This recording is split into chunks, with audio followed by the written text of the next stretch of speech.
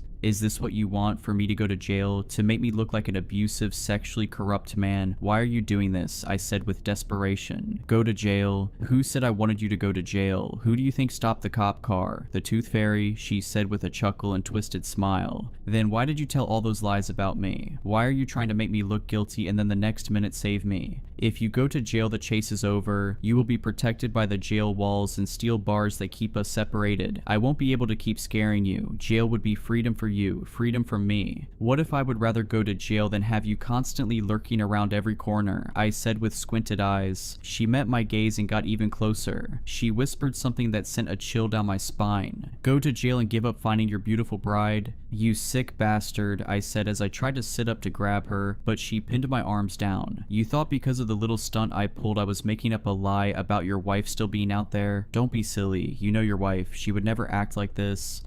How do I know you aren't bluffing? I said as my eyes filled with hate. Think of it this way. Would you rather keep looking for her your whole life, then on your deathbed realize it was all a lie? Or go to jail and realize on your deathbed that your real wife was alive the whole time, trapped away somewhere, desperately waiting for her knight in shining armor to come to save her, but he never came? What a shame that would be, huh? She uttered with a soft, maniacal tone. Who are you? Why are you doing this? I said as she let go of my wrists and sat up, and began to speak in a normal, cheering tone. What do you mean, goofball? I'm your wife. I'm doing it because I love you. I felt even more scared to see her attitude shift so suddenly. I could see what she was trying to do, showing me how she could manipulate me and others. She got off of me and walked a few feet away. More cops will be here soon. I will keep them off your trail so you have time to get away, but don't get too comfy. Wherever you go, I will find you. Once I find you, keep running. I want you to keep having a sense of getting away from me. I want you to feel safe so I can take that feeling away from you again. I rose to my feet, looking at her in awe.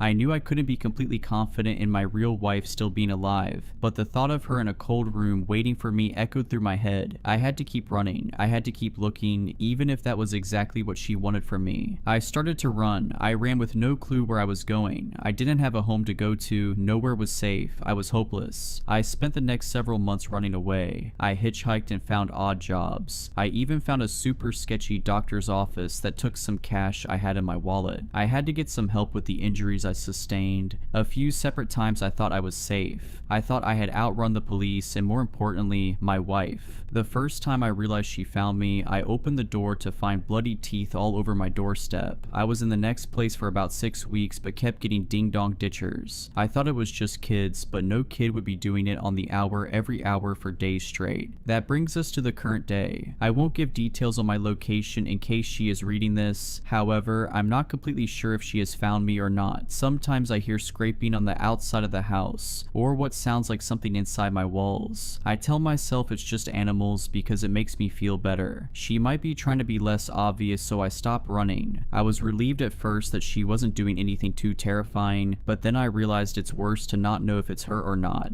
I've been spending most of my time hoping and praying that my real wife is still out there. I can't help look for her as well as I like, given I'm very far from home. I worry that if I just sit around and wait, they will never find her. Not as long as that thing pretends to be my wife. My biggest fear of all is that she is my real wife. Is she giving me false hope so I have a reason to stay out of jail and a reason to live? No, I can't believe that. I will never give up hope. I love you, Catelyn, and I will keep looking for you. When the edged wind came to our village, it seemed like a typical Alaskan gust, one fitting for late December. Then, as the tall tide of frost lashed against the shore of our home, the sagging branches of the yellow cedar tree stopped bouncing, and I abandoned the idea of the breeze being a breeze at all. Once others understood that, the time for running had passed. The unholy wind reached the village's main road, causing 2 moving cars to sharply and statically stop. The vehicles were frozen in place, much like the people within those metal graves. Onlookers, enjoying a brisk afternoon in the park, began to scream as loved ones succumbed to that supernatural end, imprisoned in a capsuled moment of time. Those first few victims were the lucky ones. They'd been oblivious to the fate which awaited them. True terror was endured by those who beheld the raw power of the wind. Those unfortunate enough to see the end coming, regardless, the remaining townsfolk, burdened with the awareness of impending doom, futilely attempted to escape the approaching breeze. Those fleeing residents, far slower than the unnatural frost, were halted in haunting poses as the wind bit into them. Limbs were suspended in mid-air positions. Eyes were left wide and unblinking. Mouths were cursed to forever gape in horror.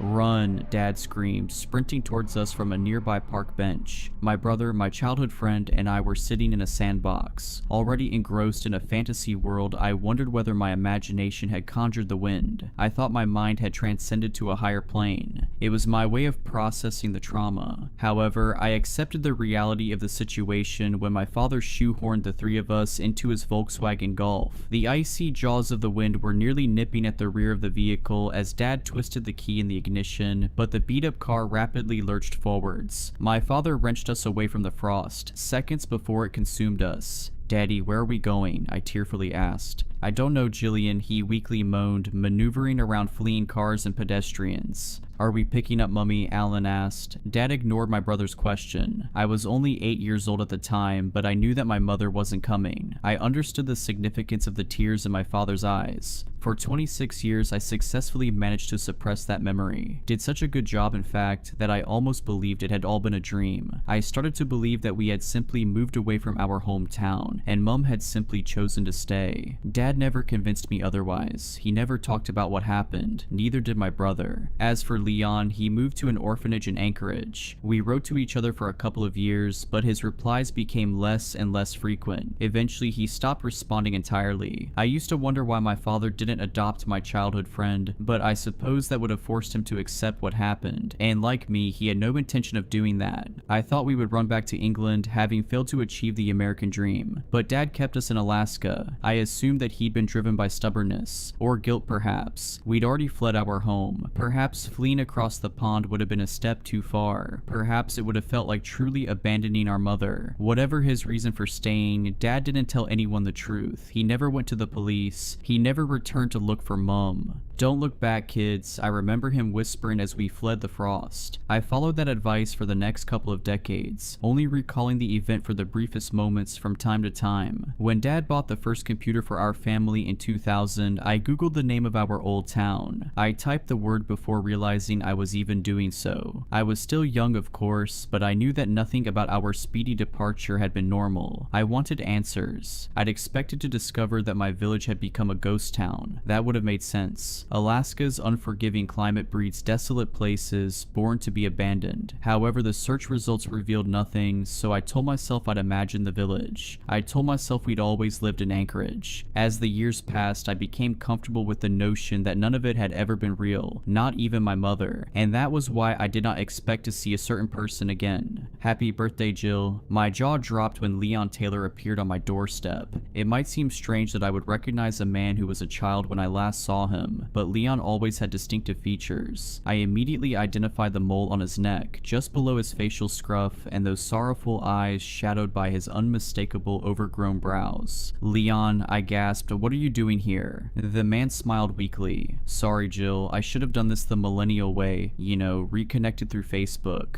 No, I just never thought I'd see you again. Do you want to come inside? I asked, motioning at the hallway. Leon nodded, so I made a couple of coffees whilst my old friend seated himself in the living room. A boy who I'd almost forgotten, almost entirely erased from existence, just like our old town. But I'd always known, just beneath the surface of my shallow memories, that it had all been real. The truth of my childhood was always within reach. As I brought the drinks into the lounge, hands trembling, I tried to dispel the thoughts flooding my mind. Thoughts of that awful day. How's your dad? How's Alan? Leon asked, taking the cup of coffee. I sighed. Dad's been unwell for a few years. He hasn't been taking care of himself and he's getting old. As for Alan, well, Alan's the way he's always been, uptight and distant, but when was the last time you spoke to him? Leon sharply interjected. The question caught me off guard. Huh?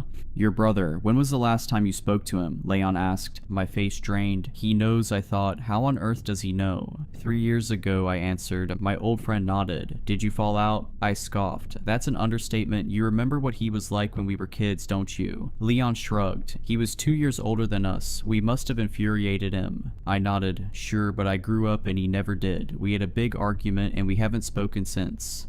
Interesting, he responded. I raised an eyebrow. You're a man of few words these days, Leon. The man cleared his throat. Your brother messaged me a week ago. My other eyebrow raised. What? It was a very strange message. Did you reply? I asked. I thought you would have preferred to ignore it. He lowered his head in shame. I'm sorry, Jillian. I replied to some of your letters. Then you forgot about me, I said. It's embarrassing that I didn't get the hint. It wasn't embarrassing, Leon sheepishly muttered. I read all of them, every last letter. Oh, well, that's great, I laughed. Nice to know that you cared.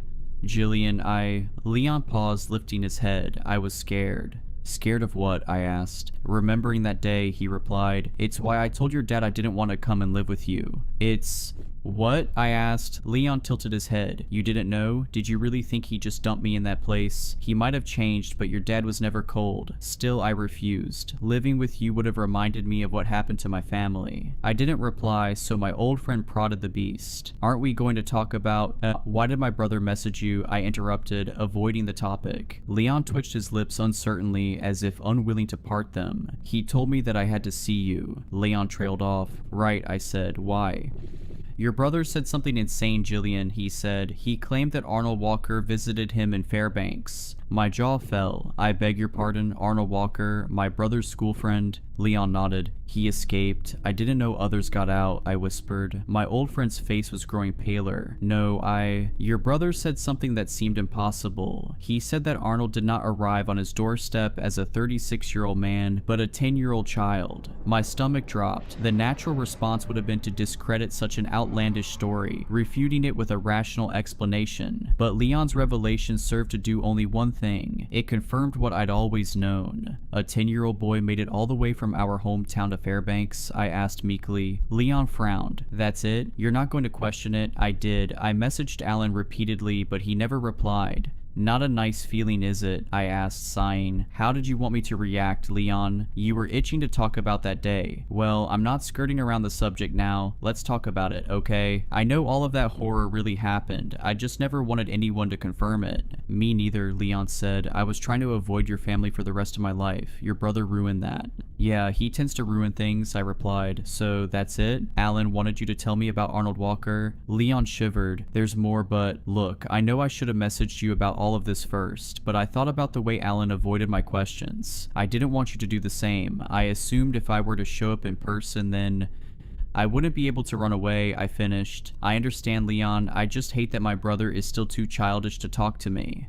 Funny, he called you childish too. Listening to you two bicker is nostalgic. Leon smiled before quickly adopting a solemn expression. I'm trying to change the subject, but I need to rip off the band-aid. Alan said that Arnold took him to a car on the front lawn. There was a man in the driver's seat, barely clinging to life, with a face mangled beyond recognition. Your brother said the man's skin had been peeled from his face, and he was still somehow alive. I shuddered, vomit climbing my throat. Arnold told your brother that the man was Mr. Johnson, Leon whispered. The farmer? The one who ran the local grocery store? I asked, shivering. My friend nodded. Yeah. Alan said he'd aged a little. Well, his hair was grayer than he remembered. The pair must have been on the road for hours, and your brother didn't know how they knew where to find him. He had so many questions for them, but Mr. Johnson died before the ambulance arrived, and whilst Alan talked to the paramedics, Arnold ran away. He's missing. Crap, I whispered. I'll call my brother. You might struggle, Leon said. Alan ended the message by saying that he was going back home. I gawped. Number, he wouldn't be that stupid. Maybe not. You should try to contact him, Leon said. He hasn't replied to my dozens of messages, but he might reply to you. Not sure he even has a signal out there in the boonies, but you're right, you should try. I spent an hour trying to contact my brother in various ways, but he did not respond. Alan had vanished, and I knew, like it or not, that I had to return to our village too. I should have told Dad, would have told him had he not been one bad day away from a heart attack. In spite of the man he'd become, I loved him. I didn't want to remind him of the place we'd fled. One person should be spared the horror of remembering, I thought. Leon and I, two strangers who'd spent formative years together, piled into my Kia, and we drove from Anchorage to a place that I'd long hoped had never really existed. I was going to be horribly disappointed. On a nondescript road that burrowed into the Alaskan wilderness, my throat started to twist and constrict. The outer edge of my vision shrank, and my head pulsated with a slowing rhythm as the world slipped away from me. I struggled to breathe as I came to terms with an awful fact. I recognized that endless road. Jillian, Leon whispered. Don't, I begged. I didn't want to hear it. I wasn't ready. I'd known all along, of course, that our village existed, even when extensive research had revealed nothing about the town. When I thought of the way the breeze consumed the town, erasing its residents, it made sense that it would erase the very place itself. After all, even I'd started to doubt its existence, and I'd lived there. Accepting the unearthly nature of the event wasn't as tough as you might imagine. If anything, I had fought hard to deny it. I wanted to ignore the existence of a paranormal force, though I had witnessed it with my own eyes. Even if there were some Alaskan breeze powerful enough to instantaneously freeze an entire town, we hadn't witnessed that. We'd seen something else. We'd seen that glacial wind freeze the town, not its people, but its tether to time. After an hour of following the frosted landscape, we saw something familiar on the horizon. Leon's face mirrored mine as our wicked village appeared, a bulge of ruin and decay, growing as we neared it. And when we crossed the threshold into the desolate town, the reality of our quest finally dawned on me. Where is everybody? Leon asked. It might seem a moronic question to an outsider. Our old village was clearly an abandoned place. No rational person would expect anybody else to be there. Of course, I understood Leon. He had asked the same terrifying question that was circling the drain of my mind, refusing to flush away. I thought back to that terrible day on which hundreds of people froze in time. Then I thought of Arnold Walker and Mr. Johnson, the two residents who'd supposedly shown up at my brother's door. One of them had looked no older than he'd been in 1998.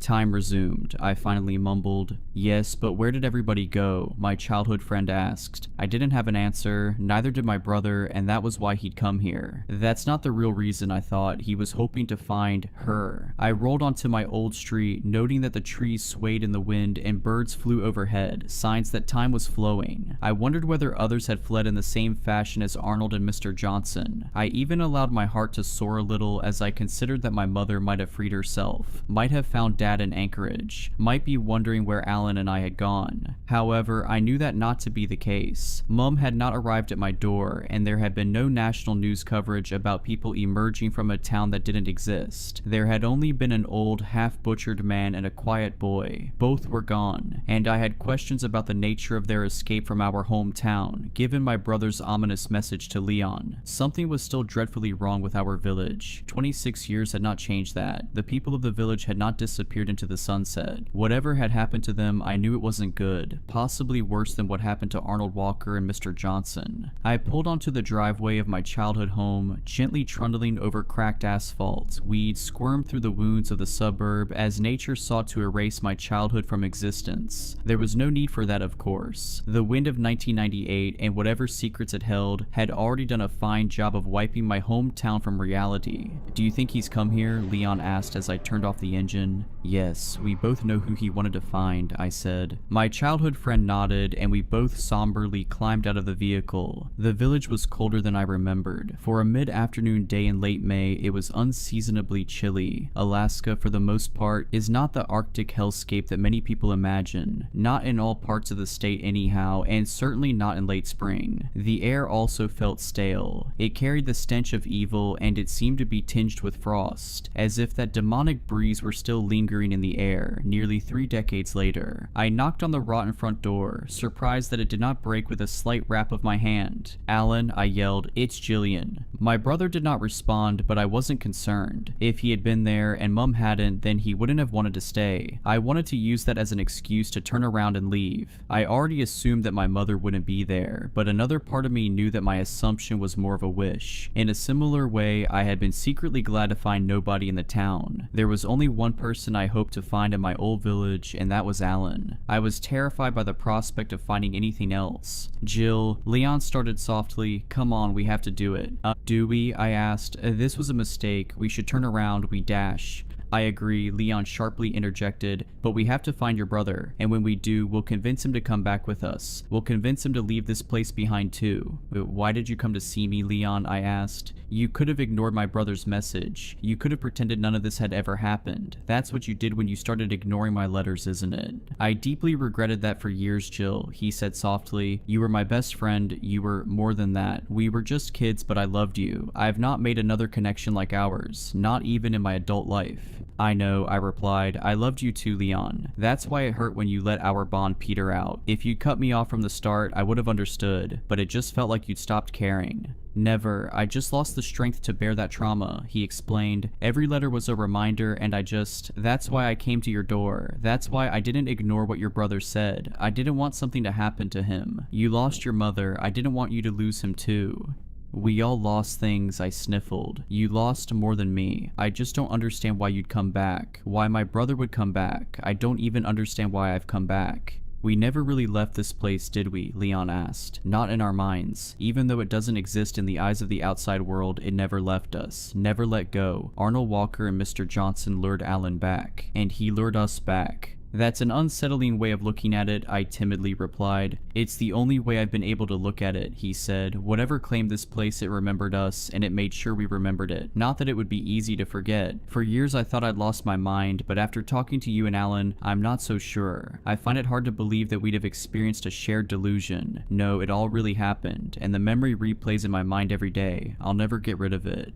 "Dad seemed to do a good job of erasing this place from his mind," I said. I knew that wasn't true, of course. He had never forgotten. That was made apparent by his deterioration. Alan and I had a close relationship with our father before we left that village. Afterwards, he changed. We all changed. Losing Mum had fractured the family, but there was more to it than that. I started to consider that Leon might be right. Perhaps the frost hadn't ensnared the two of us, but it had certainly bitten us. "Do you want me to do it?" Leon eventually asked. I wanted to be courageous enough to open the door, but I wasn't. I nodded meekly and stepped aside, allowing my childhood friend the nightmarish task of facing whatever lay within my old home. He pushed the door handle down, expecting the house to be unlocked, but it wouldn't budge. "Shall we try the back?" I asked. Leon backed up. I quickly realized what he was planning to do, and I opened my mouth to utter a protest. My hulking friend had charged before I spoke a single word, however, and he hurled his body into the door. It quivered in its frame but did not give. "Leon," I cried, "what are you doing?"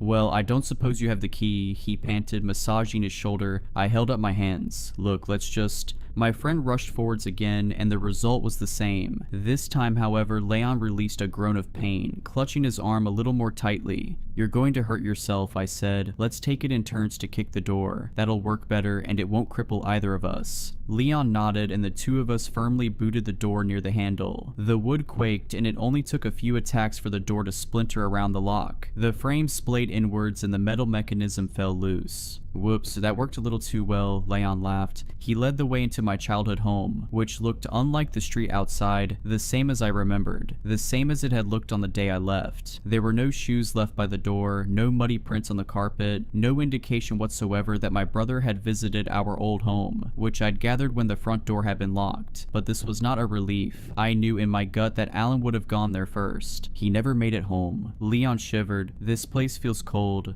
"Frozen," I corrected. "Frozen in time." "Is it safe for us to be here?" he asked. "What if we end up like the others?" "It's a bit late to ask that now," I replied. "The breeze passed long ago. This just seems to be the horror it left behind." Leon accepted my suggestion, then he wandered over to the staircase. My friend took one step before halting in place. For a haunting moment, I believed that he had been frozen in time too. I believed that I'd been wrong and the frost had come for us. But I quickly realized that my friend was still moving, still twitching. He was frozen by fear, not a supernatural gale. "There's someone in the bathroom," Leon wheezed. With physical dread in every inch of my body, I joined my friend and looked up. Artificial light spilled beneath the bathroom door onto the dark landing. "There might not be anyone in there," I shakily said. "Jillian, this is an abandoned town. There is no electricity. Your house is still frozen in time, and it froze with the bathroom light left on. Somebody must have been—" "Don't say it," I pleaded, upper lip trembling. "Do you want me to lead the way?" he asked. I didn't. I wanted to run, but I knew I would never forgive myself for doing so. Leon was right, of course. I hadn't allowed him to finish his sentence, but it was clear that he was going to mention somebody in particular. Somebody whose face flooded my mind as we ascended the staircase, one tentative step at a time. Somebody whose name started to tickle my lips as Leon grasped the handle to the door. It wasn't locked. "Mum," I moaned as Leon inched it open. My ageless mother was inside. I'm sure I would have screamed at whatever we found, but I was not prepared for the state of the statue before me. Mum was standing at the sink, hands cupped below a stream of tap water suspended in time. As I had always feared, the frost caught her. It was horrifying enough to be frozen in time for 26 years, whilst the rest of the world continued, but that wasn't why I screamed. I'd braced myself for that possibility. I'd spent my entire adult life coming to terms with it. I screamed because I wasn't prepared to see her face. Mum was smiling, not a wholesome smile. It was a taut grin that etched an unnerving crescent shape across her cheeks. There was nothing unnatural about the grin, but it looked painful, and it appeared as if cataracts had taken the entirety of her pupils. "Mum," I asked weakly, "do you hear me?" There was no reply. I peered around the side of her face, and I immediately regretted it. Though she was frozen in time, she did not look unaware. I felt her sightless eyes boring into my face, and I quickly jumped backwards. "Let's go and find your brother," Leon fearfully said. As I nodded, backing towards the doorway, I locked my gaze onto my mother's profile. My heart pounded as I started to close the bathroom door. I was trying to ignore the idea that had wormed into my mind. The possibility that, behind the glassy cataract, a pupil might still exist, lying dormant, watching me from a face that no longer seemed to belong to my mother. After I shut the door, Leon and I took a few moments to control our breathing. With a slight tremble, my friend finally walked over to the light switch and raised a hand, but I caught his wrist. "What are you doing?" he frowned. "Leave the light on," I whispered. "I don't like the idea of leaving her in the dark." My friend's expression softened, and he nodded, seeming to understand my explanation, seeming to empathize. But I was lying. I wasn't worried about leaving my mother in the dark. I was worried about the thing behind that smiling face.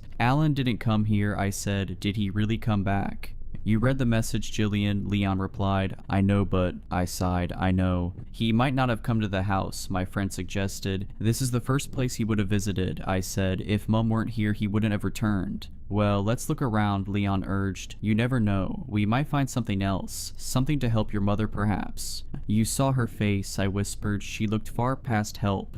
"Don't say that, Jillian," Leon shouted, eyes watering. "You idiot," I thought. I was so self-centered, so focused on finding my brother and my mother. I hadn't thought about Leon's parents, his brother Carl, people we left behind when my father saved us. I remembered Leon sobbing as he begged my father to turn around. "I'm sorry," I said. "We need to find your family too." Leon viciously shook his head. "Only if we find an answer, Jill. Only if we find a way to save them." My friend entered my childhood bedroom and I followed him. I imagine that visiting one's childhood home is a strange experience for anyone, but strangeness morphs into horror when that home is trapped in a moment of time. I felt physically unwell when I saw the glass of water on the bedside table, fresh as it had been on the day that my dad took us to the park. Life had continued for me, but the town was still trapped in that dreadful, inexplicable day. "Jillian," Leon said calmly, "there are people outside." He was standing in front of my bedroom window, and when I joined him, eyeing the road below, I saw them, a man and a woman who seemed to be in their mid-40s. The man wore ill-fitting clothes, a checkered shirt 2 sizes too small, and a pair of torn jeans. The woman, on the other hand, wore a pristine, shapely dress with a floral pattern. She looked oddly familiar, though her eyes were jittery and unfocused. It was the man who'd locked his eyes onto our house. "I vaguely recognize her," Leon said. I nodded. "Yeah, I don't know her name, but I remember her. She looks a tad older perhaps. I don't know the man though."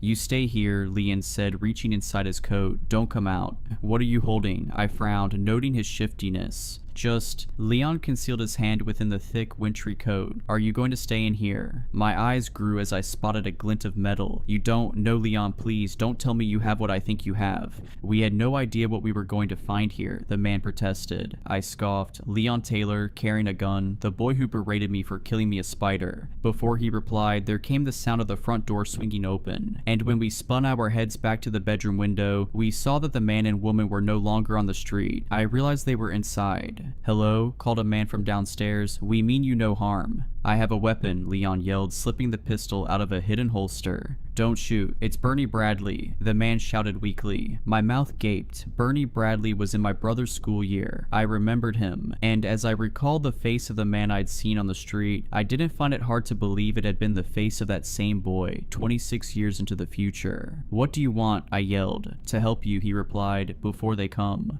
"Who?" Leon asked. "I'll tell you if you put that weapon away," Bernie said. "I don't trust you enough for that," my friend growled. "Are you Leon Taylor?" the man asked. "Why?" Leon responded. "Sydney Manley pushed you off the swing set and you called her a fat cow," Bernie said. "She ran home in tears." It wasn't enough. In a place like that, which defied all laws of rationality, it wasn't enough for Bernie Bradley to know that, but Leon and I needed it to be enough because we were hopelessly alone, hopelessly afraid, and hopelessly desperate. My friend reholstered his weapon and we walked onto the landing. Bernie and the woman were midway up the stairs. The man's hands were raised, but the woman barely seemed aware of where they were, barely seemed aware of herself. "Leon Taylor and Jillian Maynard, is that right?" Bernie asked. "How did you recognize us?" I asked. "You were the only ones who escaped," he replied. "The Maynards and Leon Taylor." "The only ones?" Leon asked incredulously. Bernie nodded. "Others tried, but the frost got them." "So why aren't you..." I started, unable to finish. "Mind if we sit down before I answer that?" he asked. I looked at Leon and my friend begrudgingly nodded. We all headed to the living room and sat down. Once we did, Bernie Bradley told us an incredible story, and the woman beside him simply rocked on the sofa, face painted with a disturbing smile. Bernie had been a 10-year-old boy, sitting at his bedroom desk when the chill swept through his room. He told us that he remembered nothing but a black void. He might have been there for an eternity, or it might have been less than a moment. When he woke from that dark slumber, still a 10-year-old boy sitting in the desk chair, Bernie looked out of the bedroom window. He was overcome by the horrible feeling that time had been lost, but he didn't know how much. And when he saw residents frozen in the street, he realized that something awful had happened. Bernie found his own paused parents in the kitchen, and they were completely unresponsive to his pleas. The lonely, frightened boy ran through the town calling for help. Nobody answered. After a long day of searching, he returned to his house in tears. For a week, Bernie lived on cans of food from the cupboards, and then he heard shouting from the street. "Hello, is anybody there?" a man called. Bernie ran outside to find Mr. Johnson. The farmer had just woken from a darkness to find the town full of statues. Bernie told Mr. Johnson that he'd been alone for a week, but he had no idea how long he'd been frozen before that. The boy wanted to leave, but the farmer said they had to save as many people as possible. They had a duty to do so. After all, neither the farmer nor the boy knew what might happen to them if they were to run. The frost might return. Anyway, Mr. Johnson took Bernie under his wing. The crops in his field thankfully had unfrozen, as had his entire farmhouse. Mr. Johnson fed Bernie, and the two of them survived. A week later, they found Elizabeth Coulter, the local head teacher, wandering through the town. Over the course of the following year, a dozen more unfrozen souls were saved and brought back to Mr. Johnson's farm. But things changed as time passed. The newer thawed souls were unhinged. The longer a person had been trapped in that black stasis, the less human they became.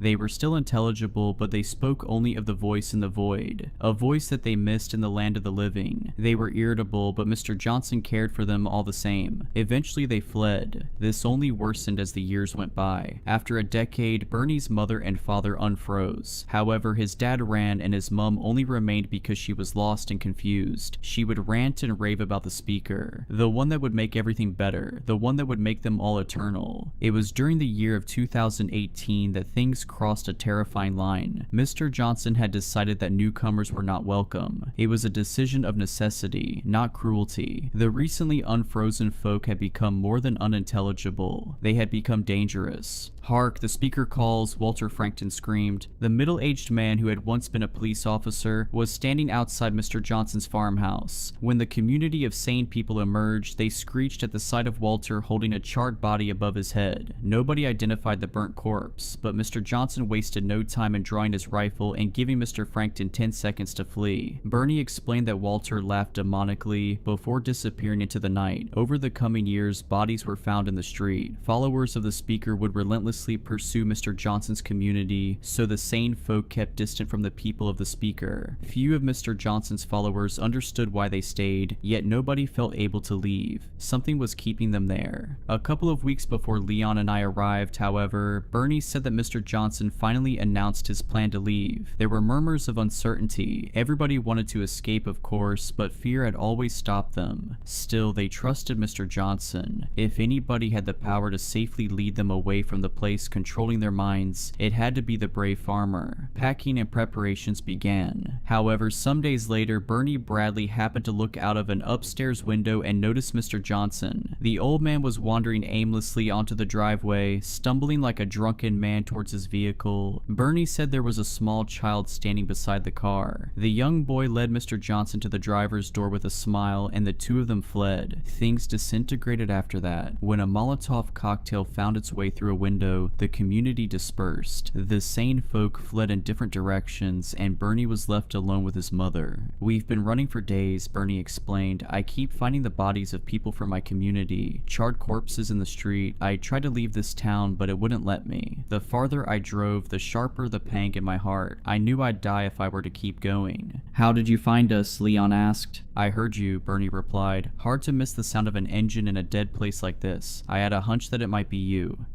"You must have heard my brother then?" I asked hopefully. Bernie frowned. "Alan's here? That might explain the raucous a few days ago. I don't know what I heard. Noise. Lots of it. You won't find him, Jill. You have to run whilst it still lets you. The frost might be gone, but something lingers." "The speaker?" Leon asked. Bernie nodded. "I was fortunate enough to never hear it, or never remember hearing it. I don't know what it said to them. My mother won't tell me." Bernie looked at the woman next to him, the one who appeared to be the same age as him, though I realized he was still a decade younger. The horror of our town had aged him beyond his years. "It will be so glorious." Bernie's mother giggled, eyes bearing faint pupils behind mild cataracts. "You're lucky that they didn't see you arrive," Bernie said. "Otherwise you'd be dead already, but they'll come sooner or later. And you need to listen to me if you want a safe way out of here, okay? We need to distract them, keep them off your backs." I shook my head. "I need to find my brother. I know he came to this town. I thought I'd find him in our home, but..." "Walter wanted him," Bernie's mother hissed. The woman stopped rocking, stopped smiling, and her head snapped to face me with such eerie speed that I thought it might entirely disconnect from her neck. Bernie quivered, seemingly just as horrified by his mother's words as the rest of us. "Mother?" he asked. "Walter wanted him. Walter wanted him. Walter wanted him." The woman laughed, taunting me. "What does she mean?" I sobbed. "Does Walter Frankton have my brother?" Bernie's face whitened. If he does, your brother's either been flayed or charred. Christ, Bernie, Leon replied. I sniffled. I won't leave until I know. He's already dead, Bernie bluntly said. We don't know that, I cried. I thought the others were sitting in stunned silence because I'd spoken so assertively. However, as I calmed my breathing and the throbbing sensation in my ears quietened, I heard it too. The sound of laughing voices. Bernie's mother strained to smile broadly. She looked as pained as my mother, but grateful for the privilege of the discomfort. You don't want to see this. We'll head through the back. Do not look at the street. Bernie hoarsely pleaded as I rose, but I was already running to the door. I flung it open and started to run down the path, with Leon and Bernie in tow. Then my eyes met the mob spilling beyond the end of the street. The crowd easily numbered 100 people, and each face wore a terrible smile, eyes glassy yet all-seeing. There was a man shuffling from the crowd towards me like a terrified toddler taking its first steps. I tried to blot his face from my mind. I didn't want to see it, though it was too late for that. I'd seen everything the moment I faced the crowd. Eventually I fell to my knees and howled as I embraced the truth. The shuffling man who had been flayed alive was my brother. Alan reached towards me with an outstretched hand, weakly shouting something before toppling forwards. He was reduced to a motionless heap on the road. Jill, Leon cried again, rushing to me. We have to go. I continued to wail as the gleeful crowd surged forwards. I resisted Leon, but he easily hauled my limp body to the car and bundled me into the back. He needs help, I blubbered. He's gone, Jill, Leon whispered. What about your family? I asked. They're all gone, he sniffled, stepping on the accelerator. Staring through the rearview window, I watched the crowd approach my old home. Bernie stood on the front porch, and his mother had her hands on his shoulders. The man did not run. As we pulled off the driveway, it almost seemed as if he, too, finally had a smile on his face. The mob swarmed Bernie, and I heard a brief cry of agony. It may have been ecstatic or fearful. It may have been both. After we crossed the border, no chill pierced us. We were free to leave, but I know Leon and I belong to that town. I have always suspected that the wind grazed its teeth against my skin when I was a child. It grazed all of us. For even now, I still feel that link, that urge to return to the salivating mob with a smile on my face. When I returned home to find that my father was missing, I knew he felt it too.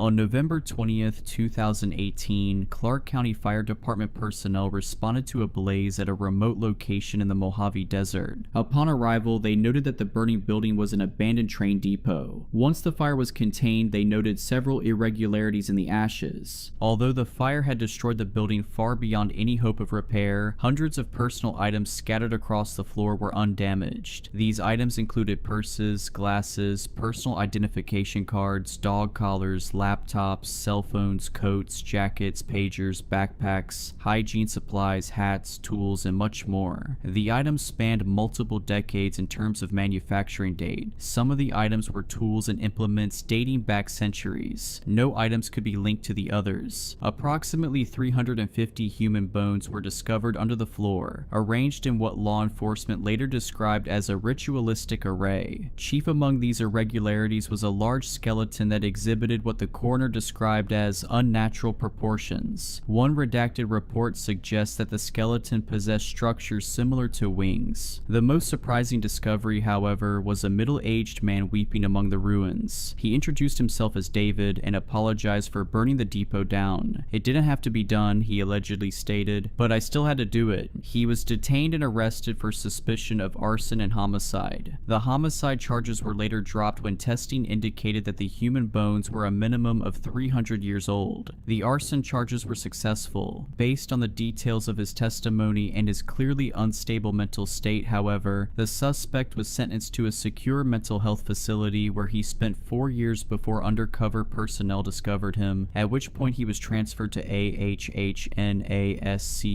Shortly after incarceration, the inmate submitted to various assessments and field tests. The findings were unusual even by agency standards. In simplest terms, David seemingly possesses the ability to locate the souls of deceased individuals, at which point he is compelled to hear their final statements, which David understandably refers to as confessions, while escorting them to what he calls the other side. These duties were, and remain, psychologically distressing. Immediately prior to burning the depot down, David states that he failed to transport a passenger. The details of this failure remain unknown. David did not discuss them at any point during the interview recorded below. At this time, the agency plans to implement ongoing treatment with the goal of identifying and hopefully rectifying the details of this failure. Administration hopes to evaluate and, if appropriate, commission David as a T-class agent upon completion of his treatment. Prior to his arrest, David's mode of conveyance for these trips was his truck. David presents as a Caucasian male between the ages of 60 to 65. He is approximately 5 feet 8 inches tall, with dark hair and brown eyes. David's diagnoses include depression, anxiety, post-traumatic stress disorder, and severe insomnia. It should be noted that the site of David's depot bore signs of ritualistic use dating back approximately 500 years. The site is currently under quarantine. It should also be noted that inmate 17 has expressed repeated interest in David. Finally, the interviewers would like to note that David has expressed a desire to change his title to something less ominous, such as the Ferryman. Interview subject: the Pale Horseman. Classification string: non-cooperative / destructible / Gaian / constant / low / Phalos. Interviewers: Rachele B. and Christoph W. Interview date: December 19th, 2024. One night I woke up and really needed to talk to my dad. Of course I couldn't because he died about a month before. I paid for the funeral. It was so small and so cheap it was basically an insult to his memory, and it still ate most of my savings. I didn't regret it. I was just ashamed I couldn't afford to give him something better. Still am. Arranging the burial kept my mind busy. When you're busy enough, nothing really has the opportunity to sink in. But the night I woke up needing to talk to my dad was when it sank in that he was really gone. I got out of bed and went for a drive.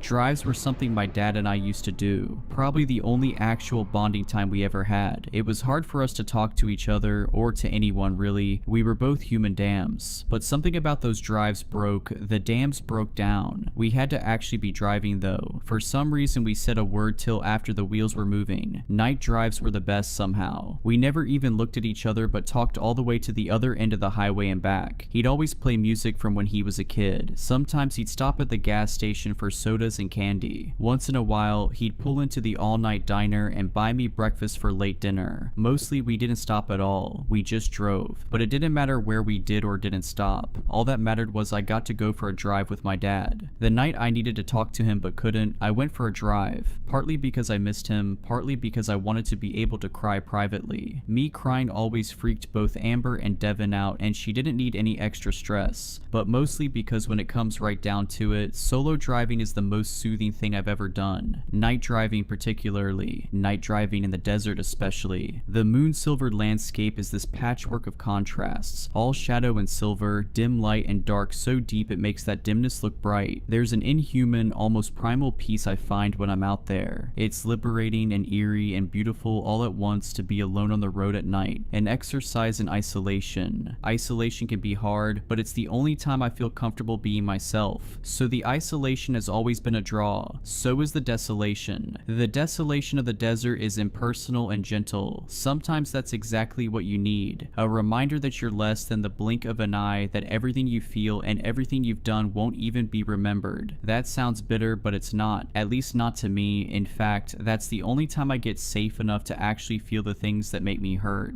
On that night and on that drive, I was remembering the night before my dad went to the hospital for the last time. He was still himself, but his mind was not exactly slipping, but traveling, flitting back and forth between childhood and adulthood, and staying back more often than not. That night especially, it was kind of like he was a little boy again. He was scared of the dark and started crying, so I got in bed with him the way I used to when my kid had nightmares. He snuggled in just like Devin used to and started talking about his life. Things I never knew, things I never even thought to ask. God, that was hard, knowing there was so much he never told me, so much I'll never know. He got to talking about his mom. I asked him a question, I don't even remember what, and he sat up hopefully, asking if his mama was there. No, Dad, I said gently. Is she coming? The hope in his voice broke me. Remembering his as I drove along the road that night broke me all over again. The desert glided past as I cried, shadows and darkness all covered in a thin film of silver moon. That landscape reminded me of my heart, a bottomless dark pit filmed over with whatever light I could muster for my family's sake. At some point, I noticed the road was different. I know that road. I know every bump and shimmy. You know how desert highways can be. Rippled, warped, cracked. I knew the stretch of road I was on was so broken up it sometimes felt like a monster was reaching up from under the asphalt and jerking your wheels around for the fun of it. It It had always been that way. I figured it would always be that way. But that night, that stretch of road was so smooth it felt like my wheels weren't even touching the ground, like my truck was gliding on air. That's when I saw the hitchhiker. I don't pick up hitchhikers. Not because I expect anything bad to happen, I really don't. I've found that it's easier to trust everyone until they give me a reason not to, and hitchhikers are no exception. The only reason I didn't pick them up is because I had a family and they needed me. I couldn't take the risk, even a small one, for their sakes. But this guy, I had to pick him up because in silhouette at least, he reminded me of my dad. I'm not big on fate or mysticism, not at all, but I do believe in human connection. I think everything on earth is more deeply connected than any of us know or even want to acknowledge, and denying that connection is the root of a lot of problems. I guess that actually sounds pretty mystical, but why was I even on the road, right? I woke up missing my dad and went for a drive specifically to cry for him where no one would have to see. On this drive, I just happened to see a guy in need who looks like my dad asking for help. What are the chances? 0. Those chances are 0. It felt like one of those connections, so I pulled over. The hitchhiker climbed in as coyotes howled nearby, pleasantly eerie. The desert outside looked darker and brighter than ever. Up close, the guy looked so much like my dad that it made me choke up. I managed to ask, "Where you headed?" "We'll know when we see it." It was my dad's voice. Chills exploded. For a second, I thought I was going to scream. Instead, I flicked on the cab light, but the hitchhiker flicked it right back off. "David," he said, "I need you to hear everything I never told you." Dad, I remembered the way he'd said mama on his last night at home. That's what my voice reminded me of. Where's my mama? Is she here? Mama, are you here? Daddy, are you here? He didn't answer, but of course he didn't. He couldn't because the wheels weren't moving yet. I put the truck in gear and started driving on that road so smooth it felt like my wheels were touching nothing but air. Once we were at speed, my dad started talking. "I loved my mom," he said. "She did so much for me, more than I could ever do for her. I did everything I could. I went hunting out in the hills for food, set traps and checked them every day with my old hound dog. I miss him." He wiped his eyes. "But my mom, my mama, I helped her clean and make dinner, tried to do all my chores without being asked. She was the best, David, just the best. I'd give so much for you to know her. She'd have loved you. I think she would have showed me how to love you better than I did. Reminded me that it's not weak to love well, that not loving well is the weakness. I adored her, David. I wanted to grow up be like her." He sighed. "Instead, I grew up to be like my dad. That's not bad. He wasn't a bad man. He just was how he was, just like me. You'll know how he was because you know how I was. Always telling you how you did this or that or said that wrong. I did that because I saw what he did to me. And you know, it taught me to apply myself. Taught me to learn fast, to do everything on my own, to hold everything together even when I didn't know how to hold myself together. I saw what that did to him. I recognized that it did the same to me, and I know it's the same for you. I'm sorry." He wiped his eyes again. "I wasn't sure I wanted children, but back then you didn't really get a say. It was just what you did, so I did it. But I was worried, David. I was scared, but I couldn't admit that. My dad taught me not to get scared, but even though I couldn't admit it, I was scared right up till the second you were born. And when I saw you, the most beautiful baby boy that ever was, I was still scared, but I was so happy. When I held you, the world got brighter than bright. I promised you and myself that I'd give you the whole bright world, that I'd be as good a dad to you as my mama was to me. I wanted to. David, I wanted to more than I ever wanted anything, but I couldn't figure out how. I wanted to speak so badly. I felt my dam coming down, but it was still holding, and my dad's was broken in a way nothing had ever been broken, so I kept my mouth shut. I couldn't even say I love you when you started getting bigger, not because I didn't. I did, I do, more than I ever showed and more than you'll ever know. I was just so afraid I'd say it wrong. I was afraid I was doing everything wrong. I started believing I was doing everything wrong. I started feeling you'd be better off if I wasn't too involved, the way I'd have probably been better off if my own dad hadn't been too involved. I didn't think it, not like that, I just felt it. To be as good a dad as my mom was a mom took something I didn't have, something I didn't know how to get.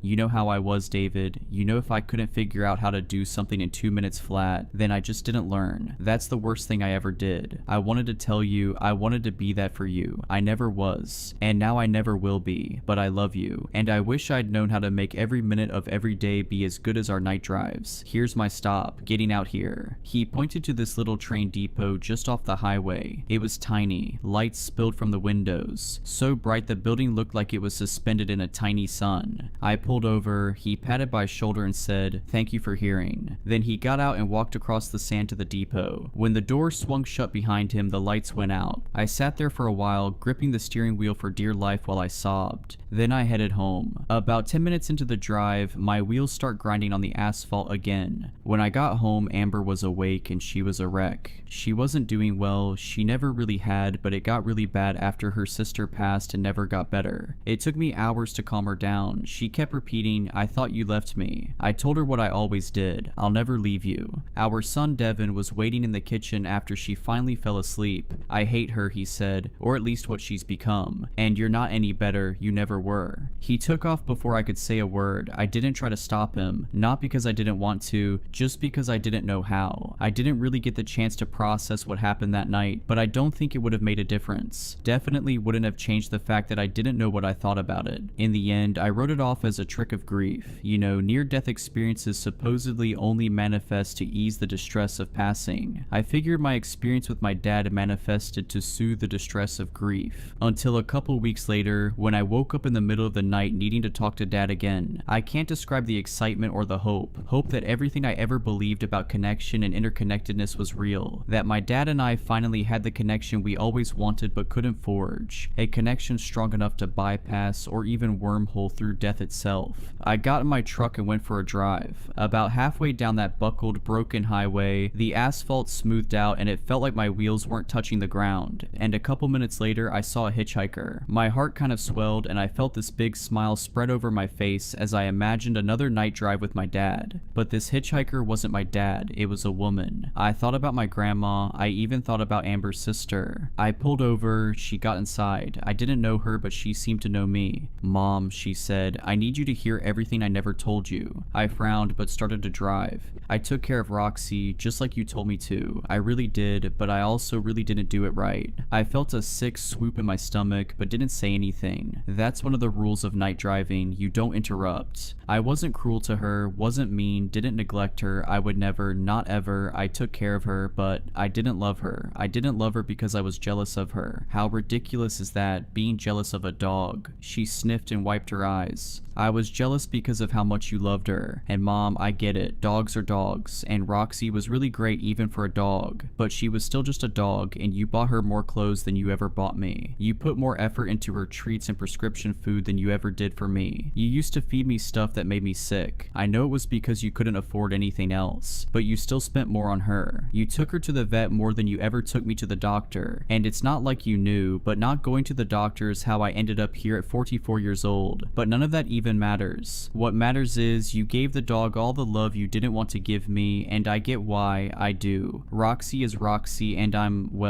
me." Her face crumpled and she wiped her eyes again. I tried to overcome those feelings because they were so ugly and so stupid. Who gets jealous of a dog, especially such a good one? People like me, I guess. I tried to overcome it. I tried to kill the jealousy, but I couldn't. And you know what? That dog loved me anyway. As much as she loved you, as much as I loved you. Hell, sometimes I think she loved me more. Why do children and dogs have to love as deeply as they do? I always wondered that. It's not fair. It's not fair. She released a shaky breath. You know, Roxy wasn't allowed to sleep on my bed. That was a big no-no and she knew it, but sometimes I'd wake up crying or I'd have a panic attack, and she'd jump up and nuzzle me until I calmed down. Then I'd put her back on the floor. She uttered a sob. Why did I do that? Why? All she wanted was for me to love her back, and she was so easy to love too. I still couldn't do it. She died on a Tuesday morning before work. It was winter. She didn't want to get up. I thought she just didn't want to go outside because of the snow, so I forced her. But she wasn't being a brat. She was in heart failure and the stress of walking in the snow. Oh my god, Mom. She crawled into my lap and died there. If I hadn't made her go outside, she wouldn't have died like that. Not in the lap of someone who never let her on the bed unless they got something out of it. She laughed, then sobbed again. If someone gave me the choice, I would burn in hell for an eternity of eternities if it meant I could go back to give her the life she deserved from me. Sometimes I wonder if you ever felt the same way about me, Mom. I don't know what would be worse. If you didn't or if you did. Here's my stop. Let me out here. Thank you for hearing. Just off the highway, the train depot shimmered into bright, blinding being. The lady got out and trudged across the sand. Maybe it was wishful thinking, but when the door swung open, I saw the silhouette of a little dog in the doorway, tail wagging a million miles a minute. When I got home, it was almost dawn and Devin was having a breakdown in the front yard. Amber was trying to calm him down. When I pulled up, she ran over and started raging at me about everything and nothing. I sent her inside to rest and took over. Devin was coming down off something and I could tell it was a rough landing. It happened a lot, every couple months at least. It used to make me angry, but I didn't have it in me to be angry anymore. Even if that wasn't strictly true, my anger only ever made things worse. Both Devin and Amber had plenty to be angry about without me adding to it, so I shut the anger down and sat on the grass with him. Devin started talking. I tried to listen, but it was hard. My mind was going as fast as that little dog's tail, a million miles an hour, only these weren't happy miles. All I could think is how pointless it all was, how this life was all I had and all my kid would ever have if he was lucky. Not for the first time, I felt like I'd cursed my kid. In a good month, I could afford to give him half of what he needed and none of what he deserved. What kind of life is that? How crappy is it to love someone so much that you'd kill or die to make them happy, but to never have the chance to do either? This is all he gets, I thought. This is all any of us get. What's the point? A few nights later, I again woke up needing to talk to my dad. I got in the truck and drove along that rutted, broken highway until it turned so smooth it felt like my wheels were running along the air. A few minutes later, I saw an impossibly small hitchhiker waiting on the side of the road. I pulled over. This tiny little boy climbed in. He looked so sick and he was so small I had to help him. "Daddy," he said, "I need you to hear everything I never told you." I started driving. I wanted to meet my baby sister. I tried to hold on to see her just like you asked. I tried to be strong, but I wasn't. I'm sorry I couldn't hold on anymore. I was too tired, Daddy. I'm sorry. I'm sorry I kept making you and Mommy cry. His lip trembled. He looked out the window at the wide pale moon and the silver dark desert.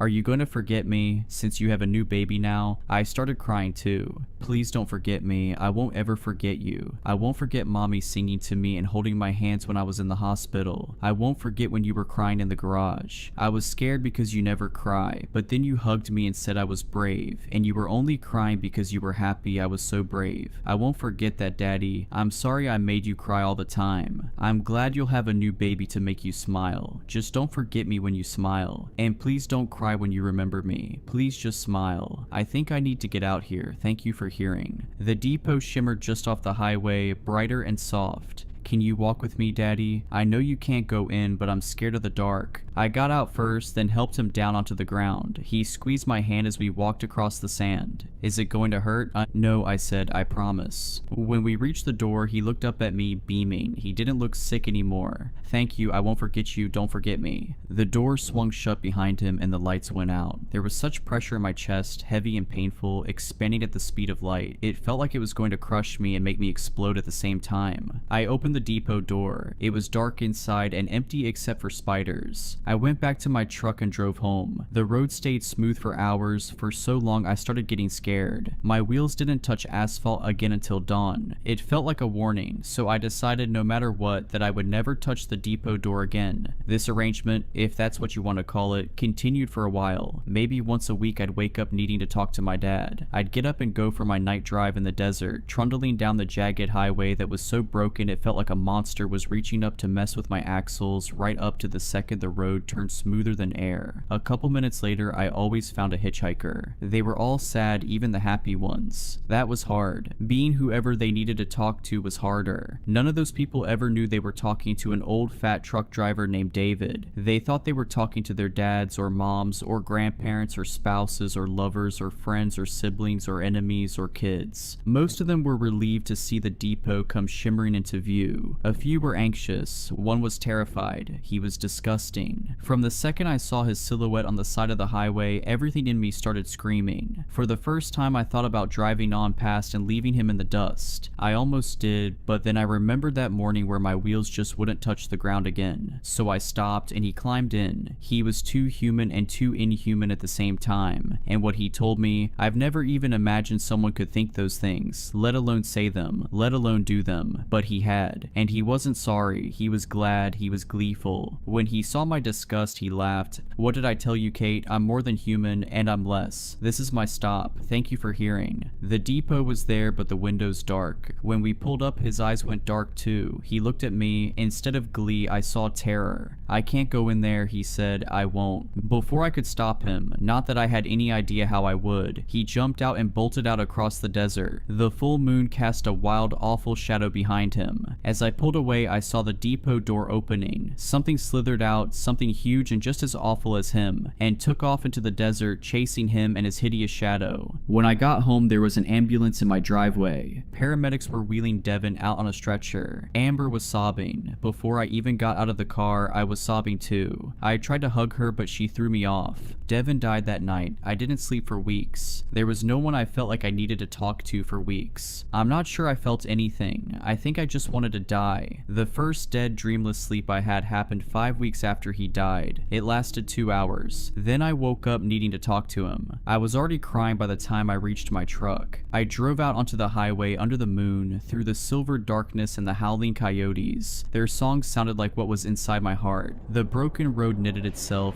turning so smooth it felt like there was no road at all, only air. And then there he was, my boy, standing on the side of the road waiting for me. I pulled over. Rage, grief, and joy rushed through me, none stronger than the other. Devin got into the truck, scared and wide-eyed. I put the truck in gear and we started driving. I need you to hear everything I never told you, he said, and something inside me broke. A dam, but the wrong dam. Before my son could open his mouth again, I broke apart and started raging at him. Years and years of things that had built up behind the dam. Years and years of things I never told him. But not all of the things I never told him. Only part of them, and only the bad part. He didn't say a word. I raged until we reached the depot, all blazing bright and gold. He opened the door before I even pulled over. Too late, I realized what I'd done. I reached for him, but he shoved me away and ran. I got out and chased after him, but I was slow and he was fast, and before I made it halfway, he vanished inside the depot and the lights went out. I stood outside shrieking and begging him to come back out. He didn't. After a long time, I went back to my truck. I was scared I'd never find my way back home after that, but my wheels touched the road almost immediately. When I got home, Amber was gone. I didn't get a passenger for months. I barely slept and woke up 10 times a night when I did, but I never woke up needing to talk to anybody. I never felt any connection. I never felt any hope. It started again about a year later and went along a regular clip right up until I screwed up, just like I screwed up everything else. But until then it was good. I did what I was supposed to. I picked them up. They told me the things they never told anyone else. I listened and delivered them to their destination, ferried them to the last stop before their final destination. The depot was almost always bright. I'm not sure why I care anymore, but I'm glad it was bright. I'm so glad that for most of us, the end is soft and golden light. Some time ago, I had decided to go on a little personal vacation out into the woods of northern Arizona. I was experiencing a sort malaise that was really messing with my creative flow, and I needed a chance to really knuckle down and just enjoy the natural world again. I had spent 6 days out in the wilderness, just enjoying the feeling of being in nature, but the night of day 7 was one I will never forget. Noise. Something was waking me up. Groggily, I rolled over and looked at my phone. It was ringing. I looked to the top of it and blinked. No signal. That made sense. I had come out here for the isolation, a chance to clear my head and make some music again. So why was my phone ringing? How was my phone ringing? I stared at the number as my phone rang incessantly. An unknown caller. I heaved a tired sigh, swiped to answer, and croaked blearily, "Hello."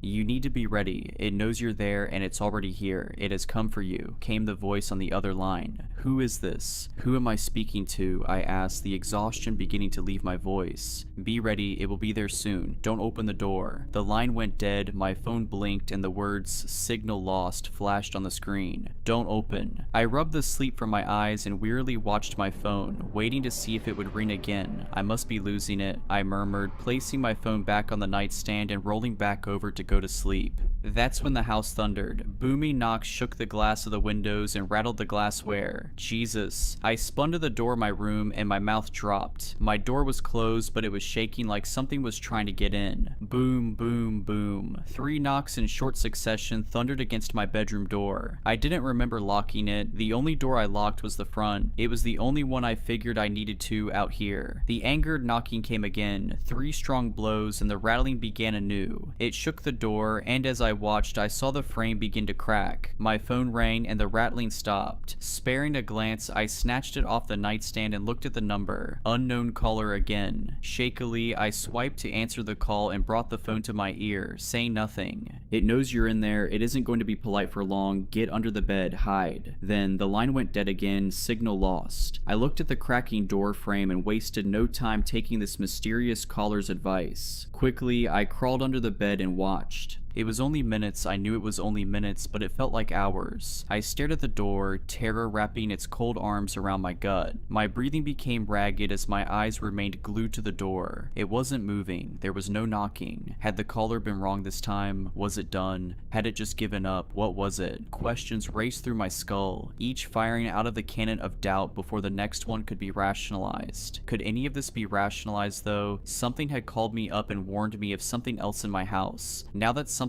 else was just outside my door. I couldn't explain it, but I had this feeling, like whatever it was that was out there was waiting for me to make a move, like we were in some kind of terrible chess game. So I watched. I waited beneath that bed for agonizing minutes. The sounds began shortly after that, soft scratching noises, almost inaudible from my position, the one my signalless savior alleged would keep me safe. I never let my gaze drift from the door, and I'm glad I kept it there because watching what happened next defied logic. The door itself began to bulge inward. I could hear the wood splintering as the center continued to bubble toward me. Then it exploded. Debris and lethal wooden scrap fired throughout the bedroom. I wasn't spared when this happened. My hiding place provided shelter from the brunt of the door's destruction, but I was peppered with fragments of splintered wood that dug themselves into my skin. I wanted to cry out in pain, but the sight of what was beyond caught the scream in my throat. There, standing in the doorway, I saw a pair of feet. Massive legs that must have been at least 3 feet across themselves, but that wasn't the strangest thing. The skin was no tone I had ever seen on a human. It was this mossy green and brown, and the texture was so wooden, like a pair of tree trunks. Slowly, the thing in my doorway ambled its way into my room. I could hear its heavy, ragged breaths like some sort of hunting beast. It was at the foot of my bed. The scent of moss and pine clung heavily to it, but there was another scent I caught as it just stood there. Rot,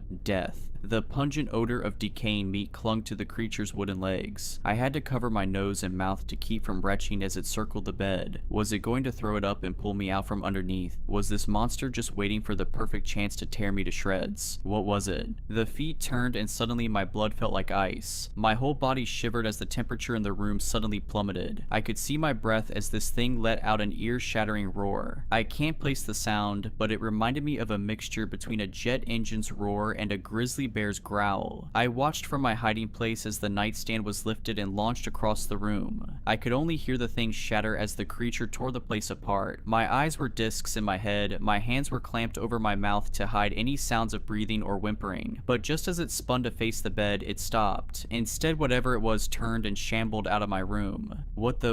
They were the only words I could choke out as the creature disappeared from my sight. Then the phone rang again. Terrified, I seized it, trying to silence the ringer. I swiped to answer the caller and immediately began to whisper into the phone. What was that? Who are you? How did you know it was coming? There's no time for any of that. It knows where you are. You need to run. Jump out the window and keep running until you lose sight of this place. Keep going until you reach the highway. Don't come back until morning. Are you kidding me? That thing is huge. I can't outrun it. You have to. It's the only way you win this. Then the call cut out. Signal lost. I steadied my breathing and psyched myself up, shooting out from under the bed as I heard that dreadful roar again. It was coming back. I didn't have time to think. No time to find shoes. I bolted toward the now shattered window and dove, slicing my arms and legs against the shards of glass. Adrenaline coursed through my veins, urging me to ignore everything else. I ran, bolted through the forest as fast as my legs would carry me, twigs and rocks torn to my feet, but I kept going, even as my chest began to tighten and my lungs began to feel like there was a fire being set beneath them. I ran. I couldn't hear the monster behind me anymore. Maybe it stayed at my cabin, maybe it kept looking elsewhere. Every ounce of me just hoped I had gotten lucky, but the voice on the phone told me to keep running until I hit the highway, so I did. I ran through miles of backcountry woods, never stopping, pushing myself far beyond anything I thought I was capable of, just to get away from whatever the hell hell that thing was. I could see darkness starting to push its way into my vision. My legs were beginning to feel like they were made of stone. My body ached and every muscle screamed for me to stop, but I kept pushing. When I burst through the tree line onto the road, I stopped. Almost instantly, I began sobbing and I dropped to my knees. I gazed up at the moon as my phone began to ring again. I pulled it out of my pocket and looked at the number. Before I could do anything else, darkness overtook me. I woke the following day in a hospital bed. Apparently, someone had discovered my unconscious and bloodied body on the side of the road. The sheriffs had a million questions, none of which I had a good answer for. They thought my story sounded like something I made up, but when they went to the cabin, many of them were singing a different tune. It looks like you got lucky and escaped one of the biggest bears I've ever seen. One of them said, didn't find it, but the claw marks in the wood made it look like a dinosaur. Grizzlies are huge, son, but not even they leave marks like that. When I asked about the phone calls, they just shook their heads. There's no cell service that far out. You might have imagined that part and everything. It took me over a week to recover from my injuries. I was told I had lacerated a tendon in my right arm, and that it had never quite functioned the way it had before. That was the arm I used to play guitar, and to this day there are still certain notes my fingers just can't quite nail anymore. The day of my discharge, I was given the things that they had found me with, and given an escort back to the cabin. The debris was mostly cleaned up by the time I arrived to collect my things, but the damage to the building itself was visible, and the cops were right. Whatever the hell it was that came after me that night must have been massive to leave the marks it did so deep in the wood. I checked my phone as I crossed the threshold of the house to gather my things inside. No signal. Well, thanks whoever you were, I muttered, gathering what stuff was left after the attack. To this day, I don't know who called me or what it was that was in that cabin, but frankly, I don't think I want to know.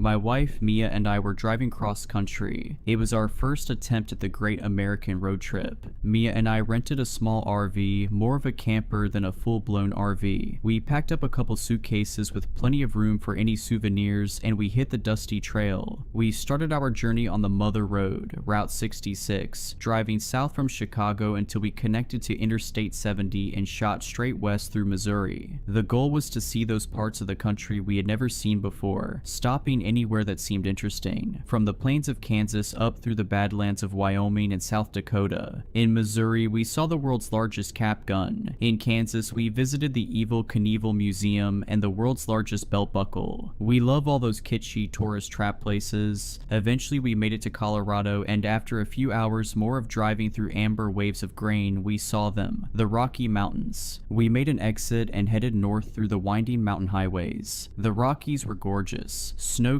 in the middle of summer. Some of the peaks pierced through the white, fluffy clouds. We saw a sign that read "Traffic Tunnel 3 miles." A little further, and sure enough, there it was, a large tunnel bored directly through the mountain in front of us. A large sign read, "Pike Tunnel, longest traffic tunnel in the nation. Please turn your headlights on now." "How long is it?" asked Mia. "That's what she said," I quipped. But she was right. There was no information beyond the detail that this was the longest tunnel in the nation. "Can't be more than a mile or two," I said as I watched the little white car ahead of us slip into the darkness. A moment later, we joined it. The tunnel was lit by fluorescence that gave everything a greenish-yellow tinge. On the left-hand side was a raised walkway behind a railing for maintenance access. Initially, I was struck by the incredible amount of work that went into the construction of this man-made marvel. "We're under 1,000,000 tons of Rocky Mountain right now," I said. "How many years before this caves in?" Mia responded. I shot her a look. "Let's save the cave-in talk until we're out on the other side." "I'm just saying nature will take this back eventually," she continued. I scanned the empty road ahead of us. "Where did the other car go?" I asked. We were now alone in the tunnel, no cars ahead of us nor behind us.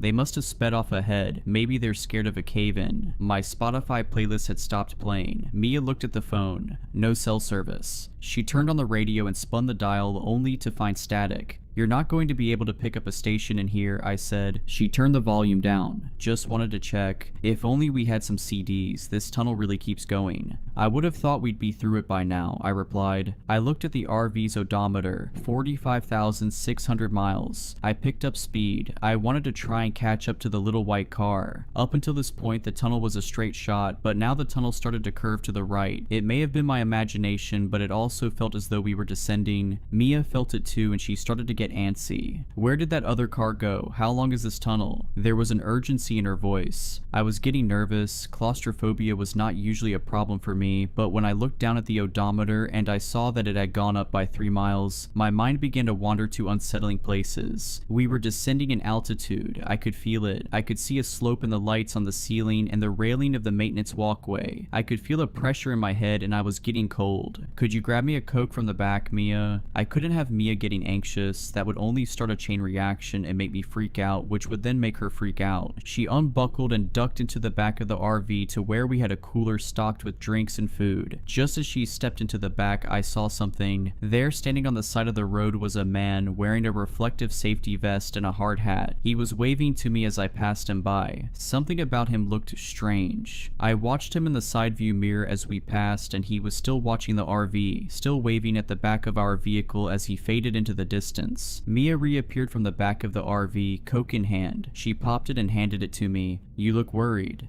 "I'm fine," I smiled and took a sip of the Coke. "Eric, slow down." I slammed on the brakes as I saw what made Mia scream. In the road in front of us was a roadblock. 2 reflective traffic sawhorses blocked both lanes of the tunnel. Beyond the roadblock, the lights of the tunnel were dark. There was nothing but a void of blackness. Standing in front of the roadblock was another man wearing a reflective vest and a hard hat, only this time his hard hat had a light on top which obscured his face. We came to a jolting stop. I turned to Mia. "Are you okay?" I asked. "I'm fine," she replied. "It's a cave-in, isn't it?" God, I hope not. I rolled down the window, leaned out and yelled to the man in the hard hat. "Hey, what's going on?" The man was about 5 yards away. He took 2 steps towards us and then raised a hand to his mouth and yelled, "Just doing some maintenance." "How long is it gonna take?" I yelled back. The man made a hand gesture as if he didn't hear me. "How long is it gonna take?" I called again. He made the same gesture. I unbuckled my seatbelt and grabbed the door release. "What are you doing?" Mia asked. "I gotta know what's going on." "Eric, just stay here. It might not be safe." "I'll be just a second," I said. I pushed the door open and stepped down from the RV.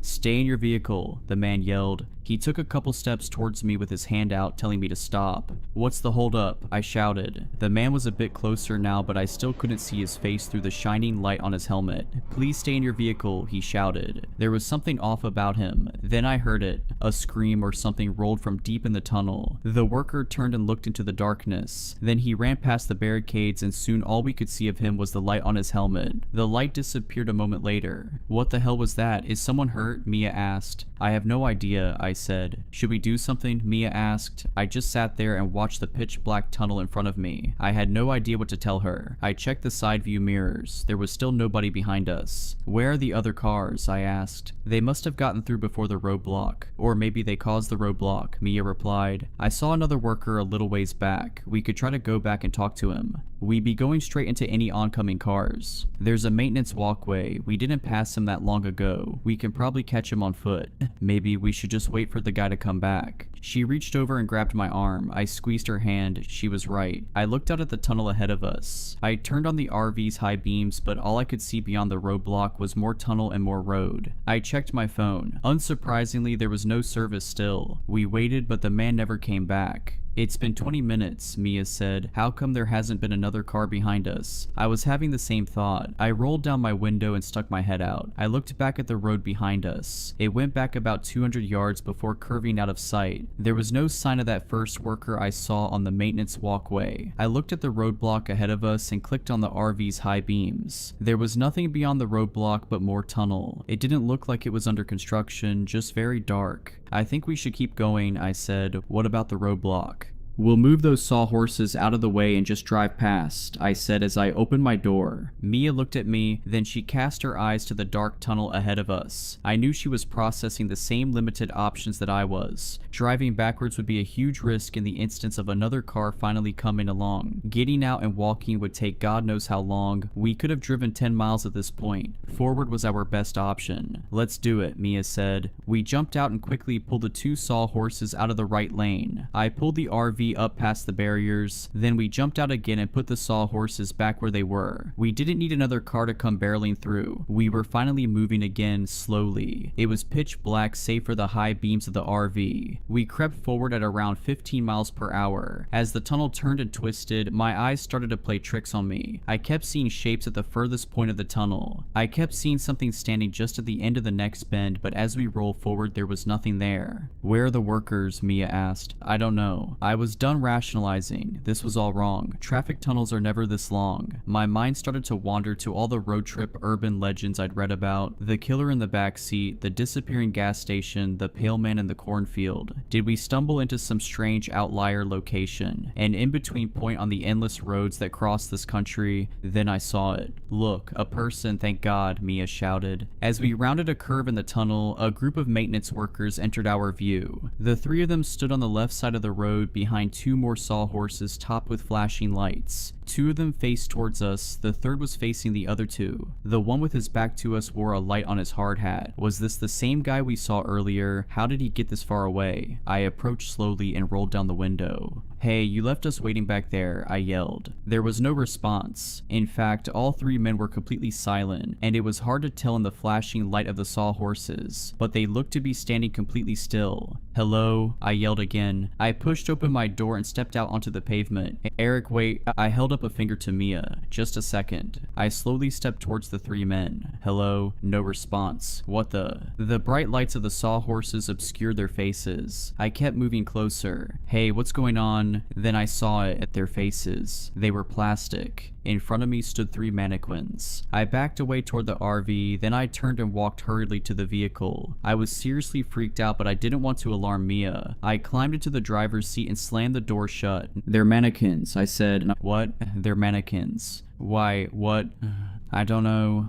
I looked back over at the three figures and my blood ran cold. The hard hat mannequin had somehow turned around to face us. All three figures appeared to be watching us now. Then we heard it. A loud resonant banging on the side and then the roof of the RV. What the hell was that? Mia whispered. We listened, holding our breath. Then dash. A shuffling sound, dash dash. Something was moving on or in the RV. Stay here, I said. I got up. Eric, wait. I moved to the back of the RV. It was dark. I went for a drawer in the kitchenette space and pulled out a flashlight. I moved to the rear of the RV, the bedroom. My flashlight illuminated an empty room. Whoever is back here, I have a gun. A terrible bluff, but I didn't see anything. I shone the light out of the windows of each side of the RV. Nothing. Then I heard it. A shuffling sound from right above me. I looked up and screamed, crap. On the roof of the RV, staring through the skylight, was a woman with vacuous black eyes and a dead smile. Her stringy black hair dangled down towards me, casting thin black shadows across her horrible pale face. Mia, drive, fast, I screamed. Mia jumped over to the driver's seat, shifted into gear, and stomped on the gas. The RV was clunky, but it could move when it needed to. We lurched forward and I fell back. I trained my flashlight up onto the skylight again and the woman was gone. I scrambled to my feet and looked out of the side windows. Did Mia shake her off? There was no sign of the woman. I moved to the passenger seat, breathing heavily and sweating. What happened? She asked, keeping the RV at a steady 50 miles per hour. There was a woman on the roof, I said flatly. I realized now that I was in a kind of shock. A woman?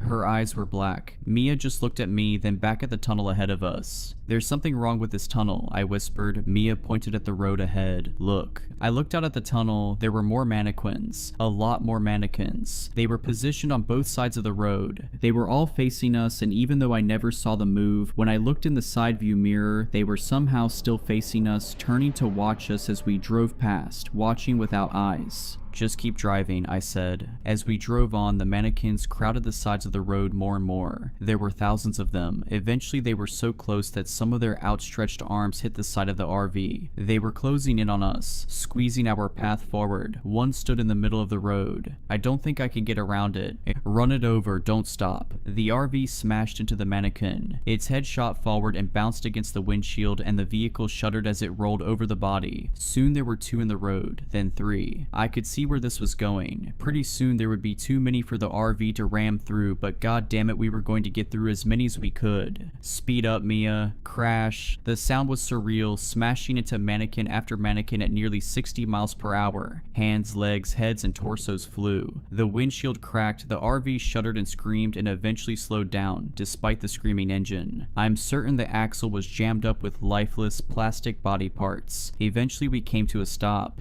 She won't move, Mia said. She pressed on the gas, but it was no use. The RV just rocked a little bit. Try reverse. She shifted and pressed on the gas. We got some decent movement before running into another jam. Crap. Should we get out and look? Mia asked. I'll go, I said as I grabbed the flashlight and popped the passenger door. Mia unbuckled her seatbelt. We'll go together. We stumbled out of the RV on the passenger side. It was like stepping into hell. Countless lifeless faces stared out at us from the darkness. The only light came from the headlights of the RV and my flashlight. We clumsily made our way along the side of the RV. The ground was littered with mannequin pieces. I thought to myself, if we could get a couple yards cleared out behind the rear tires, we might be able to back out and get enough momentum to reverse all the way back out of here. Instead, when we got to the back of the RV, my stomach flipped and my heart sank. I was expecting to see a trail of flattened mannequins. Instead, the RV was now surrounded by thousands of perfectly intact mannequins standing at attention, as if their ranks had somehow been replenished after our vehicular assault. This is impossible. She started to cry. I held her close. We'll keep moving, I said. It will never end. The tunnel makes no sense. It only curves one direction. I looked at her. What do you mean? This whole time the tunnel has only been curving to the right. It would sometimes straighten out or go left for a few yards, but before too long we were curving to the right again. We've either been driving in circles or spiraling downwards. So we'll go back the way we came and hope we're not going in circles, I said. We had been driving for hours at this point. Walking back out the way we came would take days. But now that I thought about it, Mia was right. We'd only been curving to the right. This tunnel seemed to be very gradually taking us downwards into the earth. Going forward would not get us any closer to escape. We'll need food from the RV, Mia said. I nodded and we stumbled our way back to the front of the RV, the mannequins' lifeless faces watching us the whole time. I stepped up to the passenger door and nearly fell back when I looked through the window. What the heck, I breathed. What I saw were two mannequins sitting in the driver's and passenger seat. How they got in there, I have no idea, but what really made my blood run cold was that they were dressed exactly like Mia and I. They wore identical sets of clothes. The one in the passenger seat had my same New Order t-shirt and black jeans. The one in the driver's seat had Mia's green striped sweater and denim shorts. Their plastic faces stared out through the shattered windshield at the endless crowd of mannequins staring back at them. Mia stepped up and saw the uncanny display. What the? Mia echoed. I pulled myself up into the RV and slowly stepped around my mannequin doppelganger. I avoided looking into its face, but I swear I could feel it watching me as I stumbled around it. Mia followed and we made our way into the back of our dark RV. Luckily, we had just stocked our cooler full of deli meat and water not long after crossing the Colorado state line. I handed Mia the flashlight and pulled open the cooler. I filled a backpack full of food and water. I turned and saw them. My mannequin double had somehow moved. It was standing in the aisle watching us. Mia's doppelganger was still seated in the driver's seat but had turned to peer back at us with its eyeless gaze. Mia saw the look in my eyes and turned. She screamed when she saw them and backed into me. I put my arm around her and we stood there a moment, letting our skyrocketing heart rates return to earth. Let's get out of here, I said. I slid the backpack onto my shoulders. Mia joined me at the door. I looked into her eyes. Are you ready? She nodded. I kissed her. I love you, I said. I love you, she said. The look on her face killed me. She was terrified. I'm sure the look on my face was similar. I opened the door and we stepped out. We again stumbled to the back of the RV. Once we were clear of the RV and all the crushed mannequin body parts, it became easier to find footing, though weaving through an endless crowd of lifeless people was a slow process. It was pitch black. Without the flashlight, we wouldn't be able to see a foot in front of us. As I walked, the beam of light created the illusion of movement in the crowd. At least I hoped it was an illusion. The limbs of the mannequins seemed to stretch and turn, but the only sound was that of Mia and I shuffling our way through the crowded tunnel. Things went on like this for what felt like hours. Mia and I were sweating and aching. I was about to suggest we stop and rest, but then I saw it and I froze. Out in the crowd, beyond rows of blank faces, I saw a pale face, black hair, and a dead smile. I saw two vacuous eyes staring right at me. Mia, do you see her? I whispered, and see who? I slowly raised my arm and pointed. It was the woman, or whatever it was, that stared back at me through the skylight on the roof of the RV. Oh my god, Mia squeaked. I could see now that the pale-faced woman was tall, a few inches taller than the mannequins. As I pointed, she stared back at me with that terrible grin. What do we do? Mia whispered. I raised the flashlight and pointed it right at the pale-faced woman. I thought maybe this would scare her off. I was wrong. The light only made her appear more unsettling as she stared back unflinchingly. What do you want? I yelled. She only stared back at me. She was as still as the mannequins. We have to keep going, I whispered. Mia didn't respond. Her body was tense as she held onto me. We've come this far, we can't turn back again, I continued. I pulled Mia's hand and we continued on our way through the mannequins, keeping the distance between us and her as wide as possible. As we moved past, she kept watching us. Though her movements were imperceptible to us, her eyes never left us, like one of those portraits whose eyes appear to watch you no matter where you stand. Finally, we got far enough that she was out of sight, but the thought of her being somewhere behind us only unsettled me further, and I quickened our pace. As the hours wore on, there was no sign of the pale-faced woman, and the crowd of mannequins began to thin out. They still populated the tunnel from one end to the other, but there was more space between them, allowing Mia and I to walk more freely. The mannequins on the maintenance walkway on the side of the tunnel seemed to thin out as well, and I decided it would give us a better vantage if we were walking up there. I helped Mia climb up the railing that bordered the walkway, then I climbed up behind her. The walkway was elevated 3 or 4 feet above the roadway. We could easily see over the heads of the mannequins in both directions. There was, of course, no end to the tunnel in sight. We kept walking. The mannequins continued to thin out, but they were different now. There were mannequins dressed as maintenance workers again, but also mannequins dressed as families and businessmen. There was even a group of mannequin nuns standing in a single file line, heads bowed in prayer. Needless to say, we passed none of this on the way into the tunnel. I was feeling very hopeless that we were going to be able to find our way out. I was far beyond speculating how this was at all possible. It's not possible. And even if it were, there is no good reason for someone to do this to us. The only explanation was the supernatural. Then I saw her. Rather, I saw them. Arranged in the middle of the tunnel was a circle of mannequins with long black hair and tattered cloth.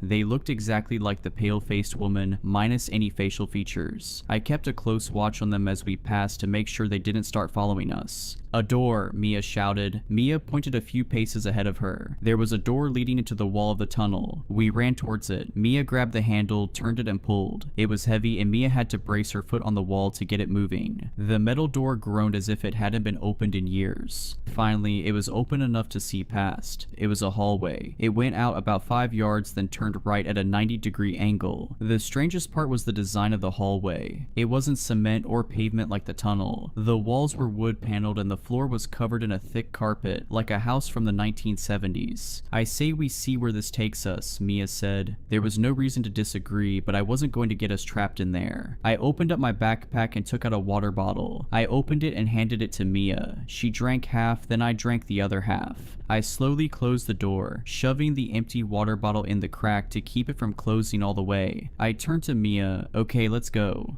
We slowly made our way down the quiet hallway. We got down to where the hallway cornered to the right, and that's when we heard it. Ka-chunk. I whipped around. The door had closed behind us. I ran back to it and tried to push it open, but it was no use. There was no way it closed on its own. Someone had to have removed the water bottle. Our path had been chosen for us. There was no turning back. We continued down the hallway. We turned right. The hallway continued, then turned right again. That should have led us right back to the tunnel, but it didn't. This part of the hallway went on far longer than was possible without running into the tunnel. Then it turned right again. It went on like this. Sometimes a section of the hallway was 20 feet long, sometimes it was 20 yards long, sometimes it was 3 feet long, but it always turned to the right. At first it was a relief to be somewhere other than the cold, dark tunnel, but the hallway very quickly became claustrophobic, and before too long, I heard someone walking behind us. We had stopped to take a break and I heard a third pair of footsteps on the carpet coming from behind us. I backtracked to the last corner. I was terrified as I slowly peeked around the corner, tense and waiting to see the vacuous eyes and inky black hair of the pale-faced woman. But there was nothing there. I wasn't about to backtrack any further. There was no one there, I whispered. Mia slumped against the wall and slid down to the carpet.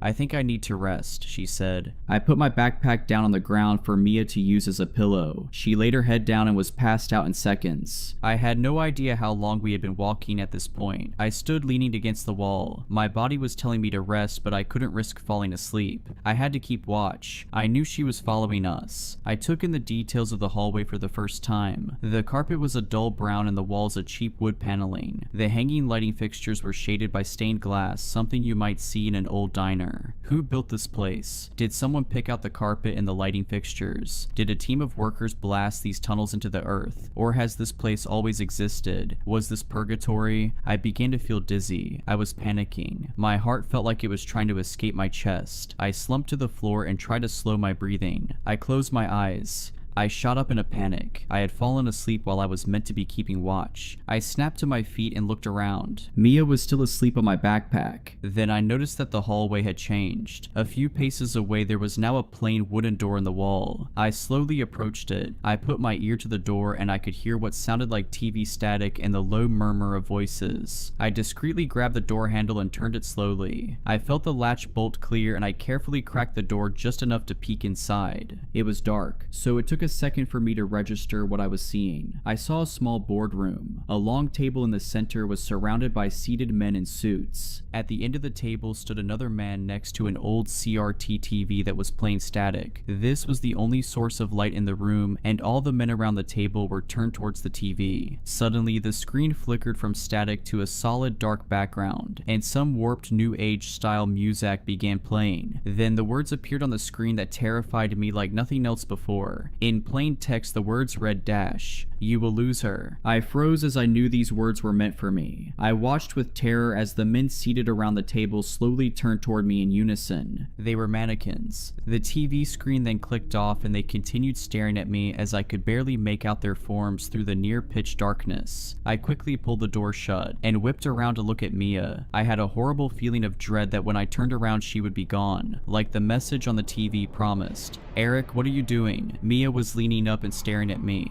Thank God. There was Mia, right where I left her. I pointed at the door and said, "This door appeared and I..." "What door?" she interrupted. I turned and sure enough, the door was now gone. I explained what happened to her, but I left out the message that appeared on the screen. "You will lose her." Those words still burned in my brain. I tried to force them out. We drank water, ate granola, and then got moving again. Hallways, endless hallways. After a couple hours of walking, we started to hear music. There were small speakers in the corners of the ceiling. I recognized it as the same new age music that played on the TV in the boardroom. The melody drilled into our minds. Combined with the dull aesthetics of the quiet hallways and the endless right turns, the music had a hypnotizing effect. The lengths of the halls became more uniform. That is to say, the straight section of hallway was about 7 paces, then a right turn, then 7 paces and a right turn. "I think we're walking in circles or a square," Mia said. I looked at her and took out a bottle of water. I peeled off the plastic label and dropped it on the floor. Then we kept walking. 7 paces right turn, 7 paces right turn, 7 paces right turn, and there it was. Mia was right. The label for my water bottle lay in the middle of the hallway. Somehow we had been led into a loop. I lost it. I kicked the wall repeatedly and screamed. Mia just leaned her back against the wall. This was our dynamic. If one of us lost it, the other became zen and thought of a solution. More often than not, I was the one to lose it. I finally stopped freaking out. "There has to be a way out, a door," Mia said. "We would have seen it," I replied. "A hidden door," she said. She turned around and ran her hands along the cracks of the wood paneling. "Most likely on the outer wall," she said. She beat her fist on the wall, listening for a change in the sound. I exhaled heavily, sweating and tired, and I started searching the wall as well. We checked the whole first wall, nothing. We checked the second wall, nothing. The third, nothing. The final wall, nothing. I gave up and slumped on the floor. Mia immediately went over to the other side of the hall and started checking the inner wall. "What are you doing? I thought you said it would be on the outer wall," I asked. Then we heard it. Mia beat the wall, and instead of the dead thud, we heard a resonate boom. A door. I shot up and started tapping the wall with Mia until we found where the door ended. It was the width of about 4 wooden panels. I lined myself up in the center, lowered my shoulder, and pushed. It moved. It barely moved, but it was enough to confirm this actually was a door. I recentered and tried again, lowering my center of gravity. I pushed as hard as I could. The door pushed inward about 3 inches, then Mia joined in. We slowly moved the door. door, 5 inches, then 10, then 15, then 20. Then Mia slipped inside. I had a moment of panic as she disappeared into the darkness, and those haunting words came back into my mind, "You will lose her." I darted past the doorway, falling through the threshold and hitting the concrete floor. I looked up and there was Mia, thank God. I promised myself I'd never let her out of my sight again. "The exit," Mia said. She looked and sounded as if she were 1,000 miles away. I got to my feet and followed her gaze. What I saw nearly brought me to tears. We were back in the tunnel, but there was light. About a mile down was the mouth of the tunnel, and daylight pouring in. Beautiful daylight. I grabbed Mia tight and kissed her. "Thank God," she cried. We started moving. Nothing was going to slow us down this time. We sped up into a run down the maintenance walkway towards that beautiful sunlight. As we approached, something else came into view. Parked in the middle of the roadway was a large vehicle.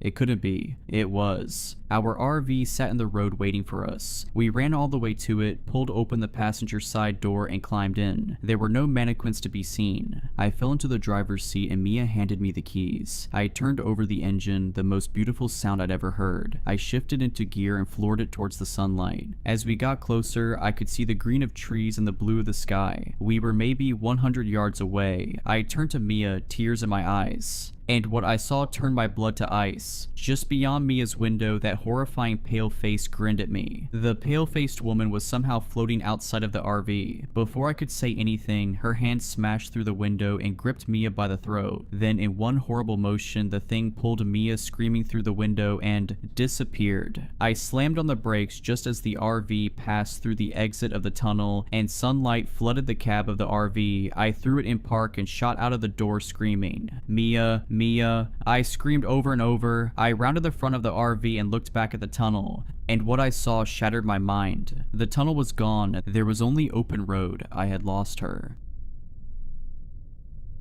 A few weeks ago, I rented a cabin near Pitkin County, Colorado for a weekend getaway with my wife and daughter. For their privacy, I'll refer to my wife as Elena, and my daughter, who's between 4 and 8 years old, as Sophia. It was dusk by the time we arrived at the cabin, far later than Elena and I had planned. The afternoon's anticipation gone, the promise of a relaxing vacation already sullied, and my back sore from changing the tire which had been eviscerated by the forest road. The mood was thoroughly ruined. Maybe that should have been an indication as to how the rest of the trip would go. The cabin itself was beautiful and rustic. Nestled among the towering pines, the 2-story building blended into the surrounding woodlands with its dark-stained wooden siding and stone chimney. Large windows glistened with the last light of day, and the wraparound porch boasted a hanging patio swing, much to Sophia's delight. She ran straight for it and started swinging as Elena and I carried the bags inside. When I unlocked the door and turned on the lights, I found myself surprised by the decor. In stark contrast to the classy, almost minimalist exterior of the cabin, the interior was remarkably cluttered. It was like every square surface, countertops, bookshelves, tables, etc., was covered in little trinkets, tchotchkes as my mother would have called them. There were coasters, candles, vintage oil lamps and compasses, and a bunch of wooden animal carvings, each about a foot tall. The interior wasn't dirty by any means, just more crowded than expected. I found it charming in a weird way, though Elena was less fond. I remember her taking a long look at the place and saying, "Interesting," which is her code for, "I don't like what I'm seeing, but I also don't want to make a big deal about it."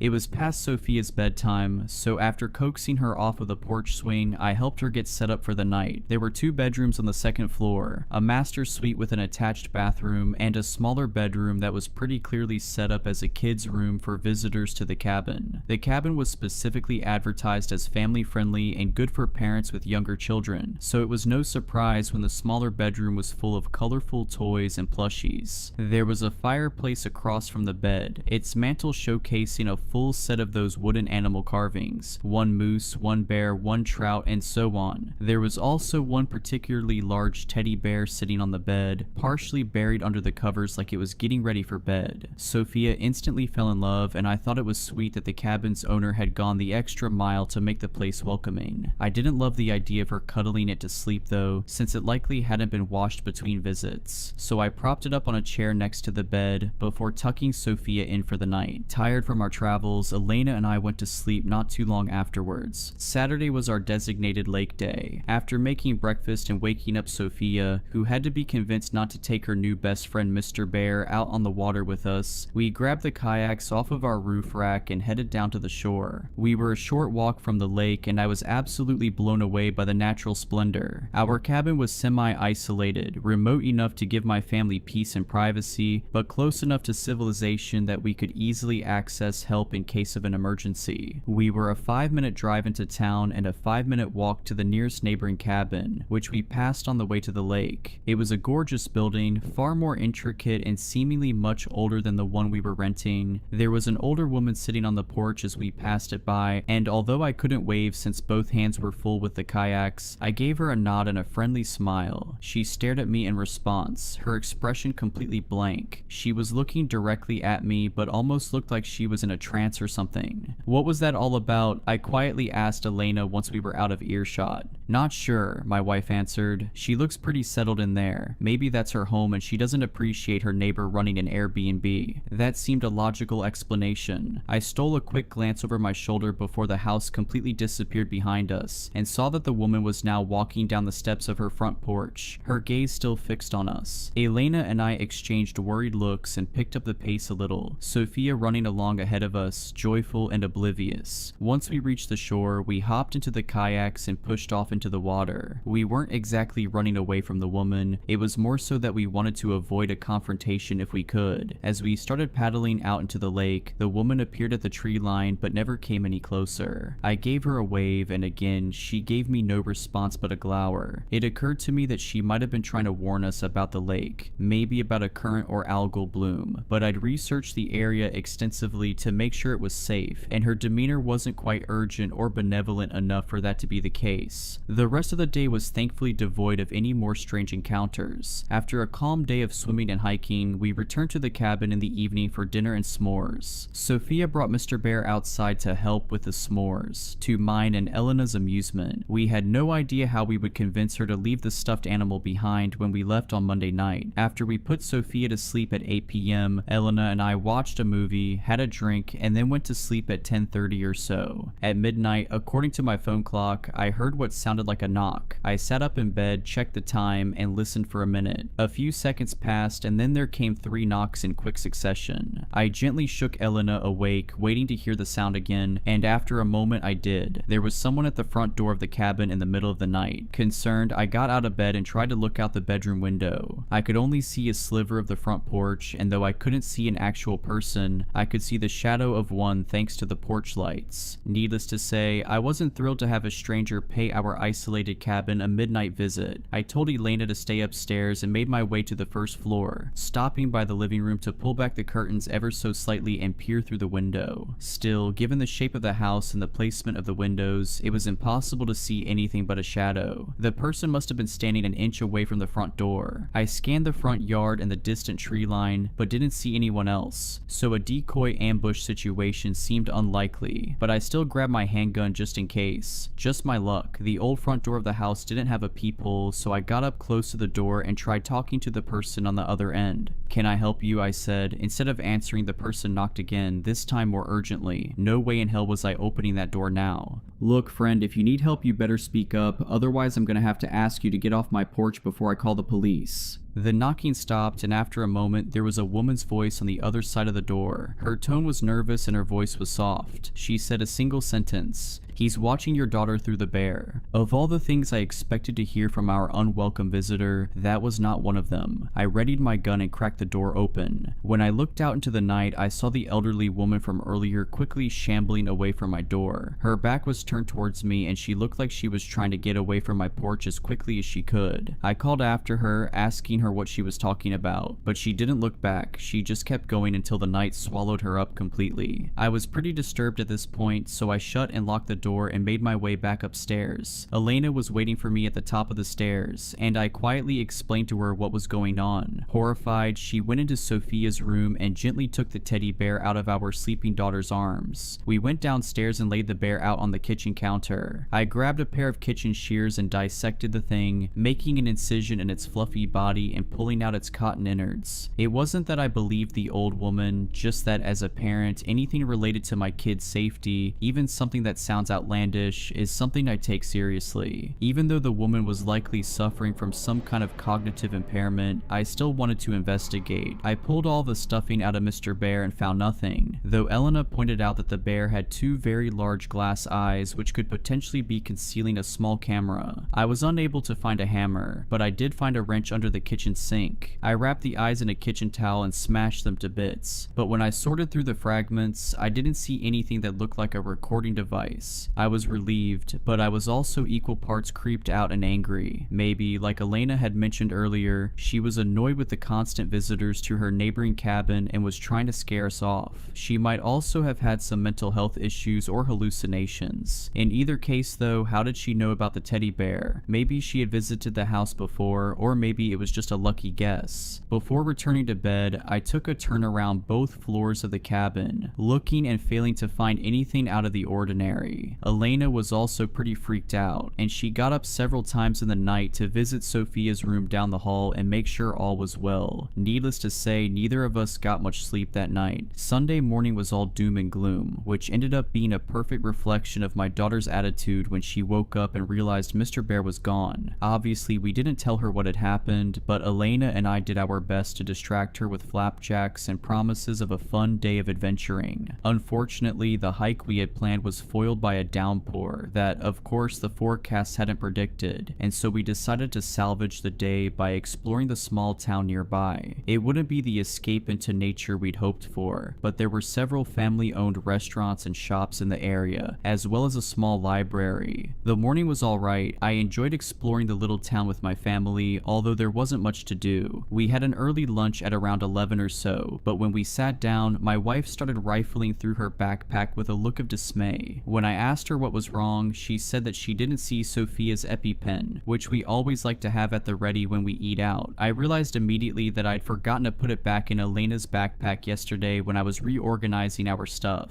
I felt like such an idiot, and Elena, already grouchy from a sleepless night, really chewed me out for it. To make amends, I told her to wait with Sophia at the restaurant while I hurried back to the cabin for the EpiPen. She was displeased, but it felt like a better option than all of us braving the rain to return to the cabin. The drive back was an absolute nightmare. Sure, it was a short commute, but the dirt roads leading up to the cabin had turned to sludge in the heavy rain. I was in a foul mood when I entered the cabin. I shut the front door with a slam and made my way to the stairs. The house was dark thanks to the storm outside, dark enough that I almost missed the muddy shoe prints leading up the hardwood steps. When I saw them and realized what they were, I stopped in my tracks. I didn't have to wonder what they meant. Someone had been in the cabin since my family left, and judging by the fact that there was only one set of prints, they likely were still in the house with me at that very moment. I stood on the half landing looking up at the second half of the staircase. The upper floor was eerily dark, so much so that someone could have been standing right at the edge of the staircase and I wouldn't have been able to see them. I carefully walked backwards down the stairs, keeping my eyes peeled in case any shape suddenly emerged from the darkness, and once I made it down the stairs, I turned around and ran outside. I sat in my car and called the police to report a break-in. After calling Elena to explain the situation, I sat in my car and watched the house until the police arrived, which took almost an unreasonable amount of time. I never saw any movement from inside the house, nor did I see anyone leave, though I didn't have a great visual on the back door. It's possible that the intruder could have slipped through the back and run straight for the woods, in which case the cabin would have obscured them. The police were shockingly curt and dismissive about the whole thing. One of the officers who arrived on scene asked me for proof of a break-in, as if I would have had time to snap a picture of the intruder in my house or something. They did a sweep of the cabin and found no one inside, but even so, I didn't want my wife and daughter to set foot in that building again. I texted Elena, telling her I was going to pack up our stuff and that we should leave a night early, and she agreed. The cops stayed with me as I packed to give me some peace of mind, which I appreciated. Aside from the shoe prints, there weren't any obvious signs of a break-in, and strangely, nothing of value had been stolen, even though I'd left my laptop laying out in plain sight. Thankfully, we'd We'd packed light, so it didn't take me long to grab all of our stuff from the master bedroom and the bathrooms. My last stop was Sophia's room, where I was quickly able to locate and pack all of her things. Nothing of Sophia's had been stolen or tampered with, but there was something missing from the fireplace mantle. Right in the center there was a circular impression in the fine layer of dust, indicating that a certain figurine had recently been separated from its wooden brethren. Someone had taken the bear.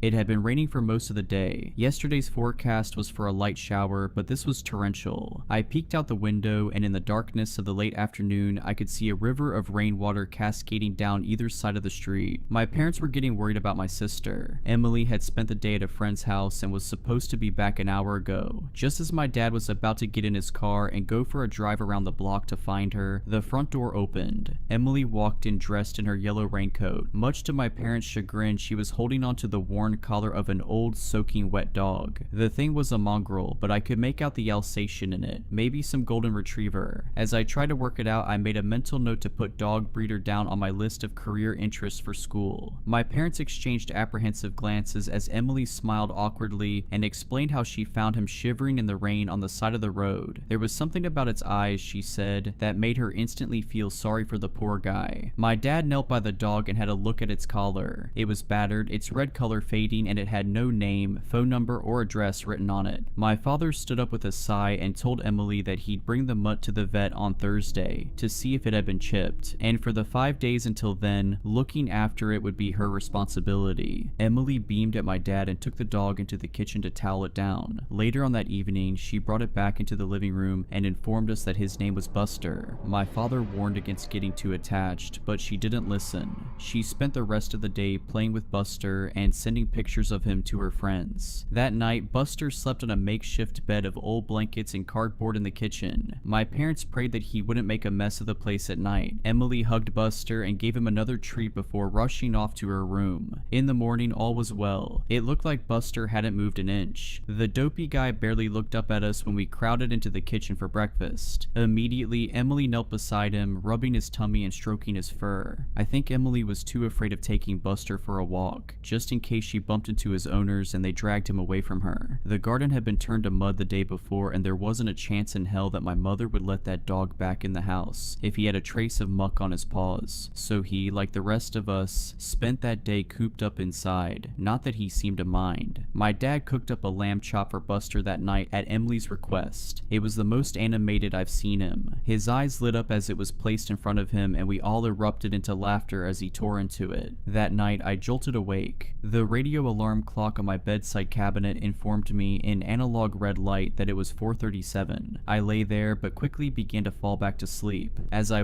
could have sworn I heard something moving around in the hallway. I assumed it was my dad, stumbling to the bathroom in a drunken stupor, and for the second time that night, sleep took me. I spent most of the next day hanging out with friends around town. We rode our bikes, threw stones at the windows of the old house on Mill Street, and dared each other to shoplift from the local off-brand gas station. I made off with a packet of apple-flavored chewing gum. When I came home, things felt different, hostile. I didn't want to ask what happened, but before I could slink off to my room, my mother told me Emily had accidentally knocked over my grandfather's urn while playing with Buster in the front room. I suppressed a chuckle at the thought of how much trouble she'd be getting in. Mature of me, I know. That evening there was silence around the dinner table, broken only by Buster's whining. I woke up again that night. This time I swung myself out of bed. My mouth was dry and my breath left a stale taste at the back of my throat. I wandered downstairs to the kitchen to get a glass of water. I tried to be as silent as possible, not wanting to disturb the sleeping dog. Buster slept soundly in his little bed, and I knew a freight train going past wouldn't wake him. I poured a glass of water and drank it in a continuous gulp. Then an idea came to me. I crouched by the cabinet my dad kept his whiskey in. I opened it, trying not to let the hinges creak. I picked out a bottle and stood up. I gently unscrewed the cap and took a sip. I coughed and choked and spluttered. As I went for another sip, I heard movement upstairs. I knew my father would kill me if he caught me drinking. I hastily put the cap back on and placed it back in the cupboard. I speed walked out the kitchen, desperate not to make a noise. Just before I began ascending the stairs, I heard the door to my parents' room open. I quickly turned around and hid in the living room. I heard my father walk down the stairs and into the kitchen. My heart was beating like a tribal drum as I hurried out of the living room room and I stepped agonizingly loudly up each creaky step back to my bedroom. I thought I had made it, but just as I was pushing my bedroom door open, I heard a voice behind me. It was my father. He'd popped his head out of his bedroom. He asked if it was me moving around. I told him that I'd just gone downstairs to get a glass of water. He told me to keep it down, and before he retreated back into the darkness of his room, I saw my mother stirring in the bed behind him. He closed the door. That morning I woke up with a migraine. Nothing too major, but it was a drawback from what would have otherwise been a great day. My sister was at some dance club, my mother was visiting the solicitor in town, and my father had gone golfing. On this rare occasion, I had the house to myself.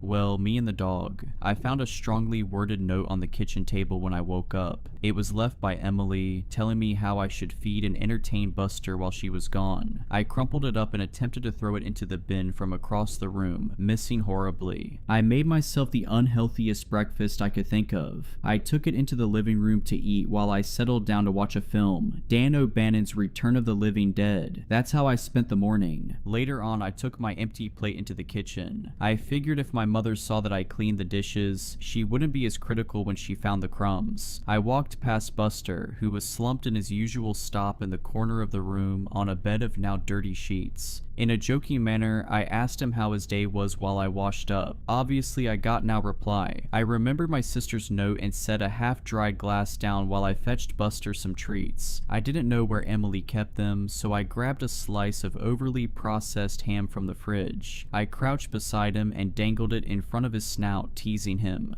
There was no response, no slow opening of the eyelids, no methodic wag of the tail. There were no signs of life at all. I gasped and put my hand on his stomach, trying to feel it rise with his breath or a heartbeat, anything. To my horror, his abdomen began to compress when I did, like a limp, deflating balloon. He felt hollow, empty. I scrambled to my feet and stumbled backwards. As I put my hand on the counter, I knocked over a glass. It shattered on the kitchen floor, but Buster didn't so much as flinch. I panicked and ran up to my room. I took my phone from my bedside cabinet and hastily rang my mother. It rang for a brief moment before she picked up. I managed to stutter out that there was something wrong with the dog, that it was an emergency. She assured me that she had just picked up Emily and would be home in 10 minutes, and with that she hung up. I set my phone down and paced around the room. As I was thinking, I heard a noise coming from the first floor. It sounded like someone moving around. I assumed it was my mother, home earlier than she estimated. I made my way downstairs to greet her, hurrying over the creaking steps. There was no one. The door was still locked and I, as far as I knew, was alone in the house. I heard the now familiar wag of Buster's tail as he came bounding up to me from the hall. I looked at him puzzled as he nestled his head into my leg. I stroked him behind the ears as he mewed low. I then heard the equally familiar jangling of keys as the front door was unlocked. My mother stepped inside, pumping her umbrella. Emily, who was close beside her, ran to Buster and dropped to her knees as soon as she saw him. She hugged him tight and whispered in his flea-bitten ear. I could see her eyes were red, raw from crying. My mother asked me what the big emergency was, and I paused before answering. I explained that he had been unresponsive, but he seems fine now. My mother let out a long, drawn-out sigh as she made her way past us and into the kitchen. She called my name, frustrated, when she saw the broken shards of glass on the kitchen floor. I had forgotten about that. Emily spent the rest of the day in her room with the dog. At dinner, neither me or my mother mentioned anything about Buster's false alarm. We just let my dad witter on about improving his backswing, whatever that meant. For the third night in a row, I jolted awake in the small hours of the morning. I groaned at the abrupt ending of a good dream, tossing and turning until I found a comfy position. As I tried to get back to sleep, I began to feel a presence. It was the feeling you get during an awkward silence when you become painfully aware of the other person. I sat up in bed and rubbed my eyes, trying to adjust them to the darkness. There was someone in the corner of my room. I was certain of it. I could make out the vague shadow-covered silhouette standing just beyond the foot of my bed. I was almost paralyzed with fear, but my right hand managed to creep over to my bedside cabinet. I fumbled as I felt for the familiar switch of the lamp. Just before I turned it on, the figure in my room bolted. unfolded. I recoiled in shock as I realized my half-asleep mind had been right. Someone had been standing there watching. As the moon emerged from a bank of clouds, my room was briefly lit with a dull glow. In that half-light, I saw the outline of a tall man slink out of my room and into the darkness of the hall. I didn't realize I was screaming until my father burst into my room moments later. He switched the lights on, which burned my eyes. He held me and asked what was wrong. With snot and tears dripping down my face, I managed to stutter out that there had been someone in my room. At this, my dad turned and ran back into his room. His caring embrace was quickly replaced with my mother's. He emerged with a baseball bat in his hands, gasping it so hard his knuckles were white. My mother went to check on Emily. She made me come with her, not waiting to let her children out of her sight. Me barged into Emily's room. She was already awake, sitting upright in bed. My mother fired a barrage of questions at her. Dazed, Emily told us that she hadn't seen anything. My father came into the room 10 minutes later. He informed us that he did a sweep of the house and found nothing. No signs of a break-in, no mysterious intruder. He brought me back to my room. Once I was in bed, he sat by my side and explained to me that I probably just had a bad dream. He said there was nothing to be afraid of and joked that if someone did break into the house, they'd soon be scared off by Buster, the world's greatest guard dog. Eventually, I mustered the courage to fall back asleep. The next morning, everyone in the family was noticeably tired, even the dog. We greeted each other with yawns and joked about the previous night's events. I didn't know that this was the start of the last truly happy day of my life. My parents went out shopping, Emily took Buster for his first proper walk, and I spent most of the day gaming. It was a normal day. I've had dozens just like it. We had chicken breasts and bland steamed vegetables for dinner. Wednesday was family night, so after dinner we came together in the living room to play a board game. Tonight it was Cluedo. Buster was curled up at Emily's feet. My father thought then was a good time to remind her that tomorrow he was bringing the dog to the vet and would hopefully reunite him with his real owners. At this, Emily screamed that she was his real owner. She stormed out of the room, Buster following close behind. As soon as she slammed the door behind her, my dad signed. He said he knew my sister would get too attached to that dog. This was the sour note the day ended on. At 10, I did my usual routine. I brushed my teeth, changed into my pajamas, and listened to music for half an hour or so before turning over and going to sleep.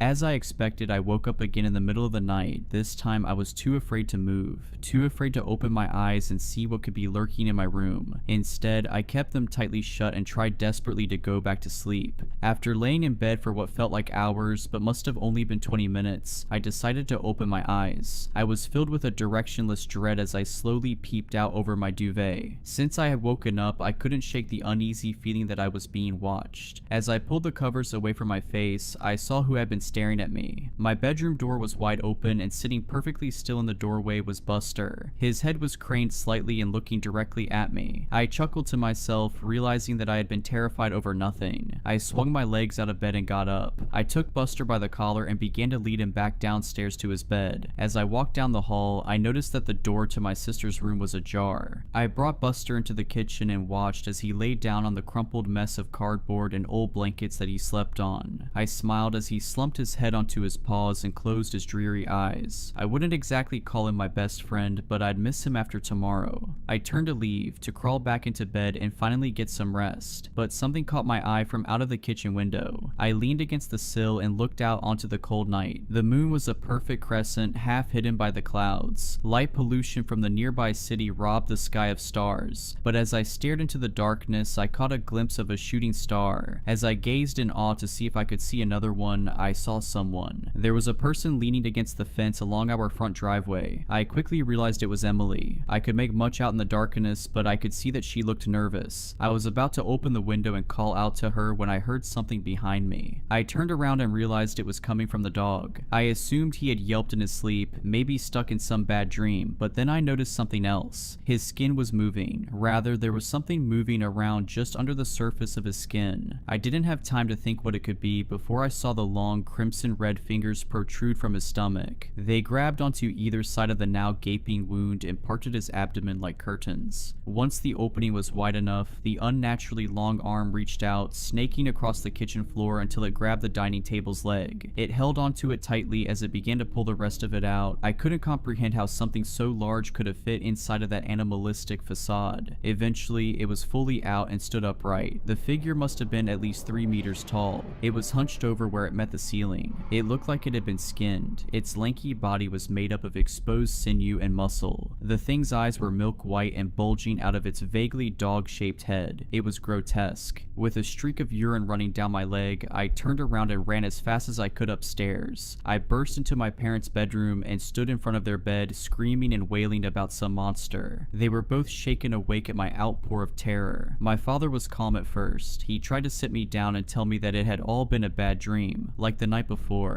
I pushed him away and tried to articulate between screams that there was a monster downstairs and we had to leave. My father quickly became furious. His anger at me was only amplified by his tiredness. He grabbed my shaking hand and began to shout that at 14 I was too old for this, for any of this. But I was hysterical, and his attempt at reasoning did nothing. As I kept on wailing, he and my mother began to half lead, half drag me back into my own room. Kicking and screaming, I fell to my bedroom floor. I jolted at the noise of the slamming of my door and got to my feet. With tears streaking down my red cheeks, I pounded the door. I heard my father's voice on the other side pleading with me to calm down. Our shouting reached a fever pitch and then silence. We both stopped and listened out for the repetition of the noise that had brought our heated argument to an end. The dull thudding noise came again, this time accompanied by a shrill creak. I realized it was the sound of something climbing the stairs. I took a tentative step back as the noise drew closer and closer. In a weak voice, I heard my father stutter, What are you?" I knew what he had seen. I've spent the last 11 years blocking out the memory of what came next. There was screaming and pleading, the sound of flesh ripping and bone shattering. I sat motionless on the carpet of my bedroom floor as viscose blood began seeping in from under the door. The sounds or carnage stopped, and I held my breath as there was perfect silence once again. This silence was broken by the sound of my door slowly creaking open. I was petrified with fear. I could do anything. Couldn't move, couldn't scream, couldn't breathe. The thing opened my door a crack before stopping. The slowly thudding noise returned as it walked away from the scene until I couldn't hear anything more. I stayed welded to the spot for a minute or two before grief hit me like a bus. I began crying until my eyes were raw. I stood up and took my phone from my bedside cabinet. I dialed 911 and desperately tried to explain what had happened. I glanced out of my window and my jaw went slack. Walking down the middle of our street was the creature, caked in blood the same shade as its taut skin. Holding its hand and walking next to it was Emily. She stared up at it with affection. The two were illuminated by the street lights, and I saw that the creature was holding the first suit that had once been Buster in the talons of its other hand. I watched as they walked down the street, across the sidewalk, and into the forest that surrounded my neighborhood. That was the last time I saw my sister. Within the hour, the police came. They cordoned off the area and took me in. I spent the next few years in foster care. The official statement they had given was that it was a kidnapping gone wrong. Only I and the officers and coroner who saw my parents' remains knew that it was something much more sinister. That was 11 years ago. Tonight, I finished writing this before I begin a journey that I should have undertaken a long time ago. Emily is still out there somewhere, and I am going to find her. It's crazy what some people will put up with for a little bit of money. Desperate times, I suppose. Well, I am one of those desperate people. Desperation to get my daughter a life-saving medical treatment is what drove me to where I am now. That same desperation has led to daily fear of what might happen next to Danny and I now that it's over. I had no choice. I needed money right away. I couldn't qualify for a loan, and the insurance company said the treatment was not authorized under our policy. My work was barely paying over minimum wage, and I still needed almost $5,000. The only way this would work is if I got another job working graveyard somewhere else, at least until I could save enough to get her the treatment. Danny was all I had left. I already lost her mother a year ago in that car crash. I couldn't lose her too. I looked high and low. I combed the classifieds and drove around desperately searching for a job that could pay what I needed and have an available night shift as well. The prospect seemed hopeless, but I had to find something soon. The town we lived in was small and the prospect seemed bleak. That was when, in a streak of what felt like luck at the time, I inquired about a job at a small grocery store about a mile away from where we live. It was called Shoe's Nighttime Convenience and Grocery. It was an odd little store that was closed during the day and seemed to open at at around 8 p.m. and closed sometime before morning. The weird hours seemed off, and I didn't know who would want to shop at a store that was only open in the middle of the night when there were 24-hour chains elsewhere. Though it did not really matter, it was a store, I needed a job, and the unique hours in this case would work for the schedule I needed. I decided to try and apply for a job there. I was on my way home after finishing a shift at my day job. My friend Kathy was nice enough to watch Danny while I was working and had even agreed to do so if I found a graveyard shift somewhere else as well, at least for a month or two if needed. Since I had seen the odd shop and saw the hours, I decided to inquire about a job at the lonesome and odd little store that seemed to only be open at night. I was reluctant at first since I thought they might have some illicit reasons to only be open at such hours. Despite my misgivings, I realized it was the best hope I had of getting a job with my minimal skill set, and that was a guaranteed graveyard shift. I got out of my car and walked up to the entrance. The place was pretty run down but seemed to still have signage up and around the front. There were sale signs and clearance items advertised, and the somewhat normal facade of a grocery store made me relax and continue with my intended course. I noticed up close there was a mark under the first part of the store named She's. It looked like Japanese or something. I stepped inside and it seemed deceptively large compared to how small it looked on the outside. There were aisles of various groceries and other household supplies and even some clothes racks. I had no idea how it was this large in operation. Most of the shoppers seemed fairly normal at first, though there were some people who you could tell preferred to do their shopping at night. I tried not to stare as I received a rather murderous looking glare from one such individual who I must have let my eyes linger on too long. The staff also looked about the same as any other store's staff would look, fairly diverse and no one with an overly cheery or overly sullen mood about them. I did notice there was not a lot of talking near the checkouts. Moving on, I looked near the front, intent on finding a manager's office to inquire at. I felt hopeful when I saw a sign that I thought read "Help Wanted." I felt a bit confused and less optimistic when I read the full content of the rather strange sign stating "Help Wanted," but not always needed. I was not sure how to take that, so I decided to look for someone to ask. As I approached the back office and went to knock on the door, I was interrupted by a large man with a blue store apron and a name badge indicating he was Store Manager Benny. The large man welcomed me with a pleasant though slightly forced, "Hello, can I help you find something today?" I was distracted by the almost pained expression on his face, like his smile would eventually shatter the muscles in his face if he kept it on for a moment longer. Brushing past the distraction, I remembered why I was there. Yes, I was actually looking to apply for a job here. I stated my earnest intent while gesturing to the help sign near the door. Benny stopped smiling and looked at the sign, and then looked as if he was about to say something when he held up a finger and pulled out a radio from his pocket. "Molly, what is the bagger situation today? How are we holding up staff-wise?" There was no immediate response. He smiled again in that disturbing way while he drummed his fingers along his tie as he awaited a response. His face wrinkled and then he stated, "I am sorry, I think we might be full at the moment, but thanks for your interest." He was about to usher me away when his radio barked to life and I heard a static-laden voice on the line. I couldn't hear everything, but it sounded strange and I thought I heard something like, "Rob caught a problem and got bagged." I didn't know what to make of the weird bits I heard, but before I could think twice about it, I heard Benny mumble, "Alright, but next time answer faster. It could have been a code black, and if you mess around with those customers, it is your butt next." I was still standing there in awkward silence when he wheeled around and his frustrated veneer vanished and he was back to the awful fake smile as he loudly proclaimed, "Congratulations, there is an opening available now, let's get you set up, can you start tonight?"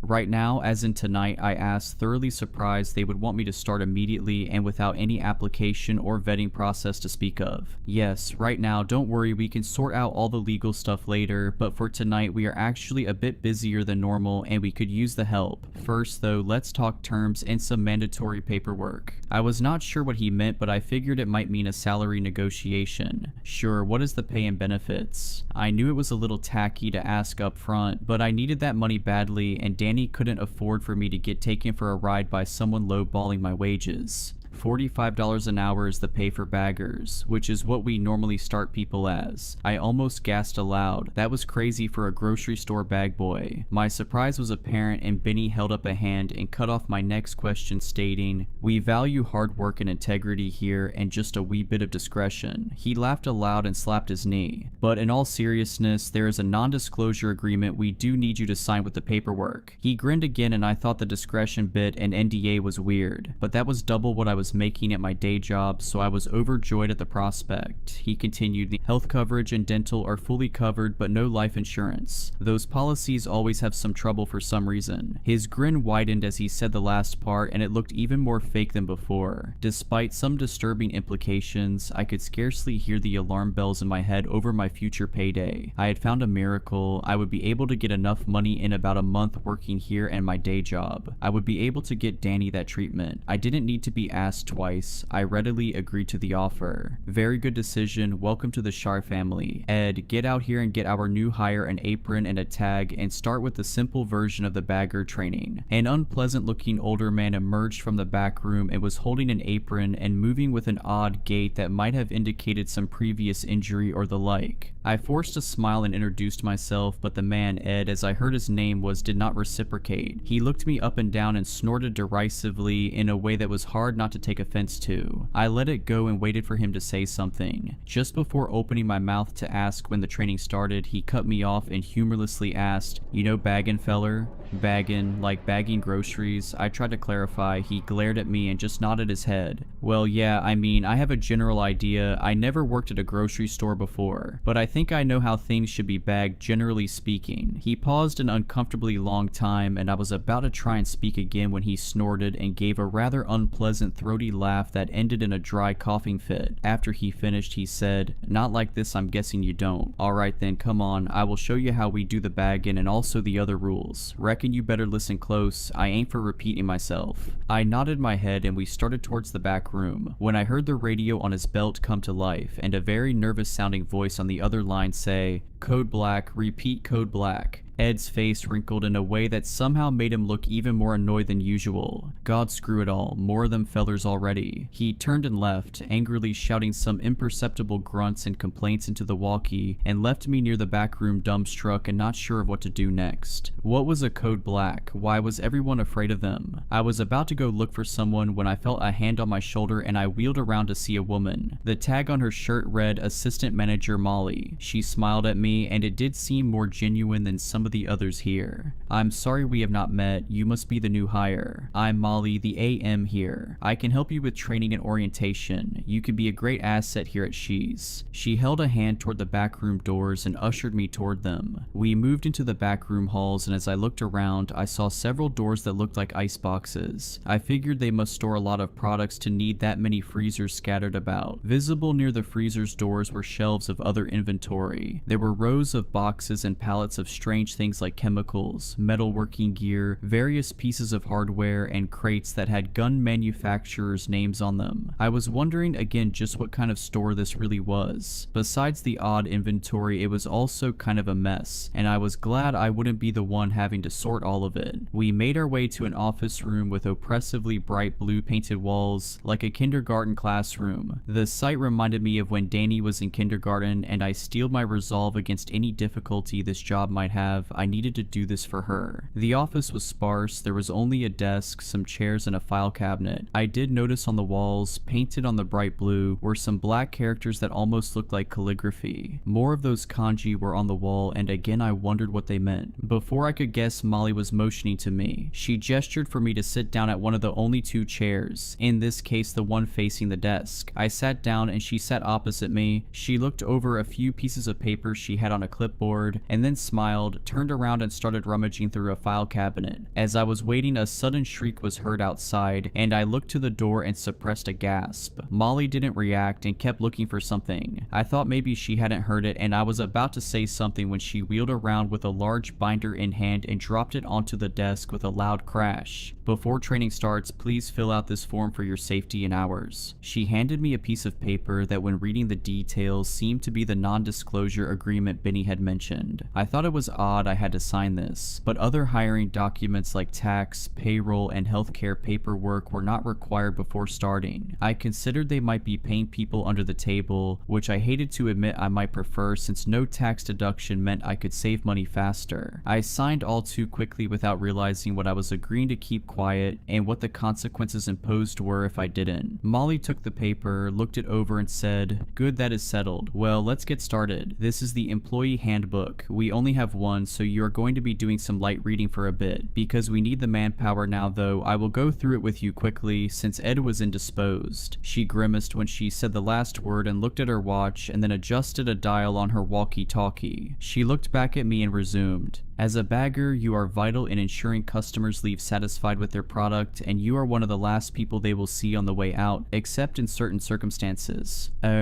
She cleared her throat loudly in time to some muffled noise I thought I heard somewhere else in the back room. Basic rules and code of conduct are as follows. You are to bag products to the customer's satisfaction. The first thing you are to ask customers is what type of bags they want. Whatever they say goes as far as how to bag things and with what bags. You are not to ask about or discuss the purchases of the customers, no matter how curious you are or how talkative they might be. No questions, period. Understood? She slammed her fist on the binder and I jumped back startled as she looked at me. I stammered out a quick acknowledgement. Yes, understood. Good, she said and continued with the list. No assistance may be provided to customers for loading or unloading things from their vehicles. If a customer requests help to their vehicle, do not under any circumstances assist or leave the building with them or any customer at any time, regardless of the story they give you as to why they need help. It is our policy and they know this. If requests persist or you are feeling intimidated or threatened, you are to press the yellow button at the end of each checkout by the bagging station. A security personnel will escort the offending customer to aisle 4 for processing and detainment. Wait, detainment? They don't just kick them out? I thought that was weird. She continued with the next rule before I could ask about it. The most important rule, occasionally there will be a special bag request. You will know it when you hear it. If ordered, press the black button by the end of the checkout and proceed with code black protocol. These guests are normally our highest paying customers and often are here at the pleasure of Mr. Shy himself. They must be attended as quickly as possible. There it was, code black again. What special bag was she talking about? Ignoring the look of concern spreading over my face, she continued. Cell phones, smartwatches, or quite literally anything that could be used as a recording device are strictly prohibited while on duty, both for our customers' sake and for our own.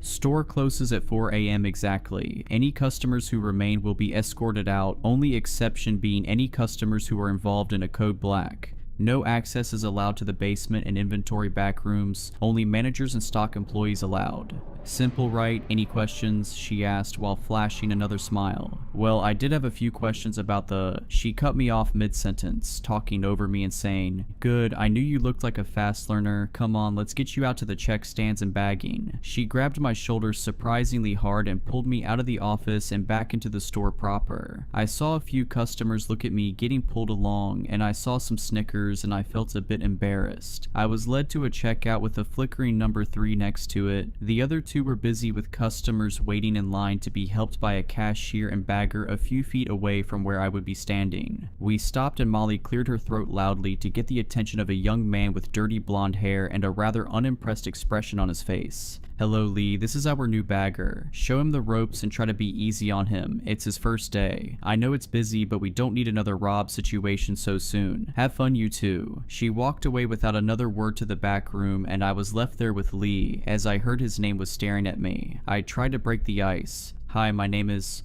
"Save it," he responded abruptly. "I don't want to get attached just in case. I liked Rob, he was my friend, and now it's best not to talk about what happened to him. Just do your job and follow the rules and you should be fine." I didn't know how to respond to the blunt introduction, but I figured he seemed nicer than that Ed guy, so I just walked up to the bagging station and gave him a mock salute and tried to put a smile on my face. It was going to be a long night. The first customer came through and Lee wordlessly scanned their items. I proceeded to grab a few nearby bags when I felt a sharp kick in my leg. Lee was glaring at me like I had just slapped his mother. What? I thought I was supposed to. Then I looked at the customer who was frowning at me and I remembered. "Hello, what type of bag would you like?" The customer, an older woman, sneered at me and finally accepted the question and said flatly, "Paper please," and did her best to pretend I didn't exist while I was bagging her items, mostly groceries, produce, meat and dairy. There were a few odd pieces, like a set of kitchen knives and what looked like boxes of some sort of firearm ammunition. I was about to ask about them when I remembered the rules. I tried to ignore it and just carry on. She left wordlessly and more customers piled into our line. As the night went on, I started to see less normal items and more disturbing things. One customer had bought zip ties, large volumes of what looked like medical grade sedatives, and several bags of candy. Another bought an ungodly amount of various weapons ammunition and several large fruits like watermelon and honeydew. I thought he might be just shooting some fruit for target practice until I saw what appeared to be a Kevlar vest and an uncomfortable amount of alcohol. After a dozen very disturbing customers came through, I finally found someone who seemed a bit friendly. She was a kindly old woman who seemed to enjoy speaking to me and by all accounts was very nice. It was a much needed reprieve and I actually enjoyed talking with her. Her name was Marge and she was just buying some baking supplies, eggs, butter, flour, spices, all pretty normal things. "You simply must try my raspberry tart, it is divine. I will bring some by next time, or better yet, I think I still have some in my car. Won't you be a doll and help an old woman with her groceries?" I was about to accept when I saw Lee's face go blank and he just shook his head. I looked back at Marge and she had a wide grin on her face, and I looked down at the second half of her groceries, yet to be bagged. There were containers of various chemicals, including rat poison, bleach, and ammonia. I tried to speak but I froze, and she asked again, "Come on dearie, my hip is in bad shape after my fall. It will only be a moment and you can have a treat and a nice tip as well." Her grin shifted in a way that made me very uncomfortable and I struggled to speak but finally blurted out, "No thank you ma'am, store policy. We are not to escort customers out of the store under any conditions." Her grin vanished and grimace of anger flared up briefly. "Oh well, your loss I suppose. I would have made it spectacular. I thought I might get one of the new ones before you figured it out. Next time, Sonny, I might just find where you live and make a house call." She winked at me and pushed her cart away and I was shocked and horrified at the implications of what had just happened. Lee elbowed me in the side and gestured to the customer who had taken her place, and I was forced to just ignore another uncomfortable encounter that night. After a long shift of bagging goods for an assortment of disturbing individuals, I realized my work was done when a screeching PA system informed everyone in the store that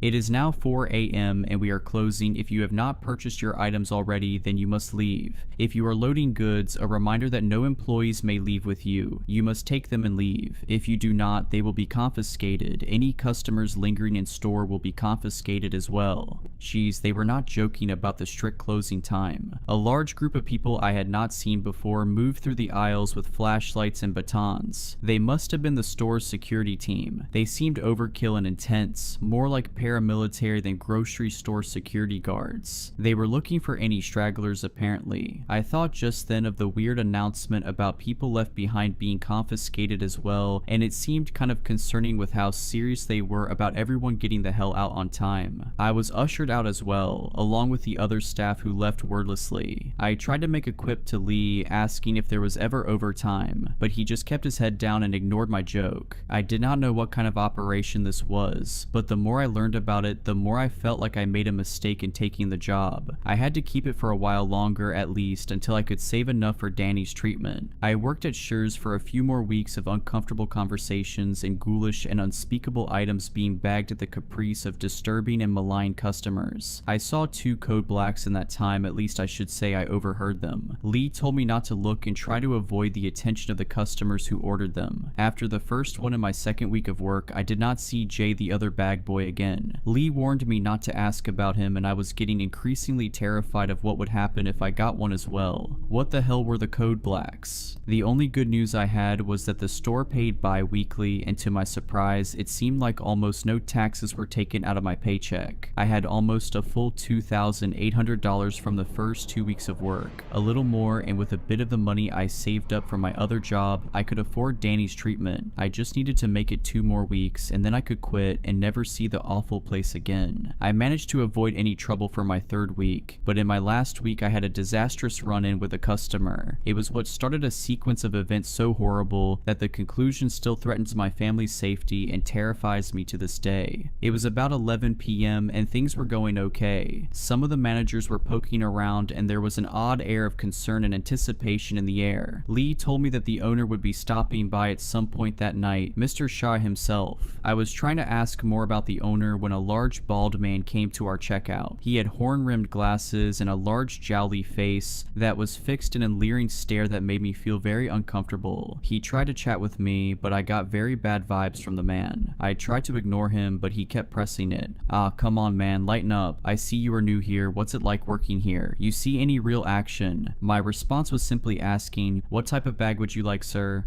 "I will show you my bag if you show me yours," he said, then let out a belly laugh that almost knocked his glasses off as he kept smiling at me with a sick gleam in his eyes. After a moment, he finally said, "Plastic's fine, I suppose, just trying to lighten the mood. You look tense like you could use a break." I ignored him while bagging copious amounts of junk food, a pair of pliers, lube, condoms, and various chemicals like bleach and OxyClean. I had become slightly inured to the worst of the colorful characters and the concerning wares they purchased, but this one seemed particularly loathsome. "Yeah, you could definitely use a break. Hey, I know, I can give you a little pick-me-up in my car. I am right outside, help me take this stuff out and I'm your huckleberry." I couldn't even formulate a response. I couldn't think over my skin crawling away to another zip code. I resolved to just fall back on the rulebook line and proceeded to inform him that we are not allowed to leave the store with customers for any reason. To my horror and disgust, this one did not let the matter go. "Ah, come on, you're just playing hard to get. Seriously, I'm sure I can pay you more than these people. Come on, what do you say? Come on out and we can talk about it." I repeated the rules again while bagging the last of his items, but he would not let it go. "Hey, listen to me, you little nobody. You think you are too good for me? You think you are some kind of hot crap? Huh? Well, you are coming outside now. No one ignores me like this. I have a special treat in store for stubborn pricks who don't listen to me." His face was bright red and he was practically spitting the words at me. I panicked at first, but then I remembered the button by the bagging station. I pressed it discreetly while trying to hold my ground, shrinking slightly back to the vile tirade of the deranged individual. I took a step back and he moved forward, looking like he was going to grab me. To my surprise, a large gloved hand fell on his shoulder. I looked behind him and a nearly 7-foot tall man clad in a weird cross between police riot gear and military grade armor was holding him back. The customer turned around and started to yell at security. "Do you pricks know who I am? I know the owner. You will all be sorry you crossed me. I am going to..." And a sickening crunch was heard, followed by the man going limp.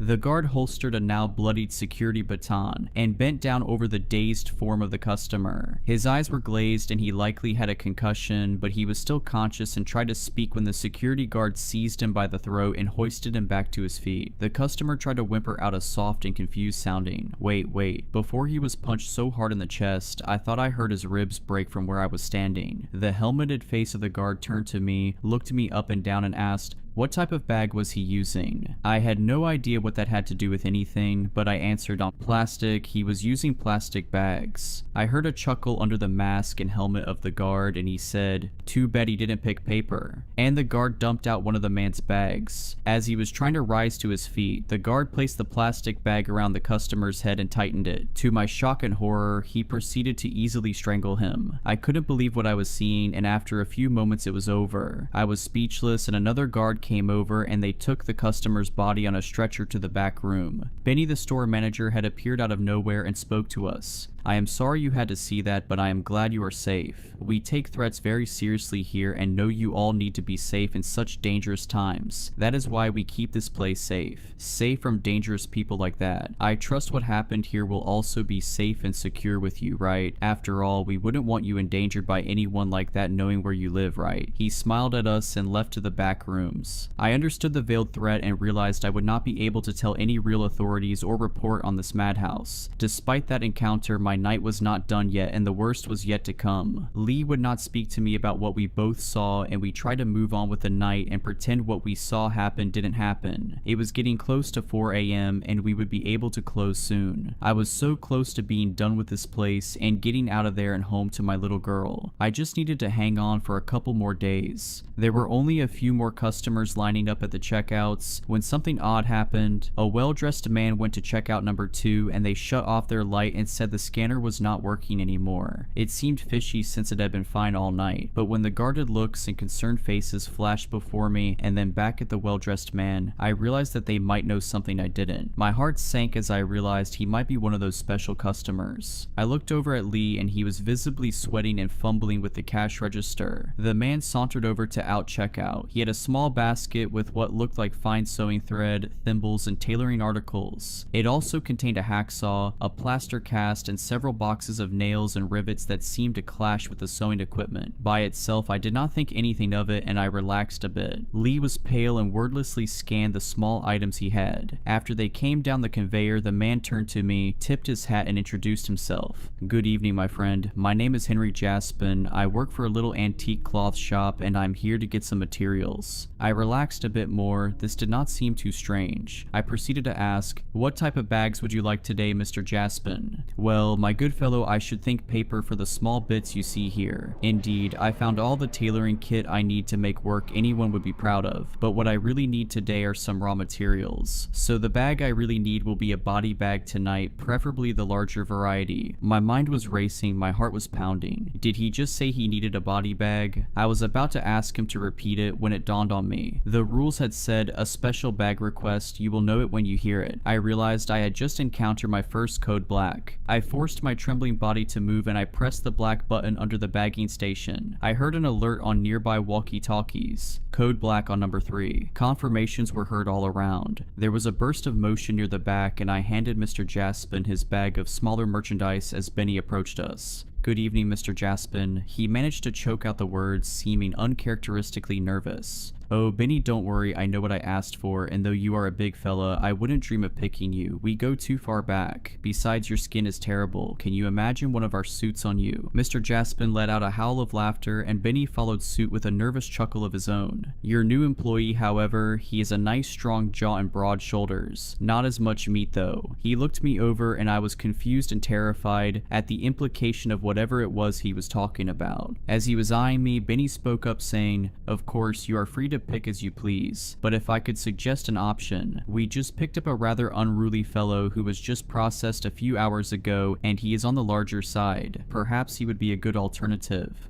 "Of course, Benny, you and your new hire lead the way." I followed Benny in between him and Mr. Jaspin, who was behind us. We went into the back and then through keycard locked door that led into the basement. Benny shot me an apologetic look as we descended into the basement and I beheld what was down there for the first time. The place was very dark and freezing. I thought it might be another type of meat locker and I was not too far off. When the light switched on, I had to stifle a gasp of shock and horror. As soon as the room was illuminated, I saw it all. We were surrounded on all sides by rows and rows of body bags. Almost all of them were full. Corpses leered out of many of them, all in various states of decomposition. I thought I was going to be sick. It looked like a morgue. I realized that we had been dealing with these products the whole time. I laughed quietly to myself in despair when I realized the options were paper, plastic, and apparently body bags. I thought of the conversation of selecting a person. I also thought of the other people who had handled code blacks and had not been seen again, like Rob. Rob was bagged. I stood there mouth agape, trembling at the horror of the nightmare room before me. While it all unfolded in stark terror to me, Mr. Jaspin calmly perused through the inventory of corpses. He would scrutinize them, pinching a cheek here and there and giving a tut-tut or moan of disdain. He came across the body Benny had pointed out and he said, My, he's a big fellow. A lot of material they would love to use. Skin is a little dry in places, a touch of eczema. That is all right though, Benny, old old chum. You have a deal. I will tell Mr. Shy. Benny sighed in relief and started to guide me out of that nightmare dungeon. While leaving, I caught a look at Mr. Jaspin's pic, and I held my hand over my mouth to avoid gasping out loud. It was the belligerent customer from earlier, a large dent on his face from when it was smashed in by security. The face had a deathly pallor and his eyes were still leering, even in death. Why in the hell was he down here in a body bag? And why did it sound like he was just purchased? My mind was grasping for rationalizations for how and why this was all happening. Suddenly, Mr. Jaspin caught my hand and proceeded to place a card into my palm. As for you, my fine friend, we would love to have a worker like you at our establishment. She runs a tight ship here, but we are a bit more free-spirited at the tailor. Take care. And he departed with his horrific purchase. I was ushered upstairs in a daze, and I vaguely heard Benny talking with someone. I snapped back to my senses and saw a new face looking at me. He was an older man, and he had very intense, unblinking eyes that were boring into my soul as I stood there. He spoke to me in a stern but oddly soothing voice. I know you might be unsettled by what you saw, but she knew and the means to access it are natural parts of life. It is what you saw, it is what we sell. We sell it in all its forms. Why, it is even in our name. I hope you understand and do not consider anything foolish over the next few days. We value your work, but understand that some people lack the fortitude to deal with what our business does. Just don't forget that when you head back home to your house on 4th Avenue. The large cherry tree at the end of the street is blossoming and looks beautiful. You should take your daughter to see while it still blooms. He placed a hand on my shoulder and squeezed while departing. I had no idea what I had just witnessed, but I knew I was in trouble. My mind was a jumble, and besides the imminent threat, I found myself considering something unrelated, a name.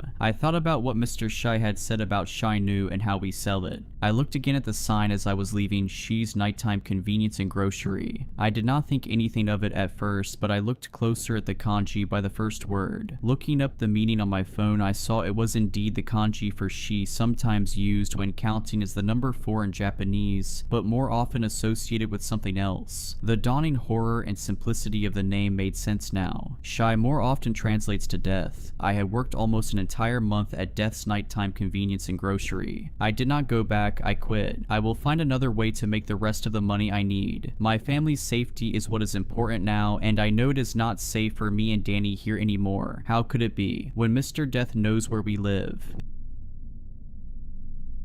He turned up around 6 months ago. It was us students who noticed him first, since every day he'd walk past the town's high school at around the same time. The kids would be out in the yard, playing basketball and gossiping, would stop what they were doing to watch him stroll by. He never looked at us, but by God did we make a game out of looking at him. What got everyone was how he dressed. He didn't show a speck of skin. His entire body was covered with some piece of clothing. It looked like a kid who'd gotten into their parents' closet. Everything he wore was mismatched and tattered. Usually it'd be a long brown duster coat, tartan slacks, and a horribly stained shirt. Occasionally he'd throw in a scarf or a hat, or maybe a second coat under the duster. He wore gloves, sometimes leather, sometimes silk, and a tweed mask. His mask was hard to explain. It wrapped around his head perfectly with no visible seams or eye holes. We didn't know whether he could see or not, but he never had any trouble walking or crossing the road. I think it's the mask that really got people's imagination wearing. Some of the kids guessed he might have a rare skin disease. Others thought that he might have been a worker at the old chemical plant and was badly burned when the factory burnt down, but that would have made him at least 90 years old. A bunch of older kids spread the rumor that he was some sick serial killer laying low in our sleepy town, covering his face in case someone recognizes him from a wanted poster or breaking news bulletin. Everyone liked to propound from the sidelines, but no one had the guts to actually find out, not until tonight. It was the 26th of October. School had just ended for a week-long break and I was going to my first real party. I barely knew the guy whose house it was at, but I leapt at the chance of underage drinking. The night turned out great. We all had fun and managed to not throw up once. I downed a whole packet of apple-flavored chewing gum to try and mask the smell of alcohol on my breath from my parents, although I had a feeling they'd be able to tell anyway. Me and 3 close friends left the party just before 11 and set off staggering home. We passed my friend Luke's house first. As he walked up to his front door, a light came on and his mother stepped out, her face contorted with pure anger. We laughed at Luke and stumbled on our way as he realized he mixed up the dates and forgot to tell his parents he was going out tonight. Me, Shane, and Rowan kept messing around as we navigated our way back home. Shane's house was next, and since I lived so far out, I was planning on having a sleepover at Rowan's. We turned a corner, still laughing from a joke we made a block ago, and saw someone. All three of us crouched behind the fence, peeping out from behind to confirm our suspicions. Walking down the middle of the road was the masked man. He was in his usual getup, only he'd taken off his gloves. We all squinted to try and get a better look. The only light we had came from a pathetic, constantly buzzing street lamp, but we were desperate to finally see what he's been hiding. All of a sudden he turned and began walking up to a house. He stepped up onto the porch and opened the door. Just as he walked inside, we could see him slowly take off his mask, and then the door slammed shut behind him. The three of us looked at each other, all thinking the same thing. The mystery of what the masked man looked like was still a mystery. He had his back to us, and even in perfect daylight we wouldn't have been able to make his face out. The first one of us to commit our thoughts to speech was Shane. He told us, pumping out his chest, that he was gonna go see which of the rumors was true. He said he had a plan, and before me or Rowan could say anything, Shane was already halfway across the street. We looked at each other and followed him, coming up to the masked man's old house. It was noticeably more run down than the other houses on the block. The paint was peeling, the gutter had almost fallen down, and an upstairs window had been shattered. The three of us stood around the front door, keeping our voices low as Shane explained his grand plan. He said he was going to simply knock on the front door. When the masked man answered, he'd say, "Oh sorry, wrong house," and then just turn around and leave, but not before getting a good eyeful of him. We all thought that it was a flawless plan and egged him on as we took our hiding place behind a bush at the end of the masked man's property. As I got a good look at the house, I realized that I recognized it. My dad had this friend who had gone through a rough divorce. He slept in our spare room for a few weeks before he eventually won the house back in the court settlement. Around 6 months ago, he moved out of town without so much as a goodbye. I could remember when I was much younger him showing his car off to me. That thing was his pride and joy. I couldn't believe this was the same house. My thoughts were bisected by the sound of Shane rapping his knuckles on the front door. He turned to look at us and gave us a dumb grin and a thumbs up. I think he was about to crack a joke when the door opened. Standing at the entrance was the masked man. He'd taken off his mask, as well as most of his clothes. That much I could make out as he was still shrouded in shadows. There wasn't a single light on in his house, and to me and Rowan he wasn't anything more than a silhouette. As we both tried to discreetly get a better look, Shane began stuttering out his excuse. Suddenly he stopped. There was a pause before he began to scream in a shrill pitch. We watched as the masked man grabbed Shane by his lower jaw and violently yanked him inside the house, the door slamming shut behind him. Me and Rowan looked on in shock. I turned to Rowan to ask him what we should do, but before I could speak, he was up and running to the front door. He started pounding on it and yelling expletives. I ran up behind him and yanked him away. I held him and asked if he was crazy. As he began mumbling a response, the front door began to open. We both bolted like a greyhound out of a trap and dived behind the corner of the house. We stayed there, holding our breath and waiting to meet the same fate as Shane. Eventually, Rowan found enough courage to peep around the edge of the wall. He didn't see anyone. He moved out a little further and saw that the door was still closed. I pulled him back and told him that we should call the police. He snorted and explained to me that they'd probably arrest us for underage drinking. We'd spend the night in some jail cell, and by the time we could explain ourselves, Shane would be dead. Before I could question his reasoning, Rowan walked over to a window, cupped his hands and peeked in. I sighed, frustrated, and asked if he saw anything. He was replying with a long, drawn-out no, when suddenly he yelped and crouched down. Seeing his reaction, I instinctively did the same. I crawled over to him and in a voice just below a whisper, I asked him what he'd seen. I could see the fear in his eyes as he told me that saw the masked man, now mostly derobed, walking out from what he guessed was a door to the basement. After that, Rowan started muttering to himself about how the masked man must have seen him. I knew that Shane, my best friend for as long as I could remember, was in the basement. My stomach churned thinking about what I had to do next. I held my breath as I stood and peered in through the window. I couldn't see the masked man anywhere. I nudged the window and my suspicions were confirmed. Like the front door, the window was left unlocked and slightly ajar. I tried to steady my breath as I pulled the window all the way open. Rowan looked at me in shock as I asked him to give me a leg up. Still, he complied. Once I was inside, I pulled him in after me. Before I did, he grabbed a fist-sized rock from the garden. For self-defense, he told me. The house was perfectly still. Every surface was covered in a thin veneer of dust. We both stood there for a second, trying to hear the masked man. There wasn't a sound other than the faint dripping of some faraway faucet. In what we thought was relative safety, we crept our way to the door the masked man had emerged from. I gently opened it, and sure enough, I was met with a staircase descending into the impenetrable darkness of the basement. I didn't dare call out Shane's name in fear that he wouldn't be the only one who'd hear me. Instead, I began my way down the stairs, Rowan following right behind me. My mother had given me a small wind-up torch so I could make my way home safely at night, she said. I fished around in my coat pocket for it, my hand clutching the familiar metal just as I reached the bottom. I found the button and switched it on, finally illuminating the room. It took me a while to realize what I was seeing, but judging from Rowan's deafening scream, he knew right away. Shane was hanging upside down from the ceiling, a chained hook driven through both of his ankles. He had long, fresh cuts across his throat, wrists, and legs, which were all pouring with blood. The blood dripped down into a series of angled metal sheeting, which directed the flow into a steel trough. There were 4 other bodies hanging from chains, all serving the same purpose. Some looked like they'd been there for weeks. We both turned and ran. As we scrambled back up the stairs, my torch beam fell on the figure standing motionless in the doorway. We slowly stepped back down the stairs until we were at the bottom again. We froze, watching for any sign of movement. Suddenly, the figure began to lift slowly off the ground. In an instant, it shot down the stairs, flying through the air like it had been thrown. I dived out of the way, but Rowan wasn't as lucky. The thing piled into him and pinned him to the ground. As I got to my feet, I saw it run its black, claw-like fingernails across his neck. I screamed, and the masked man turned to look at me. It lifted itself to its feet and lunged. I grabbed the rusted hook dangling from the chain above me and swung it. It plowed into the front of the thing's head, caving it in. It went limp. The momentum from swinging the hook almost made me fall backwards into the trough of blood. I steadied my footing and dropped down next to Rowan. He laid motionless. There was a gaping wound along the side of his neck, and he didn't so much as gurgle. I knew there was nothing I could do. With tears streaking down my cheeks, I turned and began to somberly make my way up the flight of stairs. Out of the corner of my eye, I saw something move. I turned to look and saw the masked man yank the rusted claw out of its head and stand. It straightened itself and turned to meet my gaze. I ran frantically up the remaining steps. I could hear the thing let out an animalistic screech as it flew through the air behind me. I burst out of the basement and into the living room, making a clear dash for the front door. The masked man threw itself into me, sending me spiraling. I landed on a glass coffee table, which shattered from the force. I lay in pain on a bed of broken glass as the creature that had killed my friends loomed. It dropped down on top of me and lowered its face agonizingly close to mine. It was now that I finally got a good look at what it looked like under the mask. The thing's face looked like a naked mole rat, bleached white with chemicals. Its eyes were a mess of tumors and scar tissue, filled with a black-purple pus festering in the sockets. The soft tissue of its nose and ears looked partially digested. The gums were black and oozing a mephitic ichor, lined with fragments of tooth bits. Its front 2 cuspids, however, looked perfectly maintained and began protruding even further out. They now looked longer than my index finger and as sharp as razor wire. I shoved a shard of glass deep into the thing's neck. It pierced clean through to the vertebrae, embedding itself. Black tar-like blood began to ooze, then spurt violently out of the wound. The masked man fell backwards, writhing around on the floor in pain. I staggered to my feet, limping to the front door before breaking into a half sprint. Afraid it would come after me, I ran straight to the next door neighbor. I began pounding in their door until I saw a light come on upstairs. I heard movement in the house and the door opened. Blinking the sleep out of his eyes and wearing a lime green bathrobe was Gary, my Sunday school teacher. He recognized me instantly and brought me into the safety of his home when he saw that I was drenched in blood. He laid a plastic sheet on a couch and told me to sit while he made tea. I sat and tried to catch my breath. I was still reeling from the night's events. Still, I felt safe in Gary's front room. It smelled like my grandma's house. I took out my phone and with a shaking finger tried to ring my mother. The kettle boiled and Gary poured my tea. He walked in from the kitchen, handed me the mug, and sat down next to me. We called the police and I spent the next few minutes trying to explain to him what had happened. Once I had, he seemed to go into shock. He just sat there, bound by my words. Eventually, he snapped out of it and slowly turned to look at me. He told me that I could go clean up in his downstairs bathroom, and I realized the state I must be in. He showed me to the bathroom and left me to wash myself. It felt good to scrub the fetid grime from my skin. I tried to avoid looking at myself in the mirror. I was drying my face with a hand towel when I heard a knocking at Gary's front door. I assumed it was either my mother or the police, and evidently so did Gary. The next thing I heard was his scream, followed by the door being thrown open. His screams were cut short and replaced with the bestial growl coming from what could only be the masked man. I turned to the bathroom door and frantically fumbled with the key, locking it. I dropped to the floor and curled up in a ball under the sink as I began to sob quietly to myself. I heard labored footsteps coming from the hallway. Within seconds, they were just outside the door. A low scratching noise came, followed by a thunderous pounding as the masked man tried desperately to break down the door. Its hinges rattled as wood began to splinter. The midsection buckled and split. I could hear the wailing of sirens as police cars neared as the masked man's hand crept from the hole in the door. It felt around for the lock as pus leaked from the soft flesh and exposed nerves surrounding its black-purple fingernails. I could hear vehicles pulling up outside as I watched it hook its talons around the key. It ripped it and the rest of the door handle from the wood, sending splinters flying around the room. A group of police officers made their way through the front door. One swore to God when he saw what was left of Gary. The bathroom door fell to the side. The masked man stood in the hallway, staring into my soul and priming its teeth, which began protruding even further from its gums. There was a deafening gunfire and I clasped my hands around my ears, screaming as I watched the masked man get shot maybe half a dozen times. It staggered back, then dropped to all fours as the police opened fire again. It climbed up the wall and began crawling upside down along the ceiling. 3 officers gave chase as one barged his way past the broken bathroom door and took my hand, leading me out of the house. I saw my mother's car parked amongst the police cars. She stood next to it, crying as 2 officers tried to console her. She saw me and ran over, wrapping me in her arms. The police kept me a little while longer to take a witness statement. Eventually, my mother convinced them to let me come home with her. They agreed, took our address, and told us that they'd call around tomorrow morning to talk further. I climbed into the back of my mother's car as she began to drive. She was silent, letting me rest as we neared our home. Soon, the rows of houses were replaced with trees. I watched them go by as I felt myself drifting off to sleep. The last thing I can remember of that night was seeing a white blur, something keeping pace with the car just beyond the tree line.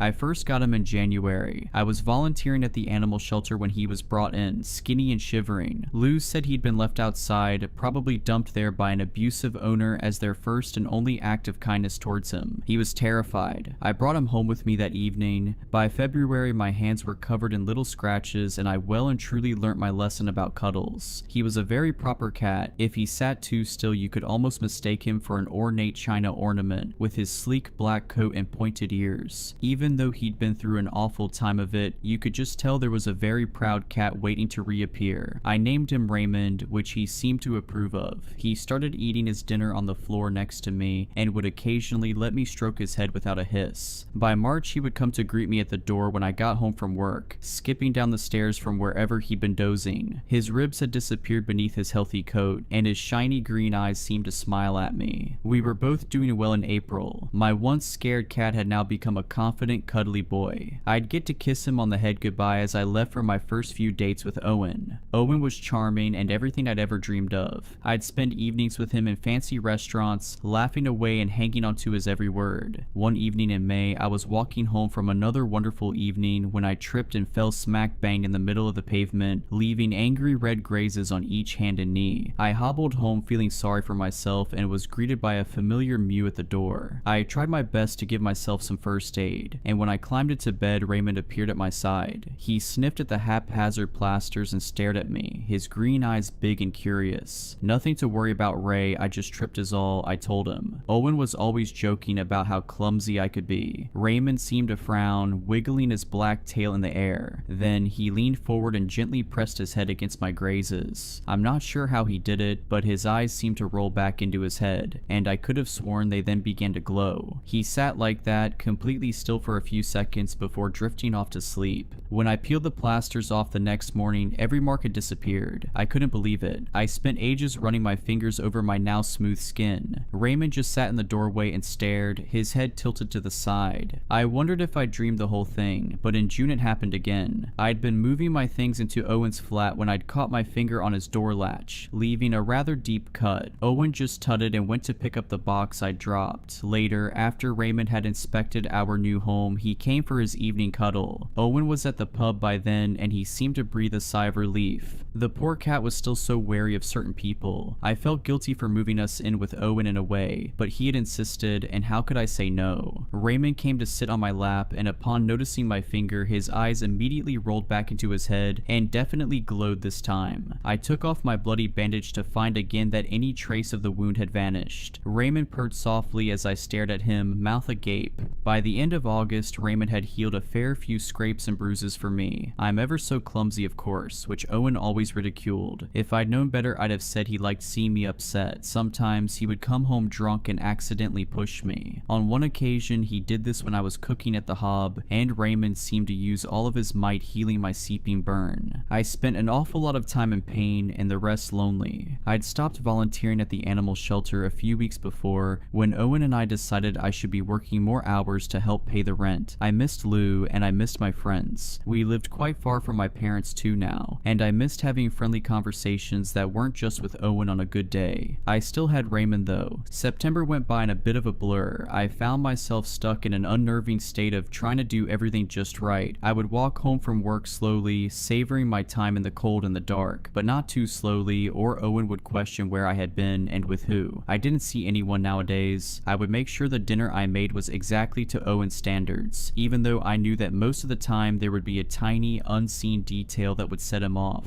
He'd leave in a huff, taking my car to the pub round the corner. I'd sit in silence with Raymond while he was gone. I felt trapped. Raymond would give me a nudge or a purr, anything to get my attention, but I was frozen. I only moved again when I heard the door slam. I would look down at Raymond. He knew he was in for a long night too. In October on Halloween, things reached rock bottom. I was lying on the floor, staring at the ceiling when I heard Raymond gently push open the door. I'd been so worried about him. Owen had come home drunk again and almost tripped over Raymond, who was sleeping peacefully on the rug. I'd instinctively jumped up, rushing to keep my precious cat safe. Owen didn't like that. Now I was on the floor and I couldn't get up. I couldn't do much of anything anymore. "I'm sorry, Raymond," I whispered, feeling my lip begin to bleed again. I started to cry and the tears stung my swollen eyes. "I'm sorry I brought us here." He gently brushed his face against my blackened cheek, and I felt like dirt. My tears splashed against the cold floorboards. Raymond deserved so much more than being stuck with me. I couldn't even keep him safe. The door slammed suddenly. I had to grip my teeth to keep from screaming when my broken bones ground together as I jumped. Owen was home. His heavy footsteps dragged through the hall, the sickly smell of whiskey surrounding him like a storm cloud. He swayed as he came into the room. His bloodshot eyes quickly focused on me. He walked over and let out a chuckle, giving my snapped leg a swift kick. "Get up then," he sneered. Every muscle in my body was screaming at me to move, but the sharp pain in my chest pinned me to the floor. My breath was coming in shallow gasps, and my broken ribs felt like knives carving into my lungs. "Pathetic," Owen spat, "laying there, feeling sorry for yourself. This is your fault, it always is." Raymond began to growl beside me, but Owen ignored it. He dug his fingers into my swollen face. "You're completely useless now," Raymond hissed. Something had changed in him. His sleek black form, normally so calm, was now tensed. His muscles rippled beneath his fur and his green eyes honed in on Owen. They began to glow eerily under the flickering light. Owen laughed, releasing his grip on my jaw. "Oh, look at this. You're stupid, cat. He'll protect you." Before Owen could reach out for him, something in the air shifted. The pressure dropped and the room felt heavy. Raymond's growl deepened, sounding far more primal. His eyes weren't just glowing anymore, they were burning. Owen staggered back, his face contorting into confusion and then pain. "What the hell?" he started, his words cut off by a scream. I could only watch, wide-eyed, as Owen's body began to jerk violently. His arm twisted, the bones snapping with a sickening crunch. He screamed again, the sound ripping from his throat as his skin began to stretch and split. Hot blood oozed from the cracks like lava. My own injuries, the burns, the broken bones, the bruises, began to fade. I felt them peeling from my body as Raymond had done 100 times before, but this time he was putting them straight into Owen. His knees buckled as another snap echoed through the room. His leg was bent at an impossible angle, the flesh tearing as though he was being pulled apart from the inside out. "Raymond, no," I whispered, but the word felt hollow. Could I even stop him? Did I even want to, really? The cat's gaze never left Owen. His tail flicked in a deliberate motion, and Owen screamed again. This time it was louder, higher pitched as his ribs caved inwards with a wet, crunching sound. Despite everything that he'd done, I hoped that the alcohol was dulling some of the pain, at least a tiny bit. Owen convulsed as his spine twisted, vertebrae snapping like dry twigs. Blood sprayed from his mouth and his hands clawed uselessly in the air. He was reaching out for me. Over the next few minutes, I squeezed my eyes closed as I listened to every crack and snap. It was slow and deliberate. Raymond was savoring this. Finally, Owen collapsed onto his front. His body was barely recognizable, and a shudder racked through me as I realized it was a mirror image to how mine had looked only an hour before. His breath came in short, sharp gasps. He looked at me, trying to plead, his eyes wide with terror. He was a wounded animal. I don't know what came over me, but I looked over at Raymond and nodded. I looked away when my cat's jaw began to unhinge, stretching wider than it should ever be able to. I still heard, though, the sound of Owen disappearing into the gaping maw. I heard the crunch. When I turned back around, Raymond was a cat once more. He licked his paw and used it to wipe a drop of blood from his sleek head. There was no sign of the monster I had seen only seconds before. There was no trace at all of Owen. Raymond purred contentedly. It's December now and things are much different. My parents hug me goodbye on their way to work, and usually Dad makes me breakfast even when I insist I'm not hungry. He says I'm much too thin. In the evening we spend time together as a family, the wood burner crackling and Raymond sleeping soundly in front of it. I tell myself that I'm safe now, that it's over, but as I look at him sleeping there, I wonder what else he's capable of. I don't know if I'll ever feel like myself again. I don't really remember who she is. I have nightmares most nights. The sound of shouting will echo through my head, followed by the snapping of bones. My mom helps me talk about what happened. Well, most of it. The important thing is that it's all over. While I've been recovering, I've been trying my best to do some research. I'm still not 100% sure what breed Raymond is though. I just know that he's a very, very good cat. My name is Michael, and this is the story of how my father stole our childhood and trapped us in a nightmare that lasted for years. It all started when I was 10 years old. My sister Sarah was 8 at the time. We were a normal, happy family living in a quiet suburban neighborhood in Ohio. Mom worked as a nurse at the local hospital, and Dad was an engineer for a defense contractor. Looking back, I realize now that his job was probably what planted the seeds of paranoia in his mind. Everything changed the day Mom died. It was sudden, a car accident on her way home from a night shift. Dad was devastated, we all were. But while Sarah and I grieved openly, Dad retreated into himself. He started spending more and more time in the basement, emerging only for meals or to go to work. When he was around us, he was distracted, always muttering to himself and scribbling in a notebook he carried everywhere. About a month after Mom's funeral, Dad sat us down for a family meeting. His eyes had a wild, feverish gleam that I'd never seen before. "Kids," he said, his voice trembling with barely contained excitement, "I've been working on something important, something that's going to keep us safe." Sarah and I exchanged confused glances. Safe from what? Dad continued, "The world is a dangerous place. There are threats out there that most people can't even imagine, but I've seen the signs. I know what's coming." He went on to explain in terrifying detail about the impending nuclear war that he was certain was just around the corner. He talked about radiation, fallout, and the collapse of society. As he spoke, his words became more and more frantic, and I felt a cold dread settling in the pit of my stomach. "But don't worry," he said, his face breaking into an unsettling grin. "Daddy's going to protect you. I've built us a shelter. We'll be safe there when the bombs fall."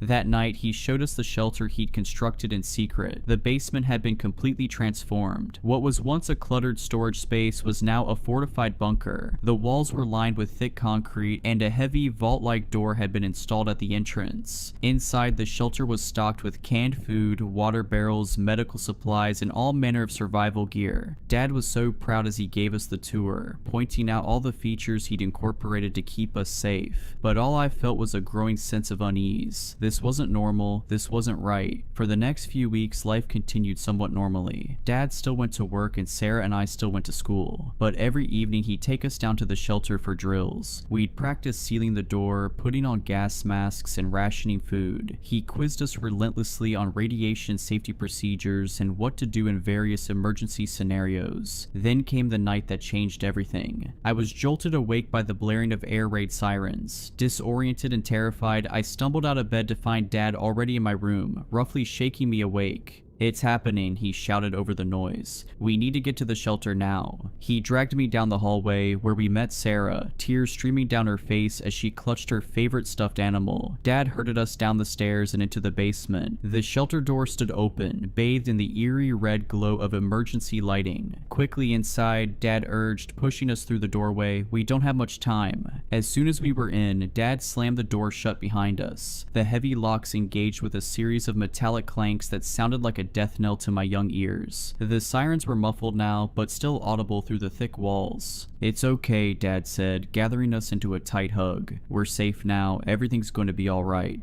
But it wasn't alright. Nothing would ever be alright again. Hours passed and the sirens eventually fell silent. We waited, huddled together on one of the cramped bunk beds Dad had installed. He kept checking his watch and a Geiger counter he'd mounted on the wall, muttering about radiation levels and fallout patterns. Days turned into weeks, and still, Dad refused to let us leave the shelter. He said it wasn't safe, that the radiation outside would kill us in minutes. Sarah and I begged to go outside, to see what had happened, to find our friends and neighbors. But Dad was adamant. "There's nothing left out there," he'd say, his eyes wild and unfocused. "Everyone's gone. We're the lucky ones. We survived." At first we believed him. We were young and scared and he was our father. Why would he lie to us? But as time wore on, doubts began to creep in. The shelter's small TV and radio picked up nothing but static, which Dad said was due to the EMP from the nuclear blasts. But sometimes, late at night when he thought we were asleep, I'd catch him fiddling with the dials, a look of frustrated confusion on his face. We fell into a monotonous routine. Dad homeschooled us using old textbooks he'd stockpiled. We exercised in the small space to stay healthy. We rationed our food carefully, with Dad always reminding us that we might need to stay in the shelter for years. The worst part was the isolation. The shelter felt more like a prison with each passing day. The recycled air was stale and oppressive, the artificial lighting gave me constant headaches, and the silence, the awful, suffocating silence, was broken only by the hum of air filtration systems and our own voices. Sarah took it the hardest. She was only 8 when we entered the shelter, and as the months dragged on, I watched the light in her eyes slowly dim. She stopped playing with her toys, stopped laughing at my jokes. She'd spend hours just staring at the blank concrete walls, lost in her own world. I tried to stay strong for her, but it was hard. I missed the sun, the wind, the feeling of grass beneath my feet. I missed my friends, my school, the life we'd left behind. But every time I brought up the possibility of leaving, Dad would fly into a rage. "You want to die?" he'd scream, spittle flying from his lips.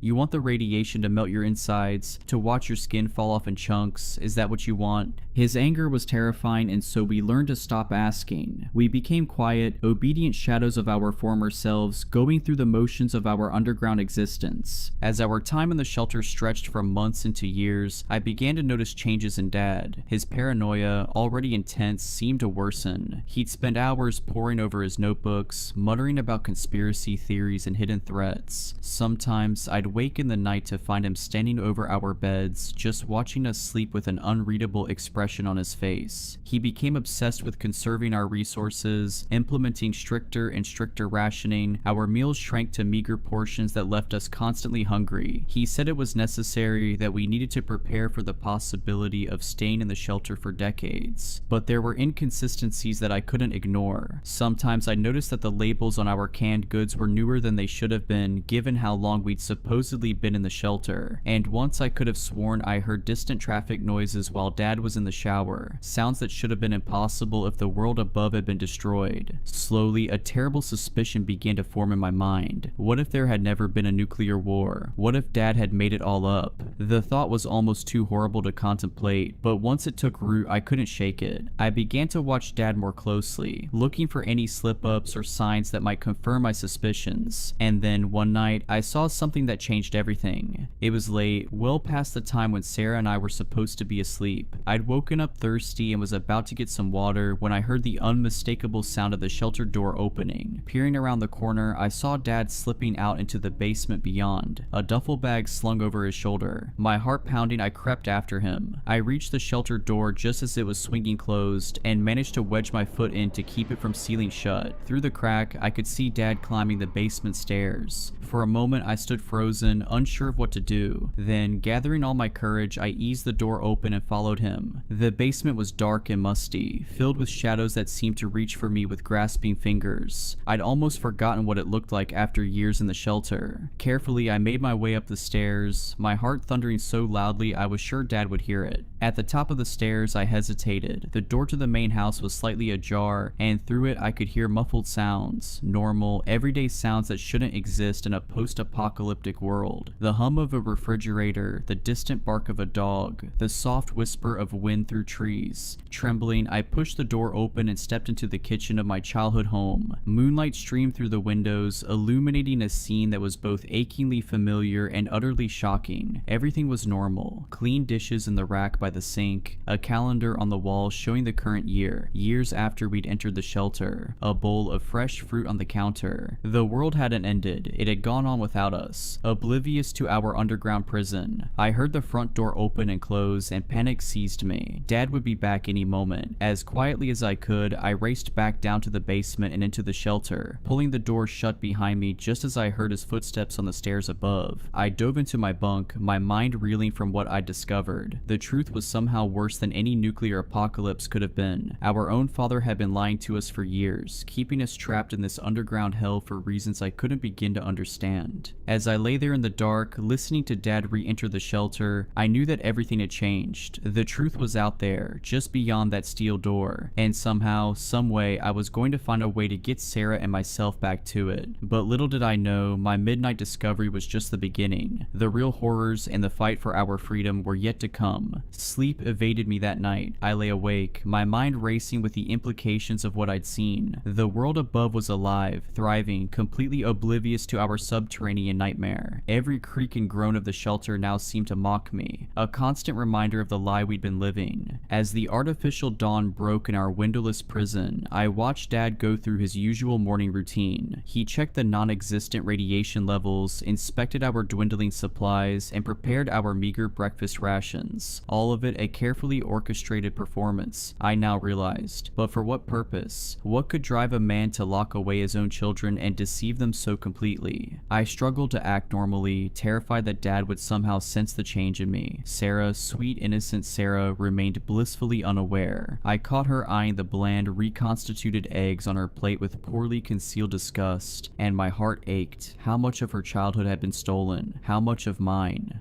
Michael, Dad's gruff voice snapped me out of my reverie. You're awfully quiet this morning. Everything okay, son? I forced a smile, hoping it didn't look as sickly as it felt. Yes, sir. Just tired, I guess. He studied me for a moment, his eyes narrowing slightly. Had I imagined the flicker of suspicion that crossed his face? Well, buck up. We've got a lot to do today. I want to run a full systems check on the air filtration units. The day dragged on, each minute an eternity. I went through the motions of our daily routine, all the while my mind working furiously to process everything I knew and plan our escape. But the harsh reality of our situation soon became clear. Dad held all the cards. He controlled the food, the water, the very air we breathed, and most crucially, he controlled the door. That night, after Dad had gone to sleep, I carefully shook Sarah awake. Her eyes, still heavy with sleep, widened in confusion as I pressed a finger to my lips, signaling for silence. Quietly, I led her to the far corner of the shelter, as far from Dad's bunk as possible. Sarah, I whispered, my heart pounding, I need to tell you something important, but you have to promise to stay calm and quiet, okay? She nodded, fear and curiosity warring in her expression. Taking a deep breath, I told her everything. About sneaking out of the shelter, about the untouched world I'd seen above.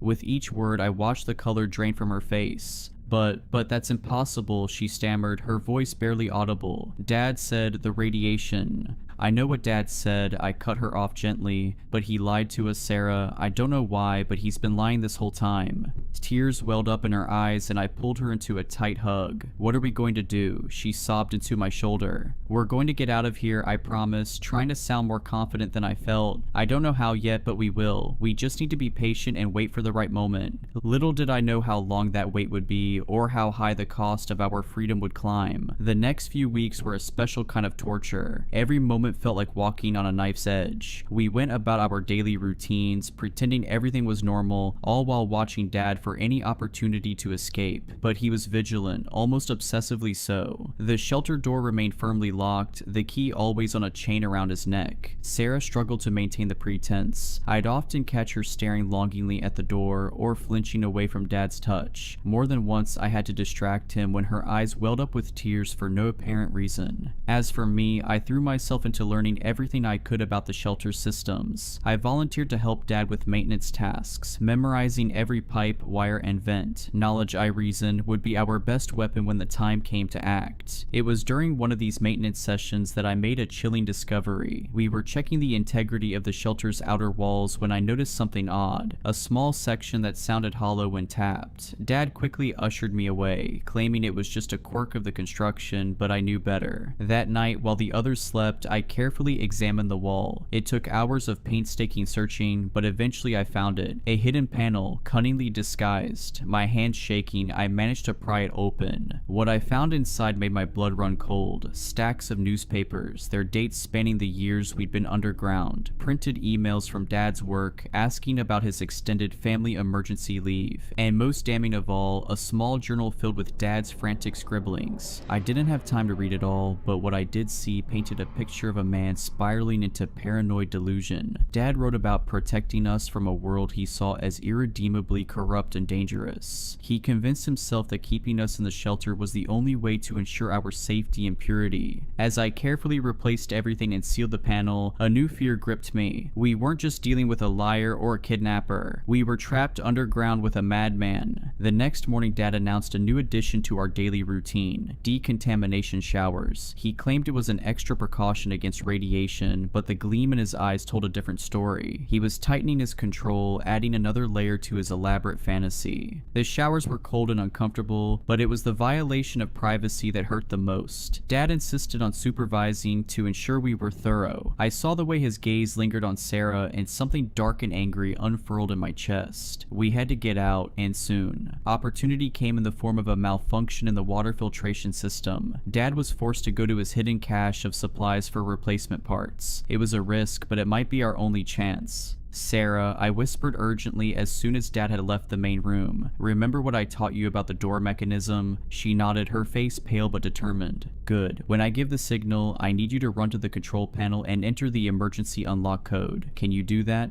Another nod. Okay, I'm going to create a distraction. No matter what happens, no matter what you hear, don't stop until that door's open. Promise me.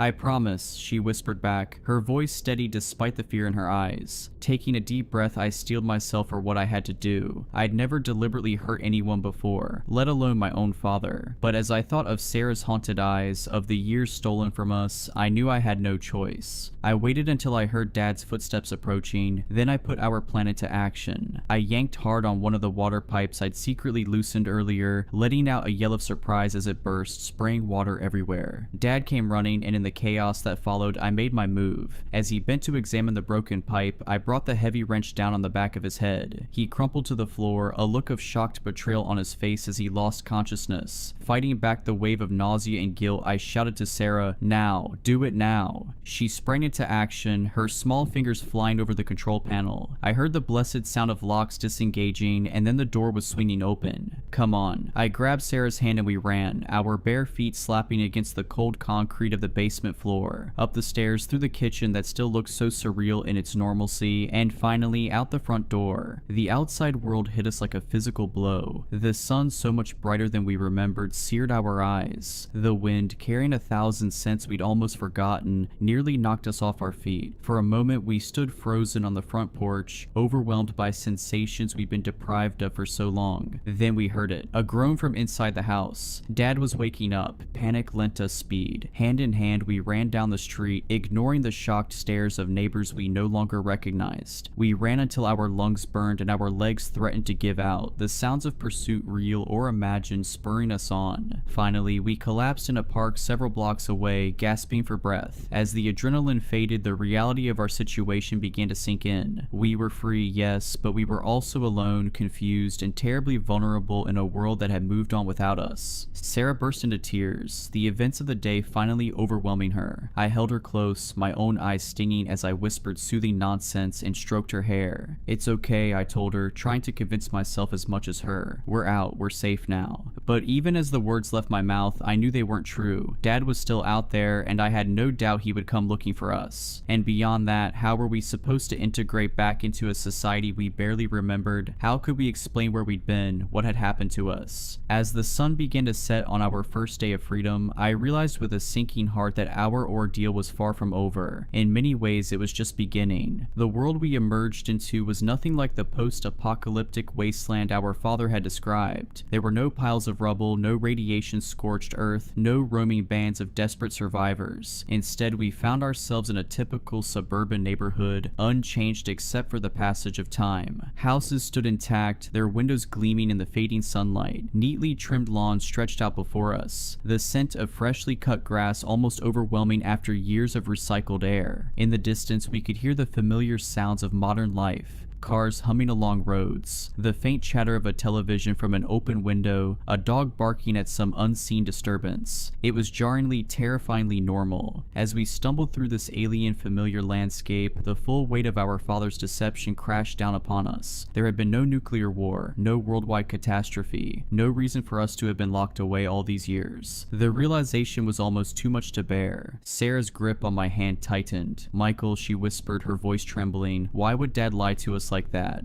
I had no answer for her. The enormity of what had been done to us was beyond my comprehension. How could a father willingly imprison his own children, robbing them of years of their lives? The man I thought I knew seemed to crumble away, leaving behind a stranger whose motives I couldn't begin to fathom. We made our way through the neighborhood, flinching at every car that passed, every person we saw in the distance. To them, we must have looked like wild creatures, barefoot, wide-eyed, dressed in the simple, utilitarian clothes we'd worn in the shelter. More than once, I caught sight of curtains twitching as curious neighbors peered out at us. As night fell, the temperature dropped, and I realized we needed to find shelter. The irony of the thought wasn't lost on me. After years of being trapped underground, we were now desperately seeking a roof over our heads. "I think I know where we can go," I told Sarah, the ghost of a memory tugging at me. "Do you remember Mrs. Callahan, Mom's friend from the hospital?" Sarah's brow furrowed as she tried to recall. "The nice lady with the cats?" "That's right," I said, relieved that at least some of our memories from before remained intact. "She lived a few blocks from us, if she's still there." It was a long shot, but it was all we had. We made our way through the darkening streets, every shadow seeming to hide a threat. More than once I was sure I heard footsteps behind us, only to turn and find nothing there. Finally, we reached a small, well-kept house with a porch light glowing warmly. The nameplate by the door read Callahan, and I felt a surge of hope. Taking a deep breath, I rang the doorbell. Long moments passed. I was about to ring again when the door creaked open, revealing a woman in her 60s, her gray hair pulled back in a loose bun. Her eyes widened in shock as she took in our appearance. "My God," she breathed. "Michael, Sarah, is that really you?" Before I could respond, she had pulled us into the house and enveloped us in a fierce hug. The familiar scent of her perfume, the same one she'd worn years ago, brought tears to my eyes. "We thought you were dead," Mrs. Callahan said, her voice choked with emotion. "Your father said there had been an accident, that you'd all died." As she ushered us into her living room, plying us with blankets and promises of hot cocoa, the full extent of our father's lies began to unravel. There had been no accident, no tragedy to explain our disappearance. Just a man's descent into madness and the 2 children he dragged down with him. Mrs. Callahan listened in horror as we recounted our years in the shelter. Her face paled when we described the decontamination showers and the increasingly erratic behavior of our father. "We have to call the police," she said, reaching for her phone. "That man needs to be locked up for what he's done to you." But even as she dialed, a cold dread settled in my stomach. Something wasn't right. The feeling of being watched that had plagued me since our escape intensified. And then, with a jolt of terror, I realized what had been nagging at me. The house was too quiet. Where were Mrs. Callahan's cats? As if in answer to my unspoken question, a floorboard creaked behind us. We whirled around to see a figure standing in the doorway, backlit by the hallway light. My heart stopped as I recognized the familiar silhouette. "Dad," Sarah whimpered, shrinking back against me. He stepped into the room, and I saw that he was holding something the length of pipe I'd used to strike him during our escape. His eyes, when they met mine, were cold and empty. "I'm very disappointed in you, Michael," he said, his voice eerily calm. "I thought I'd raised you better than this. Didn't I teach you about the dangers of the outside world?" Mrs. Callahan moved to stand in front of us, her phone clutched in her hand. "John, what have you done? These children are my children," Dad snarled, all pretense of calm evaporating, "and I'll do whatever it takes to protect them, even from themselves." He advanced into the room, the pipe raised threateningly. Mrs. Callahan stood her ground, but I could see her trembling. "Run," she hissed at us. "I'll hold him off, run." Everything happened so fast after that. Dad lunged forward, there was a sickening thud, and Mrs. Callahan crumpled to the floor. Sarah screamed, and then we were running again, out the back door and into the night. Behind us, I could hear Dad's heavy footsteps in his voice, once so comforting, now twisted with madness. "Children, come back, it's not safe out there." But we knew the truth now. The only thing not safe was the man we'd once called father. As we fled into the darkness, weaving between houses and jumping fences, a new determination filled me. We were out now, we knew the truth, and no matter what it took, I was going to make sure we stayed free. But freedom, I was quickly learning, came with its own set of challenges, and the night was far from over. The next few hours were a blur of fear and adrenaline. Sarah and I ran until our lungs burned and our legs felt like they would give out at any moment. Every sound made us jump.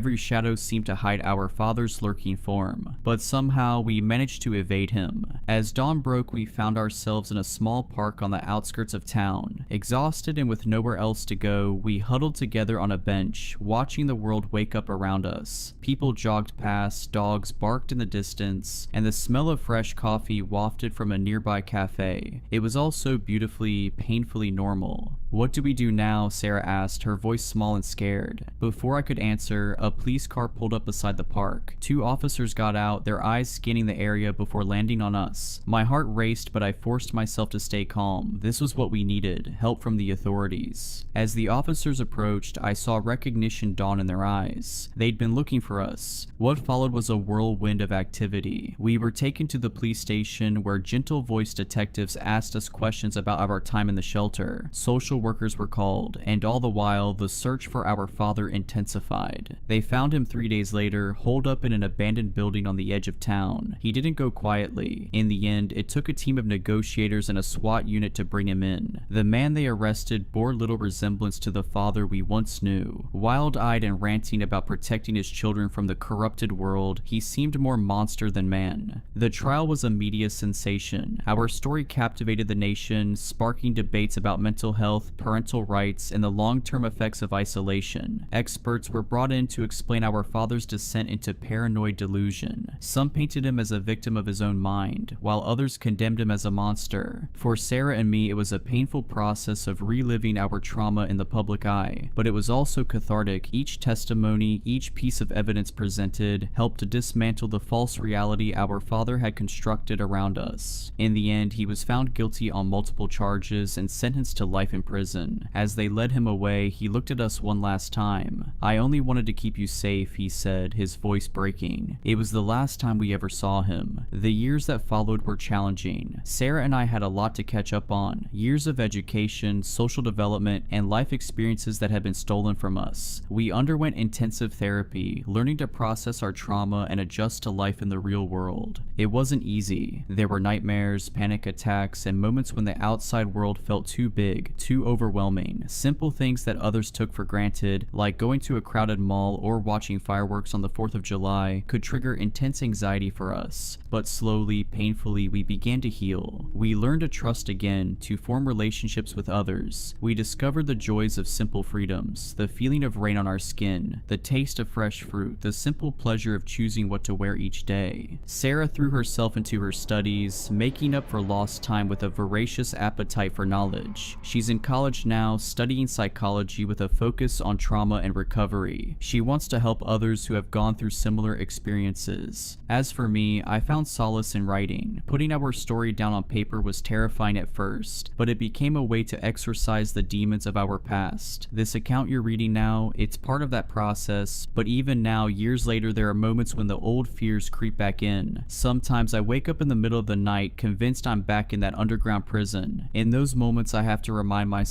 that it's over, that we're safe now. Yet a part of me wonders if we'll ever truly be free. The shelter may have been a physical place, but its walls still exist in our minds. We carry it with us, a secret bunker built of memories and trauma. And sometimes, in my darkest moments, I catch myself checking the locks on the doors, scanning the horizon for mushroom clouds that will never come. Because the most terrifying truth I've learned is this: the real fallout isn't radiation or nuclear winter. It's the lasting impact of a parent's betrayal, the half-life of trauma that continues long after the danger has passed. And that, I fear, may never fully decay. So if you're reading this, remember, the most dangerous lies aren't always the ones we're told by others. Sometimes they're the ones we tell ourselves to feel safe. Question everything, cherish your freedom, and never take the simple joys of life for granted, because you never know when someone might try to lock them away.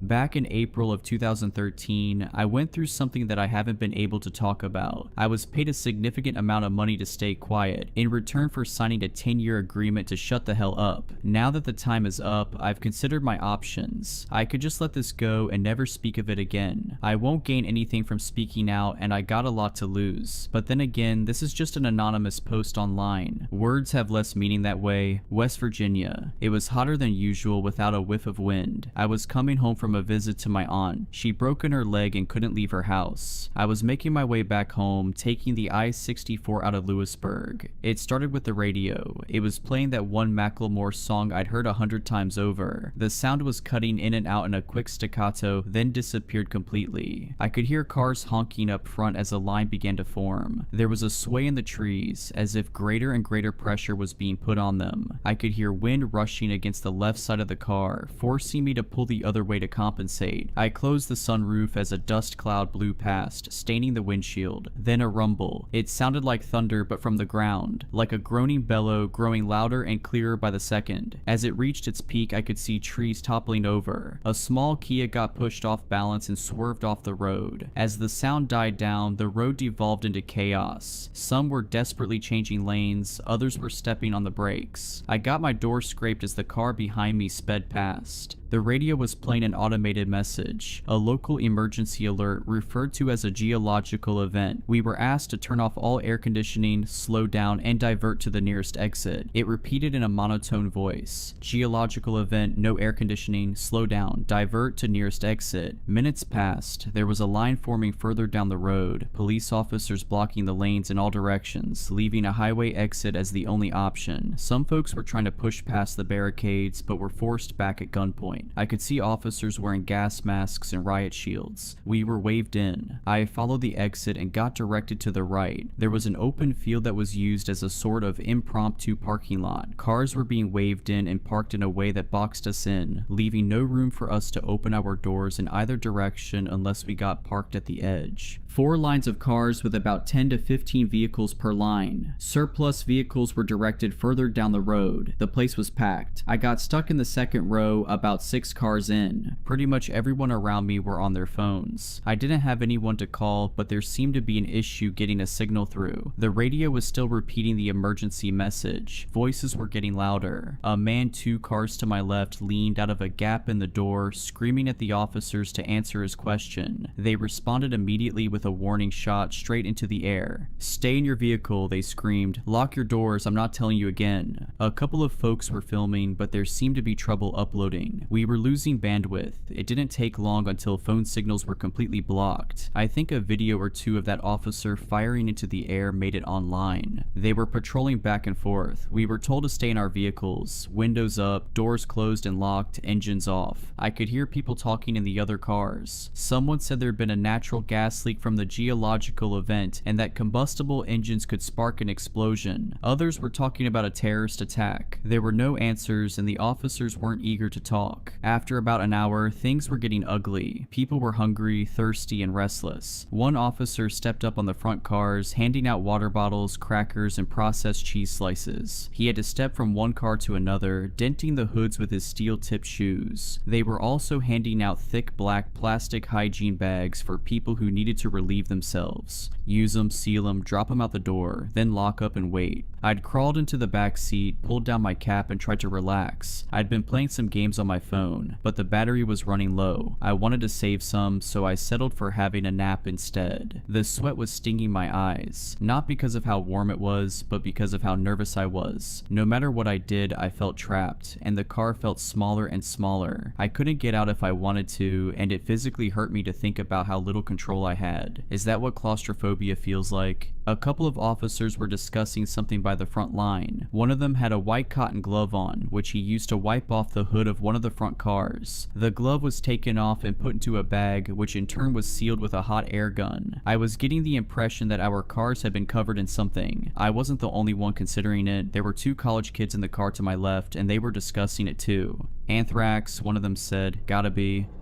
Nah, gold dust, the other chuckled. They don't want to share. You know what? The first groaned. I honest to God hope you're right. You're not, but I hope you are.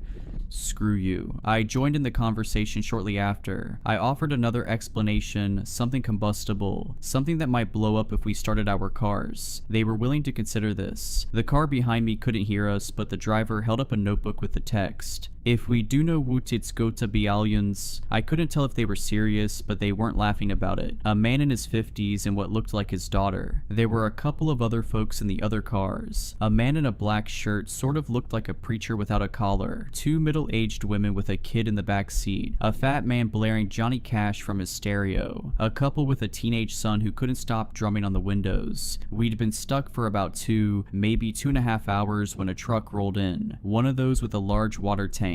It was unmarked, looked civilian. As it rolled in, they were calling out on the megaphone. We'll be hosing your vehicles down, they said. Keep everything locked and closed. Then we'll be covering your vehicle with protective plastic while we wait for it to dry. After that, we'll start letting you go in an orderly manner. I repeat, most of us were relieved. It was only a matter of time now. It was getting dark. They were getting up on the cars, hosing them down thoroughly. It smelled of chlorine, so maybe they'd mixed something into the water. As they came to my car, they stepped up on it and double-checked the sunroof, making sure it was locked and secured. They sprayed the car down, bathing it in chemical stink, the kind that gets stuck to the back of your throat. It took a long time for them to finish, at least an hour or two. After that, they were rolling out a kind of plastic cover at the short side of the lot, the kind you use to protect pools or rain covers for football fields. They used 2 squad cars to slowly drape the thing over the entire lot, securing the edges with large rocks. Please stay calm, they called out as the plastic crawled over us. I know this is uncomfortable, but this is for your own safety. Once the cleaning is done, you will be free to go. Stay inside your vehicle at all times. I repeat,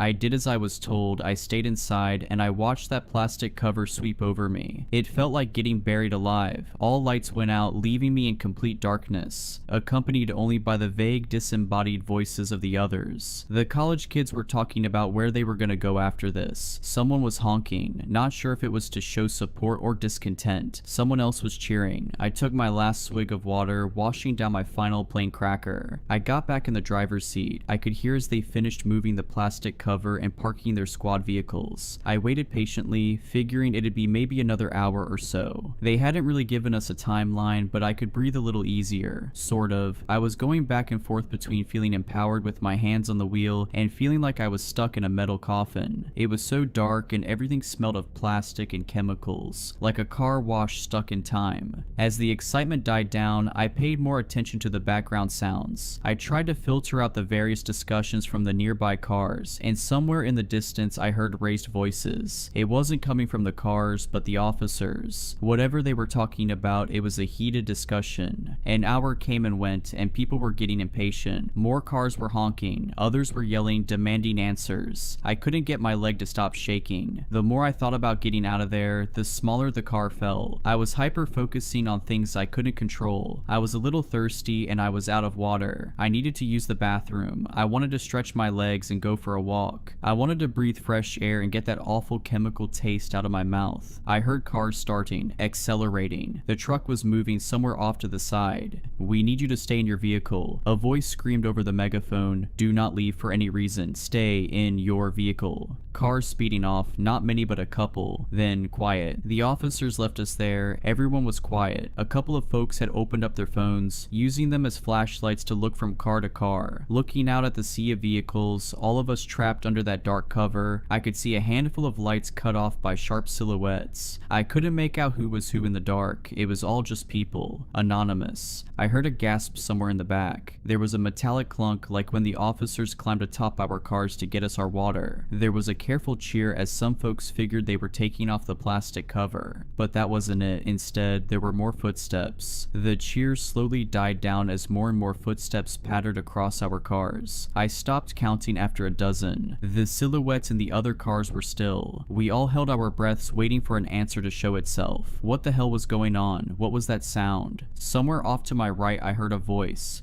"Who's up there?" It sounded like an older man. I'd seen a pickup truck that way earlier. Almost as a response, the footsteps stopped. There was a faint clicking sound, like someone snapping their tongue against the roof of their mouth. Click, click. And from further away, a click in response. From somewhere to my left, another couple clicks. Then a cascade of clicks. Dozens, maybe hundreds. There was an awful metallic noise coming from my right, then breaking glass. A scream cut short, followed by several irregular taps of the car horn. One of the silhouettes in the distance turned into a blur as something passed through the windshield, cutting through the plastic cover. Somewhere in the front row, the roof of a car was cut wide open. Someone was pulled up out of their seat. 2 cars back from where I was, there was more glass breaking. It sounded like a wild animal got in. I could see a weak hint of red spattered against the passenger side windows. I wasn't getting any air. I could feel my heart beating through my chest as my arms started shaking. My hands were cramped around the steering wheel, and I felt sweat dripping down my shoulders. I couldn't control it. I didn't even see what was going on, but these sounds, these screams, they awakened something primal. This was danger, a threat. My body knew long before I did. The college kids in the other car were ducking down. One of them waved a hand at me as if telling me to get down. I nodded. I scrambled into the back seat. I couldn't see where I was putting my hands or my feet. Everything is different in the dark. As I tumbled my way over, my foot accidentally tapped the car horn. It was a quick tap, a fraction of a second, but to me it was the loudest sound in the world. I was lying on my stomach in the back seat, and within seconds something heavy climbed onto the hood of my car. I could feel the car buckling. It was much heavier than the man who'd passed out water bottles. I held my hands in front of my mouth to stop the panting, but I just ended up snorting up sweat instead. My nose stung as I bit my tongue, listening to every metallic groan as whatever was outside moved and shifted. Click, click. And from behind my car, a click in response. There were no lights being held up anymore. Everyone was cowering, going quiet. I pushed myself up against the door behind the driver's seat, trying to make myself as small as possible. I could hear the frame of the car complain as something slowly moved. When it came to my sunroof, there was a slight crack. That made it stop. Another crack. I silently shook my head as if trying to ask the car to stop. That thing was going to break, and it did. My legs were showered with glass as a big blob of plastic cover dipped into my car. Something big came tumbling into the front seat, still covered in protective plastic. It twitched and spun around, its clicking turning from a careful question-like noise to a never-ending barrage. It was calling for help, alerting others, and it was cutting its way through the plastic. There were footsteps coming from every direction, some of them leaping from car to car, some of them leaping far enough to skip a car as they hurried. I was going to be swarmed within seconds. I fumbled with my hands, accidentally cutting my thumb on the broken glass. I managed to open the passenger side door, but even at its widest, and even when pressing into the college kid's car, it wasn't enough room to get out. Still, I had to try. I pressed myself into the gap and exhaled as much as I could, flattening my chest. While the thing thrashed around inside my car, I could feel my vision going faint. Black spots popped up at the edge of my vision. My arms were going weak, and yet by some miracle, I made it through. As my face hit the gravel of the makeshift parking lot, I felt the burn of residual chemicals. I swallowed my instinct to run, instead staying on my stomach, forcing forcing myself to crawl under my car. There were more of them, some climbing on, some off. My chest was pressed to the ground as the weight shifted. I heard breaking glass from the windshield and tearing fabric. Something was stuck up there and it was furious, like a trapped animal. I could hear the college kids mumbling to one another, trying to stay calm, one assuring the other that all they had to do was stay low, stay quiet, and wait. Then something slammed into the passenger side door, the one I'd crawled out of. The door was pressed up against the neighboring car, then fell haphazardly to the ground, completely off the hinges. An ink-black, bird-like foot touched the ground right next to me. I've looked it up since. There were 3 toes forward, 1 toe backward, all clawed. Anisodactyl feet similar to that of many birds of prey, except larger than a human foot and with smooth, oil-slick skin. It must have been heavy, at least 400 pounds. If the clicking noise came from its mouth, I can approximate that it was somewhere around 6 feet 7 to 6 feet 9. Or taller, it could have been hunched over. How it managed to walk in the gap between the vehicles is beyond me, but I suspect it was very thin. It daintily walked from my car to the others as if scanning for something. I could barely see anything in the dark, but this thing seemed to navigate it perfectly. It didn't bump into anything. There was a tap on the glass of the car behind me to my right, and someone got startled. A short scream and the hunt was on. This time was different. It must have caused some kind of chain reaction, as all of a sudden the plastic cover was getting torn up left and right. People were clawing their way out of their cars. I heard someone kicking against their windshield. Another was trying to open their door. I could hear it slamming against the side of the car next to them. And off in the distance there was gunfire. Just a couple of shots. The college kids in the car next to me slammed their doors open and followed my lead. They rolled onto the ground and under their car. There was a little more light coming in as the cover had been torn above.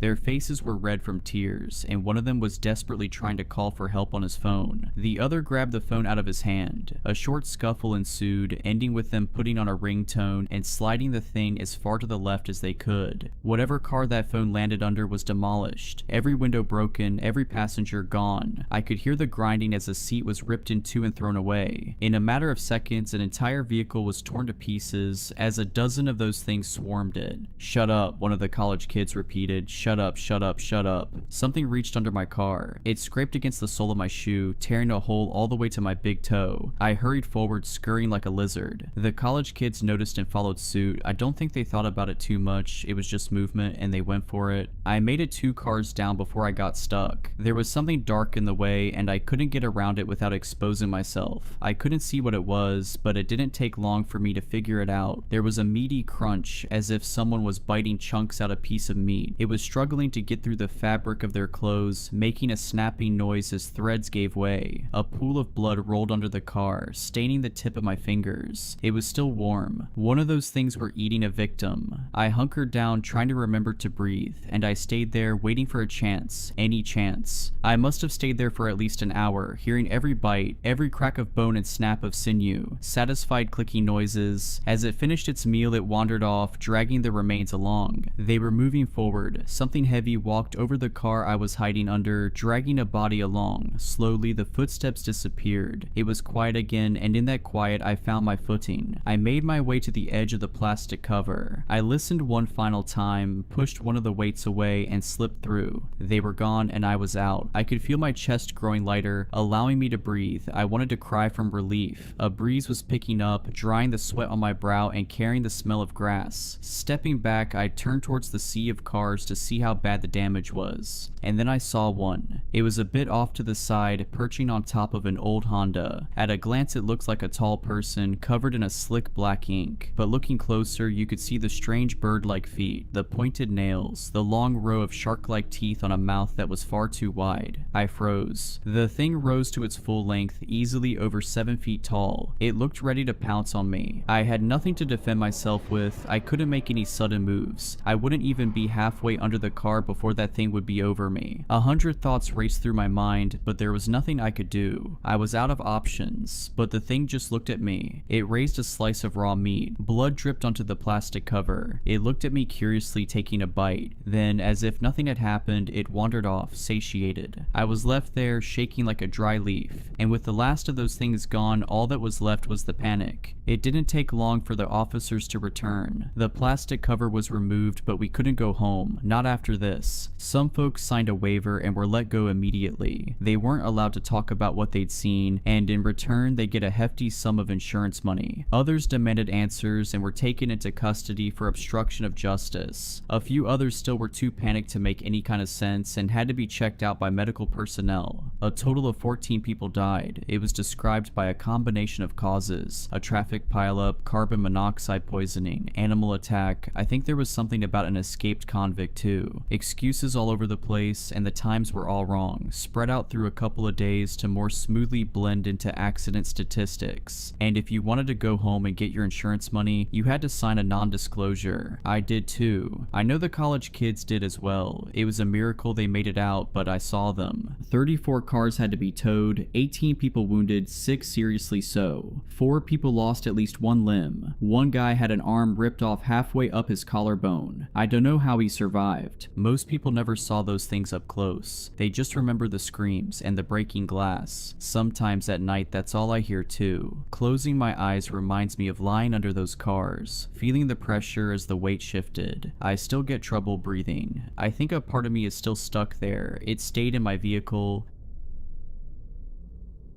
The summer I got a job here I was 17 and it was a good year. Ellen Ditzworth used to work the hot dog stand and we'd sneak cigarettes under the beams of the Dragon Slayer ride, cringing and giggling as the cars went overhead, dripping water all over us. Wet hands and damp cigarettes. But it was near her station and I think she found it funny to get splashed. It was out of the way too. It was always quiet and cool down there, even in the summer heat. If any of the ride goers smelled our cigarette smoke as they hurtled overhead, they didn't say anything. One time, when we fumbled around and flirted, I kissed her fingers and they smelled like an ashtray. I still think about it to this day. I was 22 when they offered me the winter job. Ellen was long gone by then. No more bright red short shorts and poorly shaven legs that she'd invite me to stroke under the pretense of showing just how bad she was with a razor. There were other girls, but by the time the final summer rolled around, I'd long felt uncomfortable hanging out with new hires. Sometimes I'd stand there listening to them talk and I'd feel lonelier than I had when I was by myself. I was thinking about my future around this time when the manager told me he had an opportunity for me to make good cash. They needed someone to stick around and keep the place ticking while everyone went back to the real world. Usual guy had walked and they needed someone bad. Last day before the park shut for winter was always Halloween, and that was only because it had a fireworks show. After that it turned into a ghost town and I'd be on my own. I'd get a trailer to sleep in and I could use my own car to get to the closest shop. The park would pay some of my gas, not all of it, but enough to help out. Only real problem was I'd be alone. Not that the place was a desert island. There were 2 towns within easy driving distance, and I could have friends around so long as we didn't mess with the rides. But other than that, I'd be the only staff member on hand for the entire 4 months. Security guard and janitor rolled into one. I agreed, but I told him when the park reopened in March I'd be done. I figured it was time to move on, get a degree like some of my friends had, or maybe my dad could help me out with a job somewhere. World was wide open to me, and I figured I'd sit on my butt all winter, make a crap ton on overtime, and then go on to some new adventure where I'd meet another Ellen Ditzworth or 2. Yesterday I turned 38 and I'm still in the park. Government signs my checks now. Couldn't tell you when that happened exactly. Probably after the media got wind of Denise Surrey, who broke in with her friends and never left. A lot of kids have gone missing here over the years, but she was the one who went mainstream. Her parents were doctors and she had blue eyes, so she got just enough attention to get the news cameras out. When the fuss died and the media moved on to its next story, some government guys came and installed 8-foot steel palisade fences, gave me the keys to the only gate and scarpered real quick. Gave me a funny feeling seeing 4 men in suits, barrel-chested with pistols on their hips, climb into an unmarked vehicle and accelerate out the parking lot so fast the back of the car fishtailed. One of them looked over his shoulder at the park and he was so scared it was like he was looking at a mushroom cloud. I was the one who found Denise. She'd gone crawling headfirst down the Astro Missile Water Slide, one of those up and down kind of slides that have you bouncing along on a padded dinghy. Rides like that are usually open top, but this had long sections in a closed tunnel with LED lights to look like stars. Thing is, depending on weight, some people would catch air and hit the top of those tunnels going 20 miles per hour, maybe more. We used to take turns going in there to pull out any teeth that had got stuck in the the roof. 15 years later, and that tunnel mouth looked like something out of a nightmare. Fairy moss covering the opening, darkness inside heavier than the night around it, bone dry and with no obvious way to safety. Denise died of thirst. They think she was in there for 6 days, crawling around in the pitch black looking for an exit that should never have been more than 100 feet away. There were signs something was wrong with this place back when it was still open. I just didn't register them. There were the injuries and accidents that are common in every water park, but we had a couple hundred serious ones every year, usually one a day. Tried to mitigate it with safety measures, but half the time they didn't work. Radios would bug out when you try sending a warning. Repair guys would get lost, calling up angry saying the road just kept going right forever and they'd had enough of this crap. Out of order signs would go missing. Sometimes kids would insist some staff member had waved them through on a closed attraction. They'd be so adamant I started to believe them. I think the manager did too. He made it policy to have name tags on us at all times, and if the kids said whoever gave them the go-ahead didn't have one on, he'd tell us all to forget it, like it wasn't even worth trying to figure out who needed a disciplinary. I had it happen once where I radioed to the guy at the top of one slide and told him to stop any kids coming down. The last one had come out bleeding and looking unresponsive, and I wanted to check on him. I remember pulling him out of the water and looking at this boy all slack and pale as a sheet of paper with blue lips, so cold it hurt just to hold him, and I wondered if I was holding someone dead, when out of nowhere another kid slammed into me so hard I went under. Scared me beyond myself, cause for a second or two it was like I couldn't see the surface of the pool, almost like there wasn't one, just blue forever and ever. Before I could start to panic, my feet found the floor and I surfaced only to see the kid I'd been holding seconds ago standing there looking worried. He was the picture of good health. Asked if I was okay, said sorry for hitting me when he came out the slide, but really it was my own dumb fault for standing there in the first place. Guy at the top swore on his life he'd never got any radio message from me. I put it all down to the head injury, which was bad enough the owner made someone drive me to the emergency room. Looking back, I'm pretty sure it was the park having its fun with me. Could have been worse. You could say it likes to play tricks, but those tricks are mean as hell, and over the years they've only got worse. Despite all I've told you so far, the first winter alone wasn't as bad as you might think. Creepy as hell walking around all those rides that were usually so busy and full of life. Tarpaulins pulled across all those pools, big and small, moving with gentle susurrations in the icy winds. It wasn't great in the day, overcast and dreary, the air seemingly blue, but at night it was even worse. I made those rounds quickly, stopping sometimes to summon what little bravery I had to shine a light in the pitch black toilets, or to check one of the changing stalls dotted around the place. Things went missing a lot, moved around. Once one of the rides came to life at 3 a.m., and I woke to the sound of tinny music echoing throughout the park, but winter came and went without any real incident. First day the park reopened, I went to see the manager and slipped in some water, broke my left arm and did a number on my back. Owner was so scared of being sued he threw money at me, told me he'd cover the medical bills and sit me up in my trailer and pay me to do nothing. Nothing. What was I gonna do? I'd arranged to start another job on a construction site in a few weeks, and there was no hope of me doing that kind of work with my injuries. I needed money and had no other way of making it. I agreed to stick around until I felt better, but unfortunately I never felt better. Winter soon rolled around again and the same deal as last time was back on the table. He needed someone on site and I needed money. I took it thinking another few months in the park wasn't so bad. I was wrong. Second time round was a lot worse. Part of it was me, 23 years old and with a bad back, drinking most nights and struggling with the prescription painkillers. Spent most days haunted by the strange feeling that my life's honeymoon phase was over. Hardly any friends accepted my invite to come spend a couple weeks, and those that did weren't around long. Couldn't tell you if that was just us growing apart, as friends often do, or the park's strange influence. Dave came round with his girlfriend for a couple nights. She grouched the whole time, hated sleeping in the trailer while I stayed in a tent outside, but she hated the park too, said she felt watched all the time. Trip was cut short when we found her screaming one morning. She was pointing at one of the slides saying something had come out of it and was in the pool swimming around, but when we looked we didn't see nothing. She did have a hell of a bite on her ankle though, funny shape to it. Dave looked at it and got real freaked out. They left in a hurry. Another car's tires screeching as it hauled out of there at top speeds. Never did figure out what happened, but if she didn't like the park, well, I guess it didn't like her either. Not that I was much safer. Found myself getting cut up like crazy doing basic odd jobs. Things broke all the time, even if they'd been fine for years and years. And then One night I came into my trailer to find a drowned possum on the little kitchen table. Poor thing was soaked in chlorine water that dripped onto the floor in a puddle. No marks going to or from it, like it just appeared there out of thin air. It stank like hell though. It had clearly been dead for days and days. I gingerly dropped it into a garbage bag using a pair of tongs and threw the lot in a dumpster, but I still couldn't spend more than a few seconds in the trailer without gagging, so I slept in the tent instead. Pitched it as close as I could without picking up that smell, but I had a bad feeling the whole time I set it up, like I was being watched. By the time I was climbing inside, it was midnight and I was desperate to get to sleep and see the cold night turn to day. Barely an hour later and I had to climb back out of the tent because the trailer door was banging in the wind. Okay, I told myself as I shuffled over in my tighty whities, arms wrapped around my chest for warmth. That's my own stupid fault for leaving it open. I closed it in a hurry and went back to the tent but stopped dead in my tracks when I saw the zipper was pulled shut.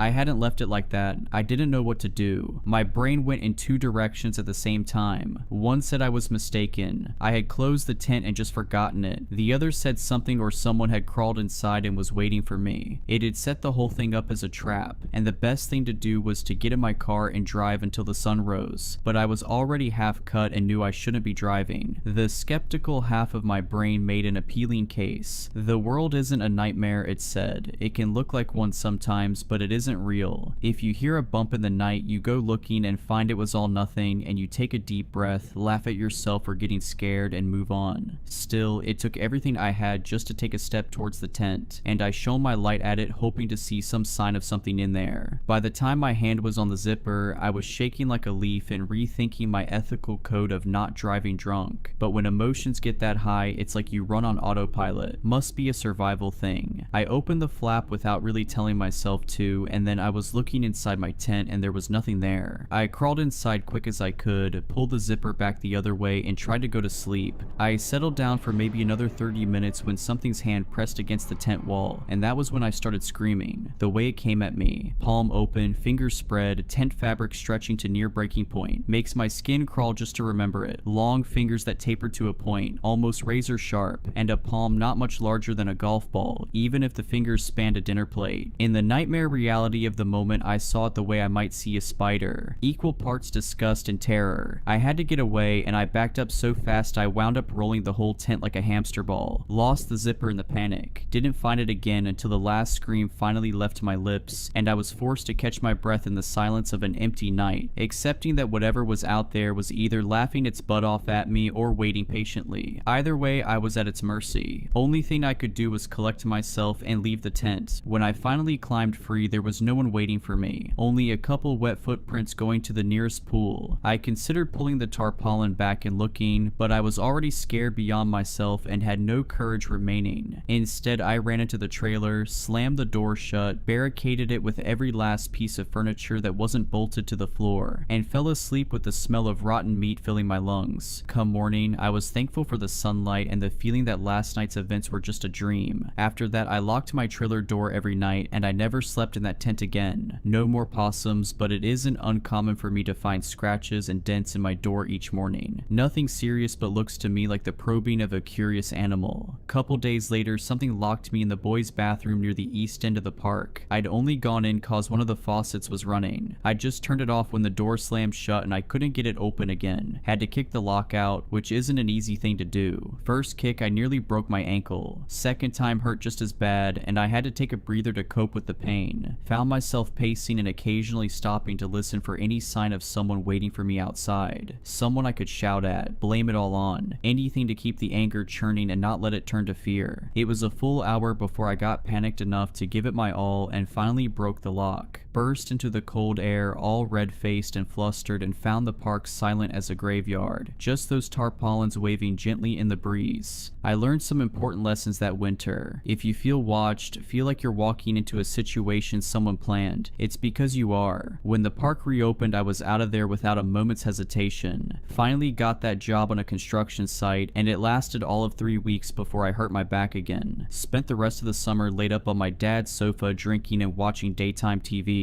Got a call off the manager around August, and he told me it had been a bad summer. Not only had the cops been sniffing around like crazy cause some poor kid went missing in the area, but they'd had twice as many injuries as before. Said he just spent the day in court court hearing testimony from the parents of some kid who'd never walk or feed himself again after he hit his head on one of the rides. He sounded pretty beat up about it. He wasn't the best boss, but it wasn't like we worked for Mr. Burns either. Poor guy was way out of his depth. Anyway, part of the court settlement was he had to have staff members on site 24/7. I'd done it twice before, and he was desperately in need of someone who knew the job. I nearly said no, but he told me it was me or some 17-year-old lifeguard who'd shown interest in the job, and I didn't like the thought of that. God help me, I accepted, and when I went back that third time, I took a gun, and this time I trusted my instincts. If I walked past a changing stall and heard the shower running, I let it run. Hour later, it'd be turned off again. If I saw someone had left the lights on in the staff room, I let them stay on until morning when I could deal with it in the comfort of daylight. Flushing toilets, wet footprints, open doors. I learned to stop sweating the little things, and 9 times out of 10, they went away on their own. Pretty soon I found myself laughing at them. A big fat wallet sitting in the middle of a solitary lounger that had been dragged into the moonlight. A phone ringing from somewhere in the depths of a maintenance hatch. Those kinds of crude tricks weren't going to work on me, I decided. Thought I had it all figured out and there was nothing left for that place to show me. And then the park ate a drifter. Or something did anyway. Did it right in front of me too. I'd found the guy sleeping in one of the brick and mortar bathrooms. We gotta keep those things warm enough to stop the pipes bursting, so I guess they make decent enough shelter. He was an agitated old guy. Called me all sorts as I told him to clear off. He didn't make for the main exit though. Wasn't like he'd parked a car in the lot, was it? Instead, he just made a beeline for the nearby hills. No fences in that part of the park back then, only open fields moving into woodland. His plan was to just walk into the wilderness in the middle of winter, and I wondered if I was actually marching some guy to a cold death. I remember looking at his shoes and seeing the backs of his heels exposed, and I realized I couldn't let him do that. Snow was due to fall that night, and I knew it was gonna get real bad out there. Hey, I cried out while slowing to a stop. Look man, it's late, I'm sure. My words died out. I didn't really know what to say when he turned to face me. He was angry and tired, and I knew he wasn't ever really gonna be thankful for some randomer's charity, but that didn't mean I shouldn't try. For a moment, the only sound was the tarpaulin of the large pool to our right. Was just about to cough up some more words when his feet went sideways. His body rotated around his center of mass, and the next part of him to touch solid ground was his head. It made a noise that makes my teeth ache just to think about. A percussive, almost musical note that really shouldn't be made by a human skull. The blood that sprayed across the tiles reminded me of when I'd go paintballing with my friends. I remember looking down at it and noticing a couple loose teeth. Strange feeling. For a few seconds, everything turned to a kind of white noise as ancient instincts rooted me to the spot with fear, paralyzed me. Million thoughts went through my head. The guy was dead. Something had taken him. That blood used to be inside of him. I have blood inside of me. Does my blood look like that? These thoughts were like the sparks that fly off a loose electrical wire, but I was stuck mired in them until the whistling in my ears faded and I heard something being dragged across the floor. The guy hadn't even gone that far. He'd flown about 8 feet and landed just on the edge of the pool. His legs were in the water, hidden behind the tarpaulin, and only his top half was on dry land. His head was a ruin of blood and matted hair, but he still managed to look at me for just a moment before he slid the rest of the way below the water with a quiet splunk. The realization he was alive kicked my butt into my gear, and I ran over to the circuit box and hit the button that pulls back the pool cover. Machine ran loud as it drew the blue heavy sheet back across the water. Felt like eternity waiting for it. When it was finally over and I could look down into the water and see clearly there was no one there. Not even a cloud of blood polluting the pool. Nothing. I felt like I was going insane, and I even looked over and double checked that the guy's plastic bag was still where he dropped it just so I could be sure I hadn't made the entire thing up. I really didn't know what to do. The only thing in that water were a couple leaves that had made it in there over fall, but that was it. And then I saw it. I can't explain it easily. It was a sudden overlap of realities, a bit like the hollow cube illusion where it can be two things at once. Without ever taking my eyes off it, that pool became every deep body of water I'd ever seen. All of them, all at once. It was every calm and glassy ocean surface with rays of diffuse light leading into unseen depths. Every lake with murky kelp fingers reaching up out of the dark. Every flooded basement with black and brackish water. I could smell the stagnant water, could feel the breeze you get standing on the coast, taste the salt, all of it at once. And something moved in those infinite waters and it was big. It was like the first time I saw the Grand Canyon big. Like when you get on a plane and see the ground pull away so quickly it loses perspective. Whatever was down there was coming right right at me, and I'm not ashamed to say I pissed my pants. An ocean full of stars was down there, and the thing swimming towards me had a body that obscured entire nebulae. I felt vertigo come over me, and I backed away and I slipped in the blood, and then I woke up a few hours later and started screaming. I had to clean up in the morning, and I had to pull the tarpaulin back across. Machine only goes one way, so I had to do it with a pool stick, and it made me feel sick just to go near it. Every time I got close, I started to feel dizzy again. When I finally mustered the courage to look, there was the same old pool it had always been, but I'd never shake the feeling I had when I was looking down in it and saw teeth like tectonic plates. When summer rolled back around, I saw a bunch of kids in that pool and had to go be sick in a bush. The thought of them sharing space with that thing, Jesus. After that, I felt like I belonged to the park, weird as it sounds. Manager didn't have to fight me to get me to stick around for a 4th winter or a 5th or 6th. The rest of the world didn't feel so real to me anymore, sitting and eating dinner with my father while he lectured me on my prospects, getting a beer with an old friend who was passing through. I felt like I'd gone into space and seen the world was flat, and now I had to just come on back and pretend like I cared about whether my soda was diet or not. Not long after that, the park had its last ever summer. It had gone too far by that point. Government was looking to close it all down on account of the accidents, and the manager was down the station every other day for questioning. 4 kids missing that year alone. I found one of them folded up inside a pool filter, but didn't report it on account of not wanting the attention. The rest I don't know about. I was told I'd be paid another month or so after closure until a demolition crew came in, but no one ever arrived. Just me, this place, and a back that's getting worse with each new winter. I don't patrol at night anymore. Little by little, the park has become something unfamiliar to me. Grass growing up between old tiles, pool water the color of cut grass and engine oil. Even in the day, you can see things moving around down there, and the smell of chlorine no longer fills the air. Now it's the heavy stench of rotten algae and dead water, and sometimes the tang of the salty ocean that I've learned to avoid like the plague. Makes me see stars in the corner of my vision, and I don't like it. My dreams are bad enough.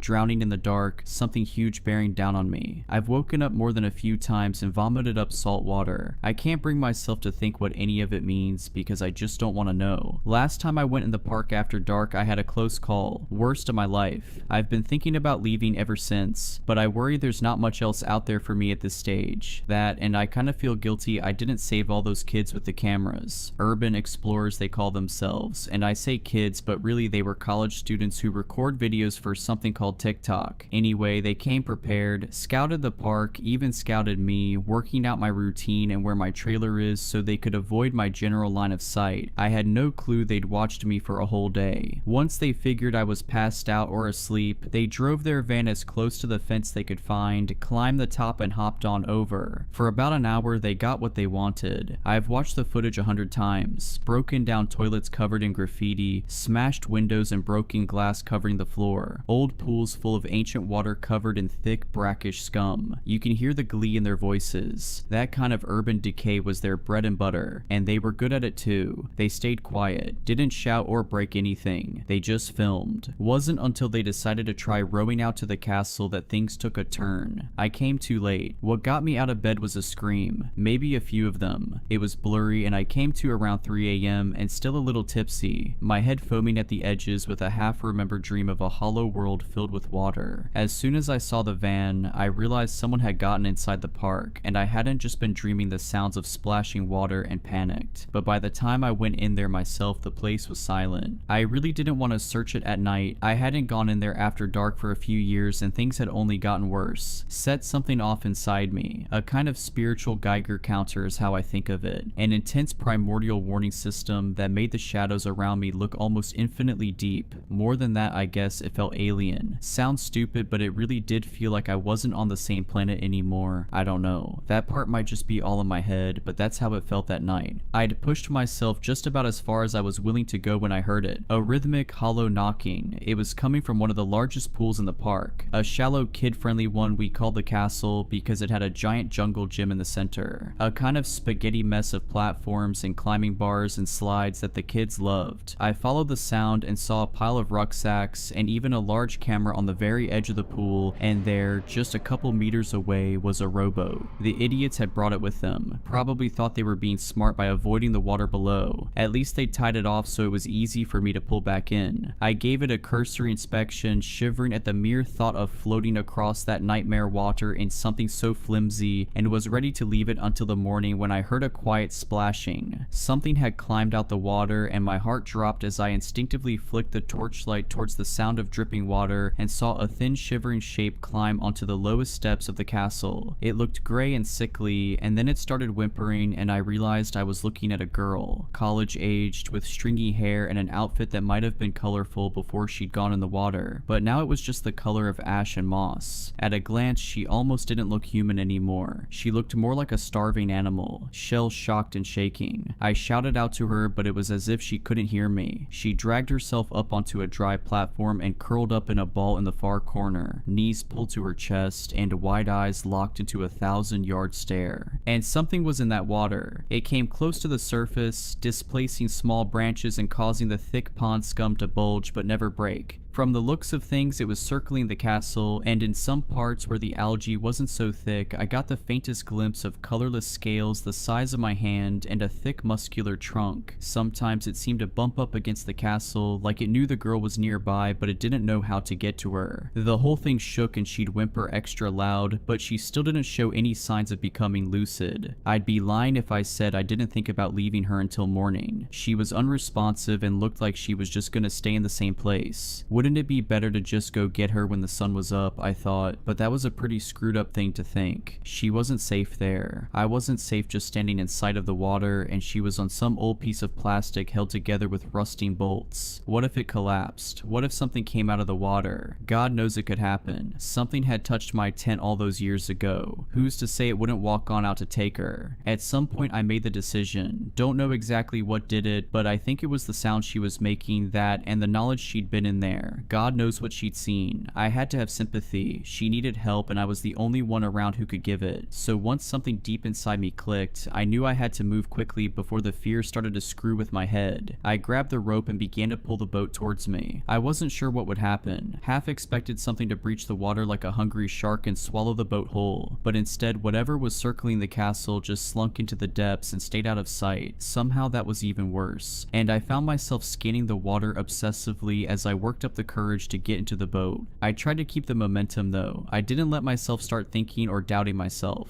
I just climbed in awkwardly, 1 foot at a time, near crapping myself when the whole thing wobbled and I briefly felt like I was gonna lose my balance. But I managed it, and soon I was sitting down and using the oars to pull myself through the water. As I rowed, my brain moved along in different directions. Part of me was almost watching myself, like from above, and asking over and over, what are you doing? While another watched that water for the slightest sign of life, and a third part of my brain was watching me for signs I was gonna crumble from the adrenaline and ice-cold fear coursing through my veins. Each time the oars broke the water, I kept waiting to see something coming after me, and I was about halfway there when I realized that if it was big enough, it could just bowl the whole boat over like a shark knocking a surfer off his board. It was too far to turn back when I saw the water rise in the distance. Again, it didn't break the surface, but it came close and sent a couple waves rolling across the entire pool where they lapped against the distant edge. They made the whole boat rock side to side like it was just a bit of driftwood. When the bulge in the water appeared again, it was on the other side of the boat, and I made the terrible decision to stop rowing and look over the edge. There was no bottom to the pool, but whatever was down there wasn't swallowing continents anytime soon at least. Hard to pin size down, but based on the steely blue fins that slid by close beneath me, that didn't really matter. It could eat me easy enough, and that was all that mattered. Hell, I wasn't even sure if it was a fish or a squid or something else entirely, but I was pretty sure it still had a mouth somewhere in that murk. It gave the boat a gentle knock. Nothing serious. Not enough to roll it, but enough to let me know it was interested in me. I decided I couldn't just stay there floating in one place forever. I had to move. I grabbed the oars and threw all caution to the wind. The sooner I got off that water, the better. Sure, I'd have to figure out how to get back, but that was a problem for later. Right there and then, all that mattered was the rising terror and disgust that took all my strength to keep from bubbling up into full-blown panic. As soon as the boat began to move, the creature slid out of view again. Didn't know know if I ought to be relieved or even more afraid, but I took advantage of the lull in its activity to close the distance, and once close enough, I pulled the boat over to the same steps the girl had climbed. Once there, I secured it with a bit of the rope and hopped onto the first step, cringing at the way the ice-cold water felt slick and slimy against my ankles. The girl flinched at my touch, but she didn't scream or pull away. I told her it'd be okay or something like that, tried my best to sound reassuring, tried to let her know I was gonna get her somewhere safe. I managed to pull her to her feet when she finally turned and looked right past me. I barely existed to her at that moment. She only had eyes for the water behind me. Something about the look on her face gave me pause though. She wasn't scanning for danger. She was looking right at something, and before I had a chance to look for myself, she started screaming. When I saw it, I wanted to scream too. I'd never seen anything like it, or since. A head like seaweed, a face like a scallop. It watched us with an almost casual interest that frightened me more than any predatory scowl. The look of a child about to pull a spider's legs off. The thought of it still makes my skin crawl. It was so still, so alien, I couldn't help but pause and wonder if I was looking at something real or if it was just bad special effects. And yet the moment stretched on and on until something in that unknowable mind made a decision and the creature disappeared back beneath the water. I made a decision too, and I dragged the young woman to the nearby boat where she started to fight me the moment she saw it. Can't say I blame her. Last time she was on it, she nearly died, but there was no third option. It was stay and die or take our chances getting to safety. Unfortunately, we had barely gotten within a meter of the thing when the whole boat was blown sky high with tremendous force. For a few seconds I stood there dumbstruck, the girl crying and water falling from the sky like a momentary rainstorm. When the boat finally returned to Earth, it was a couple hundred meters away and hit dry land with a great crash. My stomach sank. How the hell were we gonna get off the castle now? Not a moment later and the entire structure began to shake. By now the girl was close to hysterics and I wasn't far behind. I took her hand and began to look for some high ground as that thing began to shake and batter the flimsy plastic supports that held the platform up. We were forced to climb up towards the plastic roof of the tallest tower, which wasn't exactly all that high up, but it was the best we could do. The bars leading to it weren't easy to navigate, and at one point I slipped and fell backwards, striking my chin painfully and looking up to see the girl going ahead without me. For a moment I nearly gave up, but then there was the sound of something snapping and the entire castle began to slide on one side. I looked down and saw black water rising up to meet me. The thought of sinking into that filth ignited something inside me, and I scrambled up the last few rungs and perched on top of the smooth plastic cover of the castle's highest turret. It was barely large enough for us both to sit on, but it was all we had. Looking back, I can't help but laugh.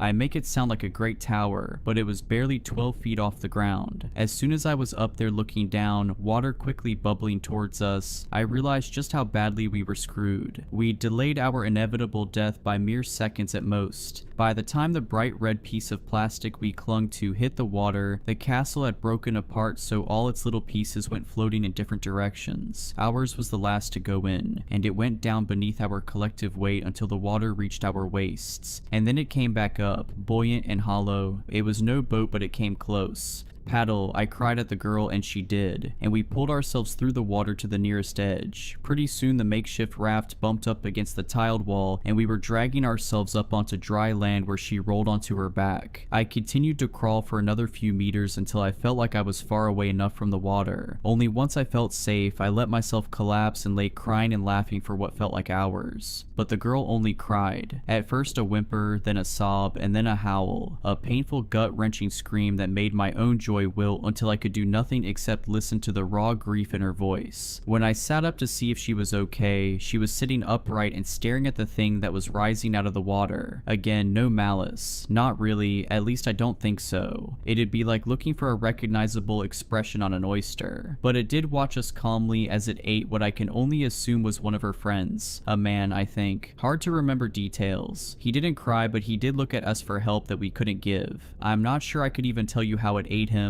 but it looked painful and slow, reminiscent of a starfish, I think. At some point the girl passed out, and not long after so did I. I doubt she ever made a full recovery. The only thing she managed to say, even hours later after the paramedics had sedated her and I'd finished giving my less than truthful statement to police, were the words "the stars" over and over. I think a lot about how changed I was when I first looked down into that water and saw the abyss below, but that poor girl was actually in it. She'd swam in those waters, submerged submerged. I don't even know how she came back from an ocean that doesn't have a surface, but she did, and somehow I don't think she'll ever be the same. But it's got me thinking about myself, about what I've lost to it. Jesus Christ, I'll be 40 before I know it, and what then? Just gonna wait here forever and ever. There's a number on the back of my paychecks, and I want to try calling it to find out more. Like, what would they do if I tried going somewhere else? Would they let me? Because it's gone. The days of Ellen Ditzworth are gone. The days of a good back and strong legs are gone. The person I was before I saw that drifter die is gone. Yesterday's gone. The past is a shared hallucination. Only the present is real. I need to get out of here before I lose more of myself. I'm never gonna understand this place. I realize that now. I can only accept that it exists and try to move on, which I should have done the day I saw those stars, because there is an abyss, and it doesn't flow through time like we do, doesn't occupy space like we do, but it's there, and it's full of gods the way a koi pond is full of fish, and I'm worried the more I think about it, the worse the park gets, and the closer I get to falling into waters that have no up or down, and which never ever end. In my dreams I am choking in the acidic bile of a creature that swallowed me whole. I'm worried that if I stay here much longer, I'll forget how to wake up. We killed Joseph Glass for the first time on August 18th, 1999. I knew he was a strange case since day one. Never seen a guy so happy to die before. It was like we were doing him a favor. He refused the automatic appeal. He refused to be seen by a chaplain. He just wanted it over with. It had only taken a little over a year, and it was already time for him to make his appointment with God. He freaked me out just passing by his cell. He was like our very own Hannibal Lecter, the way he just stood there in the back of his cell like he'd been waiting for you. The lights always burned out in any cell he was in, and maintenance had gotten tired of fixing them. Not that he seemed to mind in the slightest. The darkness seemed to swallow his top half, and all I could see were the whites of his beady little eyes poking out of all that black. Billy drummed his baton against the bars. "Up and at 'em, cowpoke," he called in that mocking tone. "Time finally come for you to pay what you owe, you sick son of a..."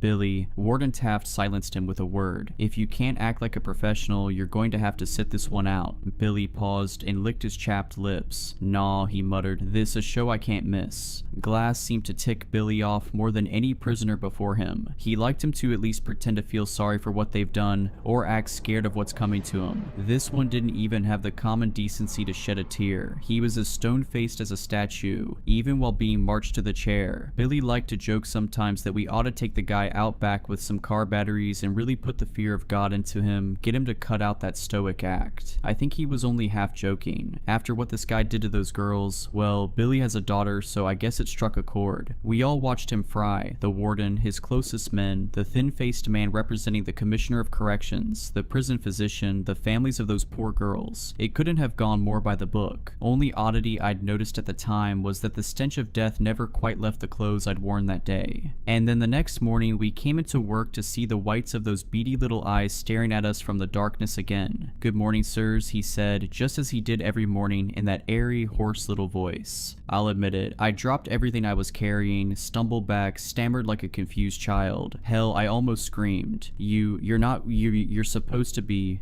"I don't know what you mean, sir." He leaned in like he was trying to stare a hole through my chest. His tone almost sounded disappointed. "You never came for me. You promised me that yesterday would be the end, sir, but you never came. I waited all night long. Why did you lie to me?" Me and Taft looked at each other. We both had the exact same question on our minds. If Glass was still alive, who the hell did we roll into the morgue last night? Jesus Christ. Taft gagged when he pulled back the cadaver cover, stumbling away. "It's Billy." I looked. I know I shouldn't have, but I couldn't help it. And I'll be forever haunted by the sight of my friend lying there on his back, mouth agape and cloudy eyes staring into the ceiling, open wide as if he'd spent his last moments in a state of terror. The public never found out what happened. The cover-up story was that poor Billy had been taken by cardiac arrest. Internally, it was the scandal to end all scandals. Worst case of incompetence and negligence in history, they called it. They brought the hammer down on anyone even tangentially involved. Me and Taft were out on our ears, and they would have prosecuted us too, but that would have required admitting it ever happened. But I just could never wrap my head around it. Of those dozens of witnesses, not a single person noticed we were strapping a guard to the chair, not an inmate. It was impossible to the point of absurdity. Glass had been the man in that chair. I'd never been more certain of anything in my life. Some months later, I noticed power flickering off all over the city one evening. It was brief, so I thought nothing of it, at least until I got a call from a familiar number the very next morning. I understand you were one of the staff who regularly worked with one Joseph Glass. We would like to consult with you about an evolving situation. Oh, at 7 p.m. yesterday, we attempted the execution of Joseph Glass for the second time. There was a long pause, and when the voice returned, the professionalism had melted away, replaced with a baffled anxiety. And well, it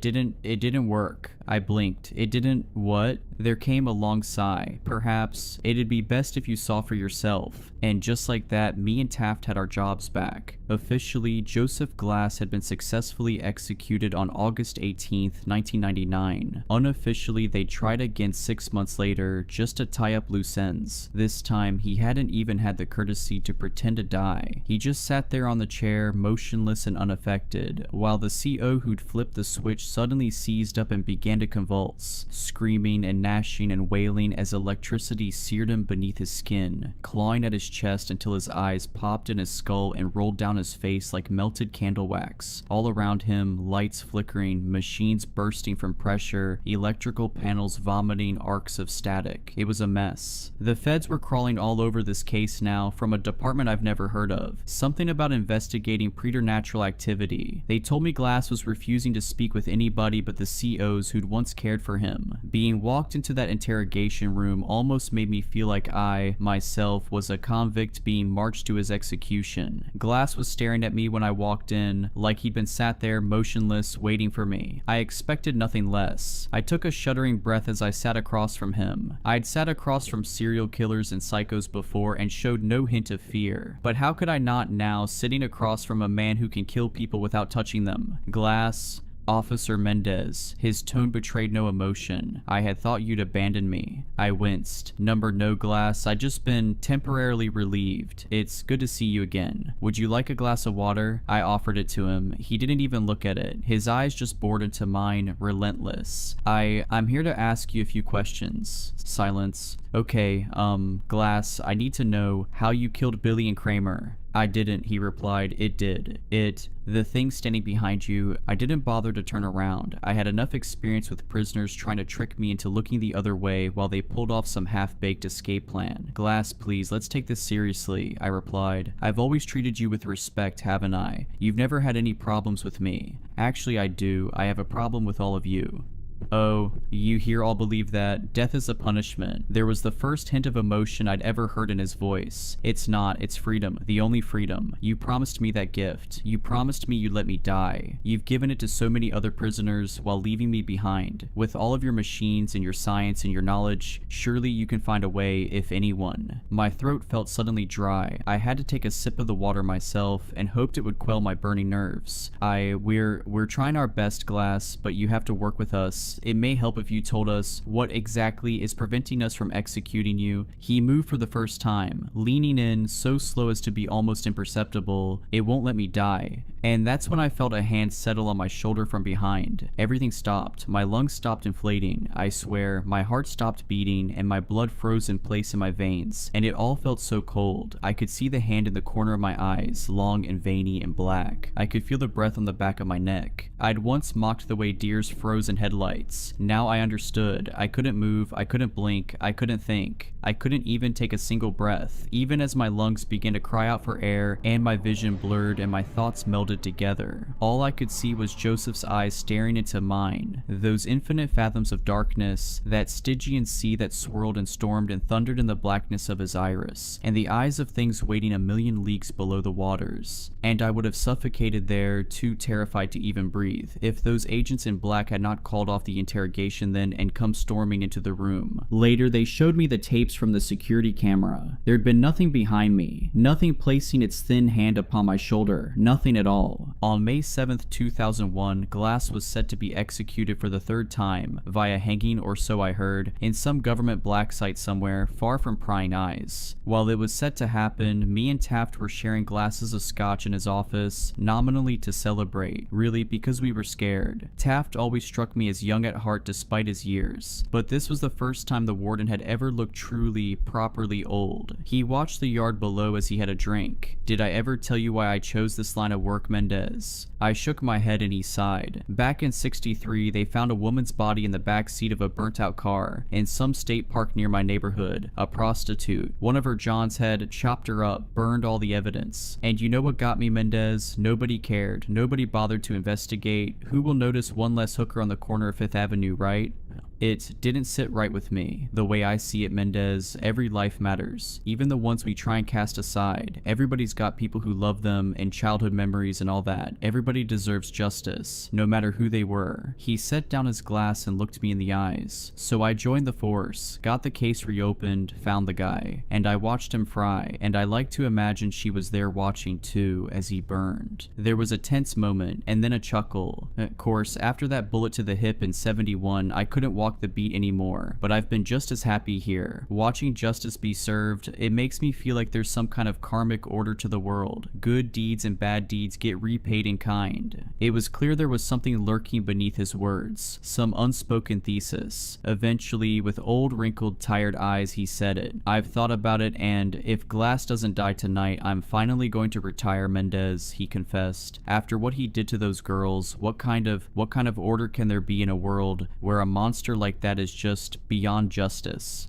I was shocked. Warden Taft always struck me as an unmoving fixture. What would we do without him? He'll die, sir, I promised. It'll work this time, it has to. But he seemed deeply uncertain. With one last shuddering drink, he leaned forward. His eyes. He stared at my expression as if desperate for me to understand, for me to know. Those things in his eyes. Haven't you seen them? And at that moment, Taft was yanked up out of his chair. It was so sudden, so inexplicable, I could barely register what I was witnessing. Some unseen force lifted him 2 or 3 feet above the ground, dangling him there. He choked, coughed, and sputtered, desperate to gasp down air which would not come, and clawed at something around his neck which I could not see. He was hanging, I realized, and with wide, horrified eyes, the same as Billy's had been, he silently begged me for help. I sprang from my chair and wrapped my arms around his dangling legs. At first I tried to pull him down to the floor, but I realized it was only tightening the invisible noose around his neck. Then I tried lifting him as high as I could, which gave him some relief,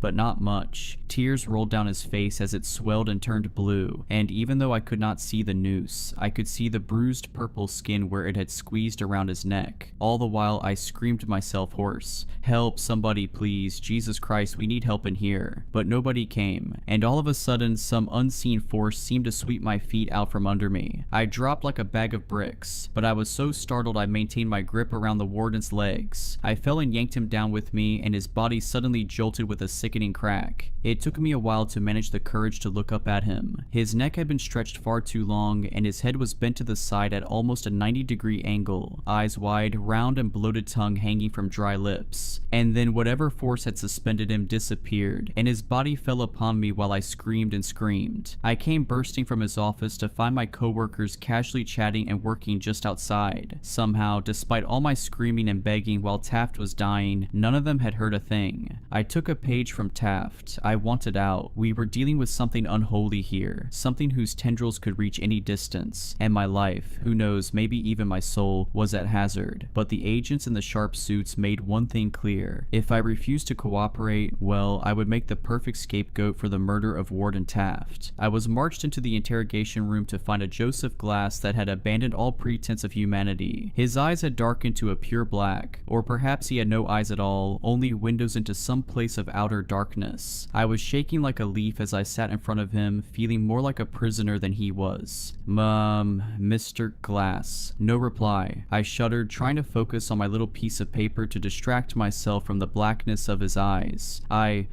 have some questions I'm supposed to ask you. Is that okay? Silence. I take a deep breath. How old are you, Glass? I thought it was just one of those basic questions. Conversation starters, really. I couldn't have prepared myself for his answer. I am old, child. His voice was nothing like I remembered. It was deep and low and rumbling, like there were multiple people speaking in unison, and all were equally ancient. Older than you could possibly know. Older than this nation, and older even than the empire that once bore it. I had to fight the basic animal instinct to flee. Focus on the questions, I thought. Why did you do what you did to those girls? Just so I could feel something again, he whispered. Anything. Did you not feel the slightest bit of guilt, remorse? You ask that of me. Me, who has watched empires rise and fall. He almost sounded amused. Does time feel remorse? For time has killed far more than I. But mankind is like the Hydra. All I've killed will be replaced by essentially identical stock and in greater numbers. And then they will die and be replaced. And so the cycle will continue forever. Did you expect me to pity them for being given the death I, myself, covet? Only the dead are given leave of the cycle. It is a blessing. And suddenly he stood from his chair as if he'd never been restrained at all. A blessing you promised me, Officer Mendez. I stared up at him in disbelief. What, how did you? But I couldn't even stammer a sentence out before he was upon me, crawling over the table with the eerie grace of a spider. These were no longer the imperceptible hints of emotions I'd come to expect. It was like a switch had been flipped. Tears streamed down his cheeks, snarling with genuine rage, hurt, betrayal. And beneath those black seas in his eyes, all the things that haunted the fathoms below were rising to the surface. You owe me a death. Make good on your word. Pay your debt. I cried out and recoiled from his every touch with disgust, but he was stronger than he looked. I couldn't worm my way out of his impossible grip. I won't. Get off of me, you sick bastard. Do it. Pay me what you owe. It was like 1,000 different voices screaming in my ear. Straining and weeping, I locked my hands around his neck and pressed my thumbs against his throat, trying to strangle him. But instead I could just feel that grip upon my own neck, squeezing the life out of myself as my lungs burned for air. Yet I kept pressing harder and harder, as if hoping I might somehow break through whatever unholy force was protecting him. And then those terrible hands grasped my shoulders again, and I was paralyzed by a terror that could be called nothing but ancient and primal. Like the thing standing behind me was the same force that had kept my ancestors huddled terrified in their caves 100,000 years ago. And every one of those voices was crying out to me through my very blood, and it pulled me from my chair, threw me as though I were weightless, and the next thing I knew, I was waking up in the infirmary. Once more, none of this was captured on the security camera. In the footage, I just enter the room and have a seat with strange, almost robotic movements, and then the both of us just sit there staring at each other without speaking, without moving, without blinking, for an hour. After this, Joseph Glass entered a catatonic state, and from then on refused to converse with even me. Now that my usefulness had ended, the agents discarded me like yesterday's trash. Don't even seem to care if I tell anybody. Who would believe me? I thought I'd gotten lucky, that my nightmare was over. I couldn't have been more wrong. Go sorting through any public records, and you won't find a single mention of the name Joseph Glass. They've squirreled him away in that off-the-books black site and scrubbed away every other trace of him. I'd say he'd been unpersoned, if indeed he could ever be called a person at all, but they're still trying every execution method in the book. I don't know quite why. Maybe it's for research. I'm sure the US military would love to find the secret to making its men as unkillable as Glass. And besides, they're not the ones who have to deal with the consequences. On June 3rd, 2005, they tried a firing squad. I know this because me and my wife were out on our second honeymoon, slow dancing by the lake at night to our favorite song, when I felt a wetness against my chest. I looked down to see her eyes as gray and dull as foggy glass, and her chest shredded to Swiss cheese by rounds that made no sound. On December 23rd, 2012, they tried lethal injection. That was the day they found my son's car wrapped around a tree, and baffled coroners discovered that he was dead before the accident even occurred, his bloodstream polluted with pavulon and potassium chloride. It's been years since I've isolated myself from everyone I knew, hermiting away in this cabin out in the middle of nowhere, and yet the stench of death still follows me. Just a couple years ago, I found a news report mentioning my nephew. Apparently he'd been found completely exsanguinated, his veins emptied utterly despite no signs of a struggle. God knows what kind of arcane methods of execution they're trying by now. He's not gonna let me walk away from this, not while I still owe him a debt, but I've been doing some research too. Research into those untold legions of things I witnessed staring up from that blackened sea in Glass's eyes. I've learned things men were not meant to know, practiced rites, assembled tools, ingredients, and I think I know where they're keeping him. Even though they blindfolded me, I counted the second between every turn on our way to the black site, and I've since spent weeks watching the place, cataloging every entry point. Maybe I'm slipping into madness, or maybe I've truly found the way to put an end to the horror, to finally give this monster the justice that Taft would have wanted for him. Joseph Glass had been right about one single thing. I have to pay what I owe, even if it kills me. Justin and I had been together for 10 years, married for 6. I'd been with him for my whole adult life. We'd been dating since I was 17 and he was 18. I always thought he was my soulmate, the man I wanted to grow old with. Turns out I was wrong. I was devastated when I found out. Yes, Justin had been staying out later than usual, and his explanations were usually flimsy at best. I'm not stupid. I had my suspicions, but I think I just really didn't want to come to terms with the fact that my husband was seeing another woman. Honestly, I might have gone years without discovering the truth, but Justin got sloppy. Welcome home, honey. Fun night out with the guys after work again? Justin grumbled, brushing past me. I made dinner if you're hungry, beef tips and rice. I know it's one of your favorites. 8 at the bar. I'm gonna bed, he muttered, steadying himself against the wall before woozily clomping up the stairs. My heart sank. Nights like those were becoming more and more frequent. I loved my husband. All I wanted was to spend a little quality time with him after a long day at work, but he couldn't even spare me a few minutes. I glanced up at him as he lumbered up the steps, a tear trickling down my cheek. In an instant, any sadness that I felt was replaced with burning rage, because when Justin passed underneath the overhead light, I saw what appeared to be a hickey on the side of his neck. A cocktail of emotions swirled within me. Despair, resentment, betrayal. They all hit me like a ton of bricks. I was stunned. I didn't know what to do. I mean, who would? The man I had been head over heels for all that time had stabbed me in the back. I was in disbelief. I stumbled to the kitchen, pulling out a chair before I could collapse. I stared into space, trying to make sense of what I'd seen. I sat there for a long time, deep in thought. After a while, I felt numb, like my entire personality had been flushed down the drain, leaving nothing but an empty husk. Then a thought flashed across my mind. I'd been mistaken. That had to be it, just a mere trick of the light. It was a pretty dimly lit hallway after all. Whatever the case, I had to know. I tiptoed upstairs, abandoning my dinner. I crept up to our room as quiet as a church mouse before lightly pushing open the bedroom door. Justin was fast asleep. I didn't waste any time. I rushed across the room, careful to avoid any squeaky floorboards, and I inspected Justin's neck. His snores grew louder as I approached.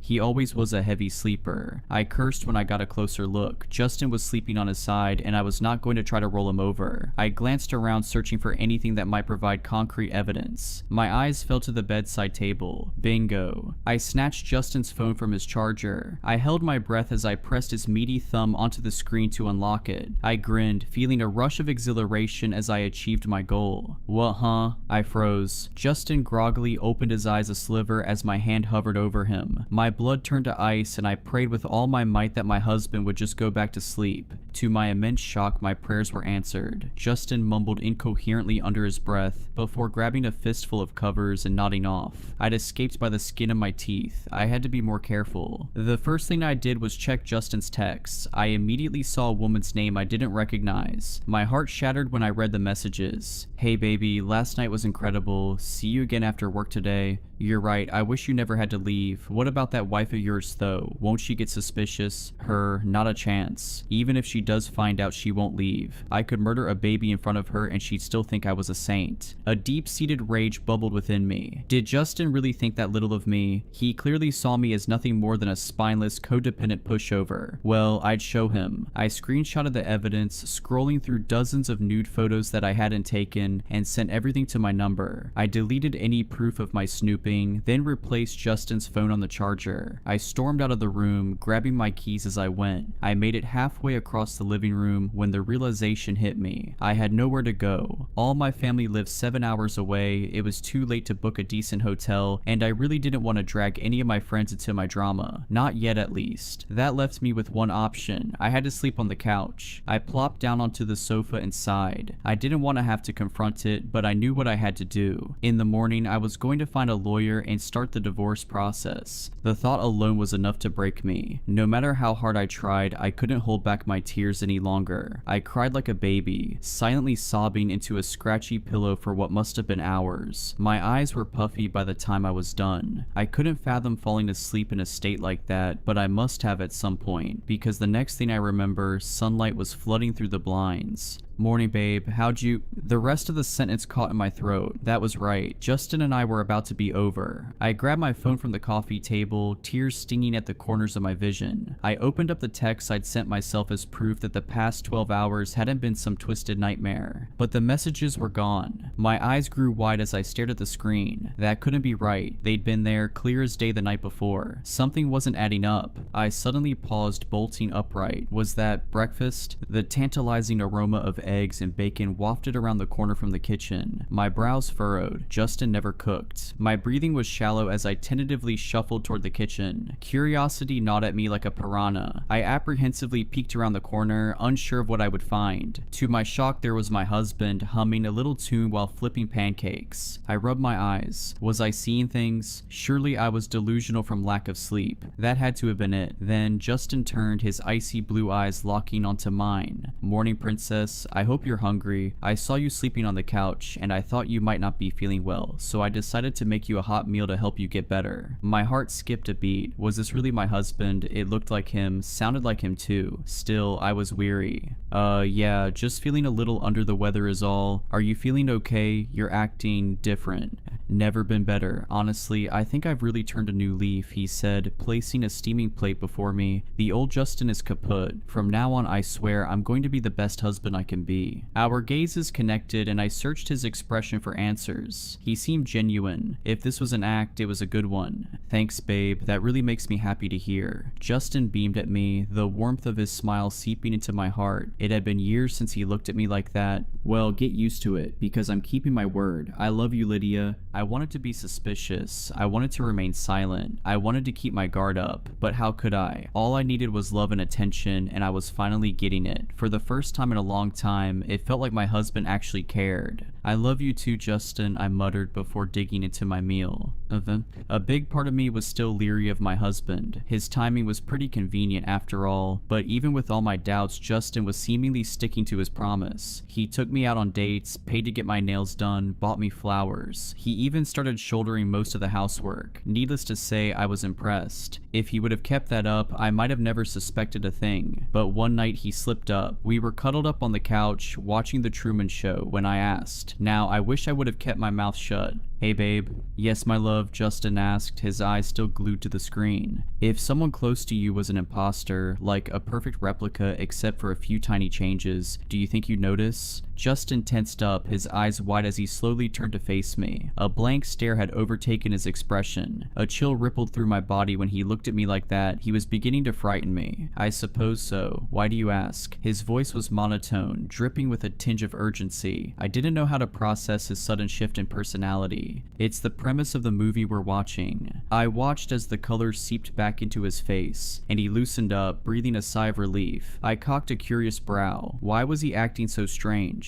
That makes sense. We sat there in uncomfortable silence, shifting our attention back to the TV screen. After a few more tense moments, I couldn't take it anymore. "I've got to use the restroom and charge my phone. I'll be right back. No need to pause the movie for me." Justin nodded before grinning up at me. His smile, had his teeth always been that straight? "Okay, baby girl, hurry back. Wouldn't want your spot to get cold." "Yeah, sure thing." I practically bolted up the stairs, locking myself in our room. I slumped against the door, trying to steady my palpitating heart. What was going on? Was it just me, or was that some seriously freaky behavior? Either way, I needed a second to calm down. I had my eyes shut, focusing on my breathing, when I heard it. My phone was buzzing from inside my pocket. I hurriedly retrieved it, glancing at the screen. Unknown number. I normally don't answer calls from strangers, but something compelled me. Maybe it was intuition, or perhaps I just wanted someone to talk to other than my husband. In the end, I accepted the call. Hello? Lydia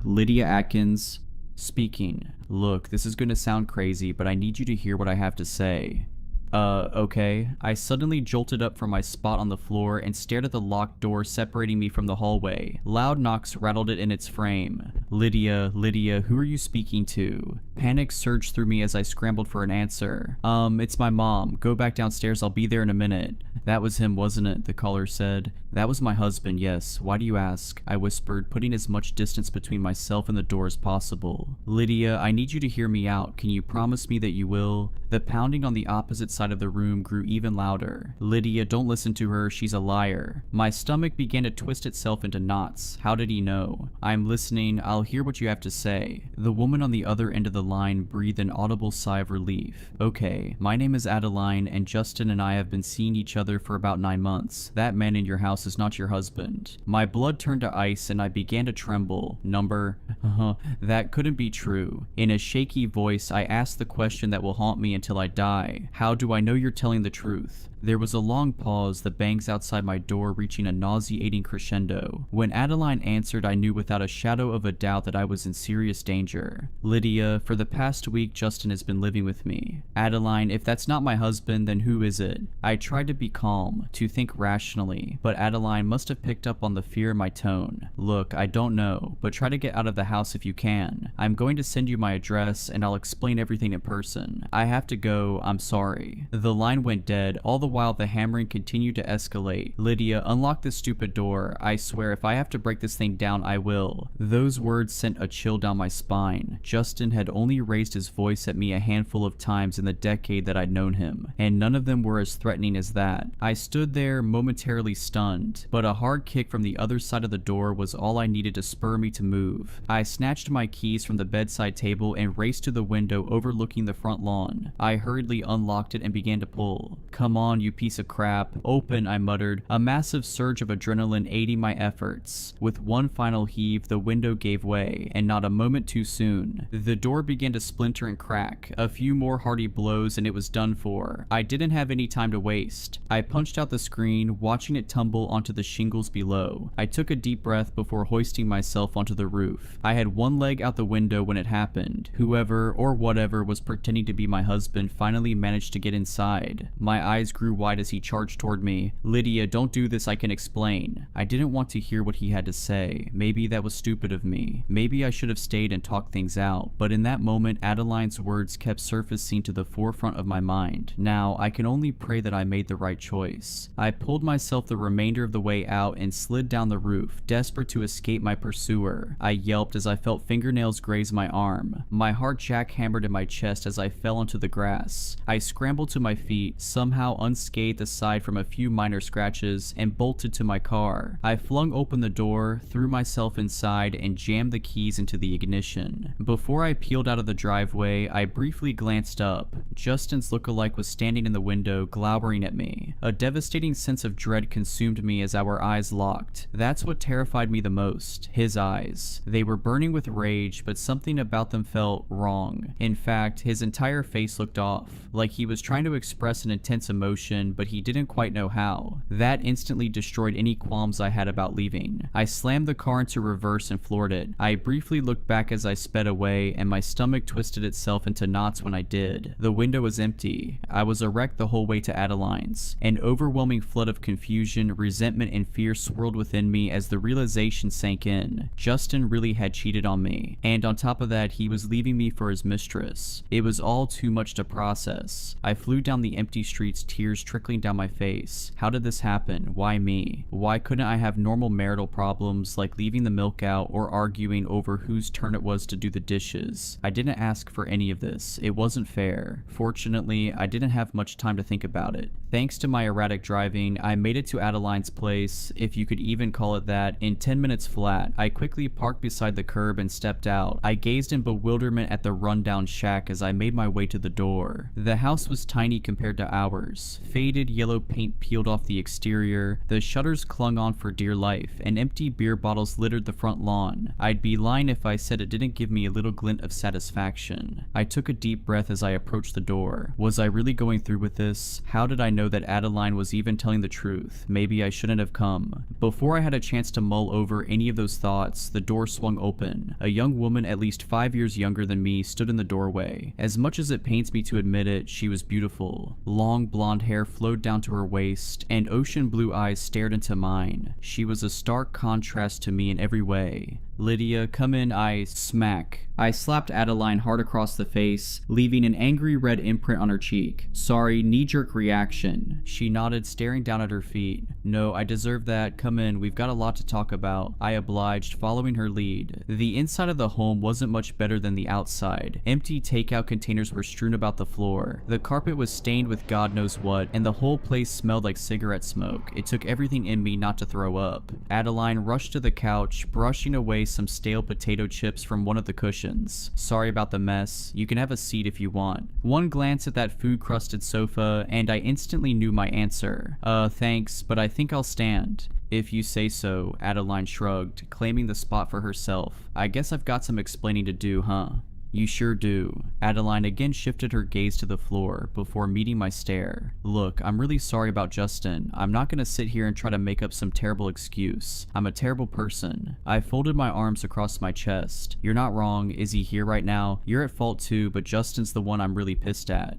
No, he's at the bar. He said he had some drinking to do. Lydia, I really am sorry. I know I can't make it up to you, but I held up my hand to stop her. As much as I'd love to berate you and listen to you suck up to me the whole night, that's not why I came. I've got bigger problems to worry about. How did you know about whatever took Justin's place? Adeline bit her lip, twirling a few strands of hair between her fingers. So tonight I went with Justin to get some of his things from y'all's house. He said you usually took a bath around that time, so he was just going to get in and get out before you noticed. But that thing, whatever it is, it met him at the door before he could go inside. I saw them arguing, then Justin walked back to the truck, pale as a ghost. He dropped me back off here without a single word. After I saw that, I knew I had to warn you. I made Justin give me your number, and I called you right when I got home. I nodded, soaking in her revelation. That makes sense. I was wondering how you got my info, but I still have so many questions. What is this thing, and how did it manage to replace my husband? I mean, it's even got the same truck as he does. How is that possible? Adeline pursed her lips. I don't know. I wish I had more answers for you. But Lydia, you have to listen to me. Whatever we're dealing with, I don't think it has good intentions. Watch this. It'll prove that I'm telling the truth, she said, pulling up a video on her phone. I leaned in to get a better look. The video was of Justin. He was standing on our front porch talking to himself. I could tell right away that the one facing the camera was the fake. It was too perfect. All its features were too smooth. I couldn't believe I hadn't noticed it before. The longer I watched, the more uneasy I felt. As the conversation progressed, I could tell that the real Justin was getting heated. There was no audio, but I could see him getting visibly more angry, even with his back turned. Until it happened. The imposter's face began to twist and contort in unnatural ways. It was as if someone was molding clay with an invisible hand. And that's where the video ended. The sight of it disturbed me on a primal level. My stomach churned and my head began to spin. I seriously thought I was going to be sick. That's why I had to tell you, I couldn't just sit by and let that monster hurt ye. A loud pounding against the front door cut Adeline off. Lydia, are you in there? I just want to talk.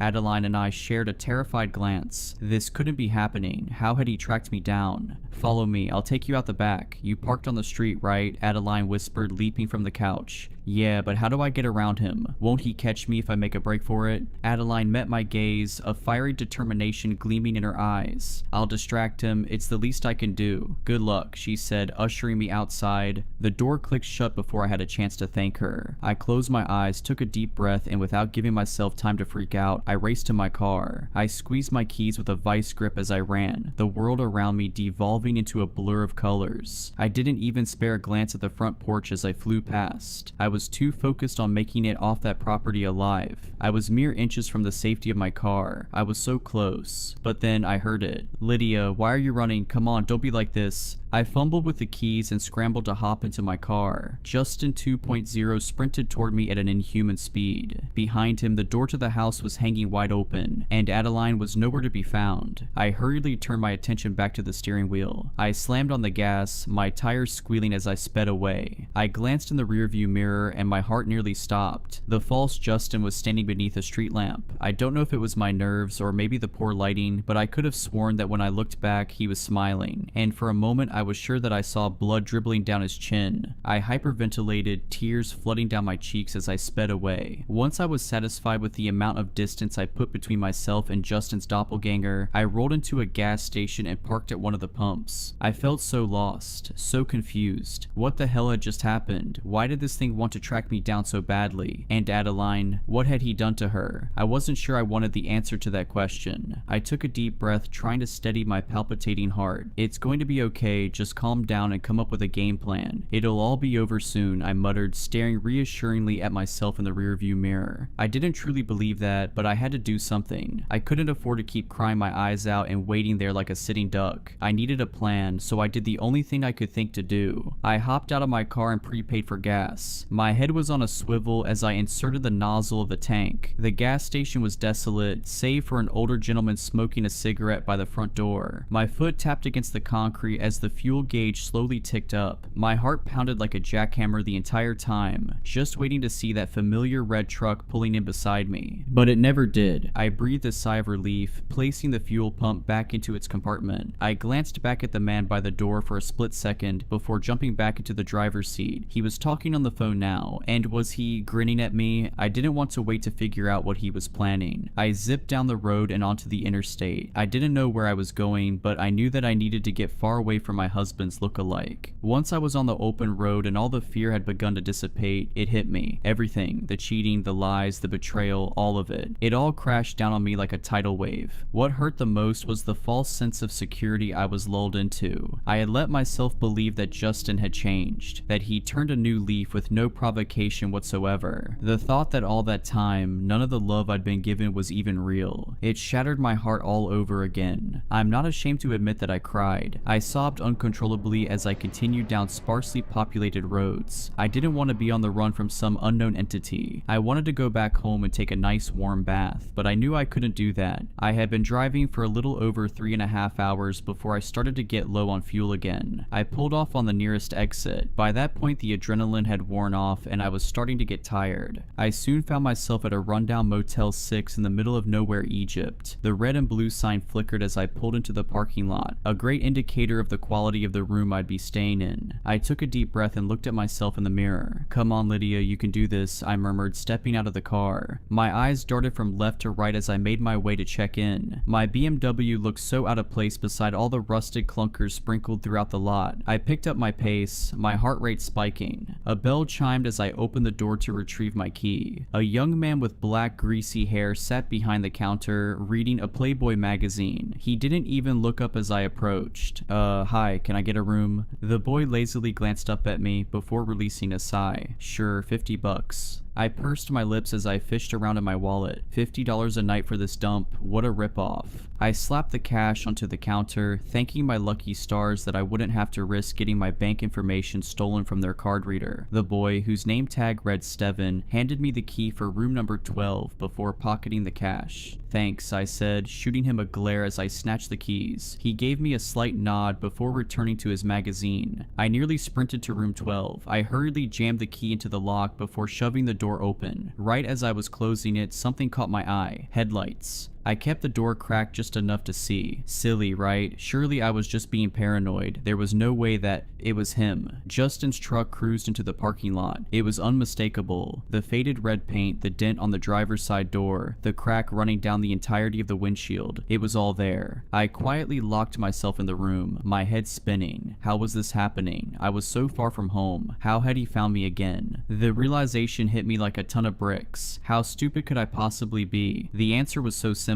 I pulled out my phone and there it was. Justin and I were sharing our locations. With everything that had happened, I hadn't even thought to turn it off. I knew it was too late, but I turned off location services anyway. I felt nauseous as I placed my phone back in my pocket. How accurate was that thing? Did the doppelganger know what room I was in? Morbid curiosity got the best of me. I had to know. With a shaky hand, I brushed back the blinds to my window. The second I did, tears began to trickle down my cheeks, and my blood turned to ice. face. He was outside. Justin's impersonator was standing directly outside my window. His eyes were wide and manic. The grin he wore looked off, like it was too big for his face. I couldn't move. I was paralyzed with fear. The fake Justin walked up to the glass and paused for just a moment. The silence was so deafening that the only audible noise was the blood pumping in my ears. And then he moved. His tongue lolled out of his mouth and he slapped it against the glass with a wet thump. He dragged it upward, those inhuman eyes never breaking contact with mine. "I found you. It's time to stop running and let me in." His smile vanished as he gritted out those words. That was enough to snap me from my stupor. I let the blinds fall over the window and stumbled backward, nearly crashing into a table. That's where I am now, writing this at that table. I'm done for. It's only a matter of time before he breaks in. I phoned the front desk, but no one answered. I called the police too, but response times are slow this far out in the boonies. This will most likely be my final update. If the cops don't show up on time, I don't know what he'll do to me. My hands are trembling as I type this. He's trying to kick the door down, and I don't think it's gonna hold. To anyone reading this, please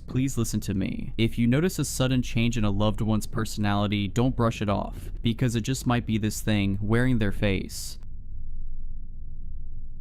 At first, I thought it was fun. We lived in an RV. It was like an endless vacation. One week we were in LA, the next we were in Salt Lake City. We didn't know much about our lives before this. We knew we were born in Portland and that we could never stop moving. We always knew we were a special family. I just guess we didn't know how special we were. My parents tried so hard to have kids and almost lost hope. That's why my twin sister and I were so special to them. They're little miracles. It was annoying, but at least we knew we meant something to them. Amelia and I were fairly close as far as siblings go. We were kind of each other's only friends since we were homeschooled. We felt pretty isolated. We never set up camp anywhere fun. No KOA campgrounds with ice cream shops and swimming pools, always driving off-road and living deep in the woods. I guess it was peaceful in a way, but anyone who grew up near the woods understand it's not something you mess with. The first time I really personally realized something was up was just before our 7th birthday, when we were staying in a place in BC called Kamloops. We weren't supposed to sneak out or leave mom and dad's sight, but at the time, we were mischievous 6-year-olds with a huge unexplored forest in front of us. What do you expect? We waited until they fell asleep for the night and snuck out of the RV through the window, which was easy because the window was just a sheet of plastic held together by a zipper, and we set off with nothing but a crappy lantern to illuminate the path in front of us. It wasn't long before we saw something strange, a glow, not from our lantern, it was coming from in front of us. It didn't take long for us to see who or what was in front of us. It was a lady holding a small homemade torch, but she didn't look much like a lady. Her hair was matted and fallen out in some places, her skin was almost blue and looked rotted, her teeth were yellow and a few were missing, and I thought you could even see part of her jaw. She was wearing a dirty hospital gown. I didn't know where the nearest hospital was, but it had to be pretty far, because the last time I remember driving anywhere with a paved road had to be 3 hours before we set up our camp here. Amelia and I were frozen in fear, and for the first time since we had mutually decided affection towards siblings was lame, I reached for her hand. That thing reached out its bony arm to us. It moaned something almost indecipherable, like muh-buh-buh. That was enough to snap me out of it, and I sprinted away, dragging Amelia behind me. By some miracle, we had made it back to the RV, and by some other miracle, got back in without waking our parents. We didn't get much sleep, and were far too shaken up to even say good morning to our parents, let alone tell them what happened. Would they have even believed us if we told them? Well, after what happened next, I guess they would have to. When we opened the door to the RV, we saw that the remains of what we had left out overnight, a campfire reduced to ashes, the sticks covered in charcoal Amelia and I had used to draw on the rocks, and a makeshift table with a few cans of beans had been utterly destroyed. It wasn't too out of the ordinary to have our camp ravished by animals. We lived in the woods after all, but this was something no animal could do. This looked set up like whatever did it had a plan. What we saw written on the back of the RV confirmed this belief. In the charcoal sticks, someone had written, "You can't run forever" on our trailer. Mom made us breakfast while Dad cleaned up the mess. We left shortly after that and drove for hours, not even stopping for quick washroom breaks. Mom and Dad spoke in hushed whispers as Dad drove. I wish I knew what they had been talking about. That night, I guess because Mom and Dad could see we were shaken up, they took us for a rare treat, a dinner at a real restaurant. A crappy diner, but a restaurant nonetheless. It was empty there, which was why my parents liked it, as they hated crowds. I was over the moon. A root beer float and a greasy cheeseburger was anything a 6-year-old boy could dream of, which was why I was so upset when mom and dad made us leave the second someone else came in. It was just an old trucker, I didn't get the big deal. While we were in the RV, Amelia asked why we had to leave while I sulked in my bunk, a glorified shelf. Mom sighed. I suppose you two are almost 7, that's old enough to know. Well, Zachary, Amelia, the reason we had to leave is because we're scared of losing you. Do you remember what happened when you were 4? I had no idea, my memory was never good, but Amelia claimed to remember. We were in Beaverton, not too far from Portland. She said that when we were 4, we were running around in a field when a big man in camouflage and bit boots came up to us and bent down to our level. We're not supposed to talk to strangers, Amelia said. She was always a goody two-shoes. I'm John. Now we're not strangers. What are your names? I'm Zach, and that's my sister Amelia. We're 4 and our birthday is July 26, 2002. I had apparently said, but I bet Amelia just said I said that to make me look worse. That's when he stopped smiling. He roughly took our hands and started to lead us away. Let's go somewhere fun, Zach and Amelia. I need to take you someplace else. My mom got teary. That's right, if your dad and I hadn't caught you just before you left, we probably would have never seen you again. I took you to someplace safe, and your dad, well, your dad.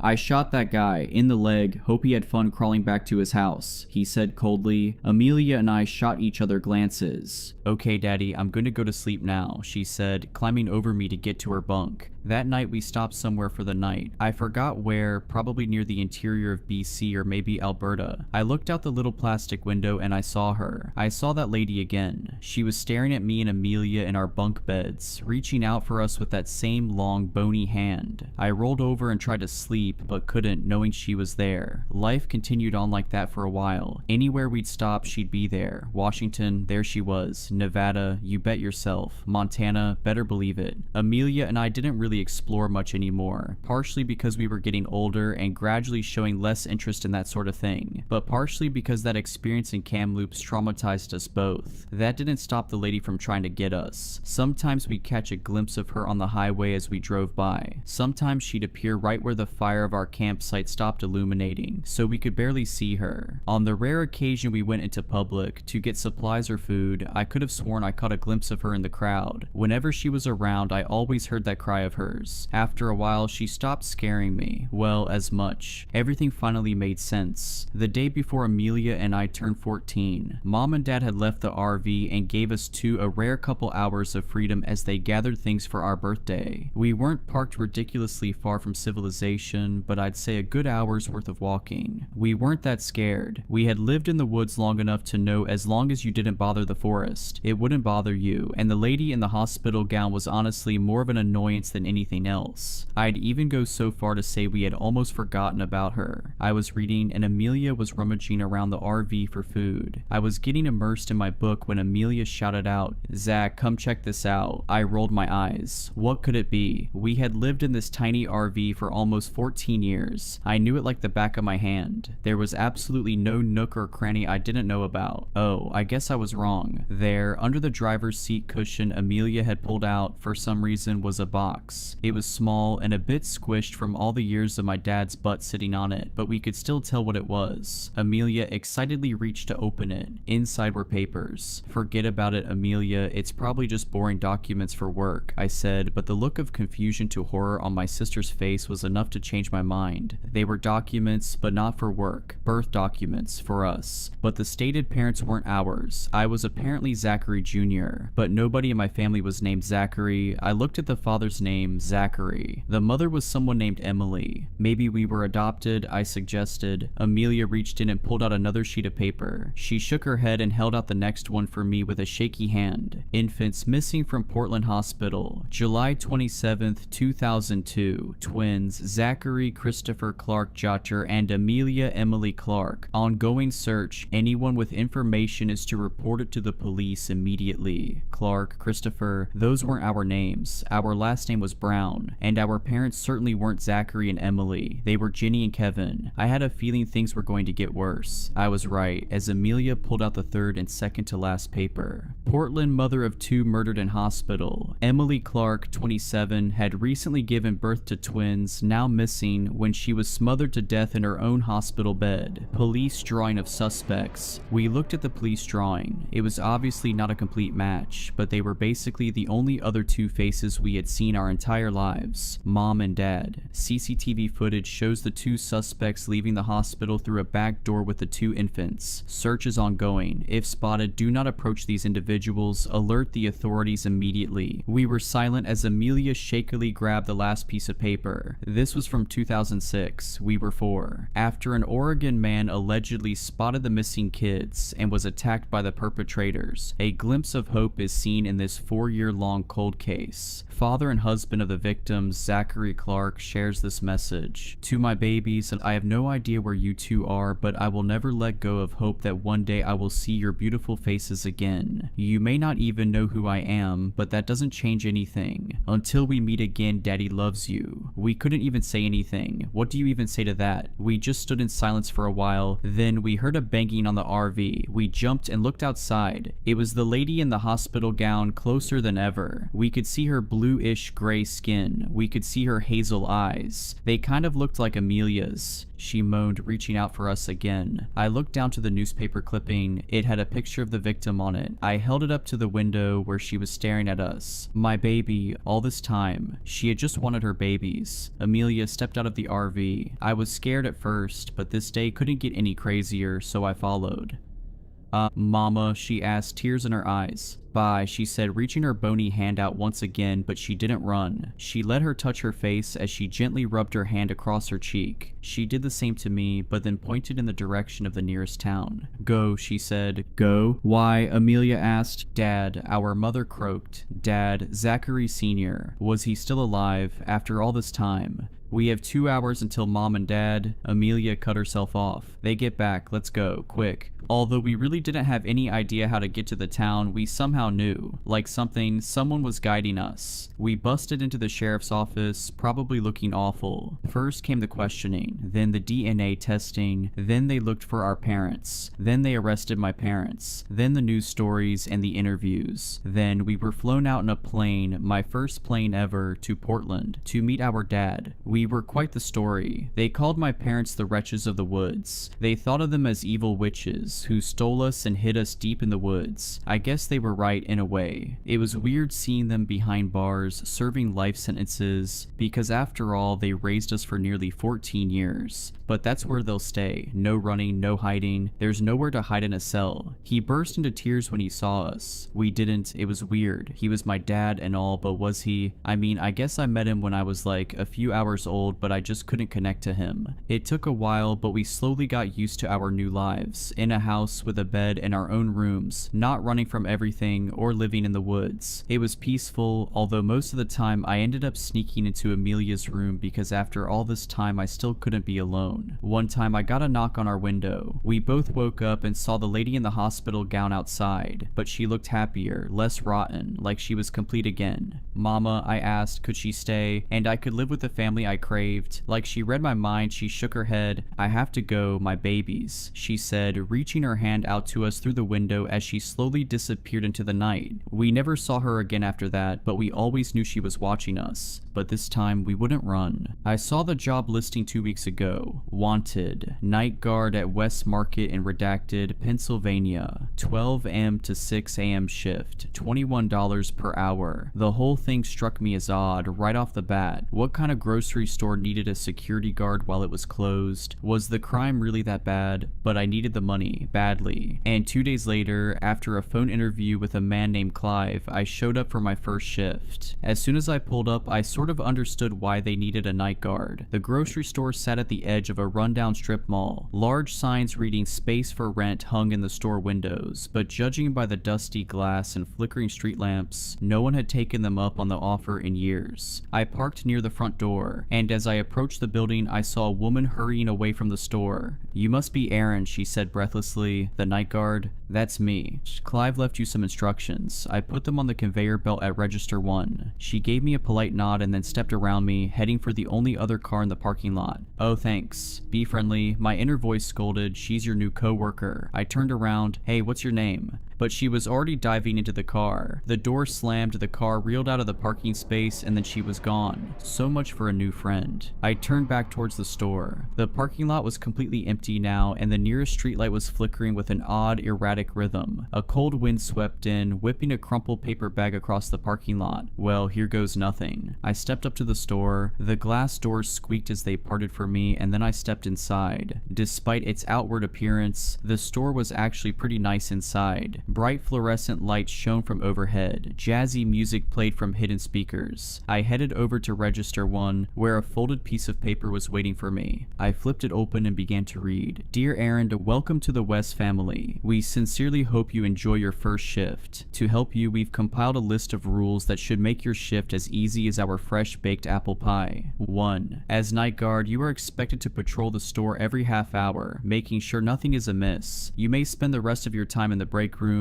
at the back of the store monitoring the security camera feeds. 2. Do not go down aisle 7. Do not look down aisle 7. 3. If you hear a knocking sound coming from within the freezers in the frozen food aisle, ignore it. 4. If you see a shopping cart that hasn't been put away, please return it to the shopping carts at the front of the store immediately. 5. Do not be alarmed if you find a pool of blood in the meat aisle. Sometimes our meat packages leak. Simply head to the storage closet, get the mop and bucket and clean it up. However, do not step in the puddle or touch it in any way. 6. If you see a woman in the store, immediately go to the break room and stay there until she leaves. Do not call the police or report a break-in. Do not make eye contact with her. 7. The music we play throughout the store is a pre-recorded disc of instrumental jazz. If the music ever stops, immediately go to the break room and stay there until it resumes. And 8. Do not, under any circumstances, end your shift early. Thank you so much, and again, I hope you enjoy your shift. Clive. I stared at the rules, rereading them slowly. They were so weird. A woman in the store, avoid aisle 7. I'd never been given instructions like this, even when I worked as a bouncer at a nightclub in a bad part of town. Maybe it was a test. They wanted to see how well I could follow instructions, no matter how absurd they were. I looked up at the security camera, staring down at me from the corner. Okay, challenge accepted. I glanced at my phone, 12:06. Might as well get my first patrol out of the way now, before getting settled in. It was odd walking through the store when it was so empty and quiet. All the breads and muffins had been stored away somewhere. White, opaque plastic had been pulled down over the vegetable display to keep the cold in. When I got to the end, I made a right into the meat section. Sheets of plastic had been pulled over the meat coolers too. I saw flashes of red through the gaps, of massive ribeye and sirloin steaks, big slabs of meat with the bone still intact. I averted my eyes. While I wasn't a vegetarian, I never really liked the sight of raw meat. I turned instead to the aisles. Aisle 3, pasta and sauces, all lined up on the shelves, glinting in the fluorescent light. Aisle 4, cookies and snacks. Aisle 5, aisle 6. Oh right, I wasn't supposed to look at aisle 7. I forced myself to look down at the floor. Yeah, it was stupid, but they told me not to look. In the off chance they were going to check the CCTV footage later to grade my performance, I was going to follow every rule. I continued further into the store. A few minutes later, I found the break room, a nondescript brown door with a little square window cut into it. I took note of its location for later. As soon as I was done with this patrol, I was going to break out my laptop and finish watching Friday the 13th 4. And then I was at the west end of the store, the frozen section. I turned down the aisle, heading back towards the front. That's when I saw it.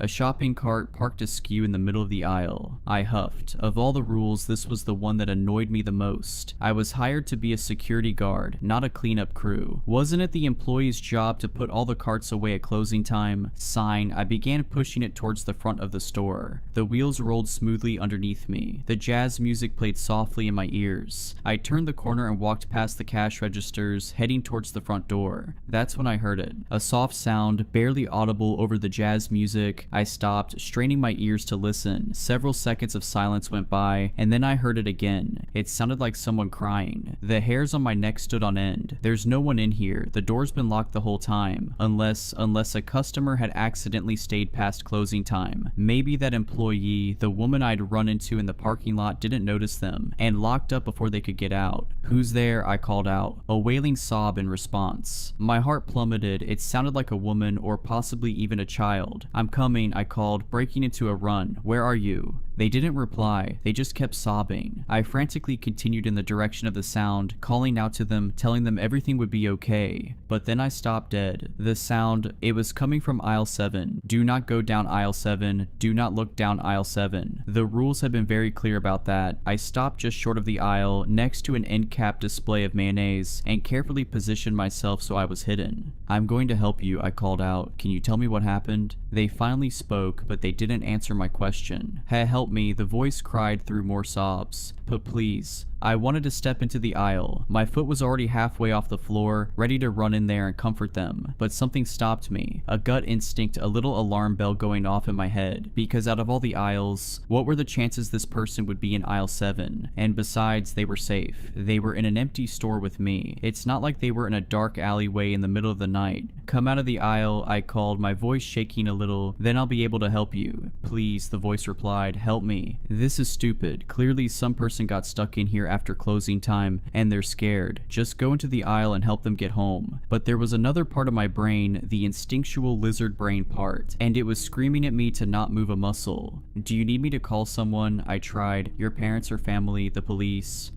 Help me, the voice pleaded again. The help me, it sounded the same each time they said it. A little stutter at the beginning, an emphasis on me. It almost sounded like a recording or some AI generated thing looping over and over. It didn't sound natural. Come out of the aisle, I shouted. Come out and I'll help you. The sobs got louder, faster, hysterical. Help me, the voice pleaded again in a desperate tone that made my stomach twist. I stood there, pressed against the mayonnaise display. Listening to them sob was making my stomach flip-flop, even if it did sound slightly unnatural. I could call the police, I thought. They'd know what to do. Except I'd left my cell phone with my backpack at cash register 1, and getting it would mean crossing aisle 7. The rules didn't say anything about walking past aisle 7. They just said I shouldn't go down it or look down it, and I couldn't just stand here and do nothing. What if it really was someone who needed help? A child who'd sprained their ankle and couldn't get up?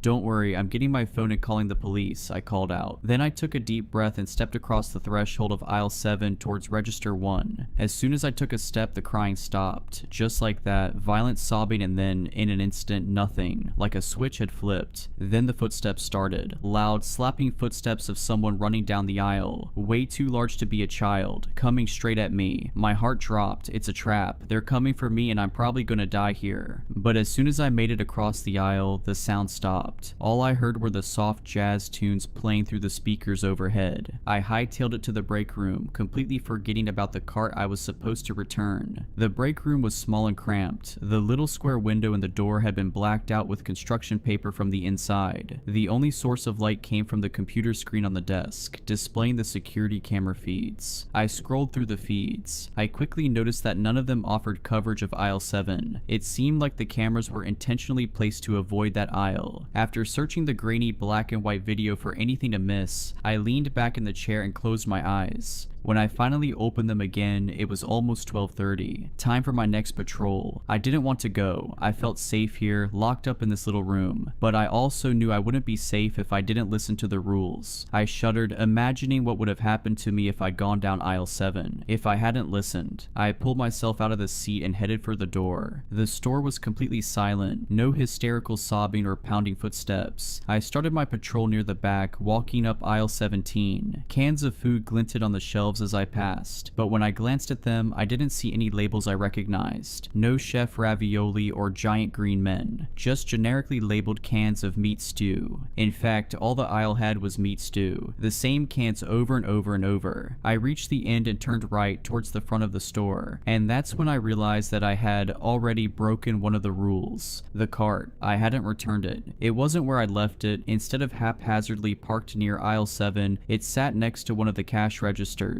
Like some ghost man was checking out his groceries. I paused for a second, hands hovering above the handle. Then I grabbed it and headed towards the door. Outside, the parking lot was pitch black, not a single street lamp. The shopping carts are only a few feet from the door, I told myself. Just go in and out, it'll take 2 seconds. I did it as quickly as possible. I ran into the darkness, slammed the shopping cart into the row, and dashed back inside. Then I shut the doors and clicked the lock. Okay, that wasn't too bad, I said to myself, letting out a sigh sigh of relief. For a second, I reveled in the peace of the store, the silence, the safety of being locked inside with no one else with me. But then I stopped. The silence. Oh no. The jazz music wasn't playing. How long had it been off? I'd been so preoccupied with returning the cart, I wasn't even paying attention. I broke into a sprint towards the back of the store, cookies and snacks flashing by me. Then I swerved right and sprinted into the break room. I pulled out the list of rules and read them over again. Do not, under any circumstances, end your shift early. Why did he write that? Was it just because he didn't want anyone flaking out on him? Or if I left early, would some horrible fate befall me? Because I really wanted to leave. I opened my backpack, pulled out the soda I'd brought and popped it open, took a sip, scrolled through the security feed, 5 more hours. The next 4 patrols went fairly well. The rules didn't say how long they had to be, so every 30 minutes I sprinted a lap around the store as fast as I could. The whole thing only took about a minute. Then, for the other 29, I locked myself in the break room. On the second patrol, I heard knocking as I ran down the freezer aisle. It started as light tapping across the glass, then crescendoed into loud thumps, like someone was slamming their palms against the glass doors. As per the rules, I ignored it. I just kept running until I made it back to the break room. On the last patrol, the music had cut out again, so I quickly detoured and got to the break room as quickly as I could, the silence ringing in my ears. And now here I was in the break room with 3 hours left. I stared at my phone's clock, ticking slowly towards 3 a.m. I stood up, shaking out my nervous energy, preparing myself to sprint. I'd been a runner back in high school, but in the past 10 years I'd gotten way out of shape. The last patrol had left me panting and breathless, legs aching. My hand closed around the doorknob. My heart hammered in my chest. 3, 2, 1, go. I wrenched the door open and shot out into the store, but I didn't get very far because there was an enormous pool of blood on the floor. I froze, all the air sucked out of my lungs. I stared at the blood shining in the fluorescent lights. The rules said to clean it up, but that would take at least 10 minutes. I wasn't safe out here. I swallowed. Then I hurried to the supply closet, got a mop and a bucket, and started cleaning as fast as I could. The job was messy. I slid the mop through the blood, then dunked it in the bucket, rinsed and repeated, the soapy water-tinged red. A few times it splashed up and almost landed on me, but I did it. I cleaned it all up without touching a drop. Unfortunately, by the time I was finished, it was 3:27. Time for my next patrol. I was too tired to run, so I settled for a brisk walk around the store. I headed up through the frozen food. I noticed now there were handprints on the glass doors. Handprints of all sizes, tilted and smudged, except the proportions looked all wrong, with fingers that were too long, too thin. I averted my eyes and kept going. 2.5 more hours. My footsteps clicked against the tile floor. The jazz was starting to grate on my nerves. I must have heard the same looping saxophone melody 20 times now. It made me want to punch something. Sighing, I continued towards the produce section, briskly walking past the aisles. Then I stopped. Something caught my eye in one of the aisles. I backed up and took a better look. Someone was standing in aisle 9. A woman. She wore a blue linen dress and black high heels. Long black hair cascaded down her back, almost to her waist. She faced away from me, standing still, her thin white arms hanging limply at her sides. In her hand was a basket filled with cuts of raw meat. The rule echoed in my head. If you see a woman in the store, immediately go to the break room. Do not make eye contact with her. I slowly backed up as quietly as I possibly could. Then I started down the next aisle towards the break room. Click, click, click. I heard her footsteps echo against the tile. I hurried my pace towards the break room, but then I stopped. Her footsteps weren't coming from behind me. They were coming from in front of me. I averted my eyes to the floor, just as I saw 2 black, high-heeled shoes step into the aisle. I stared at the floor. Do not make eye contact with her. Do not make eye contact with her. The words repeated over and over in my head, but I had to get to the break room and she was standing in my way. All I could see were her shiny, high-heeled shoes, and the little drops of blood that leaked out of the meat packages in her basket, staining the floor. I backed up. That was the only way I could go. I kept my eyes on the floor, careful not to look up, but she was following me. Click, click. For every step I took, I saw a shiny black heel come into view, attached to a thin white calf extend, keeping time with me. I quickened my pace, so did she. Click, click, click. I wheeled around and broke into a sprint. Click, click, click.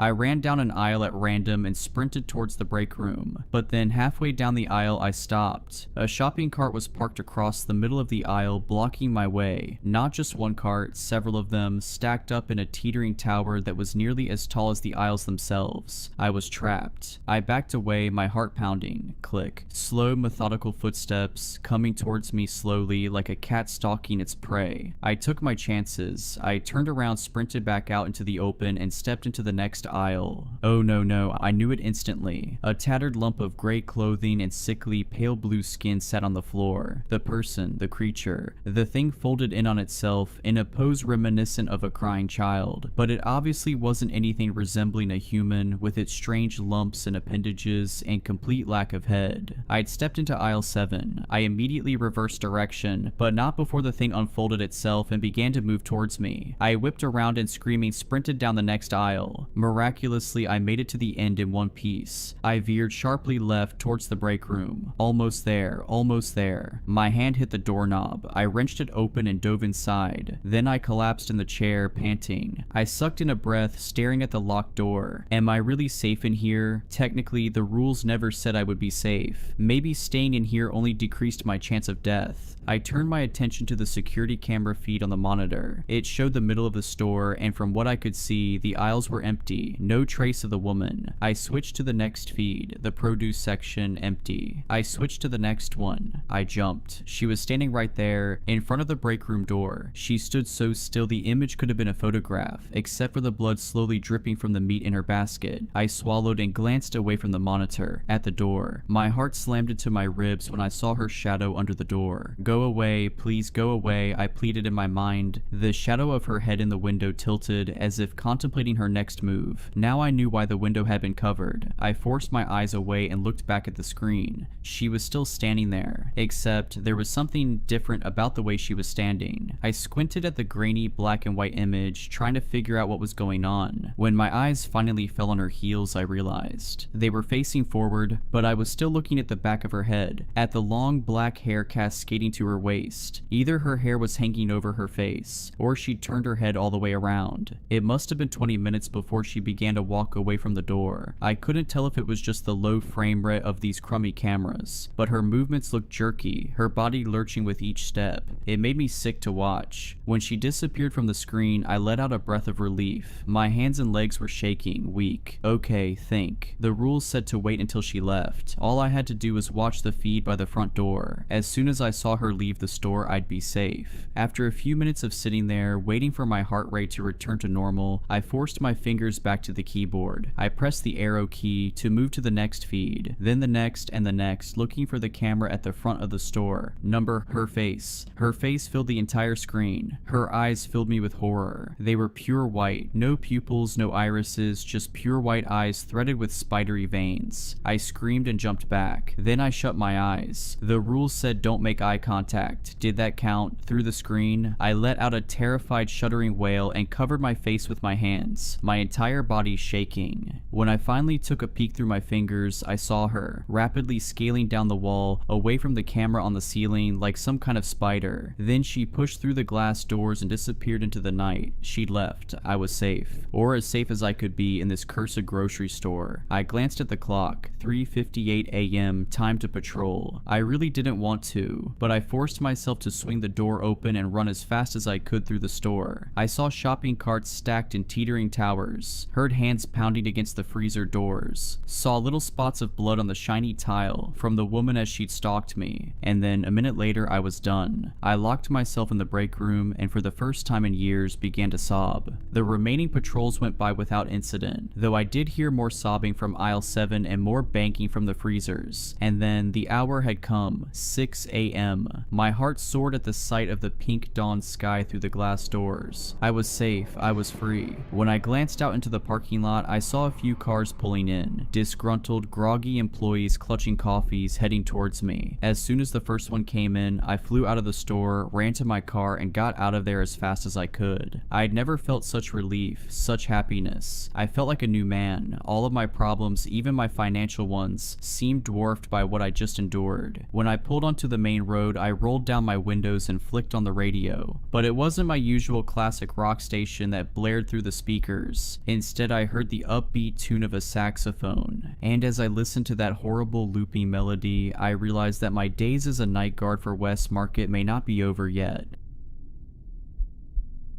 I can barely remember what life was like before we found the game that June night. We were 6 high school kids bored out of our minds, trying our best to fill the void. Most of us had part-time summer jobs, but we were hesitant to spend money on anything. We all hoped to save for college. After what felt like hours going back and forth on deciding what to do for the day, we took a walk around our suburban neighborhood. It was the end of a yard sale day, and most people were packing up and heading inside. A few people still remained outside eager to sell. We didn't really have the intention to buy anything, but I still combed through the last pieces of used crap people set out. I always think I'm going to find some kind of amazing treasure, but always end up questioning my purchases hours later. I found myself digging through a shoebox full of old board games. I thought I might be able to find a new game for all of us to play. I also figured since it was the end of the day, I might get it for super cheap. At first, I only saw games that looked in too bad of shape to even buy. That, or it was a game I knew my friends wouldn't want to play. I've always been a board game fan, but not so much my friends. I had to beg them for months to play D&D with me, and they were only willing to play it for my birthday. I'm always trying to find new games that might interest them. I was ready to give up, but then I saw a game at the bottom that I'd never heard of. Tasks with Friends with the tagline, "The game you and your friends will never want to put down." The box looked colorful and pretty worn out, but not so bad that we couldn't play with it. It just looked well loved. I tried to open it up, but the sides were taped down.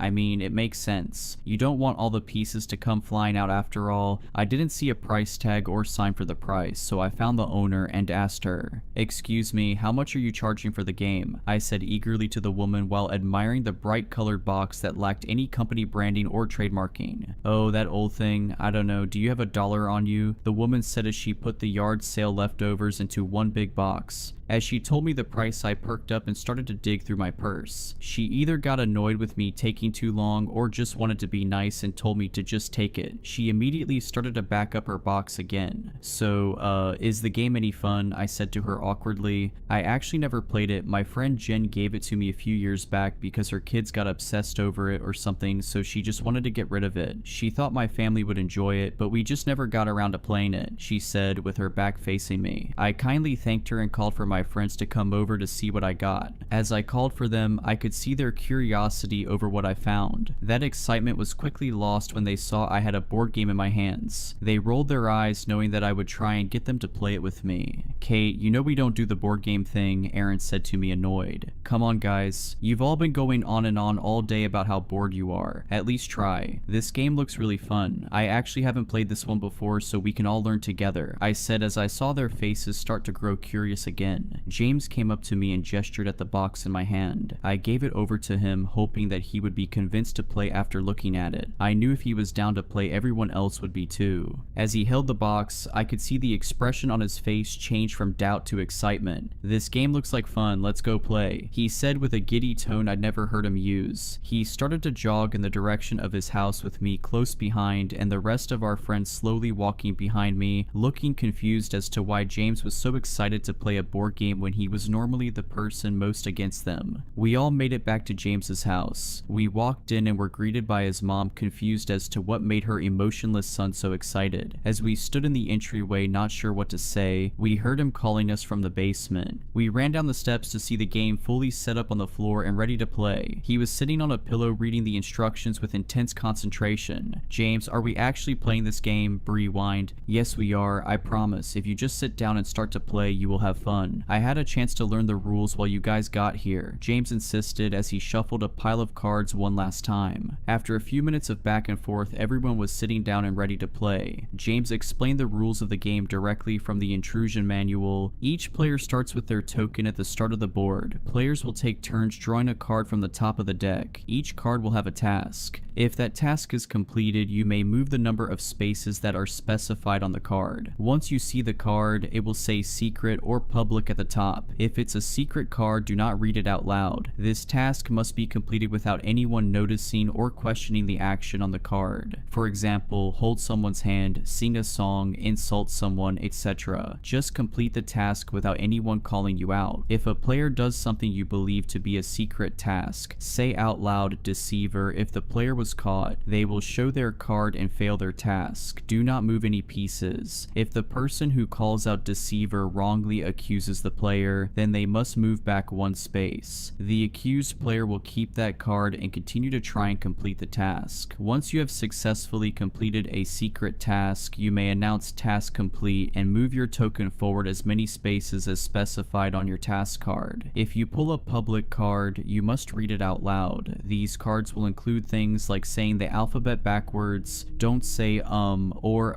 until your next turn, singing a karaoke song, playing dead for 1 minute, etc. Some cards have time limits and specific instructions. Every card will clearly state the task. The player who gets their token to the end of the board wins. The game will start with the player who lied last drawing a card. Take turns drawing one card at a time, with the person to your right going next. Have fun. James folded the paper instructions up and sat them by his side, asking if anyone had questions. No one said anything. It seemed like they all understood the game fine. Or maybe they just didn't care yet. "Alright, let's get the game started," James proclaimed, but was met with blank stares. "Come on guys, I just read the rules. You should know how the game starts. We have to start with who lied last." Everyone remained silent. No one wanted to say their last lie. "This is so dumb, I guess I'll go. I told my mom that Henry wasn't hanging out with us when I left the house. There, I'll go first." Bree blurted out as she leaned forward to grab a card. As she looked at it, she rolled her eyes. "This is so dumb. Why are we playing this game?"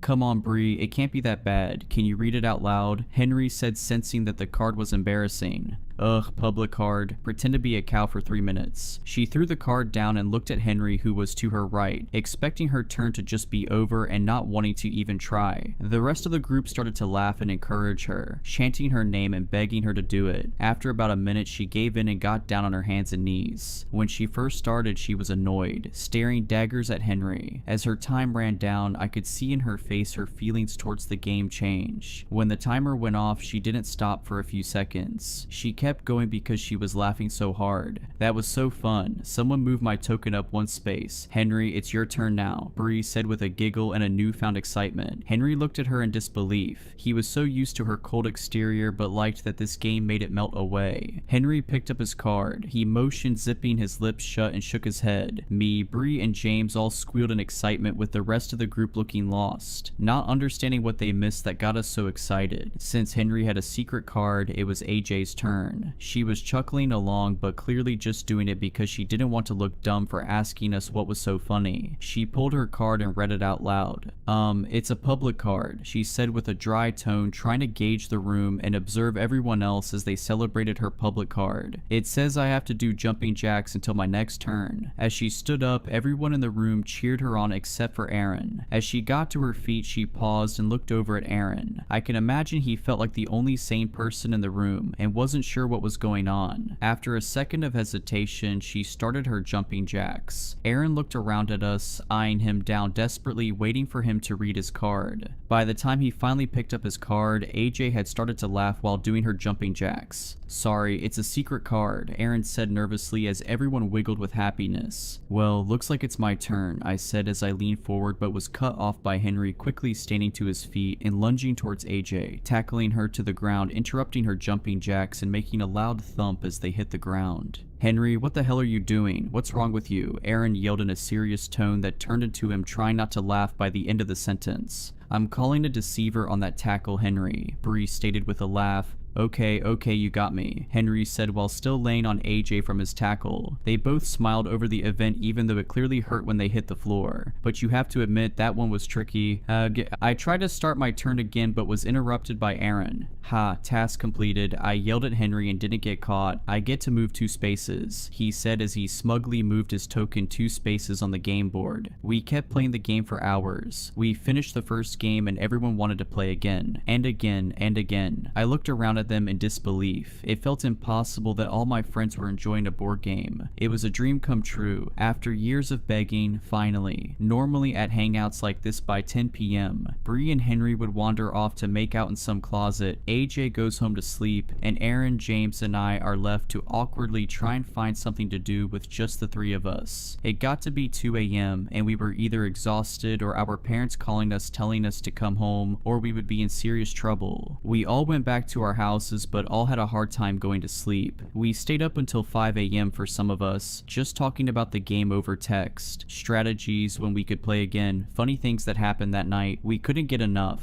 The games we played started out pretty simple. No tasks got too wild, and while we really loved to play, it wasn't like it was taking over our whole lives. Not yet at least. Because we played the game at James's house the first time, we ended up just keeping it there. Even though the game was technically mine, we always hung out at his place, so it just made sense. It was around 10 a.m. the next day when our group chat started to blow up with everyone asking when we could get together that day. Now, because it was summertime and we were all teenagers, we either had work in the mornings or most of us slept until noon. But not me. I was always up early waiting for my friends to get up so I had something to do, or trying to make some money as a dog walker. That being said, I was shocked when I saw that everyone was up and everyone claimed to not have work. James didn't have a job at that point, so of course he was free, but everyone else was too. That did not happen often. We all met up at James's place at around 11 a.m. that same day. Everyone eager to play. We must have played 10 games that day. The games consisted of us doing accents, being banned from saying certain words, backflips, and so on. Nothing too weird. We realized after a few games that we never got a repeating card. Not one time. This was strange because there were probably 200 cards in the deck, but even with us playing a dozen games, every card was new. I knew I had a couple of dogs to walk that evening, but texted the owners to cancel. No way was I going to leave while all my friends were enjoying a board game this much. I knew AJ said something about her having a shift at 4 p.m., but when the time got close, she went to the other side of the room and called out of work. She didn't even mention it to us or talk about it. She just stood up, walked to the corner, talked to her manager, and came back. No one thought anything of it. After a few minutes, she loudly proclaimed, "Task completed," moving her token up 3 spaces. We looked around confused at what task she had, and the card said, "Call out sick to work." We were surprised by this card, to say the least. It was the first time a card had to do with something outside of the players. Everyone else in the group canceled any plans they had for the rest of the day, although AJ was the only person who completed a task for it. It was around 11 p.m., which made it a full 12 hours of the game. Bree pointed out that we forgot to eat any food all day. After thinking about it, I realized that I hardly drank any water, and went to the bathroom like one time all day. Things started to get out of hand that night. AJ pulled a card that said to go into a closet with the player to her left and kiss them for 5 minutes. Of course, that player was Henry. Bree was not happy, but she knew how serious everyone was about the game. She told him she wasn't okay with it, but he insisted that it was just a game and it wouldn't mean anything. It was worth 4 points for both people who would go into the closet. AJ and Henry stood up and went to find a suitable space, all while Bree freaked out and said she would end things with Henry if he went through with it. It was never completely clear what Henry and Bree were. They don't like to use boyfriend and girlfriend, but everyone knew they were a thing. Aaron tried to call it off, saying this wouldn't be worth it and to just stop, but it was like they didn't even hesitate. Bree sat on the carpet and started to cry as the timer on her phone counted down an agonizing 5 minutes. I thought I would either hear kissing or nothing at all, but instead I heard talking. It started as soft whispers, then crying and yelling. They stayed in for about 2 minutes, then came tumbling out. "That's it, Henry. I can't believe you would do that for a game. We are over," Bree said with a red, wet face. Henry came and silently sat down with AJ. AJ was now beet red as well. Despite 3 of my friends just going through something I couldn't wrap my head around, they all looked at James calmly and nodded for him to pull his card. No one had moved any tokens forward, so it was clear they failed their task of kissing in the closet. James hesitantly leaned in for a card and read it to himself as we were bombarded by Bree, AJ, and Henry all saying, "Task completed," and then shot confused faces at each other. They all threw down their cards and moved their tokens forward. Bree's card said break up with Henry. Henry's card said make AJ cry, and AJ's card said tell Henry you love him. All those cards were worth way more than the stupid kissing card, so the kissing task was ignored and they all individually completed their hour tasks without ever communicating it with each other. They all saw opportunities to complete a task worth more points and they took it. After this moment, it was like nothing even happened. The girls stopped crying and started laughing and saying how impressive the completion of the tasks were. Wait guys, something is wrong here. Do you not see it? Aaron said with concern, trying to take a break from the game. Oh stop, you are just jealous you didn't get to move 6 spaces, Bree said with arrogance. No, I'm not talking about that. Does no one find it weird that the cards are using our names now? Not only that, but the cards are somehow interacting with other cards to almost try and make bad things happen, James blurted. As he said that, it was like we all froze in our spots, all looking at each other, realizing how hungry and tired we were, looking around at the room, seeing how big of a mess we made, Bree grabbing Henry's hand with a look of sadness, and coming to grips with how they hurt each other for a game. I looked down at my arm and was reminded of the crud things I had drawn on my arm with Sharpies in order to move 1 space in an earlier game. I saw Aaron's jeans that were now cut into shorts with some kid scissors. I looked at James's legs and saw his one shaved leg lying crossed over the untouched hairy one. I looked at AJ and saw she had a huge purple bruise on her arm. At that moment, I remembered feeling like an addict trying to get off drugs. I knew this game was hurting us. I wanted to stop but felt like I couldn't. I could see the same feeling in all my friends' eyes too. The urge to say one more game, just one more time, just to feel the high of this dumb game again. I think we need to take a break from this game, guys. It's getting kind of weird and out of hand, I murmured with the strength that I somehow mustered up.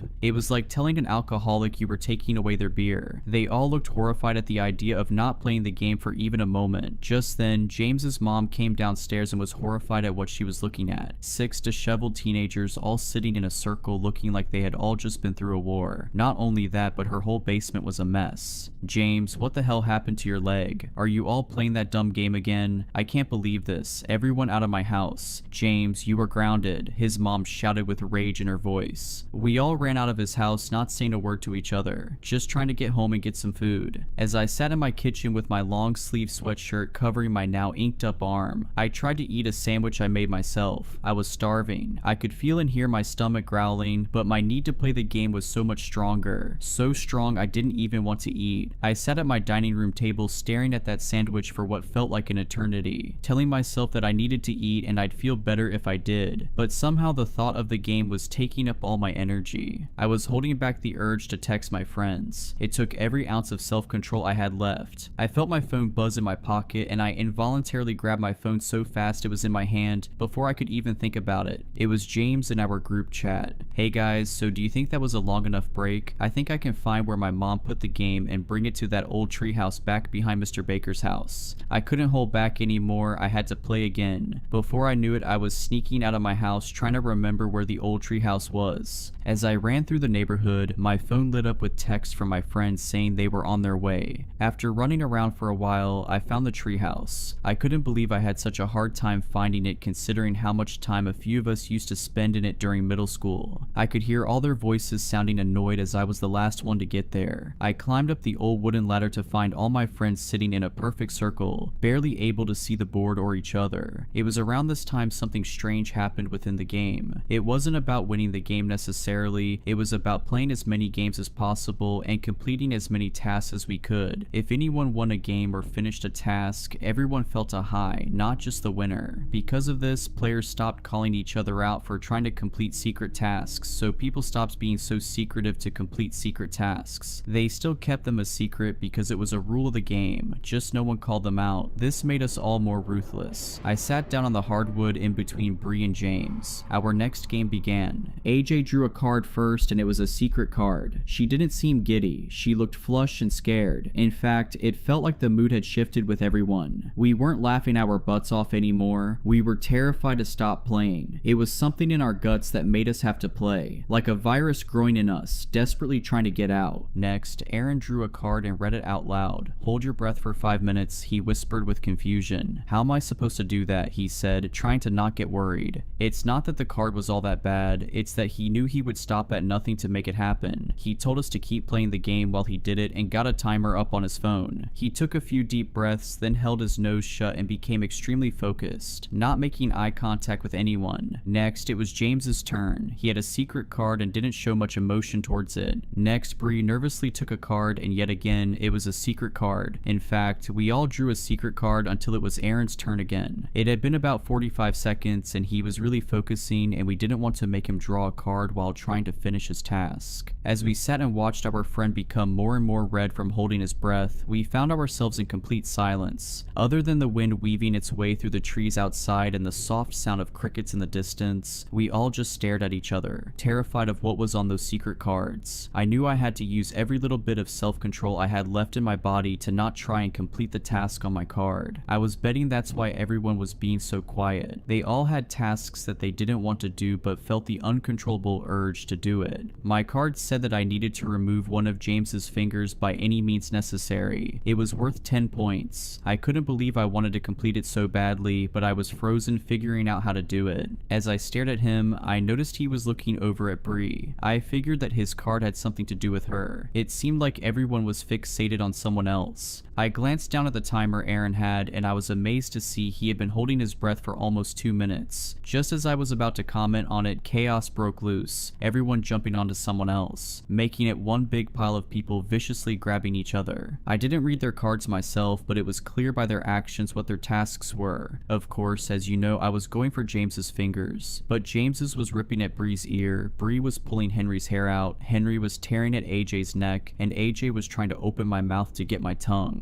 For a solid 30 seconds, we were all attaching each other when Aaron passed out from holding his breath. This seemed to snap us out of our trance for a bit. We ran over to our friend and checked his pulse. After we realized he was still breathing, we got lost in the game again and all jumped on each other to keep brutalizing one another. Just as I got my teeth around James's pinky finger, we saw a bright flashlight coming through the cracks in the treehouse and froze. A police officer popped his head through the bottom entrance to the treehouse and looked at us in horror. He saw Aaron out cold in the corner alone with the rest of us in a pile of blood and ripped out hair. The officer grabbed us one by one and practically threw us to the ground, where another officer put us each in handcuffs. We had hours and hours of questioning that night, but we were all released by sunrise. No one was badly injured, just a lot of cuts, bruises, and a few patches of hair missing. Even Aaron was okay. Honestly, Aaron made it out in the best shape. We all got grounded for the rest of the summer. All the parents agreed that we needed to stop spending time together because they insisted on us having some beef between us all. None of us mentioned the board game was at the treehouse that night because we didn't want them to take it away from us. We knew we had to play it again. However, they caught on to it and banned us from ever playing it again. We spent the next 3 weeks of summer miserable. Each one of us tried to fill the hunger to play the game by playing other board games or attempting to remake it, but it wasn't the same. It was the night before school started and I got a message from James through Skype. Our parents banned us from talking to each other, but it seemed my parents and James's parents forgot about Skype. He told me I had to come over right now. I managed to hop out my window and ran for James's house. I got to his house in what felt like record time and jumped down the fire escape to the basement. There I saw the rest of my friends all sitting by the fireplace weeping. As I got closer, I saw they were covered in ash. I saw tiny little bits of what was left of the game lying out on the ground. She burned it, my mom burned it, James said in between tears. Everyone was desperately trying to find any pieces that were left of our precious game. Some of them rubbed the ashes of the game on their faces and arms to try and feel something again. As I watched them, I saw something in the corner of my eye. I looked over to our normal hangout area and saw it. I saw the board game sitting out, not just the box, but the whole game was out and ready to play. Are you sure that your mom burnt it, James? I said as my eyes got glazed over looking at the beautiful board game sitting out for us to enjoy. Yes, I'm sure. She did it right in front of me, so I'd stop looking for it. Just as James finished his sentence, he looked at me and then at my eyeline. He saw the game. The next week of our lives was a whirlwind. After James's mom burned the game and it reappeared, we all ran away with the game. We stole a car from AJ's mom after we got a task card for it and left town. We would play the game in the car, in random fast food restaurants, and sometimes in parks. It's all we did all day. We would fall asleep playing the game and only manage to eat maybe a bag of chips or something small during the day. We kept moving because we didn't want to be found. In that week, we all managed to lose our jobs and all missed the first week of our senior year of high school, all because we were addicted to a board game. I still remember the last game we ever played. It was a late Sunday night. We were actually in our town, sitting in an old barn near the treehouse we sat in before, all because the board game told us to. Up to that point, we were hanging out far away from home. We didn't want to be so close. We knew we could be found easily by our families and the authorities if we were too close, but we had no choice. We were slaves to the game. At this point, we were in bad shape. With every new game started, we broke down a little bit more. We surrounded the board with tired eyes and growling stomachs, missing teeth and bruised bodies, concussed heads and broken toes. Please, we have to stop. I can't do it anymore. I want to go home, Bree said as we were about to start our next game. I can't imagine not playing this game. It's all I ever want to do. I think I might die if I couldn't play it. I know the game hurts us, but it would hurt so much more if we stopped playing it, Henry said with a gravelly voice. Guys, why are we talking? We have to play again, Aaron said while trying not to cough.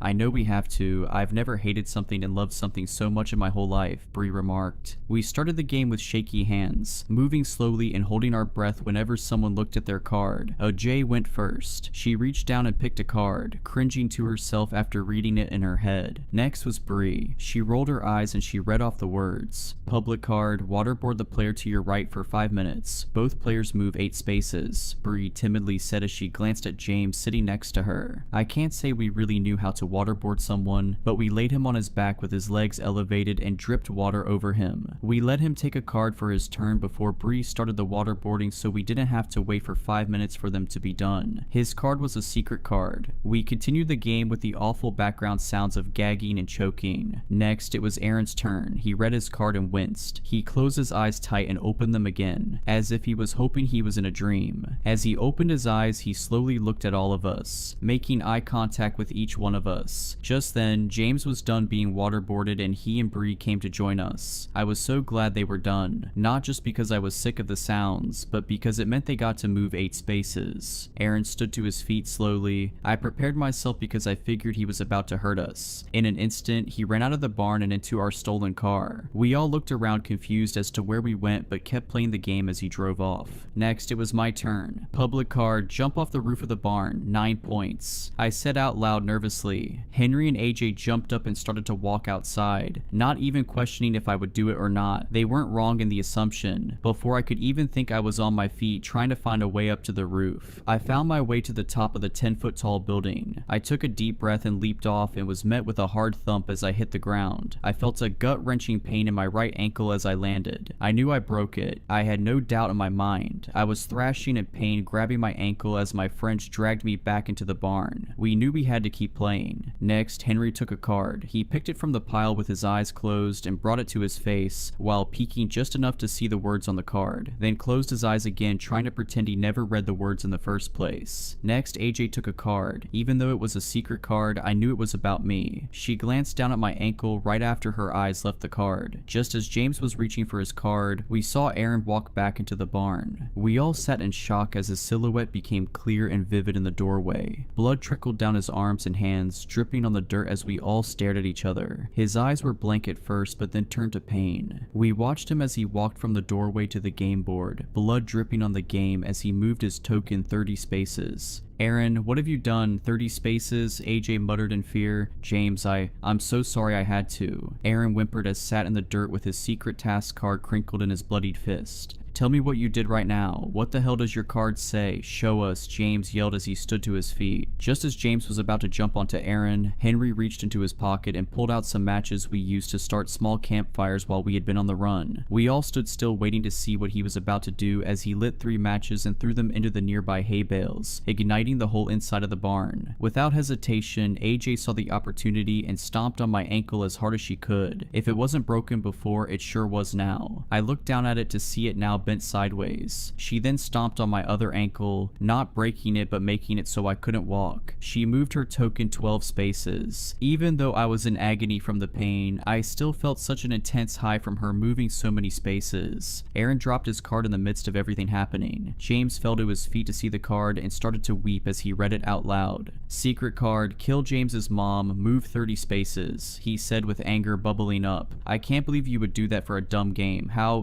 could you do this to me?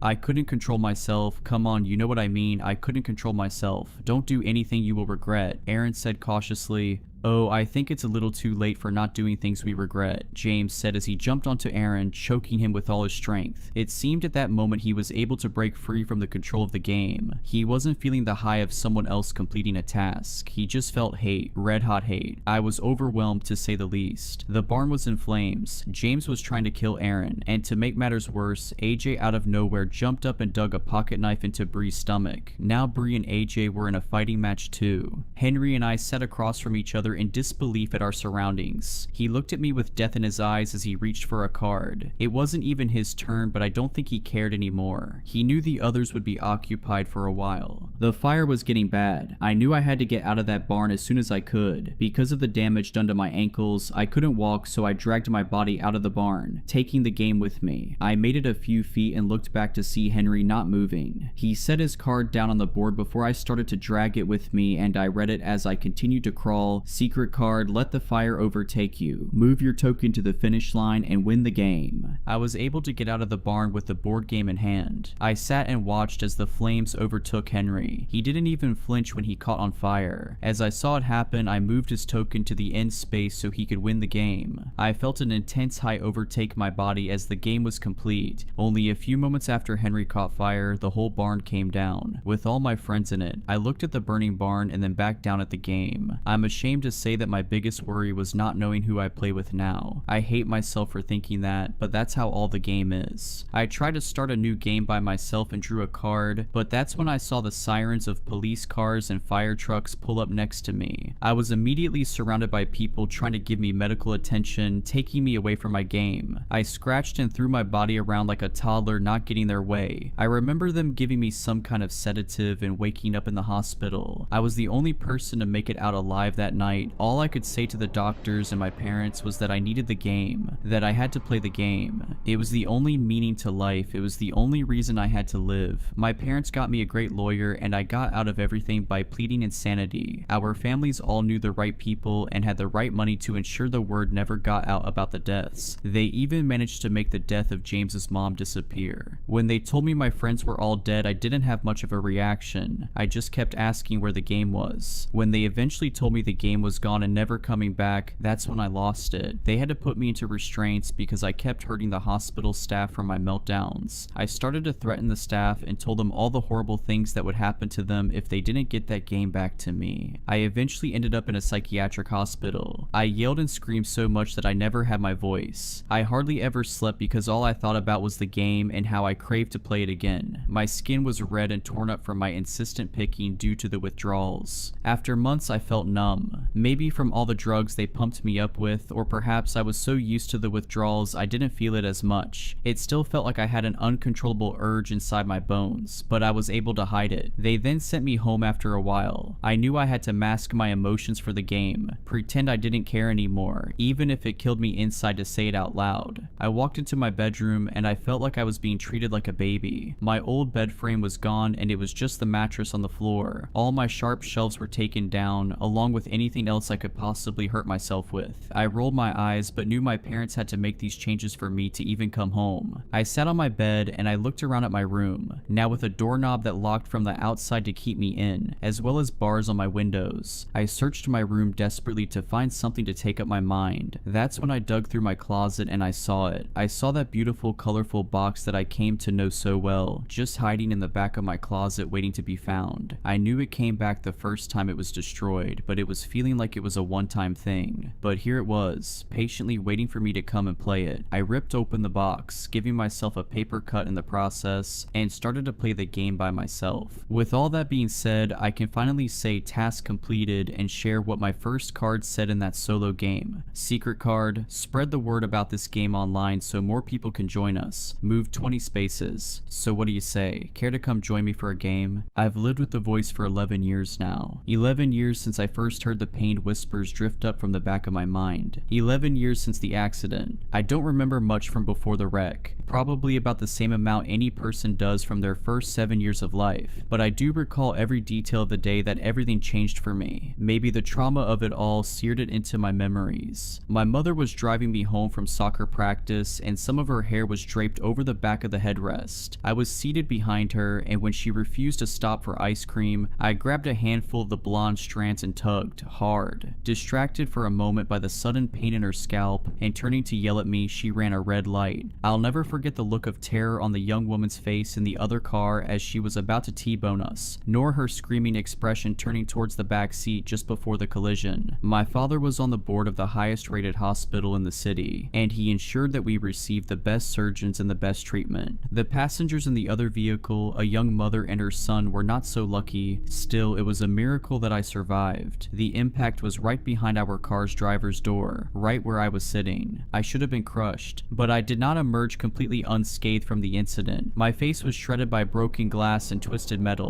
my larynx battered to permanently alter my voice, my eyes damaged such that I was declared legally blind. Though losing the majority of my sight was probably for the best, as I was unrecognizable. With extremely powerful glasses, I was able to see just enough of my reflection to recoil in horror the only time that I ever felt brave enough to look into the mirror with them on. My parents found me sobbing in the restroom and calling myself a monster that morning. A few days later, they told me that we were moving away, that they were wanting to avoid me having to return to school and the onslaught of difficult questions or cruel ridicule from the children that knew me before. Clear across the country, we went from west coast to east, leaving everything behind, including all of the photographs of me taken prior to the accident, which my mother and father explained they did as a kindness, to avoid any reminders of how I used to look. We were starting a new life, and they seemed intent on addressing the accident and my disfigurement from it as little as possible. In fact, it seemed at times that they wanted to pretend that it never happened. My mother sustained some superficial damage as well, but she became expertly adept at hiding her scars with makeup, and both of my parents refused to elaborate to anyone that inquired about my injuries other than to say we were in a car wreck, that I was a perfectly normal little boy whose physical wounds shouldn't define him, and that they would discuss it no further. Often, I appreciated their attitude as they worked fiercely to ensure that my childhood was no different than any other, but there were days that I wished they would at least be willing to talk to me about it. Like the night that I first heard the voice. 6 months after the accident, we were settled into our new home, and I wasn't quite yet adjusted to my surroundings, so it was not a surprise when I awoke in the pitch black of my room at some point in the middle of the night. Without my glasses, I wasn't able to see the numbers on the clock to tell me exactly what time it was, but the chirp of crickets outside my window and the absolute absence of light told me that it was well beyond my bedtime, and it wouldn't have much mattered if I could see the clock anyway, as I was unable to turn my head to face it. My body was frozen. No matter how much effort I exerted, I couldn't even wiggle a finger. I was petrified. My breaths came rapidly, and I tried to call out for my parents, but my vocal cords refused to vibrate, and then I heard it. "Who are you?" A childlike whisper grated through my head, a voice simultaneously familiar and completely foreign, originating from somewhere in the depths of my brain. "What?" I replied in thought, still unable to speak aloud. "You shouldn't be here." It sounded just as frightened as I was, trembling near to tears. Then, without warning, my left arm moved. Absent my command, or me willing it to do so, I felt it raise up off the bed and ball its hand into a fist. Open and closed, open and closed. The fingers curled in and out as if trying to grasp something in the air. "You shouldn't be here." The voice screamed at me, and in instinctual self-preservation, I yelled back at it in my mind, "Stop, leave me alone," willing it to go away with every ounce of strength in my tiny body, and my arm fell back to my side. Then suddenly, as quickly as it had come on, my paralysis lifted. Sweating profusely, I threw my covers off and ran for my parents' bedroom as quickly as I could. One small benefit to my new condition was that I could navigate much more easily in the dark than others. Most days I didn't even bother with my glasses as they gave me a headache, and I got very used to finding my way without the benefit of sight. The route from my room to my mother and father's was already memorized, and I was shaking them awake less than a minute after regaining my mobility. It wasn't easy for me to explain to them what had happened, as they were having to translate the hysterical words I managed to gasp out through fierce hyperventilation, but eventually they pieced together my story of the voice, and how I briefly lost control of my body. I expected that they'd be scared too, that they might even take me to the hospital, yet I was shocked when they barely reacted. It's not as if they were cold and uncaring, they did comfort me. My mother rubbed my back while my father described sleep paralysis, saying saying that that was very likely what I'd experienced, and they kept repeating that it was a perfectly normal thing. Even as a young child, I could tell there was something wrong with their logic. Dad noted that sleep paralysis could involve hallucinations, accounting for the voice, and a loss of motor function, accounting for me waking up frozen. However, it didn't elucidate how my arm had moved on its own, or the strange grasping motion it kept repeating. He had no answers for that, other than to tell me that I was okay, that I was safe, that the voice hadn't hurt me, and that the worst part of the experience was only the fear it induced. But he did warn me that it might happen again, and with his warning he tendered some advice. If the voice comes back and you find that you're not in control anymore, just do exactly what you did tonight, okay? Tell it to go away and that you're in charge, he said. And with no other guidance or plans on how to deal with it, when it did return again and again, that's exactly what I did. As I grew, I learned to live with it. Neither of my parents were willing to discuss it beyond that first night other than to reiterate my father's instructions, and it only infrequently impacted my existence. By the time I was 12, I had heard it on 9 different occasions, always at night, always awaking me from a deep sleep. The physical manifestations were identical each instance, complete immobility other than my phantom arm grasping at the air. But the phrases that wormed through my mind changed. Not fair, leave, your fault, stolen. However, every time it looped back around to, you shouldn't be here. And though on each intrusion I was able to fend it off by telling it to leave and that I was in control, every occurrence resulted in pure terror for me. No matter how many times my parents repeated that it was sleep paralysis and there was nothing to fear long term, I was still worried that one day it might take over for good, that one day I would become a passenger in my own body, especially considering that I didn't understand why it was happening. As I mentioned, I didn't have many memories from before the accident, but I was certain that it had never happened before then. I surmised that there must have been something about the wreck that triggered it, and it wasn't until 5 years after it happened that I first heard the term survivor's guilt. My mother was watching a daytime talk show and they were interviewing guests that had survived traumatic accidents, one of whom described something similar to what I was experiencing, a voice in their head nagging them for still being alive when others had died. Listening to their story, I found myself empathizing with them. Maybe subconsciously, I was punishing myself for causing the accident by distracting my mother. Maybe, you shouldn't be here was the voice telling me that I shouldn't be alive when it was my fault that other people weren't. But it wasn't a perfect fit for everything the voice said. What did it mean when it told me to leave or said stolen? It was more difficult to view those words the lens of survivor's guilt, yet it was the best theory I had and the one that I carried until I was 15, until I met my best friend Carl in freshman homeroom, the first real friend that I made after the wreck. He didn't care how disfigured my face was or that I couldn't see. A bit of an outcast himself, we quickly bonded and I shared everything about myself with him, including the details of how I received my injuries, and of the whispers in my head. My father had told me explicitly that I should never speak about the voice to anyone else. Really, he told me never to speak of it at all, but especially not to mention it outside of our house. However, I trusted Carl implicitly. He told me about his struggles at home, about his mom's drinking and his dad's neglect. I didn't think it fair to hold back any details of my life from him. So it was Carl that gave me my second theory on the origins of the voice, as he didn't agree that it was a simple case of survivor's guilt. He suspected an attachment. Carl was much more into the world of the dark and creepy than I was. He suggested that the spirit of the boy that had perished in the other vehicle may have searched for the nearest living body it could find after it had been ripped from its own and crept inside. In his words, inhabitation was a much better explanation for what was happening to me than survivor's guilt, and for the first time I considered that possibly what I was hearing wasn't a manifestation from my own mind but was someone else speaking with me. It would explain why the voice hadn't aged with me over time, why every night that it returned to me it still sounded like a scared and angry child, and I had to admit that every phrase the voice had uttered made more sense when viewed from that angle. We theorized that the boy's soul didn't understand what had happened to it, that on nights when I was particularly vulnerable, fast asleep and emotionally peaceful, it could push me aside and briefly gain control of my body, that it was confused and thought I was the intruder. Leave, stolen, you shouldn't be here. But though it illuminated why the voice might be saying some of the things that it was, our hypothesis hypothesis also pointed to a grim conclusion. The boy wanted me out. My fear of one day becoming a guest within my own body grew. Previously, I'd worried that it was just my own brain that would disconnect its physical control from my mental directions. But now I pondered the frightful possibility that there was a spirit trapped within me that was actively trying to take over. However, in addition to the dread, the prospect also filled me with a deep sadness. As the voice had forcefully reminded me several times, it was my fault that it was in this situation. I had distracted my mother, I had caused the accident. It would still be happily residing in its original host if not for me. I asked Carl if there was anything we could do to try and free it, surmising that sending it on would be preferable for it than forever residing in an alien world. He recommended that we try a Ouija board, thinking that we could contact the imprisoned soul and help it comprehend what had happened, thinking we might even be able to get it to leave once it realized that it did not belong in this world anymore. Yet, over the next 3 years, we made more than 50 attempts to communicate with the spirit directly, resulting in more than 50 failures. No matter the time of day, the ambiance we set, the music, the scents, the incantations, the boy would not speak to us, but he still came to me at night. 8 more visits during those 3 years, each time angrier than the last. Leave, stolen, mine. And each time he became harder to push out, each time he held control for longer. Carl was sleeping at my house during the most recent episode, and was nearly killed when he attempted to stop the possession. He had awoken to the distressed noises of me struggling for power over my faculties, and saw my arm rise from the bed, making the repetitive, squeezing motion I detailed to him. Knowing what was happening, he tried to shake me from the trance, but was unsuccessful in rattling me free. And then I witnessed my own body attack him. Throttling blows landed on Carl's chest and face. I sprang from the bed and pinned him to the floor. Hands that I couldn't stop wrapped themselves around his throat and began to crush down on his windpipe. Leave, I'm in control, leave, I'm in control, I shouted inside my head, desperately trying to regain power over my fingers before the life drained from Carl's face. And mercifully, I felt my grasp begin to loosen just as his eyes were rolling back in his head. Collapsing onto the floor next to Carl, I heard him coughing and gasping for air while the voice screamed a final defiant appeal before it receded to the depths of my consciousness. Give it back. Neither Carl nor I slept the remainder of that night. I apologized over and over for what I'd done to him, but he told me that it wasn't necessary. He knew that it wasn't really me that had attacked him, yet he began to withdraw from our friendship. Up to that point, I think Carl had found my affliction to be a curiosity, something fun and mysterious to investigate. However, the attack had exposed the true reality of it to him, and he became just as afraid of it as I was. And any time that I asked him to hang out after that night, he made an excuse. The voice took the only real friend that I had in the world, and it made me furious. 11 years had passed since the accident. 11 years the voice had been punishing me for my mistake. I needed to be free of it. So I decided to share my story online on several paranormal forums, asking if anyone could help, looking for a medium or maybe even an exorcist that could pry the unwelcome spirit from me. And yesterday someone responded. I've been looking for you, began the cryptic message in my inbox. It's not a spirit you're hearing.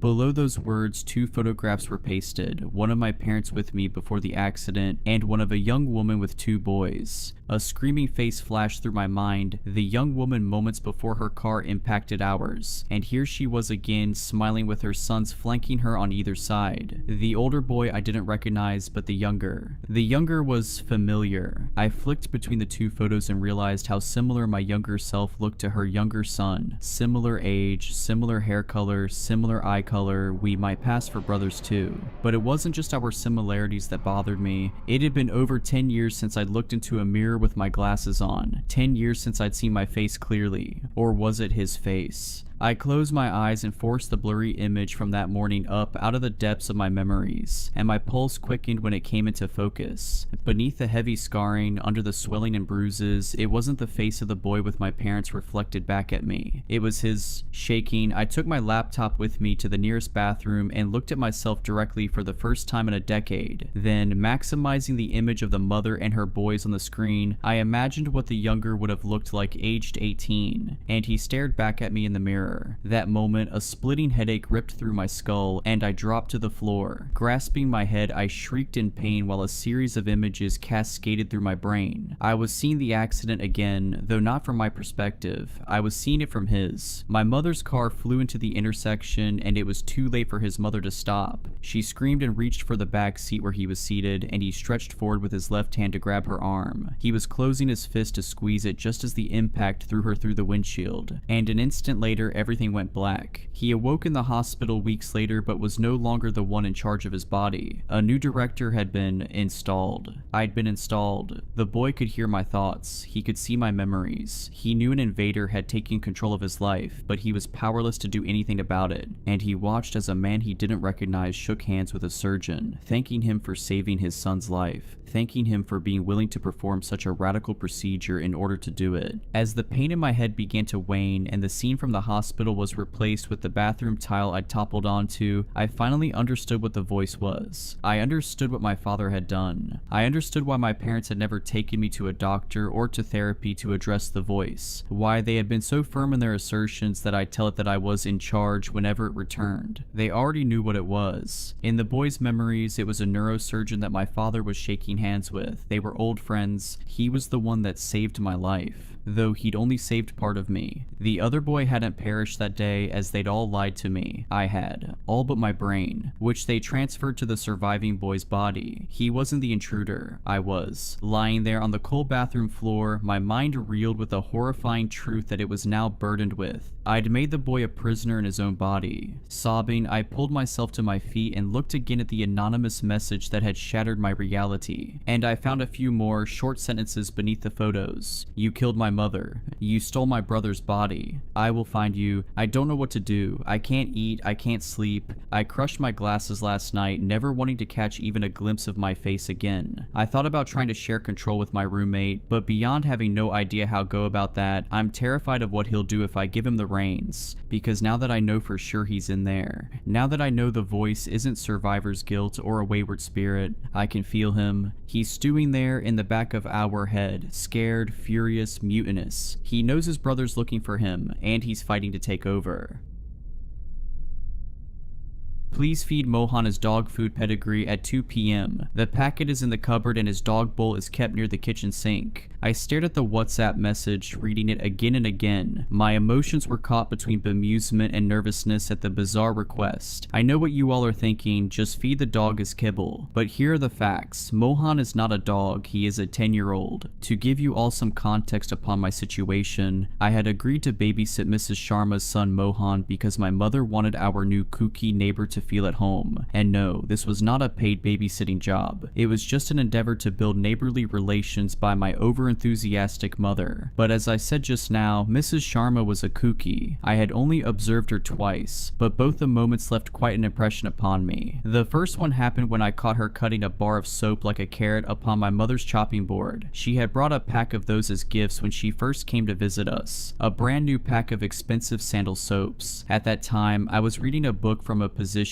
where she could not see me, but I could see her on the sofa chatting with my mother. But when my mother went to the terrace to fetch our drying clothes for 10 minutes, I surreptitiously watched her take one of the bars and start dicing it upon the chopping board my mother had just used for slicing radishes. I looked away after 5 minutes, but Mrs. Sharma had clearly left no trace of her actions because when my mother came back, they continued their nonsensical conversations while my mother once again picked up her knife and continued chopping the remaining vegetables. Needless to say, I refused to eat dinner that night and ordered from Zomato. The second incident happened when I caught Mrs. Sharma tasting Pedigree, a popular brand of dog food, when my mother and I were visiting her home. Mrs. Sharma went into her kitchen to pour some drinks and snacks for us while we were waiting in her guest room. At that time, I had a sudden urge to use the washroom. I silently walked past the kitchen, but my eyes happened to glance upon her for a few seconds, and there she was, taking kibbles out of a Pedigree packet and putting them in her mouth. I refused to eat anything she served to me and my mom later on. I also mentally grimaced every time my mom picked a bite to eat. The woman clearly had issues, and I wish that my mom would have stayed clear of her, but fate had other plans. The two had become fast friends, and now I was saddled with babysitting Mrs. Sharma's 10-year-old son Mohan. When I had questioned my mother about why we didn't see Mohan during our visit to Mrs. Sharma's house, Mom told me that it was because he had gone on a walk with a girl from our colony. My mom also gave me a list of written instructions on how to take care of that kid. I wished she would just WhatsApp me, but she just had to write it on paper in her terrible handwriting. Honestly, the only redeeming quality of Mrs. Sharma so far was that she was not as technophobic as my mother and had agreed to message me the instructions. The babysitting ordeal was to last from 12 noon till 6 in the evening. I had not even glanced upon the list my mother had given me, as Mrs. Sharma had promised me that she would text me the relevant tasks throughout the day. So, with an irritated look up on my face, I went to pursue the challenge. I first saw Mohan in the living room of their house, watching television. An episode of Doraemon blared from the television and I winced at how loud it was, but the kid was unaffected. Mrs. Sharma had just deposited the keys to her house with me right outside the house and left in a hurry, without even introducing me to her kid. Her craziness clearly wasn't going away anytime soon. I felt sorry for the kid for having such a weird mother without even having met him, so that is how I had relaxed a little and entered their living room after safely locking the door. I was told by my mother that Mohan was 10 years old, and he looked exactly like a normal 10-year-old would. He was watching the television screen with his black hair combed back, wearing a red t-shirt and a pair of comfortable pants, munching upon Maggi noodles with a glass of mango juice nearby. I introduced myself to him and he monotonously replied to my basic questions, his attention clearly fixed upon the television. But he looked comfortable enough, so I went into the guest bedroom of the house to watch Dairy Girls on Netflix after reassuring him to call me if he needs anything. I was captivated by the show until Mrs. Sharma's message notification came on WhatsApp.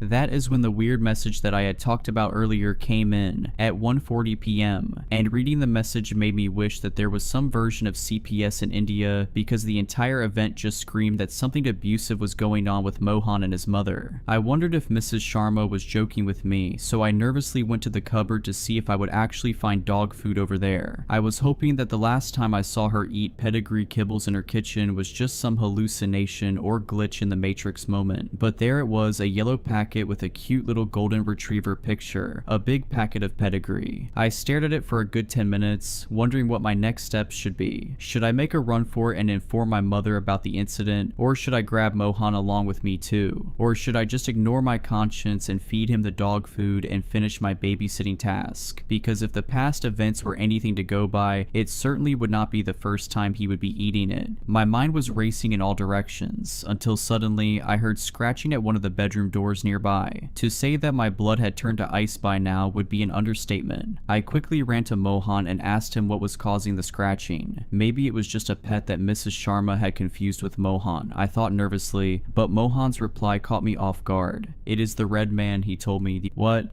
Just ignore him and don't open that door. After giving that vague answer, he went back to watching some cartoon. I was beyond scared by this point and just wanted to bolt out of the house. But one question still lingered in my mind. "Does your mother feed you pedigree?" I asked him cautiously. Mohan looked at me for a few seconds and nodded yes. I sucked in a breath and hurriedly told him to come with me to my house. He had clearly been abused and was under some delusion of the red man. I could not in good conscience leave the kid here with that crazy witch. So I just grabbed his arm and started dragging him with me. I frantically reassured him that we would call the police on his mother and he would be safe from her, but he quietly told me that there was no point to that. That made me pause in my tracks. I looked over my shoulder to see that he had suddenly become hunched over and was shaking with tears. "That woman is not my mother. My mother was killed 2 years ago. The red man had killed her, and if you try to complain about it, it will kill you." "What the hell are you talking about?" I screamed at the kid, my mind spinning. "It is true. It used to be just me and my mom. The real Radhika Sharma. She used to be normal. But one weird rule existed in our house. Mom had forbidden me from going to the guest room of my house, claiming that a ghost lives there, and we should be wary of him. I used to be extremely afraid of that threat because I could sometimes hear scratching sounds from behind that locked door. One night, when I went to get water, I saw her standing outside the door to that room with a very frightened look on her face. I saw it. A red hand had suddenly emerged from the door and grabbed her inside. I ran back to my room and hid under the covers the entire night. I was sobbing throughout the night and was terrified. Terrified that my mother had been killed. Terrified that the red man exists and that he would come after me. He never came out. The next day, my mother came to wake me up. I was scared but happy to see her. But that morning for breakfast, she served me the pedigree that used to feed our dog at that time. Her eccentric behavior did not end there. She would always take baths with a mixture of milk and oil. She would sleep on the roof of our car with her eyes open. She would twist her neck at odd angles pretty often, and she would also cut up slices of soap to feed our dog. Our dog, he died soon because of that. I stared at Mohan with a numb feeling. He continued his rambles. I knew then that thing was not my mother, that my mommy was dead, and I also knew that whatever that thing is, it was trying to imitate humans. It has gotten rather good at it over 2 years. We moved a lot during that time. It will always chat up the new neighbors, trying to appear more and more normal. I knew it was some weird creature, but I also knew that it was not the red man, because no matter where we moved, there would always be one of our rooms that would be locked and off limits to me, and I could hear scratching behind it. He finally finished his story while sobbing throughout. I just kept on standing there, feeling like an icy hand had gripped my heart. I was not afraid for the kid. I knew he would survive somehow. I was afraid for myself, knowing that I had basically entered a haunted house. Mohan had escaped my grasp and ran upstairs, probably to cry to himself some more. But I knew that if I didn't get out of the house that second, my legs would give out and I would not escape alive. I was about to make a run for it when I heard a tire screech in the background. Mrs. Sharma, or more pointedly, the thing imitating her, was home. I just stood there frozen like a statue when the lock turned. The thing must have had a spare key, of course, and within moments it opened the door and entered the house with a cheery face. "Hello dear, how was your day? I am sorry I came home early. The grocery shop I like was closed today and I was free to come home early. I hope you had fun with Mohan, he is very friendly." The thing grinned at me. I just stared in silence, not a movement out of me. It moved towards the room from where the scratching sounds were coming from, still chatting me up. I hope Mohan ate his food properly. He generally is a good boy, but I had to discipline him for a very long time for him to reach that stage when it comes to food.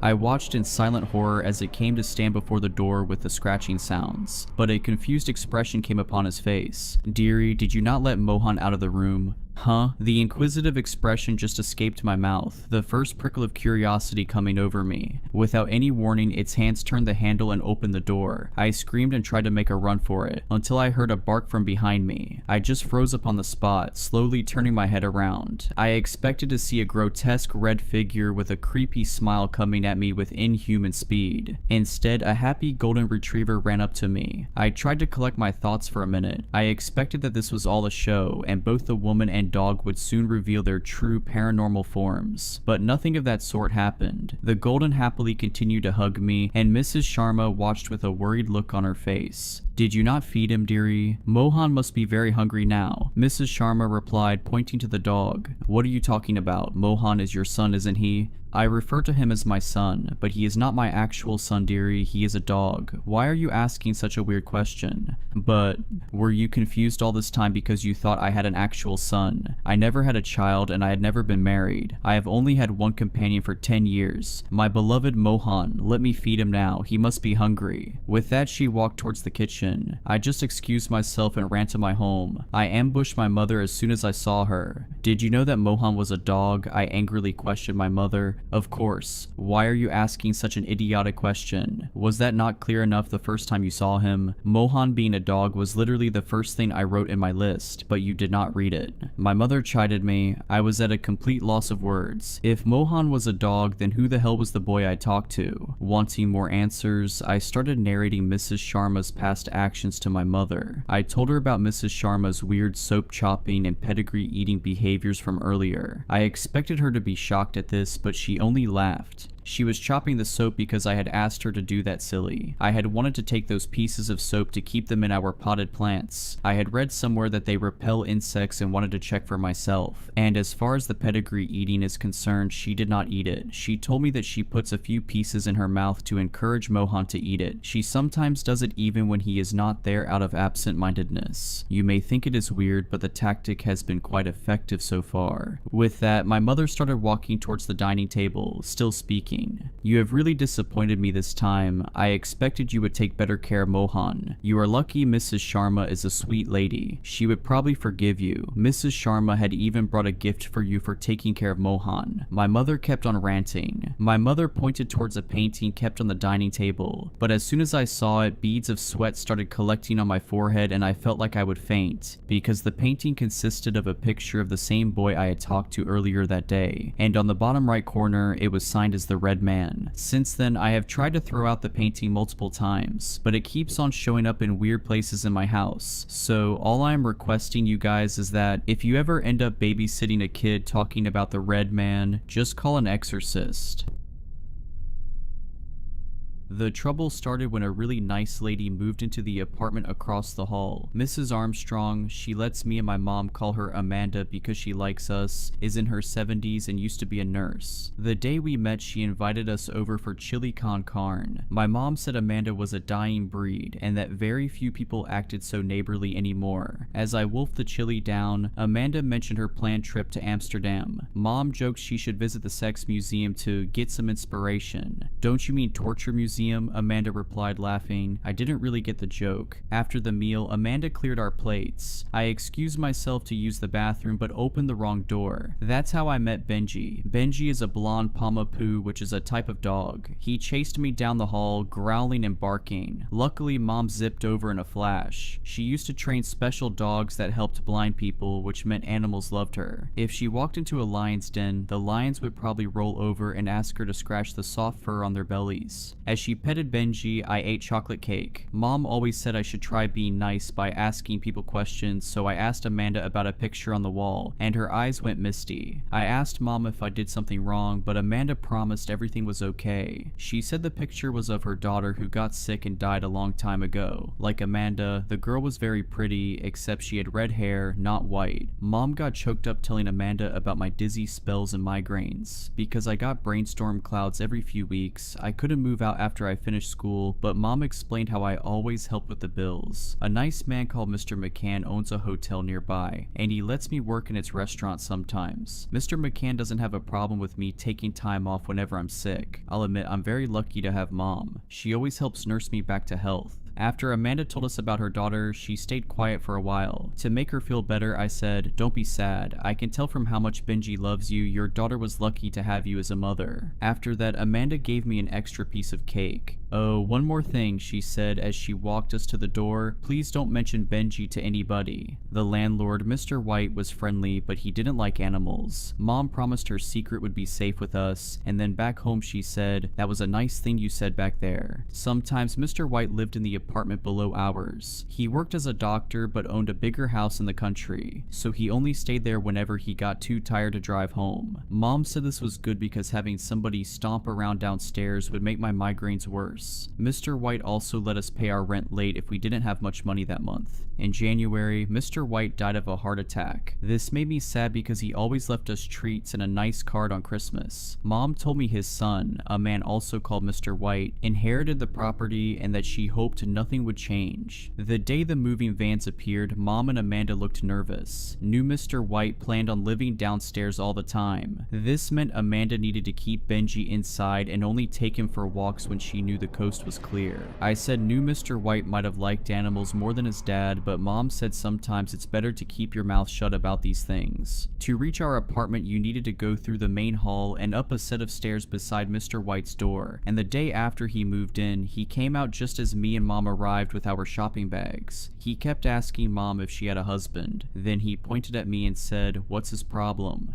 "He doesn't have a effing problem," Mom shouted, her face all red. Then she dragged me upstairs. I said Mr. White must be super friendly because friendly people ask people questions, but she said he didn't have friendship on his mind. I asked why Mr. White thought I had a problem, and she grabbed my hands and said, "There's nothing wrong with you, Danny." She explained because I was sick for most of my childhood, I never got to spend time with the other kids, which meant I still had lots to learn about communication. Mr. White started cornering Mom at the stairs a lot. She said he must have been listening for her. She started tiptoeing. This worked for a while, but then he started knocking on our door. He'd say things like, "Is the water pressure okay?" or "Did everybody's internet drop or just mine?" One afternoon I heard a commotion from my bedroom and went down the hall. Our apartment door opened onto the lounge. Standing there, Mr. White said, "You're busy watching him again? What's the matter with that boy anyway?" "Danny's very sick." "What, can't you let him off the leash for one night?" "I'm sorry." "So he'd old enough to grow a mustache but can't wipe his own butt." After Mom slammed the door, we made eye contact. She asked how much I heard. I said everything. I could tell by her tone she was upset, so I gave her a big hug. I told her if Mr. White made her cry again, I'd beat him up, and that made her smile. Then I said I'd tear his stomach open and rip his innards out, and she told me I'd gone too far. A few days later, I got startled awake by somebody pounding the door. My brain clouds meant it was hard to follow what happened, but Mr. White kept screaming the word dog over and over. In the morning, Mom wouldn't tell me about their argument, but Amanda came over with a bottle of wine like the kind they serve at the hotel. Mom told me to go to my room, but I hid in the hall instead. Mr. White was annoyed about the yappy F word running around our apartment. He said he heard a dog's toenails click across the floor, which would be his roof. Amanda heard this and knew he meant Benji, but was terrified what would happen if Mr. White found out. "Benji's all I've got," she said through tears. Mom hugged her and told her not to worry. Mr. White started causing lots of trouble. Mom said she always smelled alcohol on his breath, and when people had too much alcohol at the hotel, that's when the doorman kicked them out. One night, I woke up to Mom screaming, "Do you see a doggy bull anywhere around her, or how about a leash?" Blood was thumping in my ears and their loud voices were so painful. I squeezed my eyes shut and silently counted to 10, making my mind blank until my head stopped hurting. In the morning, Amanda brought us cookies. "I don't understand how he can still hear Benji," she said. "I've soundproofed the apartment." She offered to help with our rent, but Mom said no. She said Mr. White was probably just making excuses to be angry because she wouldn't F-word him. Later, she explained to me we needed to stay on our best behavior because that B-word would have used any reason to evict us.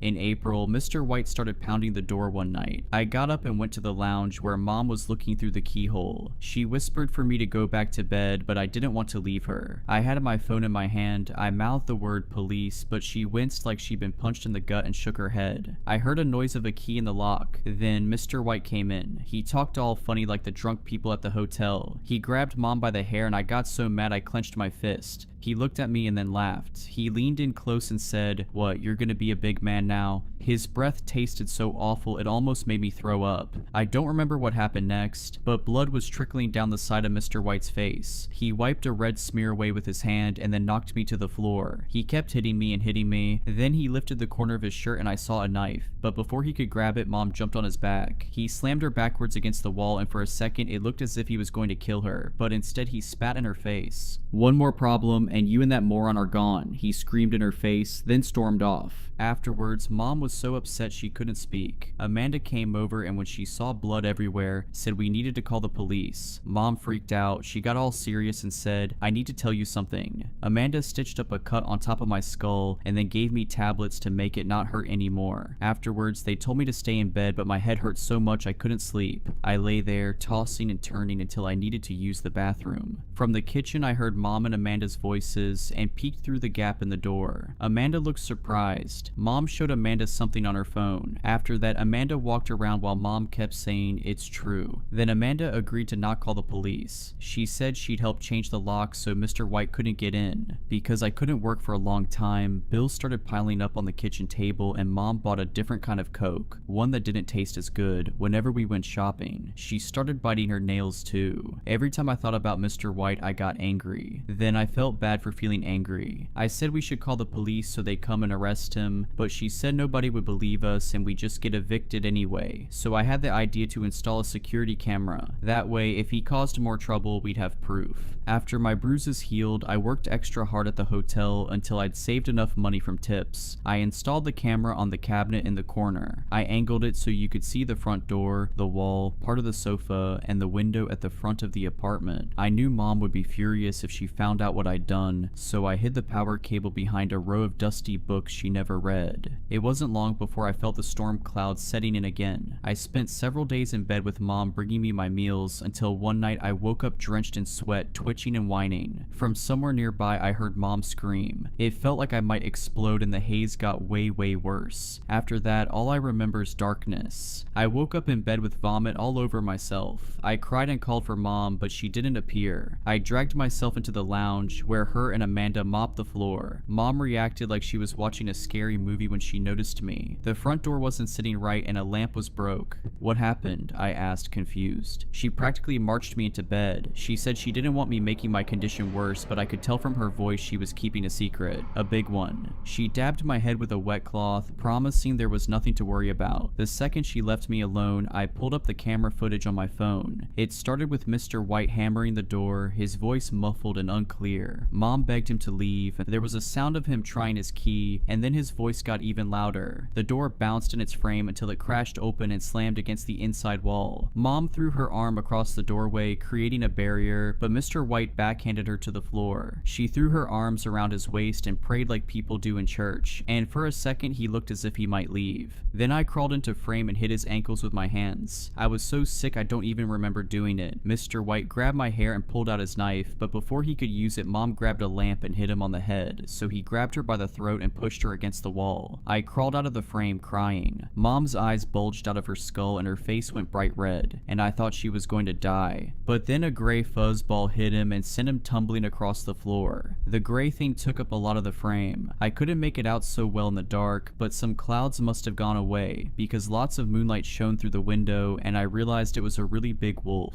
Its mouth was like a cavern and the sharp fangs sank into Mr. White's scalp, and then blood poured down his face. The wolf turned to Mom and licked her hand. She ran her fingers through the thick fur on top of its head. A little later, Mrs. Armstrong appeared in the doorway. At first, she looked shocked, but then Mom waved her over and she approached the wolf nervously. She scratched the wolf behind its ear. Afterwards, Mom buried her head in her hands, sobbing. Amanda grabbed a severed arm and waved it like a stick, shouting, "Here, Danny," until the wolf followed her out of frame. Amanda returned with a bucket and a mop. I scrolled ahead in the footage. The two of them got rid of Mr. White and then cleaned until I appeared, asking what happened. Now I'm still here in bed, and honestly, I am so scared. I don't think the wolf would hurt me because it didn't hurt Mom or Amanda, so I think maybe it only hurts people who cause trouble. I guess she didn't want me to call the police in case they found the wolf. I don't know why Mom wouldn't tell me about it though. I know animals get weird around me, but I think we maybe be good friends since we have the same name. I'm nervous we might get evicted, but maybe not because Mr. White is dead. I love Mom more than the world, so I'm obviously not going to do anything to get her in trouble, but I'm still really scared and confused. Anyway, thanks for reading my story. Hopefully I figure things out soon. You may think you know the space agency, but you don't. NASA is not the sum of its publicly presented parts. I'm not simply talking about classified research and development. I'm talking about the dozens of space programs veiled from prying eyes, programs hidden even from many folk within the company. And when I was finally offered the privilege of peering behind the curtain, I found myself at the eye of an unprecedented storm, a disaster beyond the bounds of earthly horror, the GE-1 mission. Since the climax of the space race, a consensus has grown, a prevailing belief that NASA has abandoned the final frontier. It is, however, an absurd notion that the brightest minds of this agency no longer care about space's mysteries. The truth is that our best scientists decided decades ago to shield humanity from the hellish things we uncovered, things lying in the pits of space that no light reaches. NASA projects featured in the media have low stakes. Even the International Space Station sits at the foot of this organization's priorities. Significant expeditions are classified. The ones intended to catapult humanity towards the stars, for instance. The ones using spacecraft beyond what the average person deems possible with human technology. We are capable of things that would leave you awestruck. We are capable of things that would leave you cold. The GE-1 spacecraft launched on Wednesday, 25th January 2023. It sailed beyond our solar system, pursuing a slow signal that was coursing through the outer reaches of the Milky Way. Not an intelligent unintelligible transmission, but a frequency that intrigued us nonetheless, a frequency named 784A. Hysteria swept the company on the date of the signal's first interception, Saturday 29th October 2022. Given 784A's ever-moving source, the frequency sparked feverish intrigue. Regarding the nature of the mysterious moving signal, there seemed to be a different hypothesis from every NASA employee with clearance. It was truly an exhilarating time, and things reached a fever pitch when the GE-1 craft launched a few months later. Employees weren't eating or sleeping. They spent their waking hours sharing ideas about the mysterious transmission from space, a circuit board of explanations that finally overloaded on Thursday, 2nd February 2023, the day on which the GE-1 stopped responding to NASA. 1 week later, on Thursday, 9th February, the signal from the spacecraft returned. Commander Irwin, this is Mission Control. Dr. Parker, the head of the project, announced. Mission Control to GE-1. Do you copy? Roger, Mission Control. Commander Tim Irwin responded. We've been trying to reach you. We lost contact with GE-1 7 days ago, Commander. What happened? What is your status? Dr. Parker asked. All systems are fine, Mission Control, Irwin replied. Dr. Parker seemed flustered by the commander's nonchalant demeanor. The project leader clawed at his gray, thinning hair with tense fingers. The old man seemed to be carefully considering his next utterance. 7 days without contact, Commander. 7. GE-1 disappeared at our end. Do you have a status report? Anything which might explain why we were unable to communicate with one another? Parker asked. Nothing, Mission Control, Irwin blankly replied. As for 784A, we reached the transmission point of the signal. There was nothing to be found. We have collected as much data as possible, requesting clearance to return home. There were several minutes of nervous mumbling from various scientists and board members. Dr. Parker looked broken beyond measure by the time he leaned forwards, heavy breath beating against the microphone. He was trembling with a mixture of rage and confusion. Roger, Commander Irwin, you have clearance to come home, Parked croakily whispered. On a vessel traversing space at an unfathomable pace, the astronauts returned home. The craft silently landed at an unofficial NASA site on Wednesday the 15th of February, 2023. The GE-1 crew emerged, greeted by a small, applauding crowd. Tim Irwin, Gianna Danes, and Matthias Olsen. Those were the three astronauts who supposedly emerged from the spacecraft. And at first, we had no reason to believe anything else. We recognized the three faces, the three voices, the three brilliant minds. However, it did not take long for slight oddities to slip through the cracks. I overheard something perplexing whilst Tim Irwin spoke to his wife, Melissa Irwin, in the break room. I love you, Melody, the astronaut said. Melissa frowned, smiling awkwardly. Melody? Who is Melody? I didn't intend to eavesdrop. I'd been helping myself to a drink. Still, I slowed down when I heard that. Melissa was clearly teasing her exhausted husband, but there was a slight tinge of uncertainty in her voice. And I'll admit that I was a little too nosy. I pretended to weigh up 2 different drinks before I made my way out of the room. As a result, I managed to catch the tail end of the commander's strange fumble. Irwin cleared his throat. I'm sorry, honey,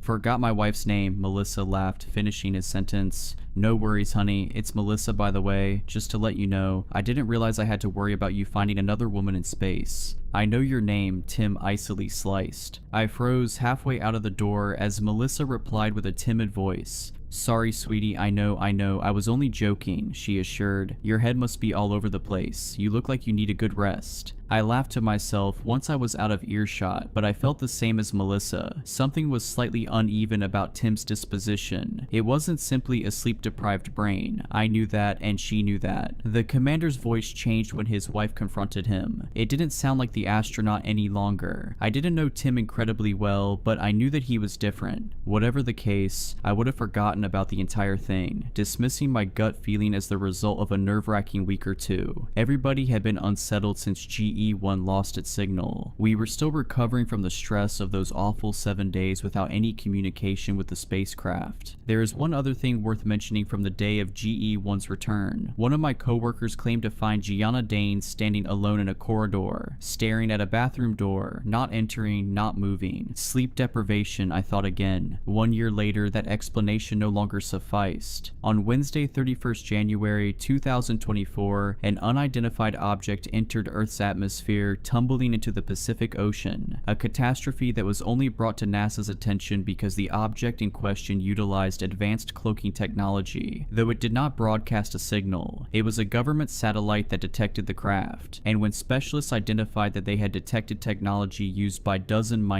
our primary government contractor, NASA immediately sent a recovery team to the ocean site. That was as much as I knew until Dr. Parker knocked on my door. "I'd appreciate your input," he said. "Pardon," I replied, fearing for a moment that I'd have to join the exploration team. "You're one of only 24 people who were involved with the GE-1 project," Parker explained as if that were enough information. "I don't understand. That project ended a year ago," I said. Dr. Parker's brow furrowed. "Please come with me, Dr. Odell." And then, after following the man to the control room, I learned something which my brain, usually eager to embrace the unknown, wanted so desperately to unlearn. On the ocean floor, thousands of feet below the water's surface, NASA found the GE-1 spacecraft. "What?" I gasped. "We don't know," Dr. Parker replied. "I need your help though." "Why?" I weakly asked. "I don't understand any of this. The GE-1 is sitting in a hangar, isn't it?"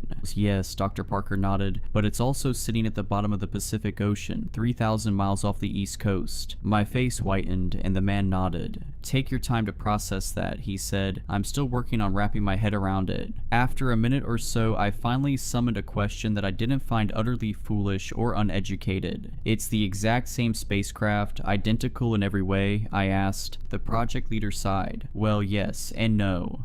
Why am I here, Dr. Parker?" I asked. "The recovery team has not explored the craft yet," the man replied, "but we have conducted a preliminary exploration with an unmanned vessel, UV-7. Movement was detected within the craft." "Christ," I gasped, and Parker continued. "It's unsettling. The room is divided. Some specialists think a living organism might be down there, but others think it may have been a dislodged piece of equipment. The UV-7 didn't transmit any biological information. Anyway, that's why I wanted to bring you into the room. You're one of this organization's leading biologists, after all." I scoffed. "I specialize in cell and molecular biology. This is... well, what is this? What have we even found here?" "Shade. Nothing," Parker said. "That's my verdict, but Dr. Long disagrees. I mentioned your name to them, and I'm hoping you'll help me." "How?" I asked. "By proving what the UV-7 has already told us," he answered. "Whatever moved down there, it wasn't living. It wasn't organic in nature unless a fish happened to... No, it couldn't have been. As I said, the UV-7 would have detected a biological signal." I agreed to offer my opinion. I shouldn't have done so, but I did. It would have been easy to ask Dr. Parker to choose someone else, give someone else clearance. I wasn't exactly emotionally invested in the GE-1 program. It had been a year since the astronauts supposedly returned, and we'd found nothing at the source of the 784A frequency. Since then, I'd moved on to bigger and better things. Of course, everything changed when Parker revealed that an identical version of the GE-1 spacecraft existed at the bottom of the ocean. It was a discovery far beyond anything I'd experienced during 13 years at NASA. I needed an answer to the unknown. 2 hours later, with no more than 20 people in the control room, we watched live footage of the submarine's dive towards the GE-1 crash site. The mission was a joint venture between NASA and a privately contracted company, with all participating crew members legally bound to an NDA. After all, they were about to explore a spacecraft which, in the public realm, did not exist. After the initial flurry of breathtaking aquatic species, it took another 2 torturous hours for the video feed to display anything other than blackness. The vessel descended into the depths of the ocean, the part that light didn't reach. I thought about its similarity to space. I found it ridiculous to think about the fact that we have ignored a frontier on our own planet before exploring the one beyond it. So much of the ocean remains unexplored. Eventually, the contractors found the wreckage, and 2 divers, each fitted with a camera, left the submarine to explore the vessel. When they rounded the battered nose of the spacecraft, mission control fell silent. We all saw it at the same time. The bold letters printed on the crumpled wreckage of the sunken craft, which was half buried in the black seabed. GE-1. Hearing about the discovery was one thing. Seeing it on a gargantuan screen was something else. Dr. Parker was no liar. I knew that, but I still didn't believe him until I saw the footage for myself. "Breaching the airlock now," the lead diver, Barton, announced. Disturbed water swirled into a stream of bubbles, clouding the lens of Barton's camera as he used a piece of specialized drilling equipment. It was a long and arduous process, during which Mission Control only had a limited view of the spectacle through the camera of Lee, the second diver. "That'll do it," Barton's colleague said. The bubbles started to disperse as the drill ceased, and we watched the two explorers break the airlock's mechanism before pulling the hatch towards them. They revealed a void within the opening, and the lights on their headsets did very little to illuminate the innards of the craft. I sensed that the two men were apprehensive about entering the wreckage. They likely knew very little about NASA's GE-1 program. That, in the end, was for the best. We all longed for that privilege. Entering the vehicle, Barton uneasily said. The lead diver swam through the opening, followed a couple of seconds later by Lee, who may well have been on the verge of turning and retreating to the submarine. The split screen revealed two pieces of footage, barely different in perspective, two views of the same bleak, water-filled tunnel. The entrance to a vessel that had once traversed space, only to meet its end in a watery grave. "Are we broadcasting clear footage?" Lee asked. "Yes," Dr. Parker responded. "If you follow the main hallway, you'll reach GE-1's flight deck."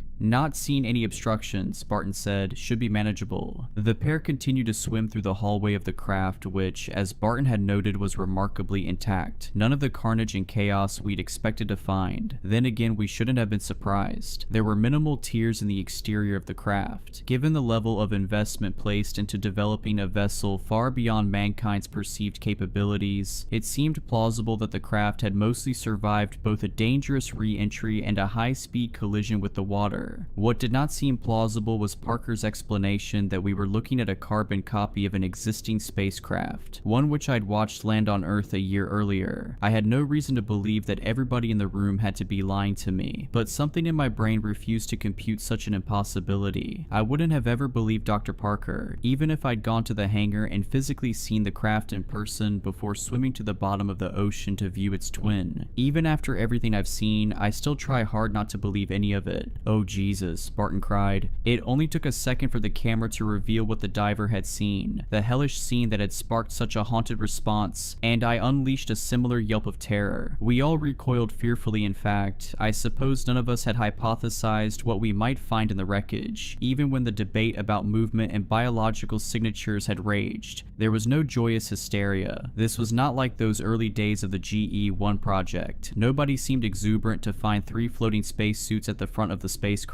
Spacesuits that were not empty. Spacesuits that were surprisingly intact. It had taken roughly a day or so since the GE-1 crash for the divers to breach the vessel. 24 hours for the bodies to decompose underwater. The skin of each astronaut was discolored and wounded with haunting, razor-thin gashes, but their gaunt faces were unmistakable. The 2 men and 1 woman, each wearing a scream to the grave, were the 3 astronauts who had returned to Earth 1 year earlier. Worst of all was the corpse of Commander Tim Irwin. The upper half of his helmet and the head within had been cleanly severed above his gaping mouth. That explained the rotten nature of his remaining lower half, in comparison to Diane's and Olsen, who were each encased in a suit without oxygen. The ship's oxygen would have lasted at least a month or so, resulting in partial decay of Irwin's remaining face, exposed by the savagely sawn helmet. The lower half of his face bore holes in the cheeks, revealing teeth behind. One scientist murmured that the 3 scientists may have died long before impact. Within a sealed spacesuit lacking oxygen, the decomposition process would be slowed. Of course, that only raised more terrified questions. One in particular played on my mind. Why were the astronauts wearing suits inside the spacecraft? A technical engineer gave a probable explanation for the ship's return. The GE-1 was programmed with a homing initiative. In the event of life loss, or 24 hours without manual piloting, the craft's motherboard was programmed to assume automatic control of GE-1 and steer it back to Earth. The re-entry might have failed because the ship was damaged. That might also explain why we didn't receive a signal from its transmitter. Honestly, it's a miracle that the GE-1 made it back to Earth at all, the engineer said. We'll know more when we look at the ship's log, another engineer added. Dr. Parker sighed. Barton, we need you to... We have to get out of here, Lee yelled, shouting over Dr. Parker. I didn't sign up for this. Look, we did the dive. You've seen what you needed to see. I understand that this is a terrible situation, Parker continued. You were, however, briefed. You signed a contract, Mr. Lee. The nature of the expedition was made clear to you, and we don't have all of the information that we need. We need you to recover as much of the ship's data as possible. Do you have the drive? Yes, Barton murmured, dazed by the 3 floating corpses. Right, Parker replied. You should see the socket on the right-hand side. The lead diver swam towards the main console, searching anxiously with the navigational assistance of every expert in the room. When he finally inserted the drive into the designated socket, a red light flickered beside it. What does that mean? Barton asked. You were right, Ian, one of the technical engineers said to his colleague. It's not good, Mr. Barton. It means that some of the ship's log files are corrupted. All of them? Dr. Parker asked. The engineer rubbed his chin. Well, if there'd been no light at all, this would have been a lost cause. So there's still hope. It'll be the water damage. No doubt about that. Just leave the drive in the socket, Mr. Barton. Let it run. When the light turns off, that means the data transfer has finished. Meanwhile, Lee was scanning the ship with equipment for detecting organic matter. I was standing by, waiting for the diver's device to detect some sign of life, something that would warrant me being in the room. But there was nothing, not even any sign of the movement that the UV-7 had detected. I was the uncomfortable biologist in the corner, only there, it seemed, to endure the horror alongside everyone else. Something that did intrigue Mission Control, however, was Lee's discovery of floating glass shards in Daines' laboratory. Most people wouldn't pay attention to suspended glass fragments in an underwater wreckage. The divers certainly didn't understand the commotion from the scientists, and neither did I, but Lee indulged Dr. Parker when he was instructed to collect a sample. It's just broken glass, I naively thought, frowning. 10 minutes later, when the data transfer completed, Barton recovered the drive, and the 2 divers were beyond happy to receive the go-ahead from Dr. Parker to leave the site. The men returned to the submarine, the transmission ended, and everybody in the control room dispersed. I didn't sleep that night, of course. No sane person would manage a good night's sleep after such an awful discovery. When I went into work that morning, I hadn't expected to see video footage of 3 dead astronauts. More terrifying than that, I hadn't expected to see footage of 3 corpses who I'd seen return to Earth, alive and well. Earl, Dr. Parker half barked. I was sitting in my office, boring into the wall with a 1,000-yard stare. It took the man 3 attempts to catch my attention. Using my first name had triggered something in my brain, taking me out of myself for a moment, reminded me that this was all real. No matter how hard I tried to dissociate and detach myself, I was excruciatingly intertwined with the horror. Dr. Parker, I replied, unable to say anything else. I'm afraid I have to ask you once again to come with me, the man said, seeming far paler than usual. We just reviewed the data from the GE-1 wreckage. What did you find? I whispered, voice breaking. Parker sighed. If you come to my office, you'll see. I really need your opinion. That seemed like a lie to me. Dr. Parker had been talking about the importance of my opinion as a biologist since the start of the GE-1 program. In the end, I'd simply been a limp, lifeless limb. Hardly even a backup appendage. Just some excess fat that somebody had forgotten to trim. As it would transpire, however, Dr. Parker had finally found something that required my input. Out of 102 audio files on the drive, only 2 were uncorrupted, 2 recordings from Commander Tim Irwin. Within those recordings, Dr. Parker heard something he didn't understand, heard many things he didn't understand. Unfortunately, I scarcely understood the recordings either. What little I did understand, however, horrified me, and I saw that coming. It was foreshadowed by the project leader, by his haunted eyes. The board need to know whether they found something alien in nature, Dr. Odell. I still don't think it's not organic. I don't believe that. They won't listen to me, Dr. Parker said, but they'll listen to you. I could tell that the man no longer believed his own words. He wanted me to prove him wrong. File 86. This is Commander Tim Irwin. I am recording this message at 1440 on Thursday, 2nd February 2023, Greenwich Mean Time. Since 12:15 today, we have been unable to contact Mission Control. Olsen has not pinpointed any malfunction, so we hope that all remains well back home. The 3 of us are contemplating the possibility that the issue with our broadcasting signal stems from what we have discovered, the source of the 784A frequency. We found it, and given what we have experienced over the past 2 hours, I believe it to be vital for me to record our findings in the absence of any communication with Dr. Parker. At roughly 12:35, shortly after losing contact with home, we finally saw a physical manifestation of the frequency that we've been hunting for 8 days. We were starting to think there would be nothing there. We'd been eyeing blackness for hours, believing that the transmission had no visible source. It was when we neared a mile or less from the signal source that we finally saw something tangible. I'm still struggling to describe our discovery. Well, at first we didn't know how to put it into words. Now, however, I suppose I'd say that we were pursuing an ever-moving belt of glass shards. Yes, glass shards. You heard me correctly. Thousands of small, glass-like fragments hurtling through the cosmos. Jagged pieces of some unknown material. No sign of biological life, no sign of foreign technology. Just a near-transparent substance with no technological or organic nature, somehow transmitting the 784A frequency.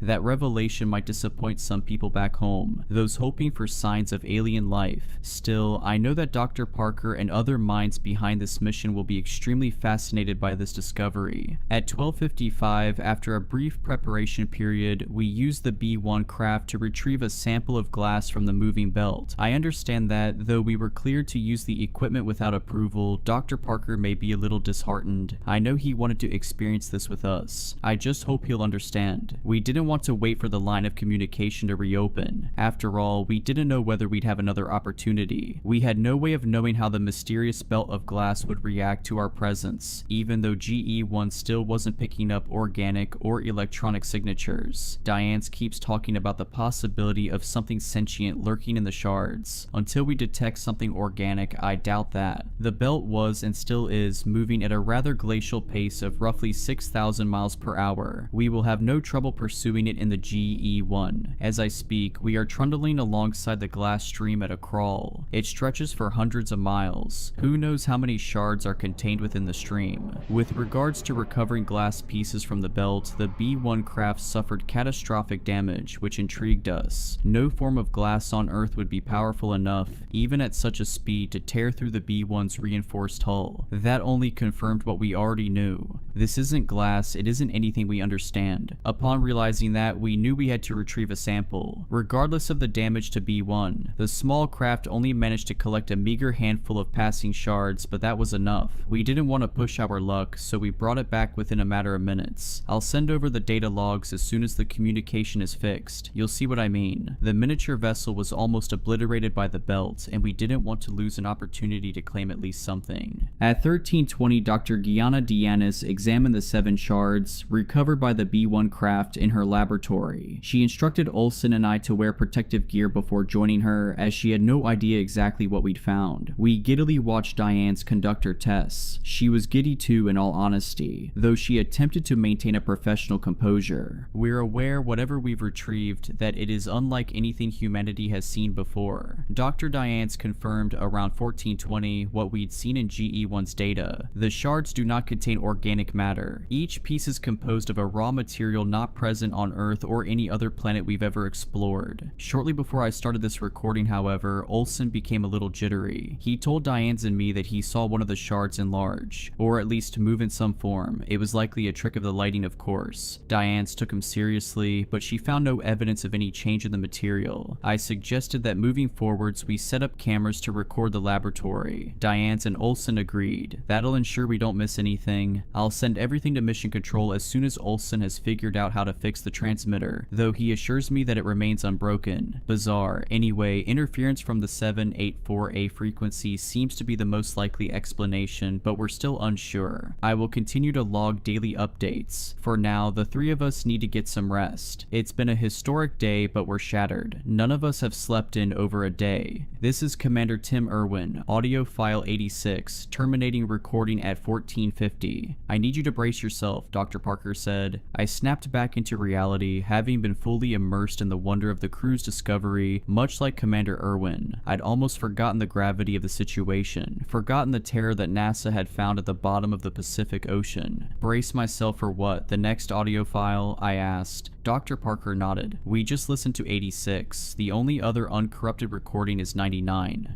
So, we're missing 12 files in between those, I asked. Yes, he answered, and 3 files after 99. The board doesn't care about the first 85 audio files, the ones before we lost contact with GE1, meaningless updates that would likely mirror whatever Commander Irwin was telling Mission Control on a daily basis. But the audio recordings from 86 to 102 detail whatever happened after the vessel went dark. Those are, perhaps, the most valuable pieces of data this organization currently possesses. Right, is file 99 useful? I asked. The doctor's lip quivered as he hovered his unsteady index finger over the mouse, contemplating whether to inflict such horror upon me. I wish he hadn't. Useful? That's an interesting word. I don't know, Dr. Odell. It tells one horrifying part of a story we don't understand, Parker croaked before clicking. File 99. This is Irwin. 99. File 99. Since the last few recordings, it's all over, and things were already terrible. This must be my 5th recording today. I'm sorry. Sorry for the backlog of files for you two. Oh, who cares? Why am I apologizing to anyone? Nobody's there. Nobody will ever be there. I'll be lost to space and, well, I hope somebody hears it. There's the protocol after all. The return protocol. I'm no engineer, but I remember Olsen talking about it. If GE1 makes it back to Earth, I hope these recordings make sense to you. Whoever's listening, none of this makes sense to me. And it's even worse now Diane's is gone. She died at, I don't know, 2210 perhaps.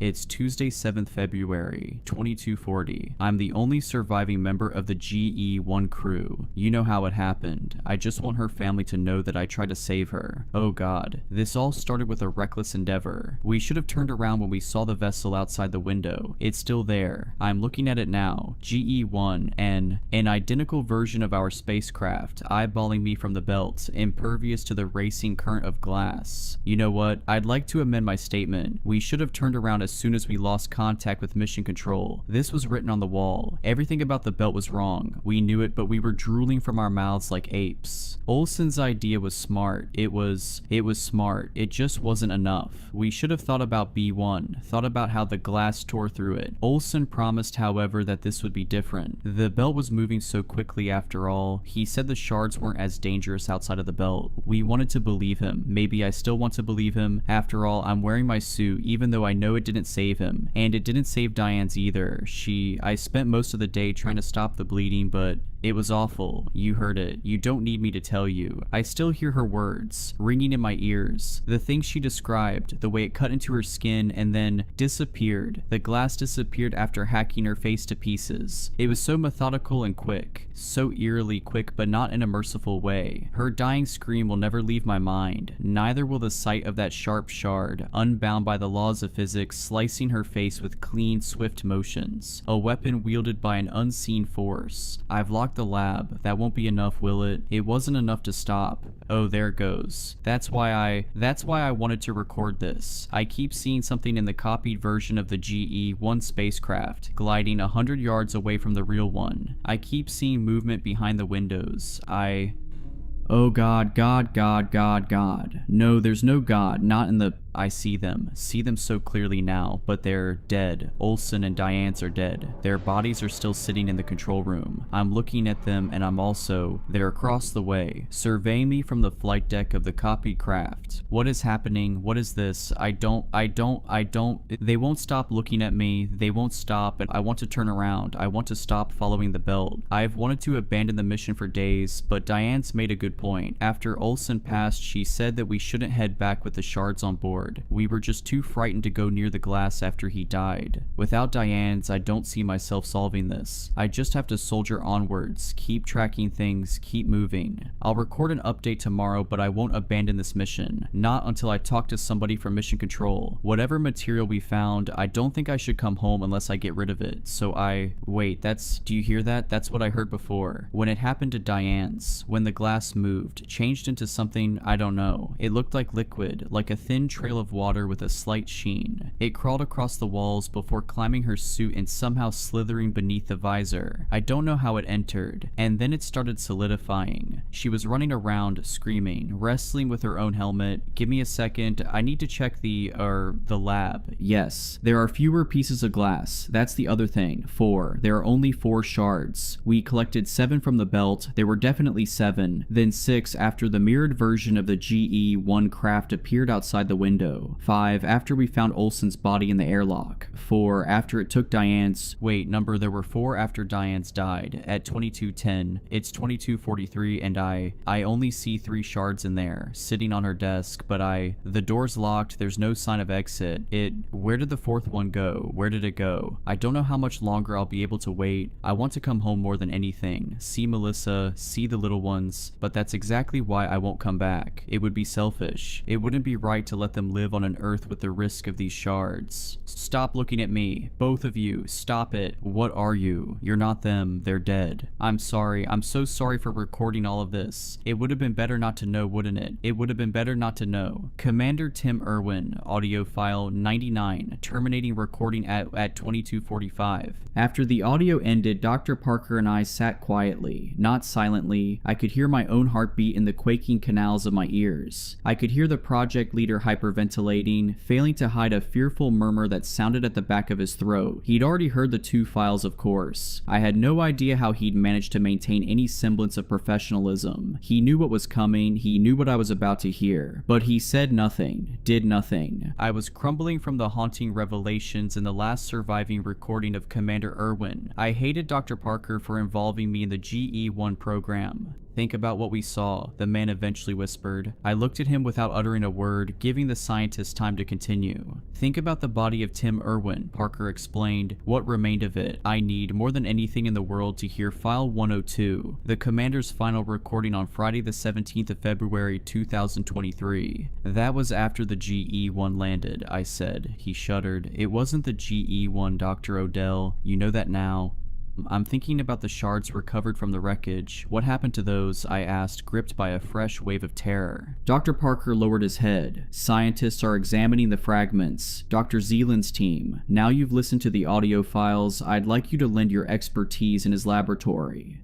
Right, well, I've remembered something else, I said. The video footage from the dive. Do you remember seeing the glass in GE-1's laboratory? I've hardly thought of anything else, he replied. Commander Irwin said in the final uncorrupted recording that only 3 shards remained, but there were more than 3 shards in that water. I quivered. Parker frowned. I don't know what to say to that, Earl. The shards could have shattered during the crash, split into numerous smaller fragments. I didn't believe that, not from the description the commander had given. These were sturdy, unnatural things which could change shape and state, not things that would shatter. Anyway, Dr. Odell, the scientist muttered, clearing his throat. Before we go to Zeeland's lab, I'd like to ask for your opinion. GE-1 found no evidence of organic matter in the belt. Dr. Gianna Dianes found no evidence of organic matter in the shard samples. Given the commander's description in file 99, however, do you think that the ship's data log may have been wrong? Do you think Dr. Dianes may have been wrong? I sighed. There isn't enough evidence for me to give a definite answer to that question, Dr. Parker, not until I see the shards for myself. I regretted saying that. I didn't want to see the shards. I wanted to run away, wash my hands of the whole thing. File 99 had filled me with a bottomless dread that I didn't realize the human body could experience. It haunted me. The thought of an unfeeling thing stealing one's form and then shredding that same person to pieces. The commander was right. It would be the worst thing imaginable for the substance to make its way back to Earth. But it was all over when the glass mimicked the spacecraft. The shards have already been here for a year. You're too late, Dr. Zeeland said. That line snapped my mind into action. I had zoned out of the earlier conversation with the scientist, still trying desperately to process the horror of the past few days. It was nearly impossible to process something far beyond our world, something the human mind has not evolved to process. Dr. Parker scoffed. Dr. Odell is too late, Zeeland interrupted. We disposed of the shards this morning. I beg your pardon, I asked. The fragments were dangerous. The audio recordings made that abundantly clear. Dr. Long ordered us to destroy the samples, Dr. Zeeland said. At that moment, Veronica Riding emerged from the lab, which was being barricaded by Dr. Zeeland's hulking form. The sheepish woman was pushing a trolley of black waste bags, and she seemed to be trying to avoid detection. Regardless, hope sparked in my mind, as Veronica was a close friend of mine, not just a colleague. I hoped she would clear up the strangeness of the situation. The idea of NASA discarding such an important historical find seemed unthinkable to me. It was a lovely thought, there's no denying that. I wanted to entertain the possibility of the agency putting mankind's safety before mankind's progression, but I'm not a moron. Veronica, I called. Is it true? What was that, Dr. Odell? She asked, stopping to face me. My body temperature lowered. As I eyed the face of my dear friend, I felt the shift. I didn't see a physical difference in Veronica's appearance as such. The shift in my fractured mind was more subtle than that. It was a feeling that whisked the contents of my gut. Veronica always called me Earl. If you enjoyed these stories, please consider subscribing and liking this video. Let me know your thoughts of these stories in the comments below. I frequently talk to my viewers there. But anyways, I hope you were creeped out. Just kidding. Stay safe.